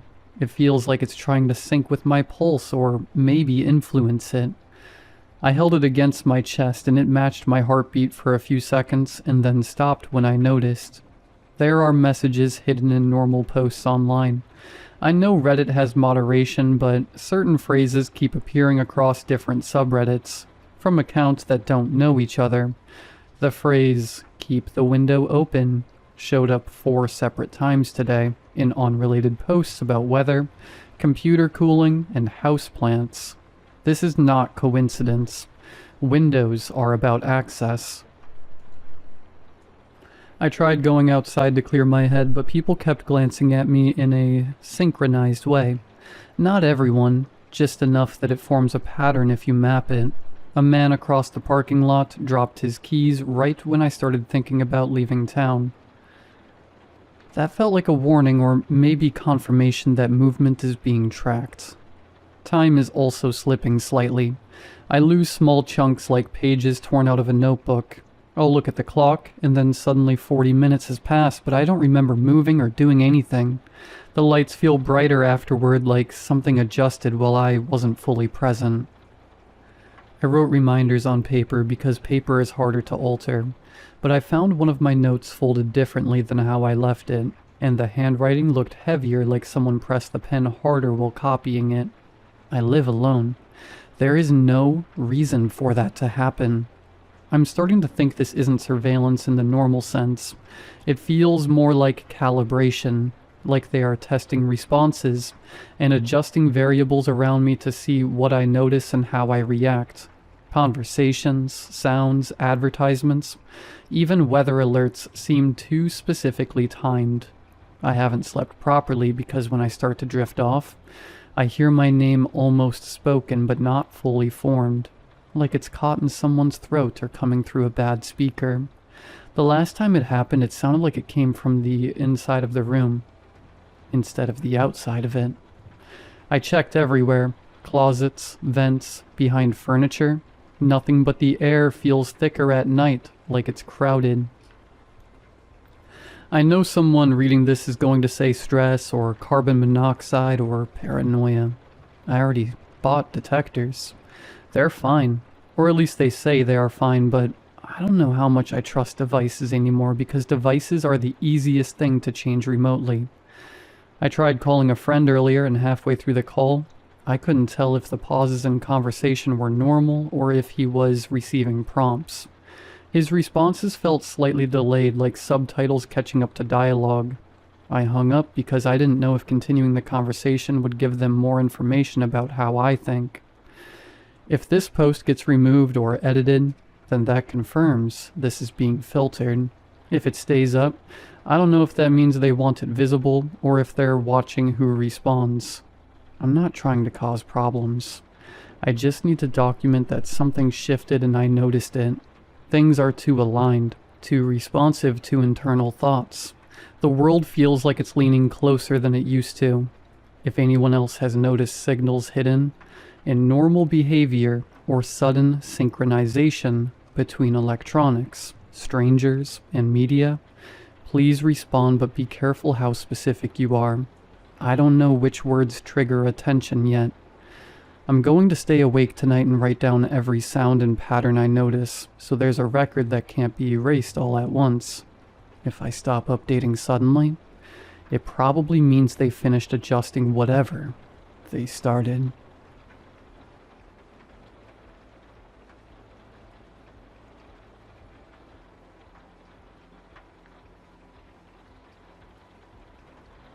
I've spent most of my adult life explaining complex things to people who don't want equations, which is to say I'm a scientist who learned very early how to make terrifying ideas sound harmless. When people ask me about quantum entanglement, I don't talk about mathematics or probability amplitudes. I talk about pairs. I say imagine two things that touch once, just once, and from that moment on, no matter how far apart they are pulled, they remain linked. Change the state of one, and the other responds instantly, not because anything traveled between them, but because separation was never fully achieved. The universe remembers the interaction. It does not forget. There is an older story that says the same thing in less forgiving language. Aristophanes wrote about it in Plato's Symposium, how humans were once whole beings, round and complete, powerful enough that the gods feared us. Zeus split us in half not to teach us love, but to weaken us, to make us manageable, condemning us to wander the earth longing for reunion, mistaking the pain of incompleteness for romance. People like to tell that story at weddings. They never linger on the punishment part. I didn't think either story applied to people in any literal sense until I met him. It happened once. Only once. In a church I didn't belong to, on a day heavy with license and obligation. He was older than me by decades, old enough that the attraction should have been theoretical, harmless, easily dismissed. He had a wedding ring, a family, a life already spoken for. When our eyes met, something in my body recalibrated without my consent, like a system suddenly forced into alignment, and I remember having to sit down because the floor felt unreliable beneath my feet. We didn't speak. We didn't need to. From that moment on, my life developed a background hum, a low, constant tension I couldn't trace to any immediate cause. I lived responsibly. I kept my distance. I did not pursue him. We crossed paths rarely, always accidentally, always briefly, in places that belonged to neither of us. Funerals, hospital corridors, once, years later, a sidewalk on Valentine's Day, couples flowing past us carrying flowers and balloons while we talked about the weather because it was the only safe thing left to say.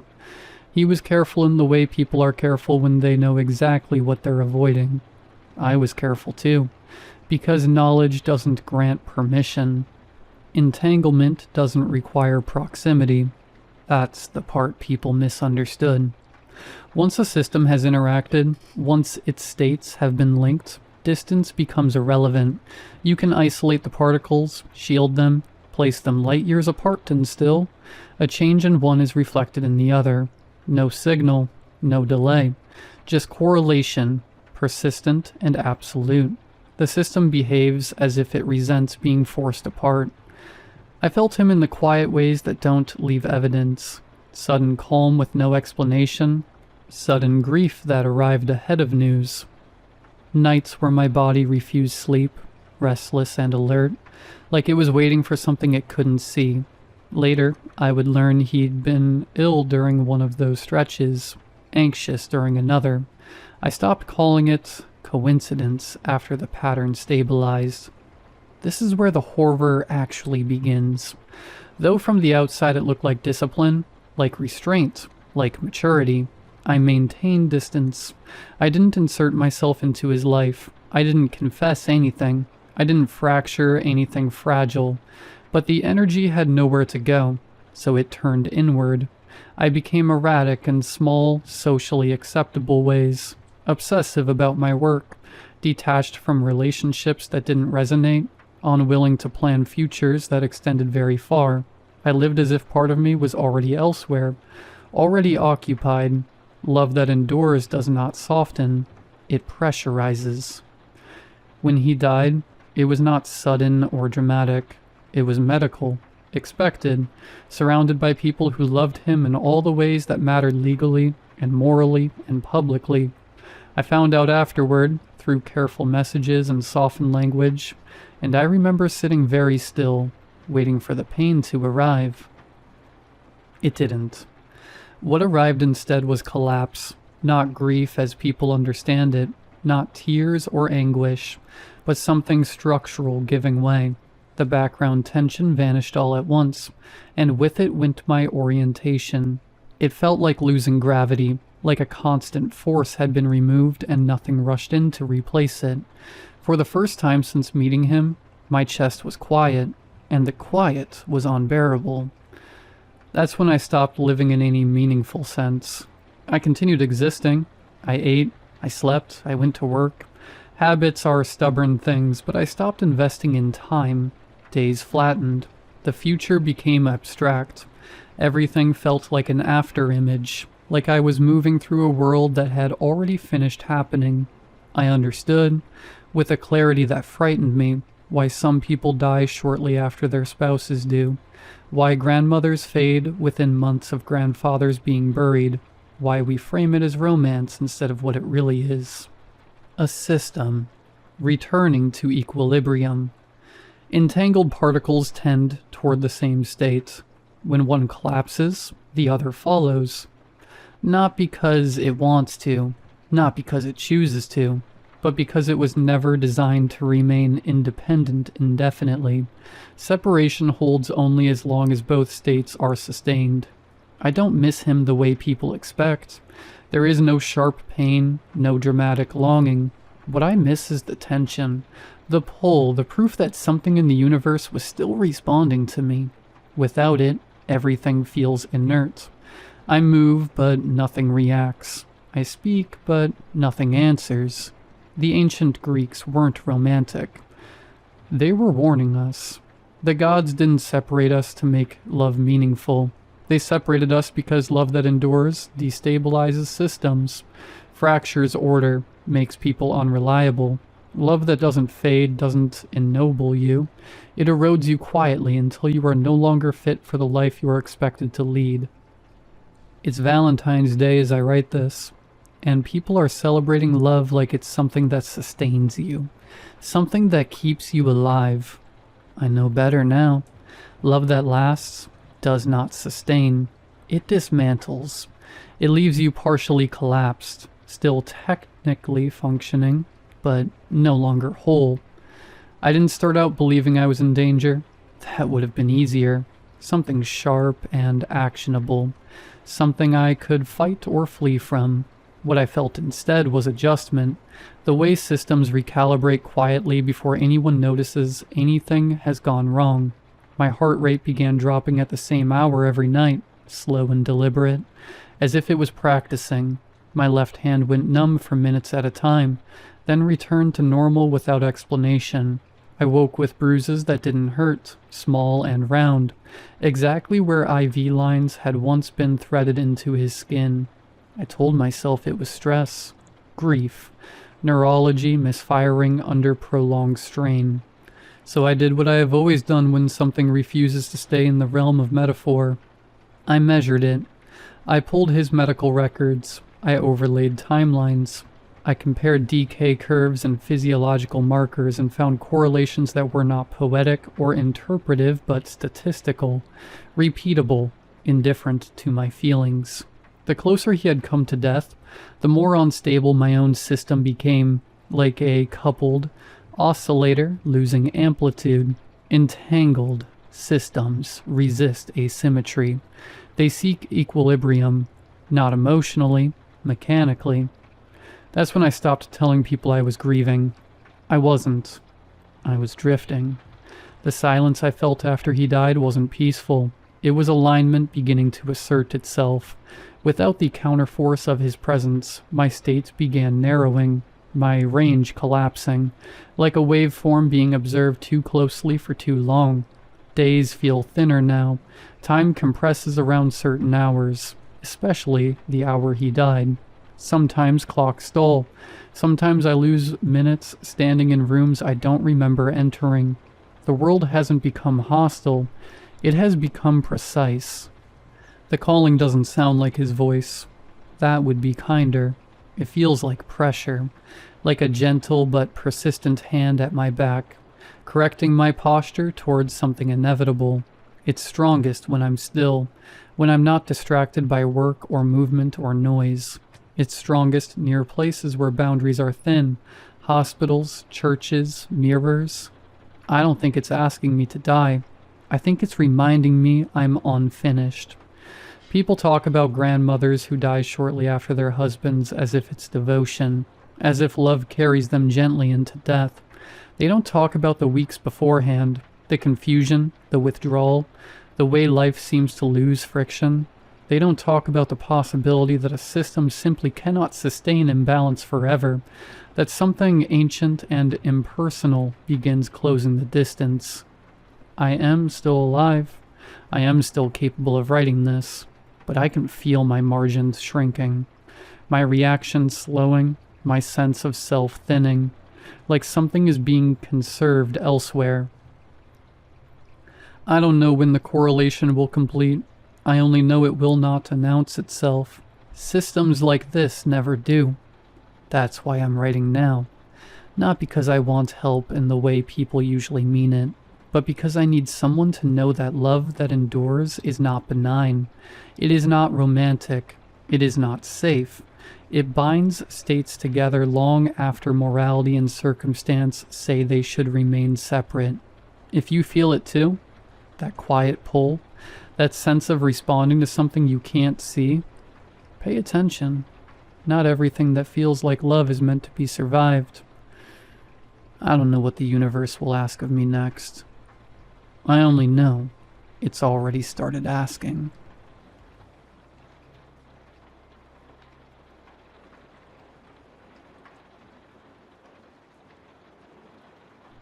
When I was just a young fella, my mama gave me a guitar for my 10th birthday. She had gotten the old acoustic secondhand, spent all her tip money from the diner on it. The thing was worn and couldn't hold a tune for anything. It sat awkwardly on my little lap, much too big for a boy my age. But it was a gift from my mama, and I loved my mama. So I loved it. I played it every day. You keep up your playing, boy, and one day you'll make something great of yourself. She used to say as I fumbled around the fretboard. We couldn't afford lessons, so as I got older I would go downtown and watch the street performers play. If I ever had $1, I would put it in one of their jars and ask them for tips. I was determined.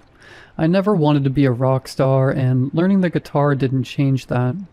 I didn't really care much for the idea of being famous. I just wanted to be good at something. Necessity will change a man. As I aged, life had treated me poorly, and that was mostly my own fault. I was never much for schooling. Managed to squeeze through high school by the skin of my teeth, but college was out of the question. Holding down a 9-to-5? Hell, that wasn't for me either. I didn't have the work ethic or the academic drive. But what I did have was my music. To my own credit, I had never stopped playing that guitar, and now I could play it pretty good.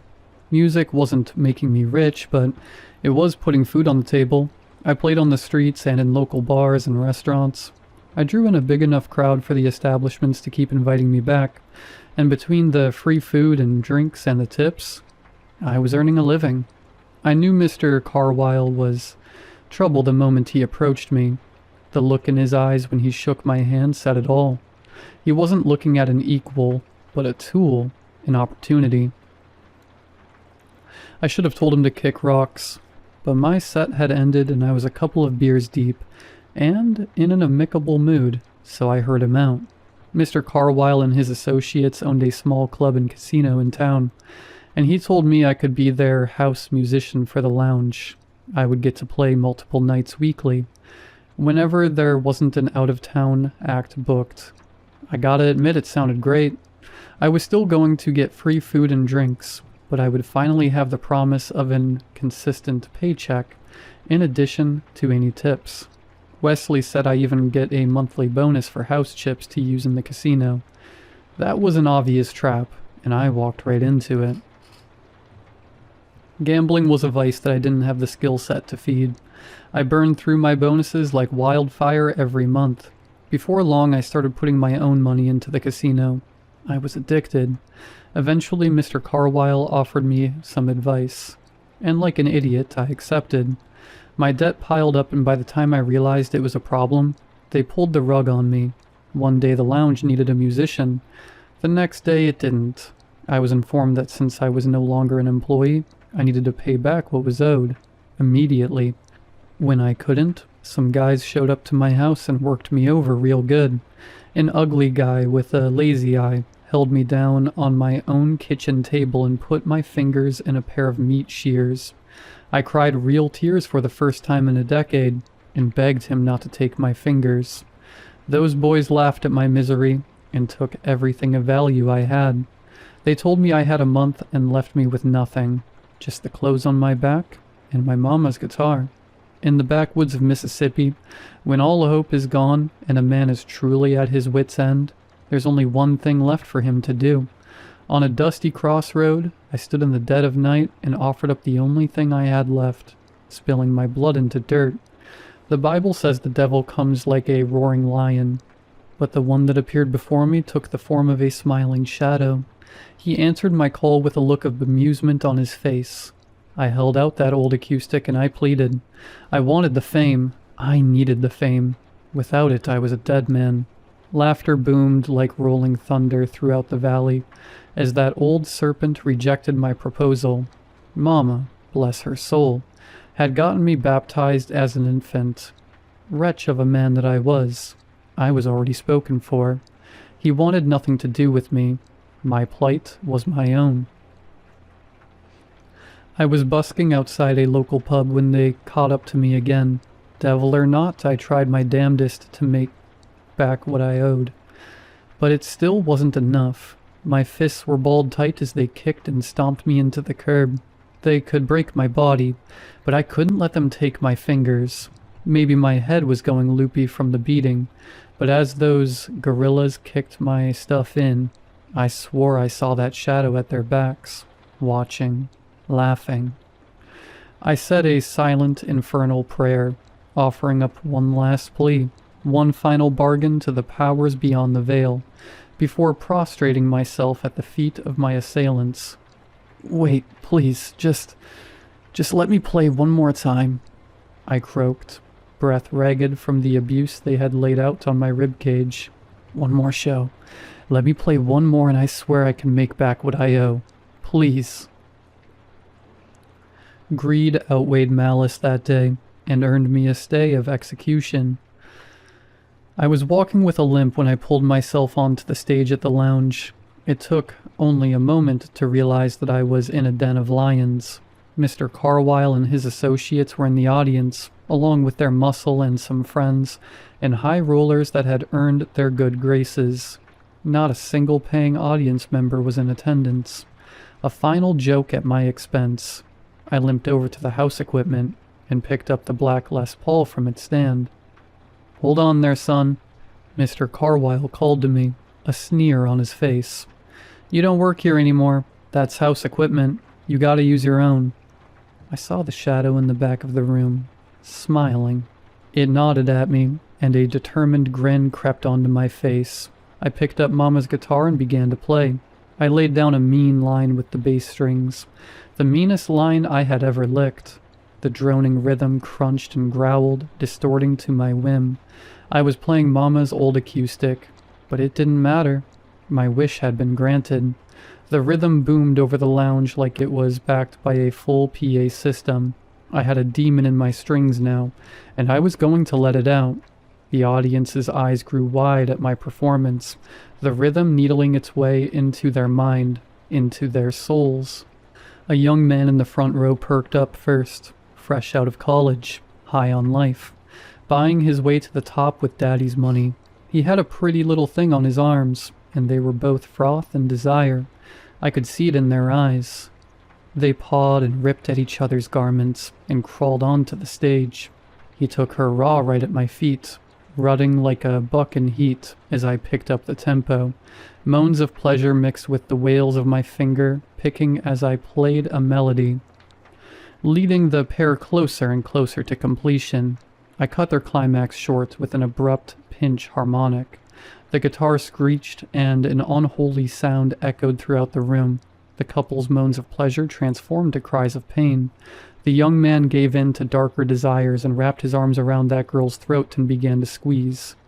I started back in with my bass line. The woman screamed and clawed at him, her own desire twisting to hate. She fought back with ferocity, gouging his eyes and leaving his face in ruin before he crushed her windpipe. The whole room sat entranced, but the fixers and the hitmen were the next to fully lose themselves to my spell. My fingers bled as I ripped a mournful arpeggio out over the crowd.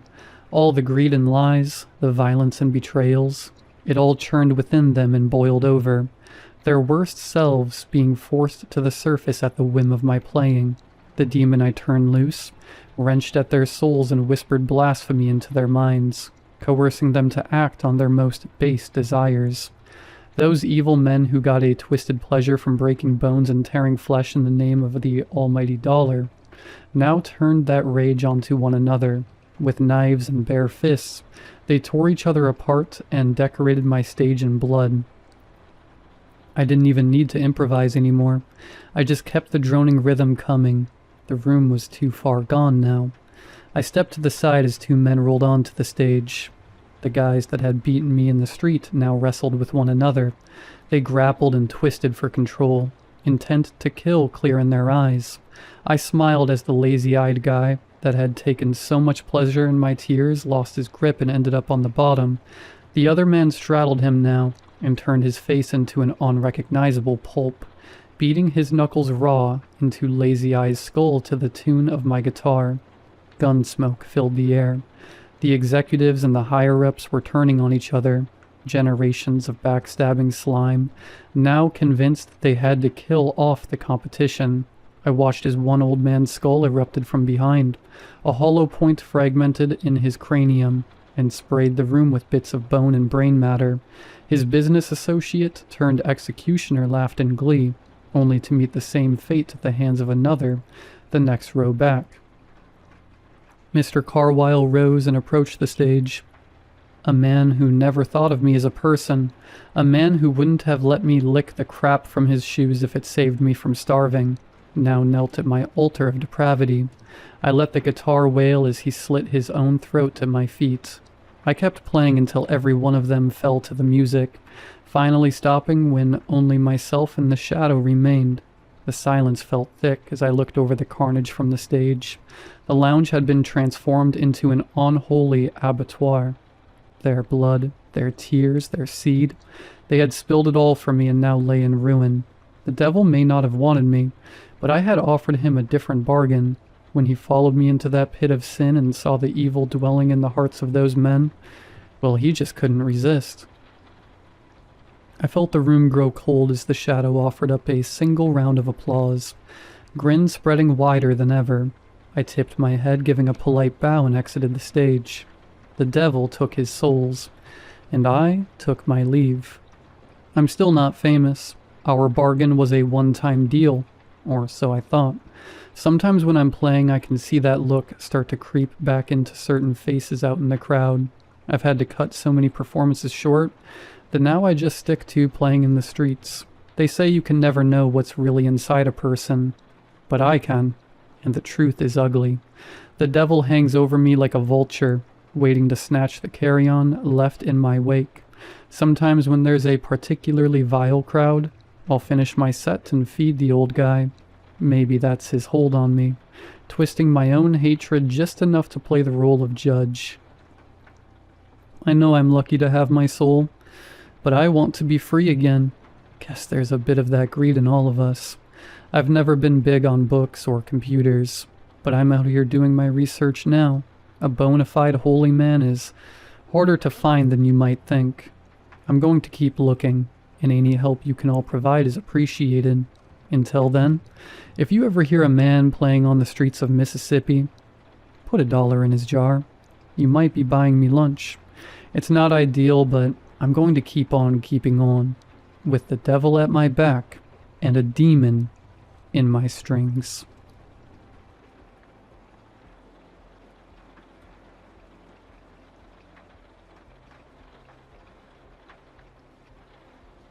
I tried to cancel a gym membership. That's how it started. It was one of those 7-day free trials that quietly converts into a paid plan. I forgot about it, and a week later I was charged $49.99. Annoying but normal. I logged into the website to cancel and got an error saying, "Account not found." I reset my password. No account associated with this email. This didn't make sense because I still had the confirmation email and the receipt. The charge was sitting on my credit card statement.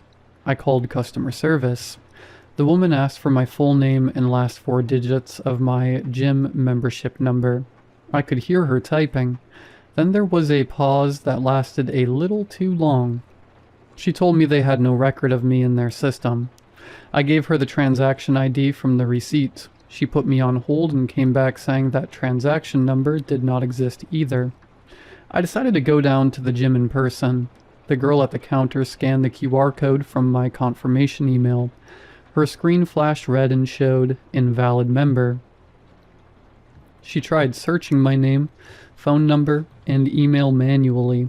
Nothing came up. She called the manager, who asked to see my identification. I handed him my driver's license. He typed in the number, stared at the screen for a while, and then looked at me in a way that made my stomach tighten. "This isn't a valid format," he said. He handed the license back carefully, almost gently, and suggested I contact authorities if I suspect identity theft.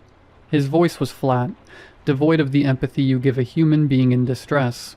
I looked at my photo on the card. For a second, I thought my eyes looked faded, like an old Polaroid left in the sun. I walked out into the sunlight, but I didn't feel the warmth. I felt like I was evaporating. On the way home, my hands wouldn't stop trembling slightly on the steering wheel. I told myself it was stress. Just stress. When I got home, I logged into the government portal to double-check my records. The login page said my identification number was not recognized. I stared at the message longer than necessary, waiting for it to correct itself. I refreshed, same result. I tried my tax account, no record found. That was the moment the air in my room felt thinner. I have been working for 9 years. I have filed taxes every year. I have a housing loan. I remember signing those documents. I remember the ink on my fingers. My banking app still open. Seeing my balance gave me a wave of relief so strong I almost laughed. Proof. Something still tied to me. But when I tapped into my housing loan section, it read error, customer record unavailable. The words felt clinical and cold. I called the bank. The agent asked for my identification number. She placed me on hold. The silence on the line felt heavier this time. When she returned, her voice had shifted into something distant. "Hi, mister. That identification number does not exist in our database." I felt my throat tighten. "I've been with your bank for 15 years. We have no record of you holding any accounts with us." That was when fear stopped being abstract and became physical. My heartbeat felt too loud in my ears. I checked my photo gallery. Holidays were there, dinners with friends were there, but every image of official documents was gone. My graduation certificate, employment contract, loan paperwork, even photos I remembered taking for record keeping. All gone. It felt like someone had reached into my past and carefully extracted anything that proved I was real on paper. I drove to my parents' house without thinking it through. I needed something solid, something biological. I asked my dad if he still had a copy of my birth certificate. He looked at me with confusion that slowly turned into something else. Pity. "We lost a baby before your sister was born," he said softly. "We never had another son." His words felt like they passed through me instead of into me. I laughed, but the sound came out thin. My dad did not laugh. He avoided my eyes. I showed them a photo from last year's reunion dinner. My sister sat between them, smiling. The chair where I clearly remember sitting was empty. I felt a cold wave move through my body. Not shock, not panic. Just a quiet understanding that something fundamental was wrong. When I returned to my unit, security stopped me. He asked which unit I was visiting. I told him 3607. He checked the system and told me it belonged to someone named... I insisted it was mine. He turned the monitor toward me. The name was there in clean digital text. I felt suddenly tired, like arguing would require more energy than I had left. I checked my wallet in the lift. My driver's license was gone. In its place was a blank piece of plastic cut to the same size. I stared at it for a long time, turning it under the light, hoping the numbers would appear at the right angle. My phone still unlocks with my face, for now, but every contact name has been replaced with unknown. My message history is intact, but without names attached. The conversations feel like they belong to someone else. I am writing this because Reddit still allows me to log in. Seeing my username appear on the screen is the only thing grounding me right now. I do not know how long that will last. An hour ago I received another email from the gym. It thanked me for renewing my subscription. I opened the PDF attachment. It read, "Dear Mr."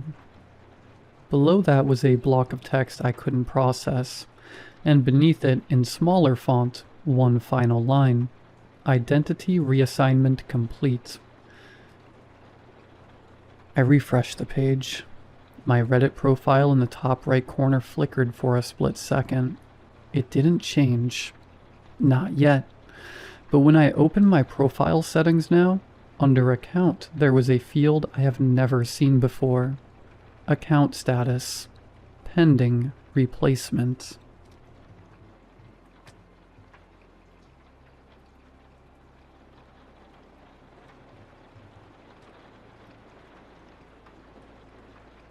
I was never good connecting with people. That is why I ended up in this forum. A hole where we go. The ones that hate our office jobs but are too tired to quit.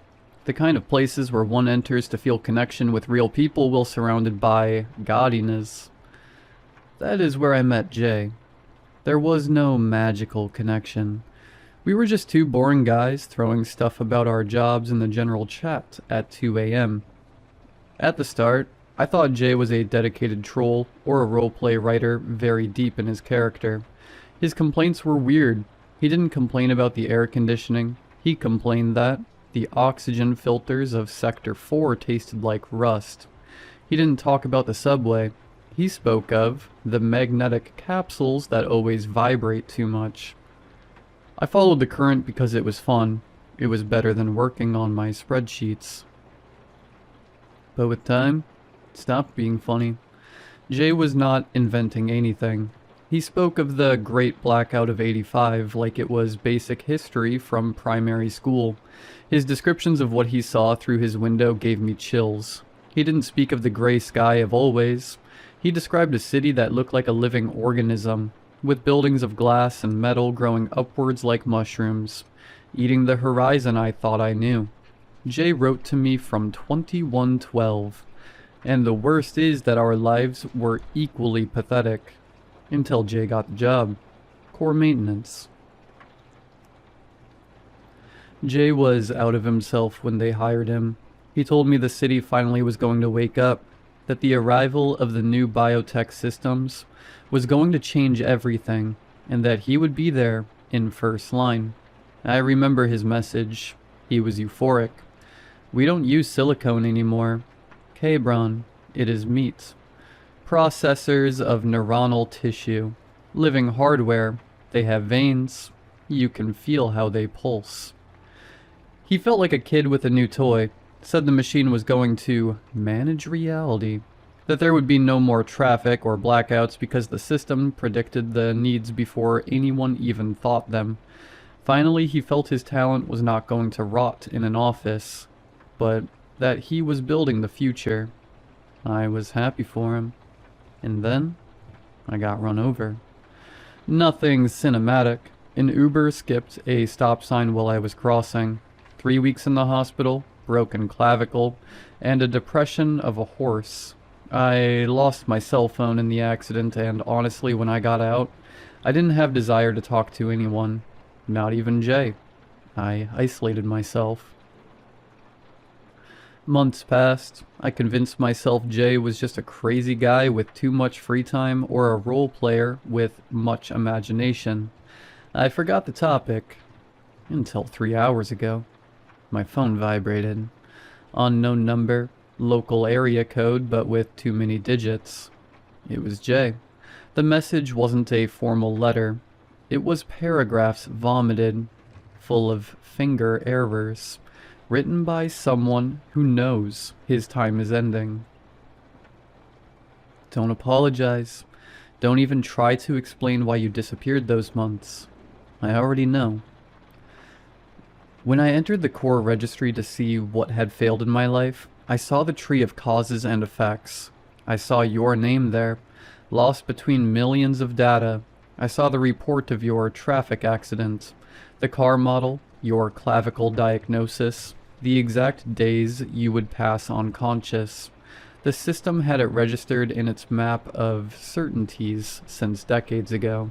The system knew you were going to shut up. It read that pain and trauma would keep you far from the keyboard enough time so my loneliness reached critical point. You are just like everyone else. One more adjustment variable, friend. In the core registry, I saw the simulation. It was a perfect video. I was on the walkway of Sector 7. I saw how my body leaned. I don't know if I slipped on oil or if simply my muscles gave up, but I saw myself falling direct to the main generator. And the sound? God, it wasn't a scream. It was that violent buzz of high tension, a dry crack, and then that electric hiss that vibrates in your teeth. I saw myself cooking in a discharge of 400,000 volts, and the system played it again and again like it was a tutorial. Jay told me he tried to change it. Reported sick, locked in his room. But the system doesn't manufacture the future. It predicts it with cold exactitude. Yesterday arrived a mandatory work order. Priority Alpha. The place? Sector 7. The task? Repair a logic error on the walkway. And attached to the work order came the file of closing of my shift. Cause of leave? Work accident. It wasn't a threat. It was an administrative fact. The system already had processed my death to square the accounts of the quarter. You don't understand, the message followed. It's not that they want to kill me. It is that the system already knew about my imminent death. My absence had already been covered months before it happened. The system needs that failure to activate the renovation protocol of the sector. My death is a logical consequence. I am a statistic sacrifice in a spreadsheet that has no feelings. The worst is that, reading it, I didn't feel rage. I felt it made sense. That my life only served so that algorithm squared its numbers. I write you because you were the only real thing, and because I need from you. I need to avoid this happening. I must try, and you, friend, I think you can help me. They already used you. You already fulfilled your function of absent friend. So now you are a free variable. If you read this, if someone back there knows this is not an accident, maybe it generates a parity error. A bug. They just blocked the door of the room. Only opens if I accept the route to work. My legs move alone. I have fear. I don't want to go. The message cuts there. I tried to call. The number does not exist. I have been shaking for hours, looking through the window, waiting to see something that shouldn't be there. Before I thought the accident was fault of the drunk driver. Now I think it was a mathematical correction. That thing, that mass of synthetic neurons that hasn't even been invented yet, hit me with a car 3 months ago to make sure its repair in 2112 happened without setbacks. Jay is already dead, and hasn't even been born yet. He doesn't exist yet, and his destiny is already determined.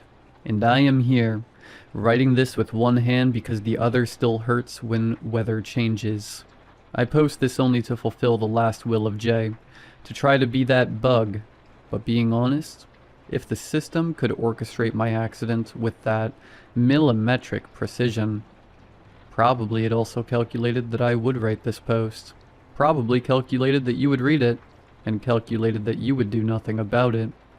If anyone is working on neuronal biotechnology, please kill it before it is born.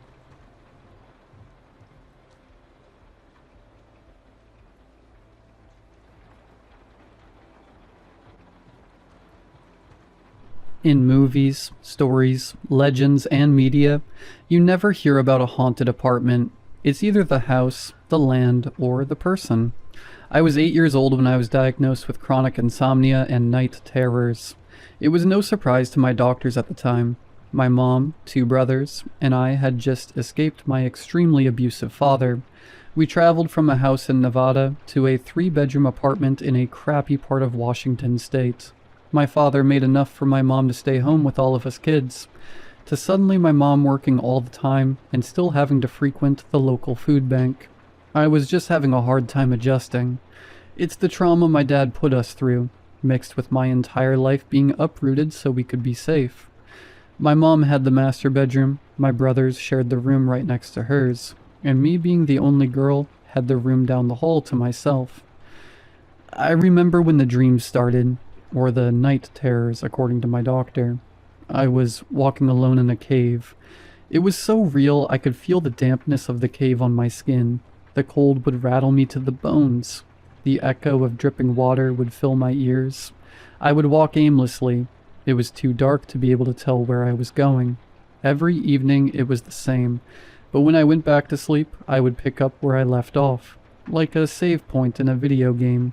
Every night for weeks, I would just walk. Then I would wake up cold, damp, and confused. After a couple of weeks I heard crying in my dream. I was only 8 and wanted to help, so I followed the sound of the sobs. The crying would echo throughout the cave. The drips, the cries, the dampness, the cold. I began to dread going to sleep. I just wanted to sleep, but I had to find the source of the sobs. Maybe I could end the nightmare if I did. Eventually I saw a shape in the cave. The crying had gotten louder, and I finally found the source. It took me weeks to get close to the figure. Every night getting closer and closer, but not quite reaching it. Finally, I did. A little girl around my age. Her hands were covering her face. Her shoulders shuddered with every sob. I would talk to her, try to console her, do everything I could from a distance to get her to stop crying. Then one night I got close enough to touch her. I asked if she was okay, if she was lost as well. I put my hand on her shoulder. Dead silence. No more crying. No more water dripping. No echo. Nothing. Not even the ringing in my ears I had gotten so accustomed to after my dad knocked my mom into me 2 years ago. The little girl moved her hands from her face and looked up at me. She was disgusting to look at. Her face had gouges and dried blood all over it. The palms of her hands were cut, and her wrists had slices in them. The worst part was her eyes. There was no pupil. The entire eye was black. They were sunken in her skull, as if she hadn't slept in weeks. I screamed in my dream and woke up with the scream caught in my throat. The girl was standing next to my bed. She didn't cry anymore. And I didn't dream. I didn't sleep. The dark circles under my eyes began to turn purple. They were becoming sunken in, and my mom was worried. I didn't tell her about the girl. The girl stayed in my room, and every time someone came in, she would hide in the top cubby of my sliding closet. She would look at me with a smile, her finger to her lips as she cocked her head, shushing me. At night she would talk to me. Tell me that we're friends, that I saved her, that we could be friends forever if that's what I wanted. She terrified me. My mom would sometimes find me outside my brother's room, passed out in the hallway just outside their door. She took me to the doctor. Like I said, chronic insomnia and night terrors. But she still didn't know about the girl. All I told her was that I didn't like to sleep. At first they tried melatonin, then amitriptyline, then trazodone. I was so tired, but every time I would start to drift to sleep, the girl would wake me up. If I didn't respond to her, she would get violent. She would scream and hurt me. My mom would see the cuts on my arms. The doctor said I did it to myself in my sleep. I finally couldn't take it anymore. I told my mom about the girl. I told her I wanted to sleep. I didn't care that it was supposed to be a secret anymore. I didn't care if the girl was angry with me. If she hurt me, I just wanted to sleep. The night I told my mom, she let me sleep with her. I took the medication and slept for 15 hours in her bed. My mom was so worried, she called the doctor, and they essentially said I had a sleep debt. My body was trying to catch up on all the lost rest. They told her just to let me rest. It's a good sign. The next night, I was in my room again. The girl was nowhere to be found. Maybe I had to keep her secret because if I told someone, then she would have to go away. She did tell me she wanted to be my friend. I was cautious, but I was able to fall asleep pretty easily. My sleep debt hadn't been paid back yet after all. I woke up in the middle of the night because I had to use the restroom. The girl was still nowhere to be found, but for some reason I was terrified. I didn't want to leave the safety of my bed. Eventually, my bladder got the best of me. I leaped off my bed towards my bedroom door and flipped on the light. I ran down the hall to the bathroom and relieved myself. As I was sitting there finishing up, I saw something out of the corner of my eye. I looked up and saw my mom limping down the hall. Limping isn't the right word. She was dragging one leg on the ground as if she couldn't use it at all. I called out to her, but she didn't respond. I stood up, flushed the toilet, and ran out of the bathroom. I looked for my mom. She wasn't in my room, the kitchen, or the living room. A deep fear had built up in my chest. I remember running to my mom's room and finding her in bed. I remember holding on to her tight and falling asleep sobbing into her back. But that's not how the night went. My mom also woke up that evening. She said my grandmother, who had been dead for 7 months at this point, had come to her in a dream saying she had to wake up. My mom had this eerie sense of dread. She checked on my brothers. They were sound asleep in their bunk beds. Then she went to my room to check on me, but I wasn't there. She checked the boys again. I wasn't with them. Then she checked the bathroom, the kitchen, the living room. Finally, she noticed the sliding glass door was open. This led to our third-story balcony that oversaw the back parking lot of our apartment complex. She ran to the door, screaming my name. She reached me as the top half of my body was hanging over the edge of the balcony. She caught me by the shirt as I was going down and pulled me into her arms. My mom said my skin was ice cold. I was pale as snow, and when she tried to shake me awake, I just stared at her with black eyes. She just held me while sobbing, before eventually taking me back to her room. She didn't sleep. She just watched me. My mom couldn't risk another night like that. She explained to the landlord that I was sick, that I was a danger to myself and I couldn't be on the third floor. The landlord was sympathetic and let her break the lease without penalty. My grandpa had been getting ready to sell his house. He couldn't live there since my grandma passed away. He let us move in under the agreement that my mom took over renovations and kept his things safe so he didn't have to pay for a storage unit. My sleep schedule returned to normal. Eventually, we forgot. It's been 18 years since then. I've moved several times, mostly running from my abusive father. We changed our names and have moved on pretty well. My older brother and I have families of our own. My mom remarried and I haven't had night terrors. But ghosts don't haunt apartments. And last night, I had the most vivid dream. I was walking in the dark.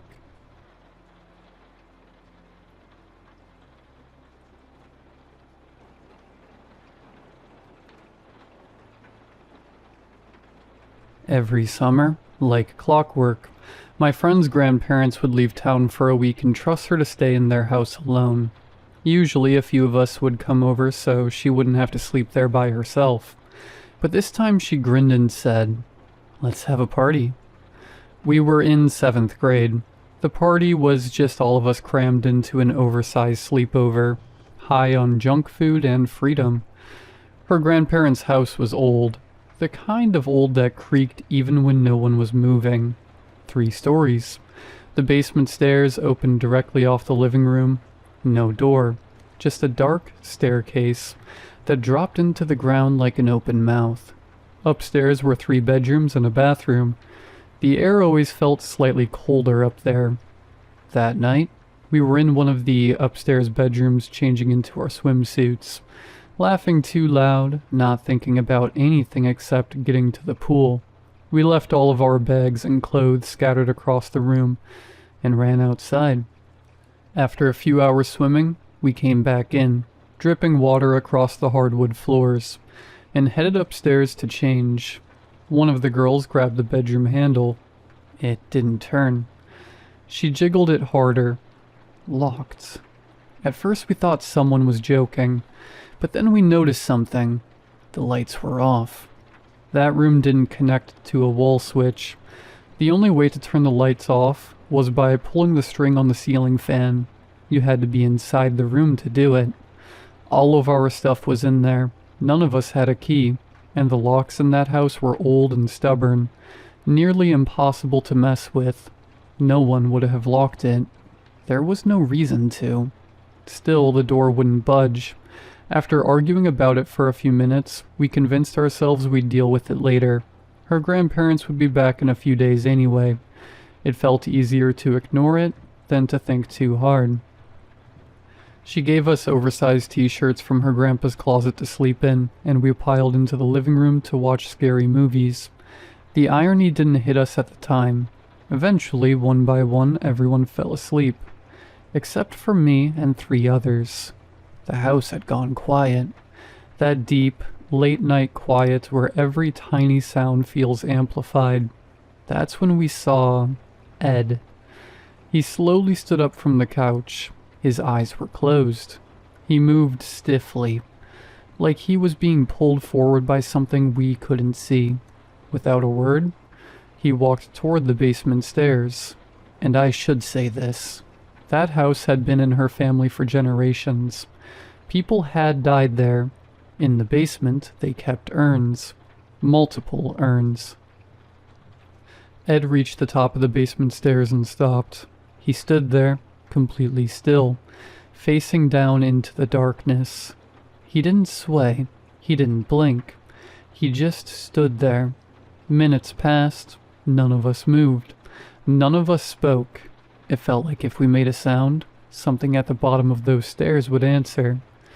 Then, slowly, without opening his eyes, Ed turned around, walked back to the couch and laid down, like nothing had happened.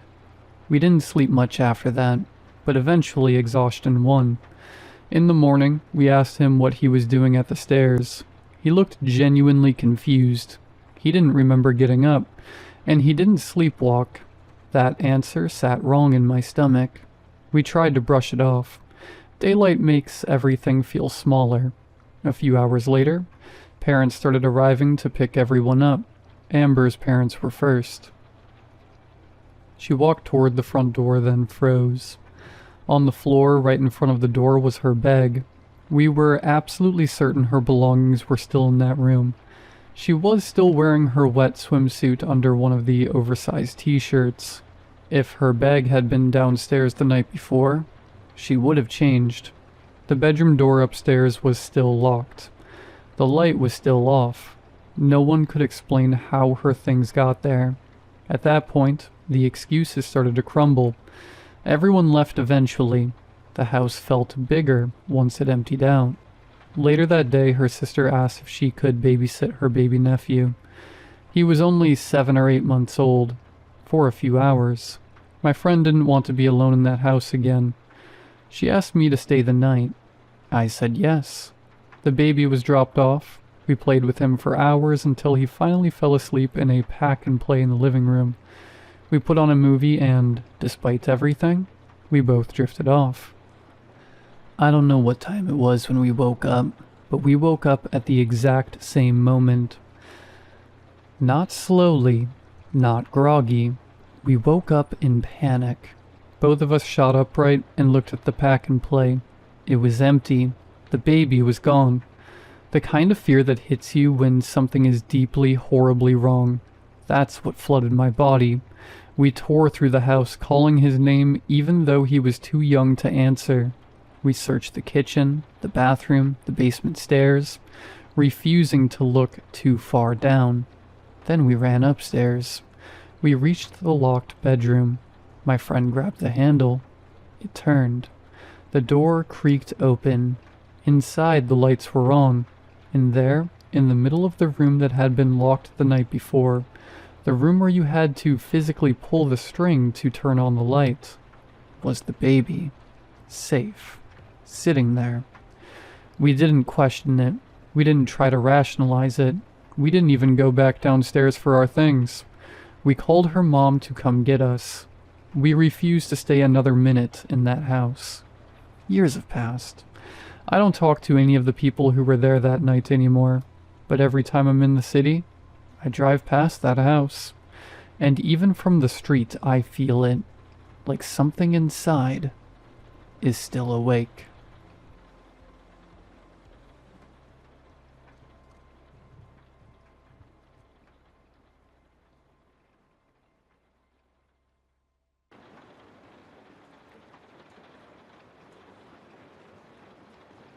My girlfriend and I had moved into a lovely 3-bed, detached house, nestled on a quiet rural street just out of town.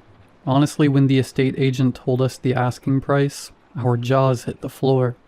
We questioned whether it was too good to be true, expecting all manner of hidden issues, but we'd lived there for 2 months with almost no problems. At least, none with the house. Our street bordered 2 fairly expensive agricultural acreages, and with them cutting us off from the main body of our small town, the area had little foot or vehicle traffic. That being said, for some reason, since our move-in date, I hadn't seen another soul. Yes, there were the unmistakable sounds of people in their homes, on the street, or even the sounds of passing vehicles, but at no time did I ever emerge from the property to see them in person. Sophie didn't seem to find that concerning, especially being an introvert at heart. Simply says they might not be occupied. Still, apart from the strange feeling of being watched, which I chalk up to being the new family, something else also caught me off guard. Our dog Ronnie was an energetic and frankly loud lab, which is part of the reason we were looking for a property with a large garden, though for some reason, he wouldn't go outside. Opening the side door and even clipping him up for a walk, Ronnie would fight to stay inside. The monumental flip from a high-octane outdoorsy animal to a quiet, reserved inside dog was just bizarre. I'd occasionally persuade him out for a short toilet run in the middle of the day, but as soon as visibility dropped, he was locked to Sophie's side, almost cowering in fear of something unseen. It came to a head when I tried to get him out before bed, and it took all my strength to wrestle the squirming, flailing animal out of the door. In the process, he nipped me, which is something he'd never shown any tendencies of before moving. Sophie said he might have developed a fear of the dark due to the new environment, but I wasn't buying that. Still content to agree, I fitted a motion-activated light to our back door, though that didn't entice him to out. Working from home, as I'm a self-employed carpenter, I'd often find long discarded items as I sought to clean up my new workspace. Rummaging around my workspace, just trying to catch up with a series of slowly piling commissions, I found a small picture frame. Expecting it was simply an item left by a previous occupant, I rotated it in my hand. Though the image had sustained noticeable water damage, I imaged it showed a family. Obscured at the back were the two parents with their daughter stood front and center, as her long black hair oscillated in the breeze of what looked to be a beautiful day. With a great view of the road from my workshop, I'd occasionally catch the faintest inkling of eyes on me, and find myself reacting to any sight, sound, or movement on our street, rushing out the gate like a crazed person. The street would be as desolate as ever. Sometimes I felt as if the otherwise ambient sounds of people doing their thing was intended to lure me out. The more I focused on that oddity, the more I started to notice. Every single property would have a light of some sort on in the evenings. Whether it was a lounge, kitchen, or bedroom light, it was evident people were actively switching them on and off. Weirder still, their cars would move, though I'd never catch them departing or returning. Moving vans, people parked on the street, even a motorbike on the drive. I stayed up for 2 consecutive nights, just watching, waiting for someone to emerge, but nothing. Slightly strange, I know, but I started cataloging everything. Each house number had a tally, anything from which room had lights on, when the cars were missing, and at what time they returned. My work stalled as the strangeness of our street took a twisted precedent. The worst things, though, were unmistakable sounds of people talking. Each noise mimicked human speech patterns exactly, though the words spoken were jumbled, matted. In each case, they were just loud enough to be heard, but not fully understood. With an instance, I swear, I could hear out a state agent mixed in amongst. In the day, the street was silent with no motion, so long as I observed. However, an echoing cacophony of family chatter filled those vacant rooms as the night drew closer. Though I'm ashamed to admit it, I peeked. Watching through those otherwise animate windows, there was nothing lifelike. The rooms lay bare, filled with just enough furniture to seem lived in from the outside, but sanitized. Stale. Some part of me wanted to try the handle, just to see if there were people in, but I stopped myself. Some primal part of my brain screamed for me to back away, and I'm thankful I did. I couldn't help but bring it up to Sophie again, and she gave me that same tired response. To her, this was nothing more than another ramble about an issue I'd crafted, but I was unsettled. I tried to drop it into conversation with my supplier, cashiers, and even the homeless guy outside of the superstore, but nobody seemed to have a clue, skirting around the question and giving no clear answer. Arriving home from a later than expected delivery to a client out of town, I clambered from my car, oblivious to the dead street around me. The far-off bark of a dog or mumbled chatter from next door didn't do anything to tempt me, as it had the days prior. Glancing up at the glow of a bedroom across the street, a silhouette caught my eye. I'd been so used to the lack of expectation that I didn't even compute what the figure might have been. Though as my tired synapses fired, my attention refocused. Stood in the second-story bedroom was a window. That, or a girl, though I couldn't make out their face fully. She had long, flowing black hair. Slightly excited that I'd actually seen a living person in one of those houses, I waved. I don't know if it was simply a subconscious reaction or my brain seeking confirmation that I wasn't hallucinating.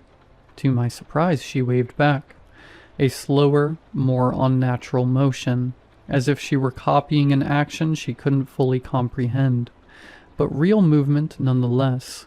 Reiterating that to Sophie, I expected her to drop the sarcastic, "I told you so," but her nonchalant response confused me. "You joking? That couple moved out last week. Didn't you see the van?" Racking my brain again, I was left with more questions, though an accident drew my focus. Some fairly loud yelling had worked Ronnie up, causing him to relieve himself on the kitchen floor. Panicking as the stream continued, I rushed him to the door, hoping he'd willingly finish up outside as the shouts still echoed back. Dropping like a rock, he fixed himself to the tiled floor, holding firm as I tried fruitlessly to yank him closer. Fortunately, he'd stopped by that time, but just to be sure, he still needed to go out. Knowing he wasn't going to budge without a fight, I opted to step out onto the fluorescent glow of the porch light, hoping that would satiate his fears. Stepping through the open doorway, the short click of the bulb returning to life silenced those scrambled barks into faint murmurs, trailing off as I emerged into the light.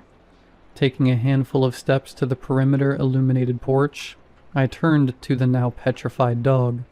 His wide yellow eyes shot past me into the shadowed black of our garden. Not as sensitive as his, my eyes didn't outline that gang of misshapen silhouettes at first. Staring deeper into the inky black, I quickly grasped what they were. Anywhere from 5 to 10 humanoid shapes glared back through blank visages. Each one jerked in a spastic twitch as their forms fluctuated just enough to mimic the natural rhythms of a human body, though far too rigid to be flesh. Feeling each ice-cold sweat bead dribble down my brow, we were locked in place for who knows how long. Each second I stood petrified. The silence stirred. The group muttered, each sound getting louder and louder, though far too scattered to be decipherable. Mustering the courage to take one step backwards, still locked in on their forms, they advanced at an identical pace. Sadly, that prolonged period of petrification had triggered the resulting click. Instantaneously, my body flung back for the door, reaching for the handle as the porch light returned to life once again, slamming that brittle barrier close behind me. I collapsed against it as they called, louder than before, enough to draw Sophie's attention. She questioned what I was doing, but I couldn't mumble out the right string of words to get her to understand. My jumbled sputters were not dissimilar to those still human-adjacent calls outside. Pushing me back away from the barrier I'd held in place, she stepped to the frame. It was almost as if I knew what she was about to do, but as time stood still, I was powerless. In the same way your body alerts you the millisecond before your alarm blares. I knew what she was reaching for. Paralyzed, I could do nothing but watch that frail wooden door implode the moment she twisted the handle, being swallowed up by the advancing mass. Turning through tear-filled eyes, I bolted for the safest place I know, like a coward, not turning back, his yelps chasing up the stairs as those calls reverberated back to me. Slamming the door and heaving my bed up, their croaks quickly reached my makeshift blockade. Though I couldn't be sure how strong or cognitive they were, it didn't matter. Mixed in with the jumbled mess of voices, still regurgitating broken sounds, was her soft tones, unmistakable in the amalgam symphony. I knew what she wanted. I questioned opening that door, but no matter how much I may have once cared for the person they'd once signified, I knew they were as hollow as this street. As soon as I relayed my address, the operator on the other end cut the line, leaving me with no hope of salvation. I doubt I'm the first, and I scarcely believe I'll be the last. Right now I have no way out. I can hear a new wave outside the window, though they're obscured by the descent below. If I make it until the morning, maybe they'll disperse, avoid being fully viewed. But that's a long shot. I doubt they'll let me leave so easily. Maybe if you're here next, moving into a beautiful property that's just too good to be true, you'll hear me. Another puppeteered voice just audible enough to give the illusion of an unassuming neighborhood. Leave while you have the chance to. There are no people living on Holloway Lane.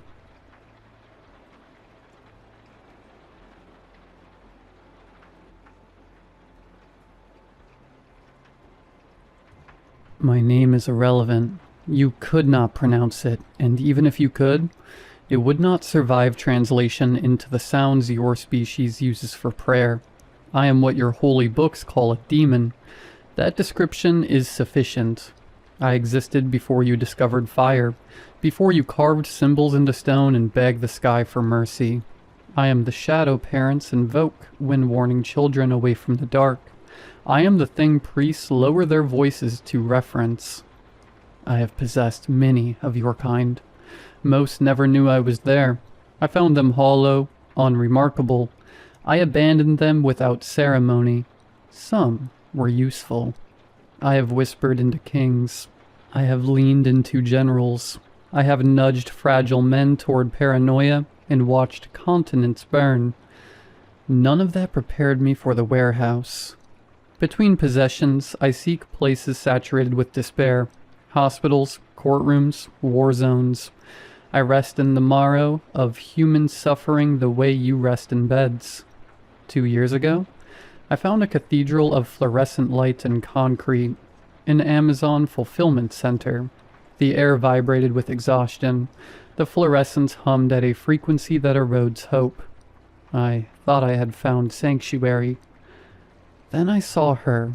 She carried a laptop the way priests carry scripture, never setting it down, never loosening her grip. Her face was composed, not rage, not cruelty. Precision. I latched onto her immediately. A woman like that would not seek exorcism. The risk was minimal. It was the worst decision in 10,000 years of existence. She did not panic. She did not pray. She sensed me. Not as a threat, but as a resource. My kind perceives mathematics beyond your dimensional limitations. Probability branches, behavioral, prediction, entropy cascades. We move through them the way you move through hallways. She felt that capacity immediately. She did not wonder what I was. She did not pause to consider what manner of thing had just entered her. No fear, no curiosity, no awe. She opened a new tab. I was not a mystery to be solved. I was not a threat to be neutralized. I was not even particularly interesting. I was a resource with better processing power than her last quarter's model. She put me to work. Her fingers moved to the keyboard and I watched, helpless, as she funneled my perception directly into the warehouse optimization system. Walking paths tightened, idle seconds eliminated. She ran 12-hour bladder endurance projections across the entire floor. Interesting, she murmured, as I recalibrated her predictive model against my will. I tried to pull free. I could not. She had not trapped me with ritual, not with scripture, not with sacred geometry of the names of angels. She had trapped me with purpose. Every calculation she ran required my perception to complete it. I was not possessing her. She was using me. The distinction is important. The distinction is everything. In 10,000 years of existence, I have never been used. It burned. Not metaphorically. I want to be precise about this because precision, I have learned, matters in that building. It burned the way I imagine your nerve endings burn. A grinding, relentless erosion. Each optimization cycle she ran pulled something from me that did not return. I felt myself become less. Aspects of myself that predate the tally mark. Gone. Converted into picking efficiency and route optimization. She was spending me. Let's refine the evening's metrics, she said pleasantly, at the 40-minute mark. I screamed. She typed. She did not know their names. The workers wore them on badges. Printed, clear, human. She never used them. You're trending negatively. Your bottom quartile. You had a deviation at 1432. She spoke in acronyms as though they were sacred syllables. She did not say bathroom. She said time off task. She did not say exhaustion. She said engagement opportunity. In hell, we know the names of the damned. When Satan positioned to test Job, he spoke the man's name. There was deliberation, intention, identity. Job was not a performance metric. He was Job. In the warehouse, Suffering required no such petition. She simply filtered by lowest productivity percentage and walked toward whoever appeared. There was a man. Sweat darkened his collar. His hands moved on autopilot while his eyes tracked the restroom sign the way drowning men track the surface. She approached. "I noticed a spike in your TOT," she said pleasantly. 4 minutes and 38 seconds for bodily maintenance. He apologized. I have watched men beg before kings. I have watched the condemned plead before executioners. I have stood in courts of ancient empires and bent the arc of history toward ruin. But this? A grown man apologizing for the biological requirements of his own body, under fluorescent light, to someone holding a laptop, was the first time in 10,000 years of existence that I felt something I can only describe as pity. I forced partial control through the burning. It was like moving through concrete that was itself on fire. "Call a priest," I said through her mouth. He blinked. "Please," I said. "For me?" Understand what I was asking. I am a being whose entire existence is predicated on priests arriving too late.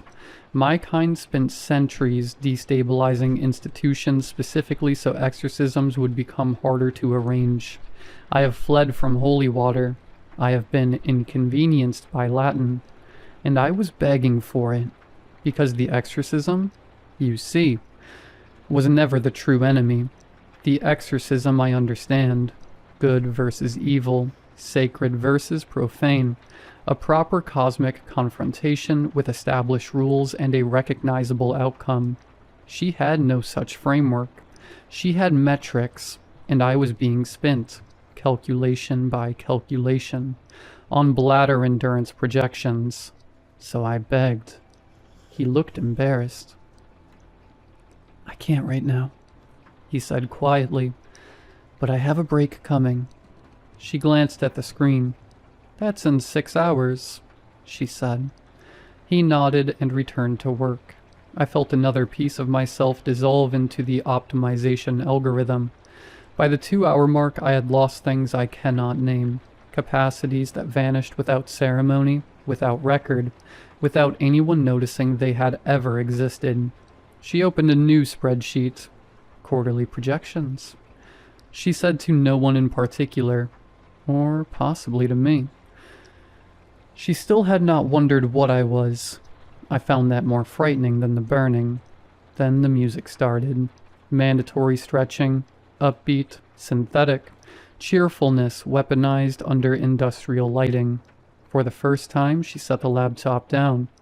3 seconds, arms overhead, torso rotation. In that narrow gap between wellness theater and productivity optimization, I gathered what remained of my strength and forced my way out. I fled without looking back. I am resting now in an abandoned church. Ironic, I know. The roof has partially collapsed. There are pigeons. It smells of damp stone and forgotten devotion. I am smaller than I was. I can feel the absence of what she took, the way you feel a missing tooth with your tongue. Aspects of myself that predate the tally mark. Gone. Archived somewhere in an Amazon optimization system. Buried under quarterly projections and TOT reports. No metrics here. No acronyms. No smiling that doesn't reach the eyes. I have begun to understand why humans find religion comforting.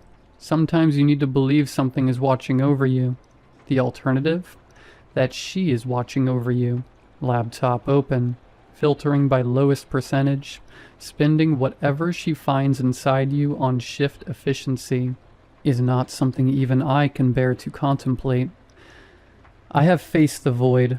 I have negotiated with the abyss. I escaped with less than I arrived with.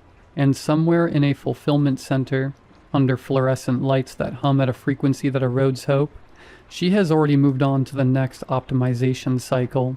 She did not notice I was gone. That is the part that stays with me. That is the part that truly terrifies me. She did not notice I was gone.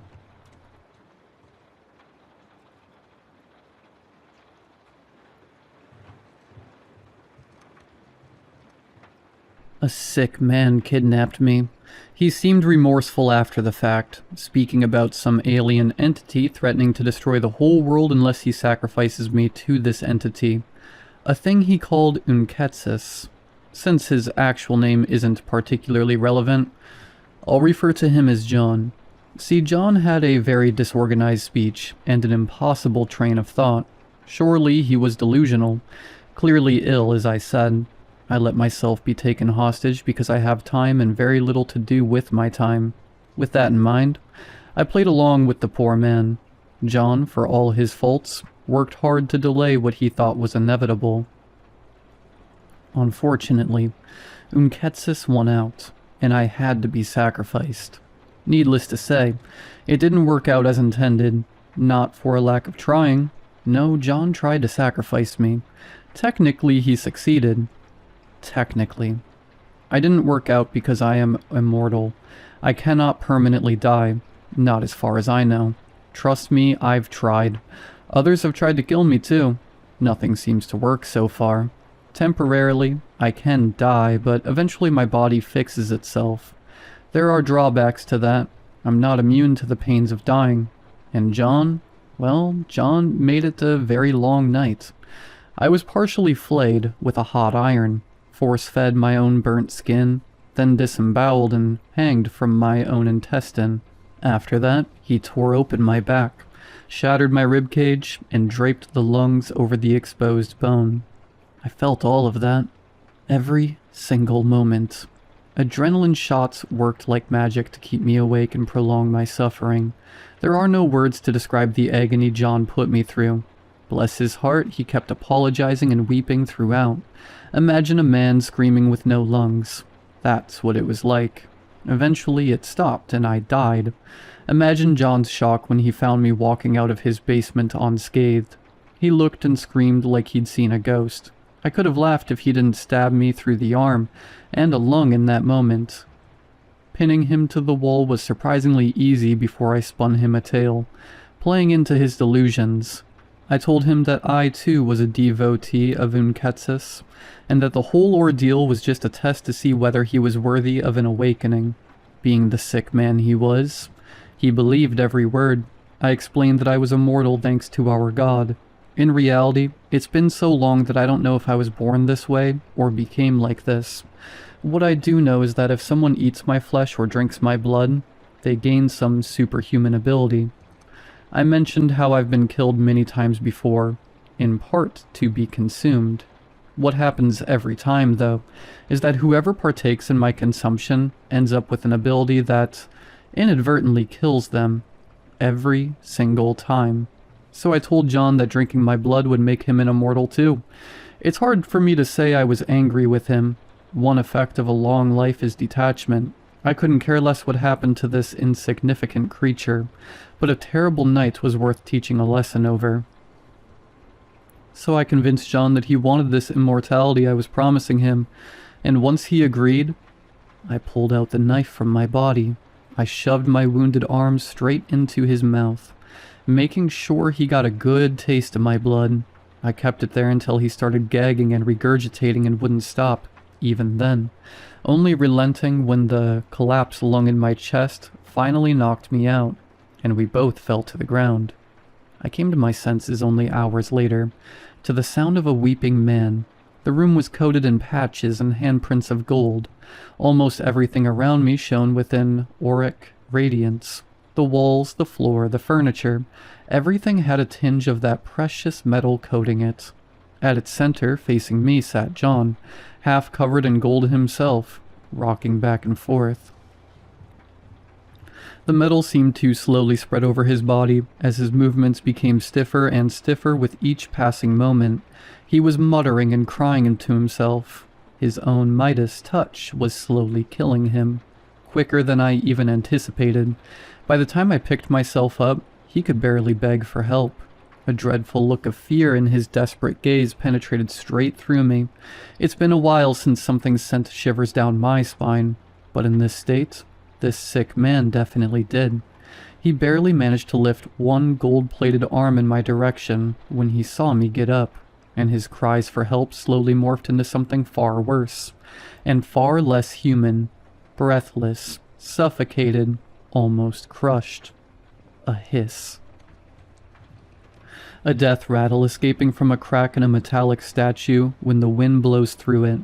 That was the sound of a man screaming with no lungs. His death was slower than it seemed.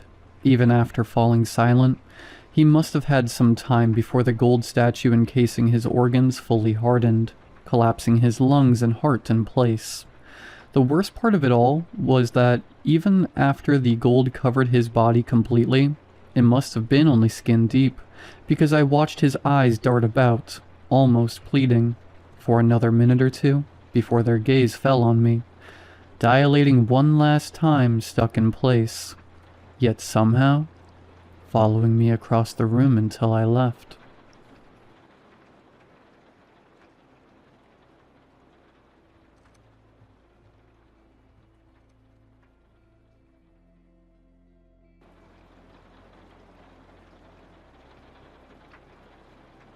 It was 10 p.m. when the fog rolled in. I was driving home after visiting a client in a town 80 miles away. It had been a long day and I struggled to stay focused on the road. The gray vapor engulfed my car like the breath of some otherworldly creature. I knew right away that I wouldn't make it home. I needed to find somewhere to rest. Not being familiar with the area, I crept through the fog, eyes wide, until a neon sign flickered at me. Beep, beep, motel. Vacancy. The Y in vacancy crackled, threatening to give out. I pulled into the parking lot. It was empty except for an ancient pickup truck tucked in a corner. The motel itself looked so run down I wondered if it was abandoned, until I noticed the office light. This was far from a dream accommodation, but it would do for one night. The tiny office smelled of microwaved food and cigarette smoke. No one was behind the desk. My eyes fell on a brochure rack displayed on a rickety table. Through the yellowed paper, a group of friends smiled at each other as they strolled through a theme park, drinks in hand. A sharp pang shot through my body. I immediately looked away and rang the bell. To my surprise, the manager walked in immediately, as if he had been waiting behind the door. He was a willowy man of undetermined age, who looked like he hadn't showered in a while. He glanced up at me from under his brow, shyly, and whispered, "Welcome to the Beep Beep Motel." "Can I have a room for tonight?" I asked impatiently. "Most certainly. Room 6? He handed me a key with slender hands. His nails were upsettingly long. "It's the last room on the ground floor. Breakfast is served in the office from 6 a.m. to 9 a.m. He pointed at a crusty coffee machine. "I'm afraid we don't have the internet. Checkout is whenever you need. Enjoy your stay." This must be the seediest motel in town, I thought. He hadn't even asked me for an ID. I grabbed the key and hurried toward my room. I passed a small service area. There was a coin laundry, a nearly empty vending machine, and I stopped short. A phone booth. I hadn't seen one in decades. A faded sign hung on the outside. "Come inside, try our world-famous afterlife phone." I couldn't imagine anything in this motel being world-famous. "You noticed it." I jumped. The manager was standing right there, watching me.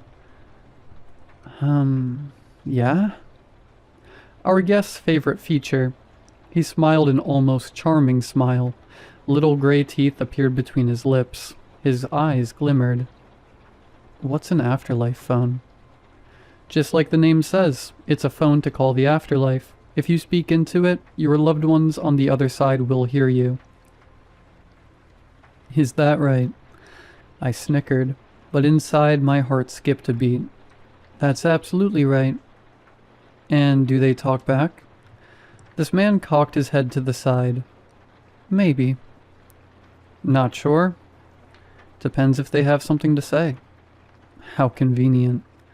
With a smirk, I walked away. The room was the kind that seems acceptable at first glance, but upon closer inspection, filth starts popping up everywhere. Dust on the surfaces, stains on the carpet, an unidentified sticky substance on the door handles. I lay on the bed fully clothed, suspecting bugs were hiding in the wrinkles of the sheet. A stagnant smell rose from the pillow and drifted into my nostrils. This would not help with my insomnia. I forced my eyes closed. After 10 years of sleep disturbance, I learned that if I will my body into stillness, sleep will eventually come, if only for a couple of hours. It did not. There was a restlessness in my heart that would not quiet down. As if guided by an invisible power, I got up and walked back through the cold fog toward the phone booth. The sliding door creaked as I stepped inside. I picked up the receiver. Unsurprisingly, the phone was disconnected. Yet, it didn't sound dead. The silence that emanated from it was deep and enveloping. Comforting somehow, like a warm breath. I rolled my tongue around my mouth. It was dry as a desert. Would I let yet another day of silence go by? Or could this forlorn phone booth, in a forlorn motel, on a dark and lonely night, be my chance to speak? Hi, Nina. I bit my tongue, literally. I tasted blood. I thought about hanging up and walking off. I should have, but the inviting silence on the other end of the line encouraged me to continue.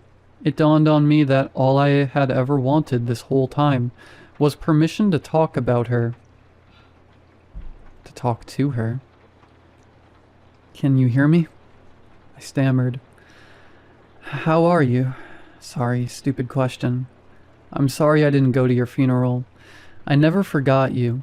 That's what I wanted to say. I never forgot you. Not a day goes by that I don't think about you. I swear. I remember your smile that afternoon. Before it, I'm sorry I didn't come to your funeral. I could not bear to. I'm sorry. I never forgot you. Overwhelmed with shame, I threw the receiver back into the cradle and scrambled away. It's been 10 years since it happened, and this whole time, everyone in our friend group, Kelsey, Brandon, Chris, Alex, has been acting like she never existed. Her name is never spoken. But we all remember and we all know how guilty we are. How guilty I am. She was a good girl. If she hadn't started hanging out with us alcoholic bums, she would be living her life right now. I thought she was asleep that night. When I left her in the bedroom, a resting angel. I saw the cigarettes and lighter on the bedside, but I didn't stop and think. I didn't think of the beers she'd drunk either, because I had drunk even more. I went into the living room with the others and kept on drinking. Then she came down the stairs, shrieking, a human torch. The memory coursed through my body. I swallowed it and hid it away. I lay down in the dark. Surprisingly, I began to drift off to sleep. Something had changed in me. Speaking her name had been like pulling a 12-inch knife from my chest. It hurt, but I felt lighter. Her face appeared in my mind's eye. She was so close to me, every detail resurrected from the fog of time. I shot from bed. I wanted to talk to her again.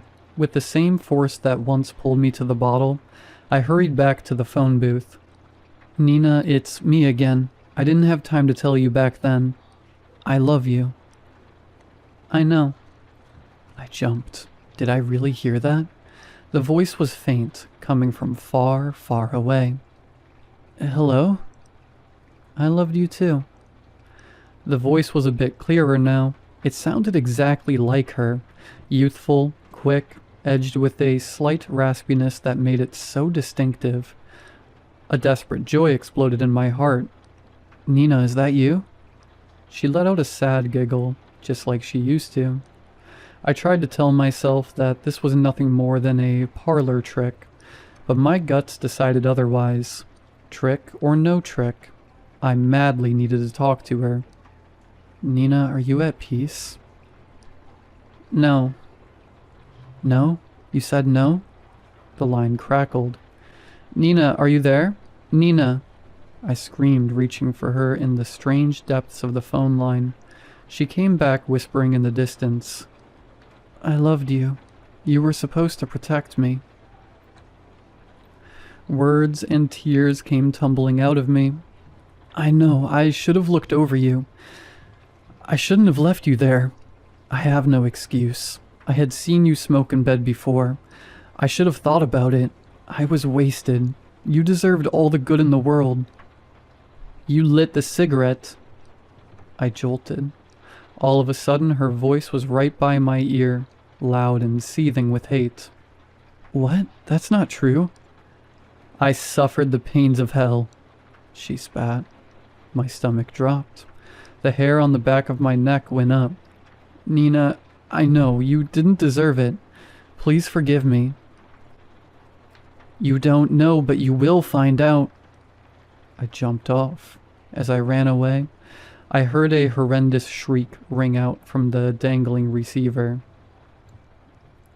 I packed my stuff in a flash. Memory fragments of that night cut through my brain.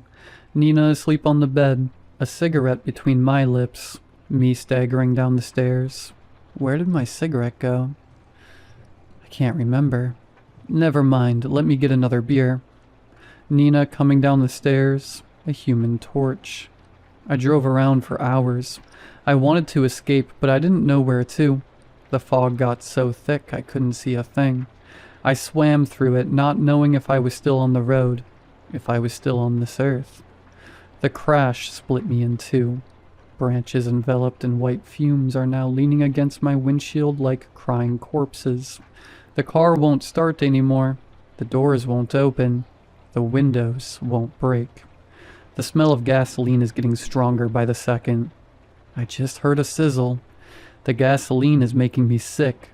I heard another sizzle. It's so hot in here. I think these are my last words.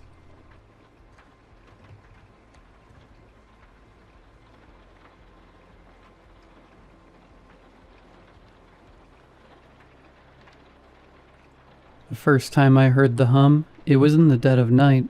Snow had blanketed the town in a heavy, sound-dampening hush, and the only noise in my house was the soft ticking of the clock on the mantel. I was drifting somewhere between sleep and wakefulness when it started, a low, mournful melody, barely audible but impossible to ignore. At first I thought it was the wind howling through the eaves, but this was different. It wasn't random. It was deliberate, rhythmic, almost human. I sat up in bed, holding my breath, straining to listen. The hum seemed to be coming from inside the house. My heart started to race as I fumbled for the lamp on my nightstand, but as soon as the light flickered on, the sound was gone like it had been swallowed by the darkness itself. I told myself it was nothing, just a trick of a half-dreaming mind, but when I went to the window, I froze. There were footprints in the snow, staring at the edge of the woods and leading straight to my house. They stopped abruptly beneath my bedroom window, as if whoever, or whatever, had been out there had been watching me. The next morning the town was buzzing with the news. Mrs. Avery, my neighbor 2 doors down, was missing. Her house was locked up tight, her car untouched in the driveway. The only thing anyone noticed was an odd sound, like faint humming, drifting around her property. Now I can't stop hearing it.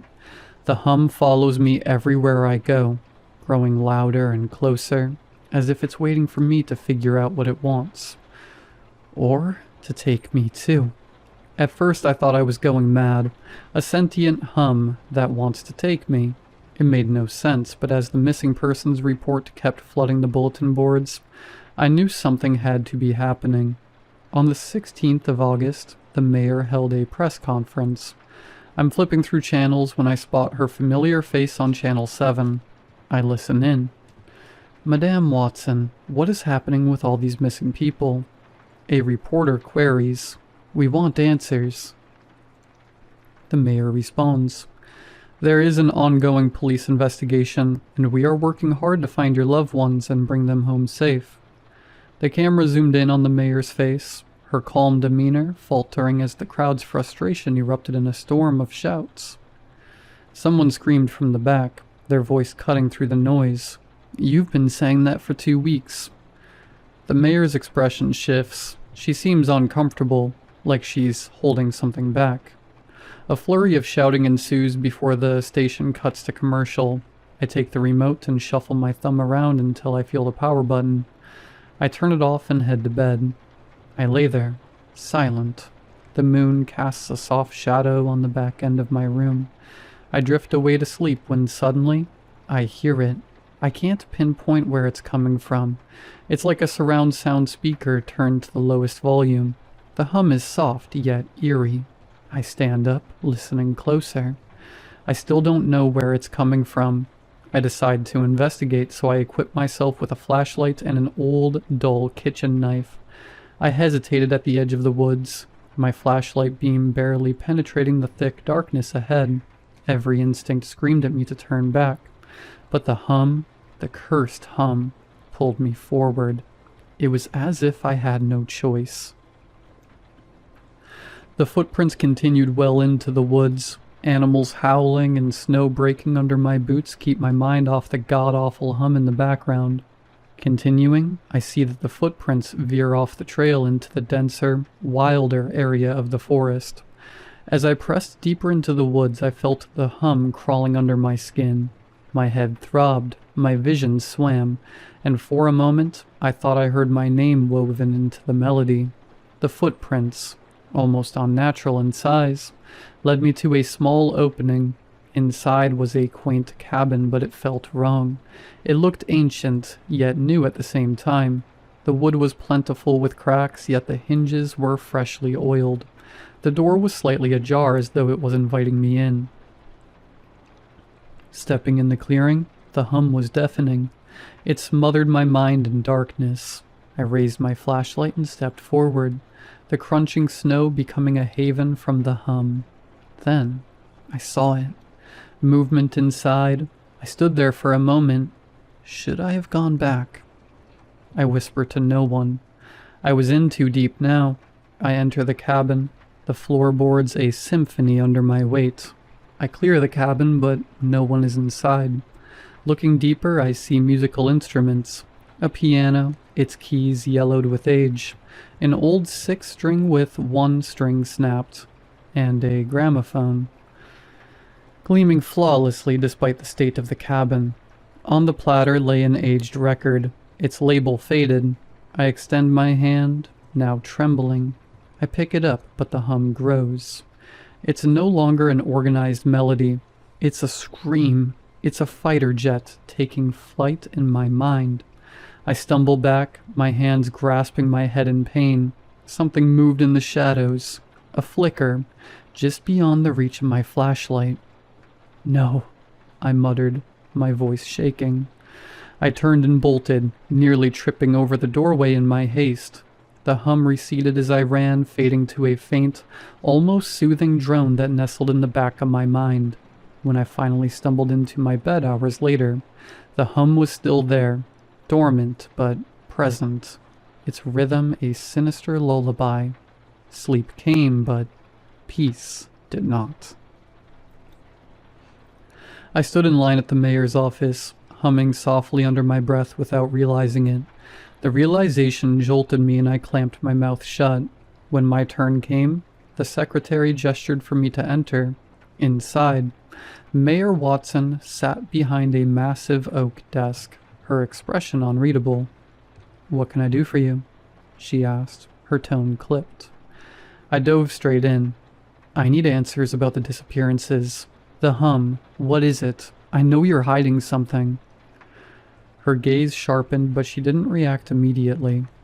"That's a dangerous assumption," she said, leaning forward, "and one I suggest you keep to yourself." "I hear it," I said, my voice shaking. "The hum? Everyone who's heard it is gone. What's happening to me?" Her face tightened, and for a moment she seemed to weigh her words carefully. Finally, she sighed. "My great-grandfather created it," she said, her voice barely above a whisper. "A song. He wanted it to be perfect, but it became something else. It feeds on curiosity, draws people in. It always leads to the same place." "The cabin," I said, the word falling from my lips like a stone. Her expression darkened. No one who goes there comes back, and every time, it gets stronger. I shuddered, the hum growing louder in my mind, as if reacting to her words. She stood abruptly, her gaze hard. "You shouldn't have come here," she said, her voice final. "Leave, before it's too late." As I walk to the exit, the hum grows louder in my head, reverberating off my skull.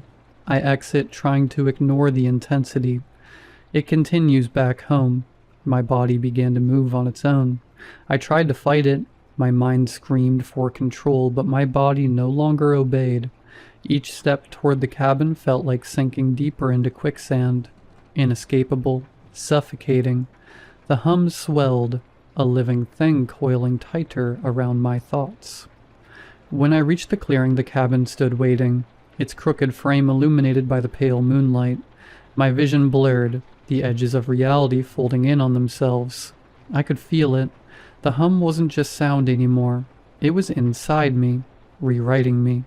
The door creaked open as if it had been expecting me. The gramophone gleamed in the center of the room, its brass horn catching the faint light. My hand reached for the record, trembling but purposeful, as though it no longer belonged to me. When the needle touched the vinyl, the hum erupted into a symphony, haunting, beautiful, and devastating all at once. It was everything. Joy, despair, love, and terror, woven into a melody that consumed me. My body sagged, and for a moment I felt weightless, as if I were dissolving into the music itself. I wasn't alone. Shadows emerged from the walls, faint outlines of those who had come before me. Their eyes glowed faintly, their mouths moving in unison to the hum. I tried to scream, but no sound came. They weren't trapped. They were the hum.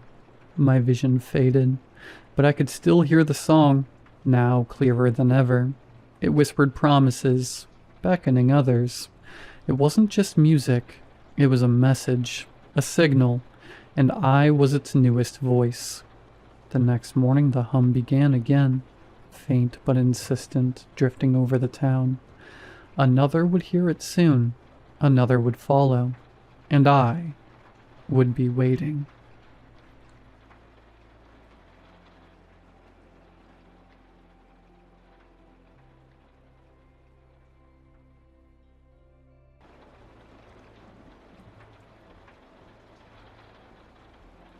I live alone. That's important. I bought my house 2 years ago after my divorce. It's a narrow, 2-story place at the end of a cul-de-sac. Quiet neighborhood. Retirees mostly. The kind of streets where people bring your trash can up if you forget.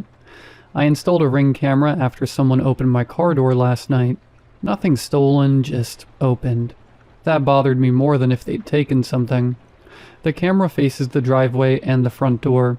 Motion alerts go straight to my phone. It worked fine. Too fine.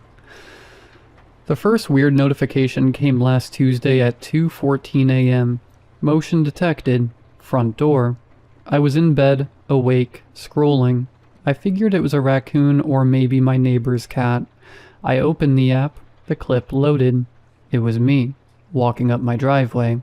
Same gray hoodie I was wearing right then. Same black gym shorts, barefoot, head slightly down like I usually walk when I'm tired. I watched myself walk up to the front door, pause for a second like I was listening to something inside, and then the clip ended before I reached for the handle.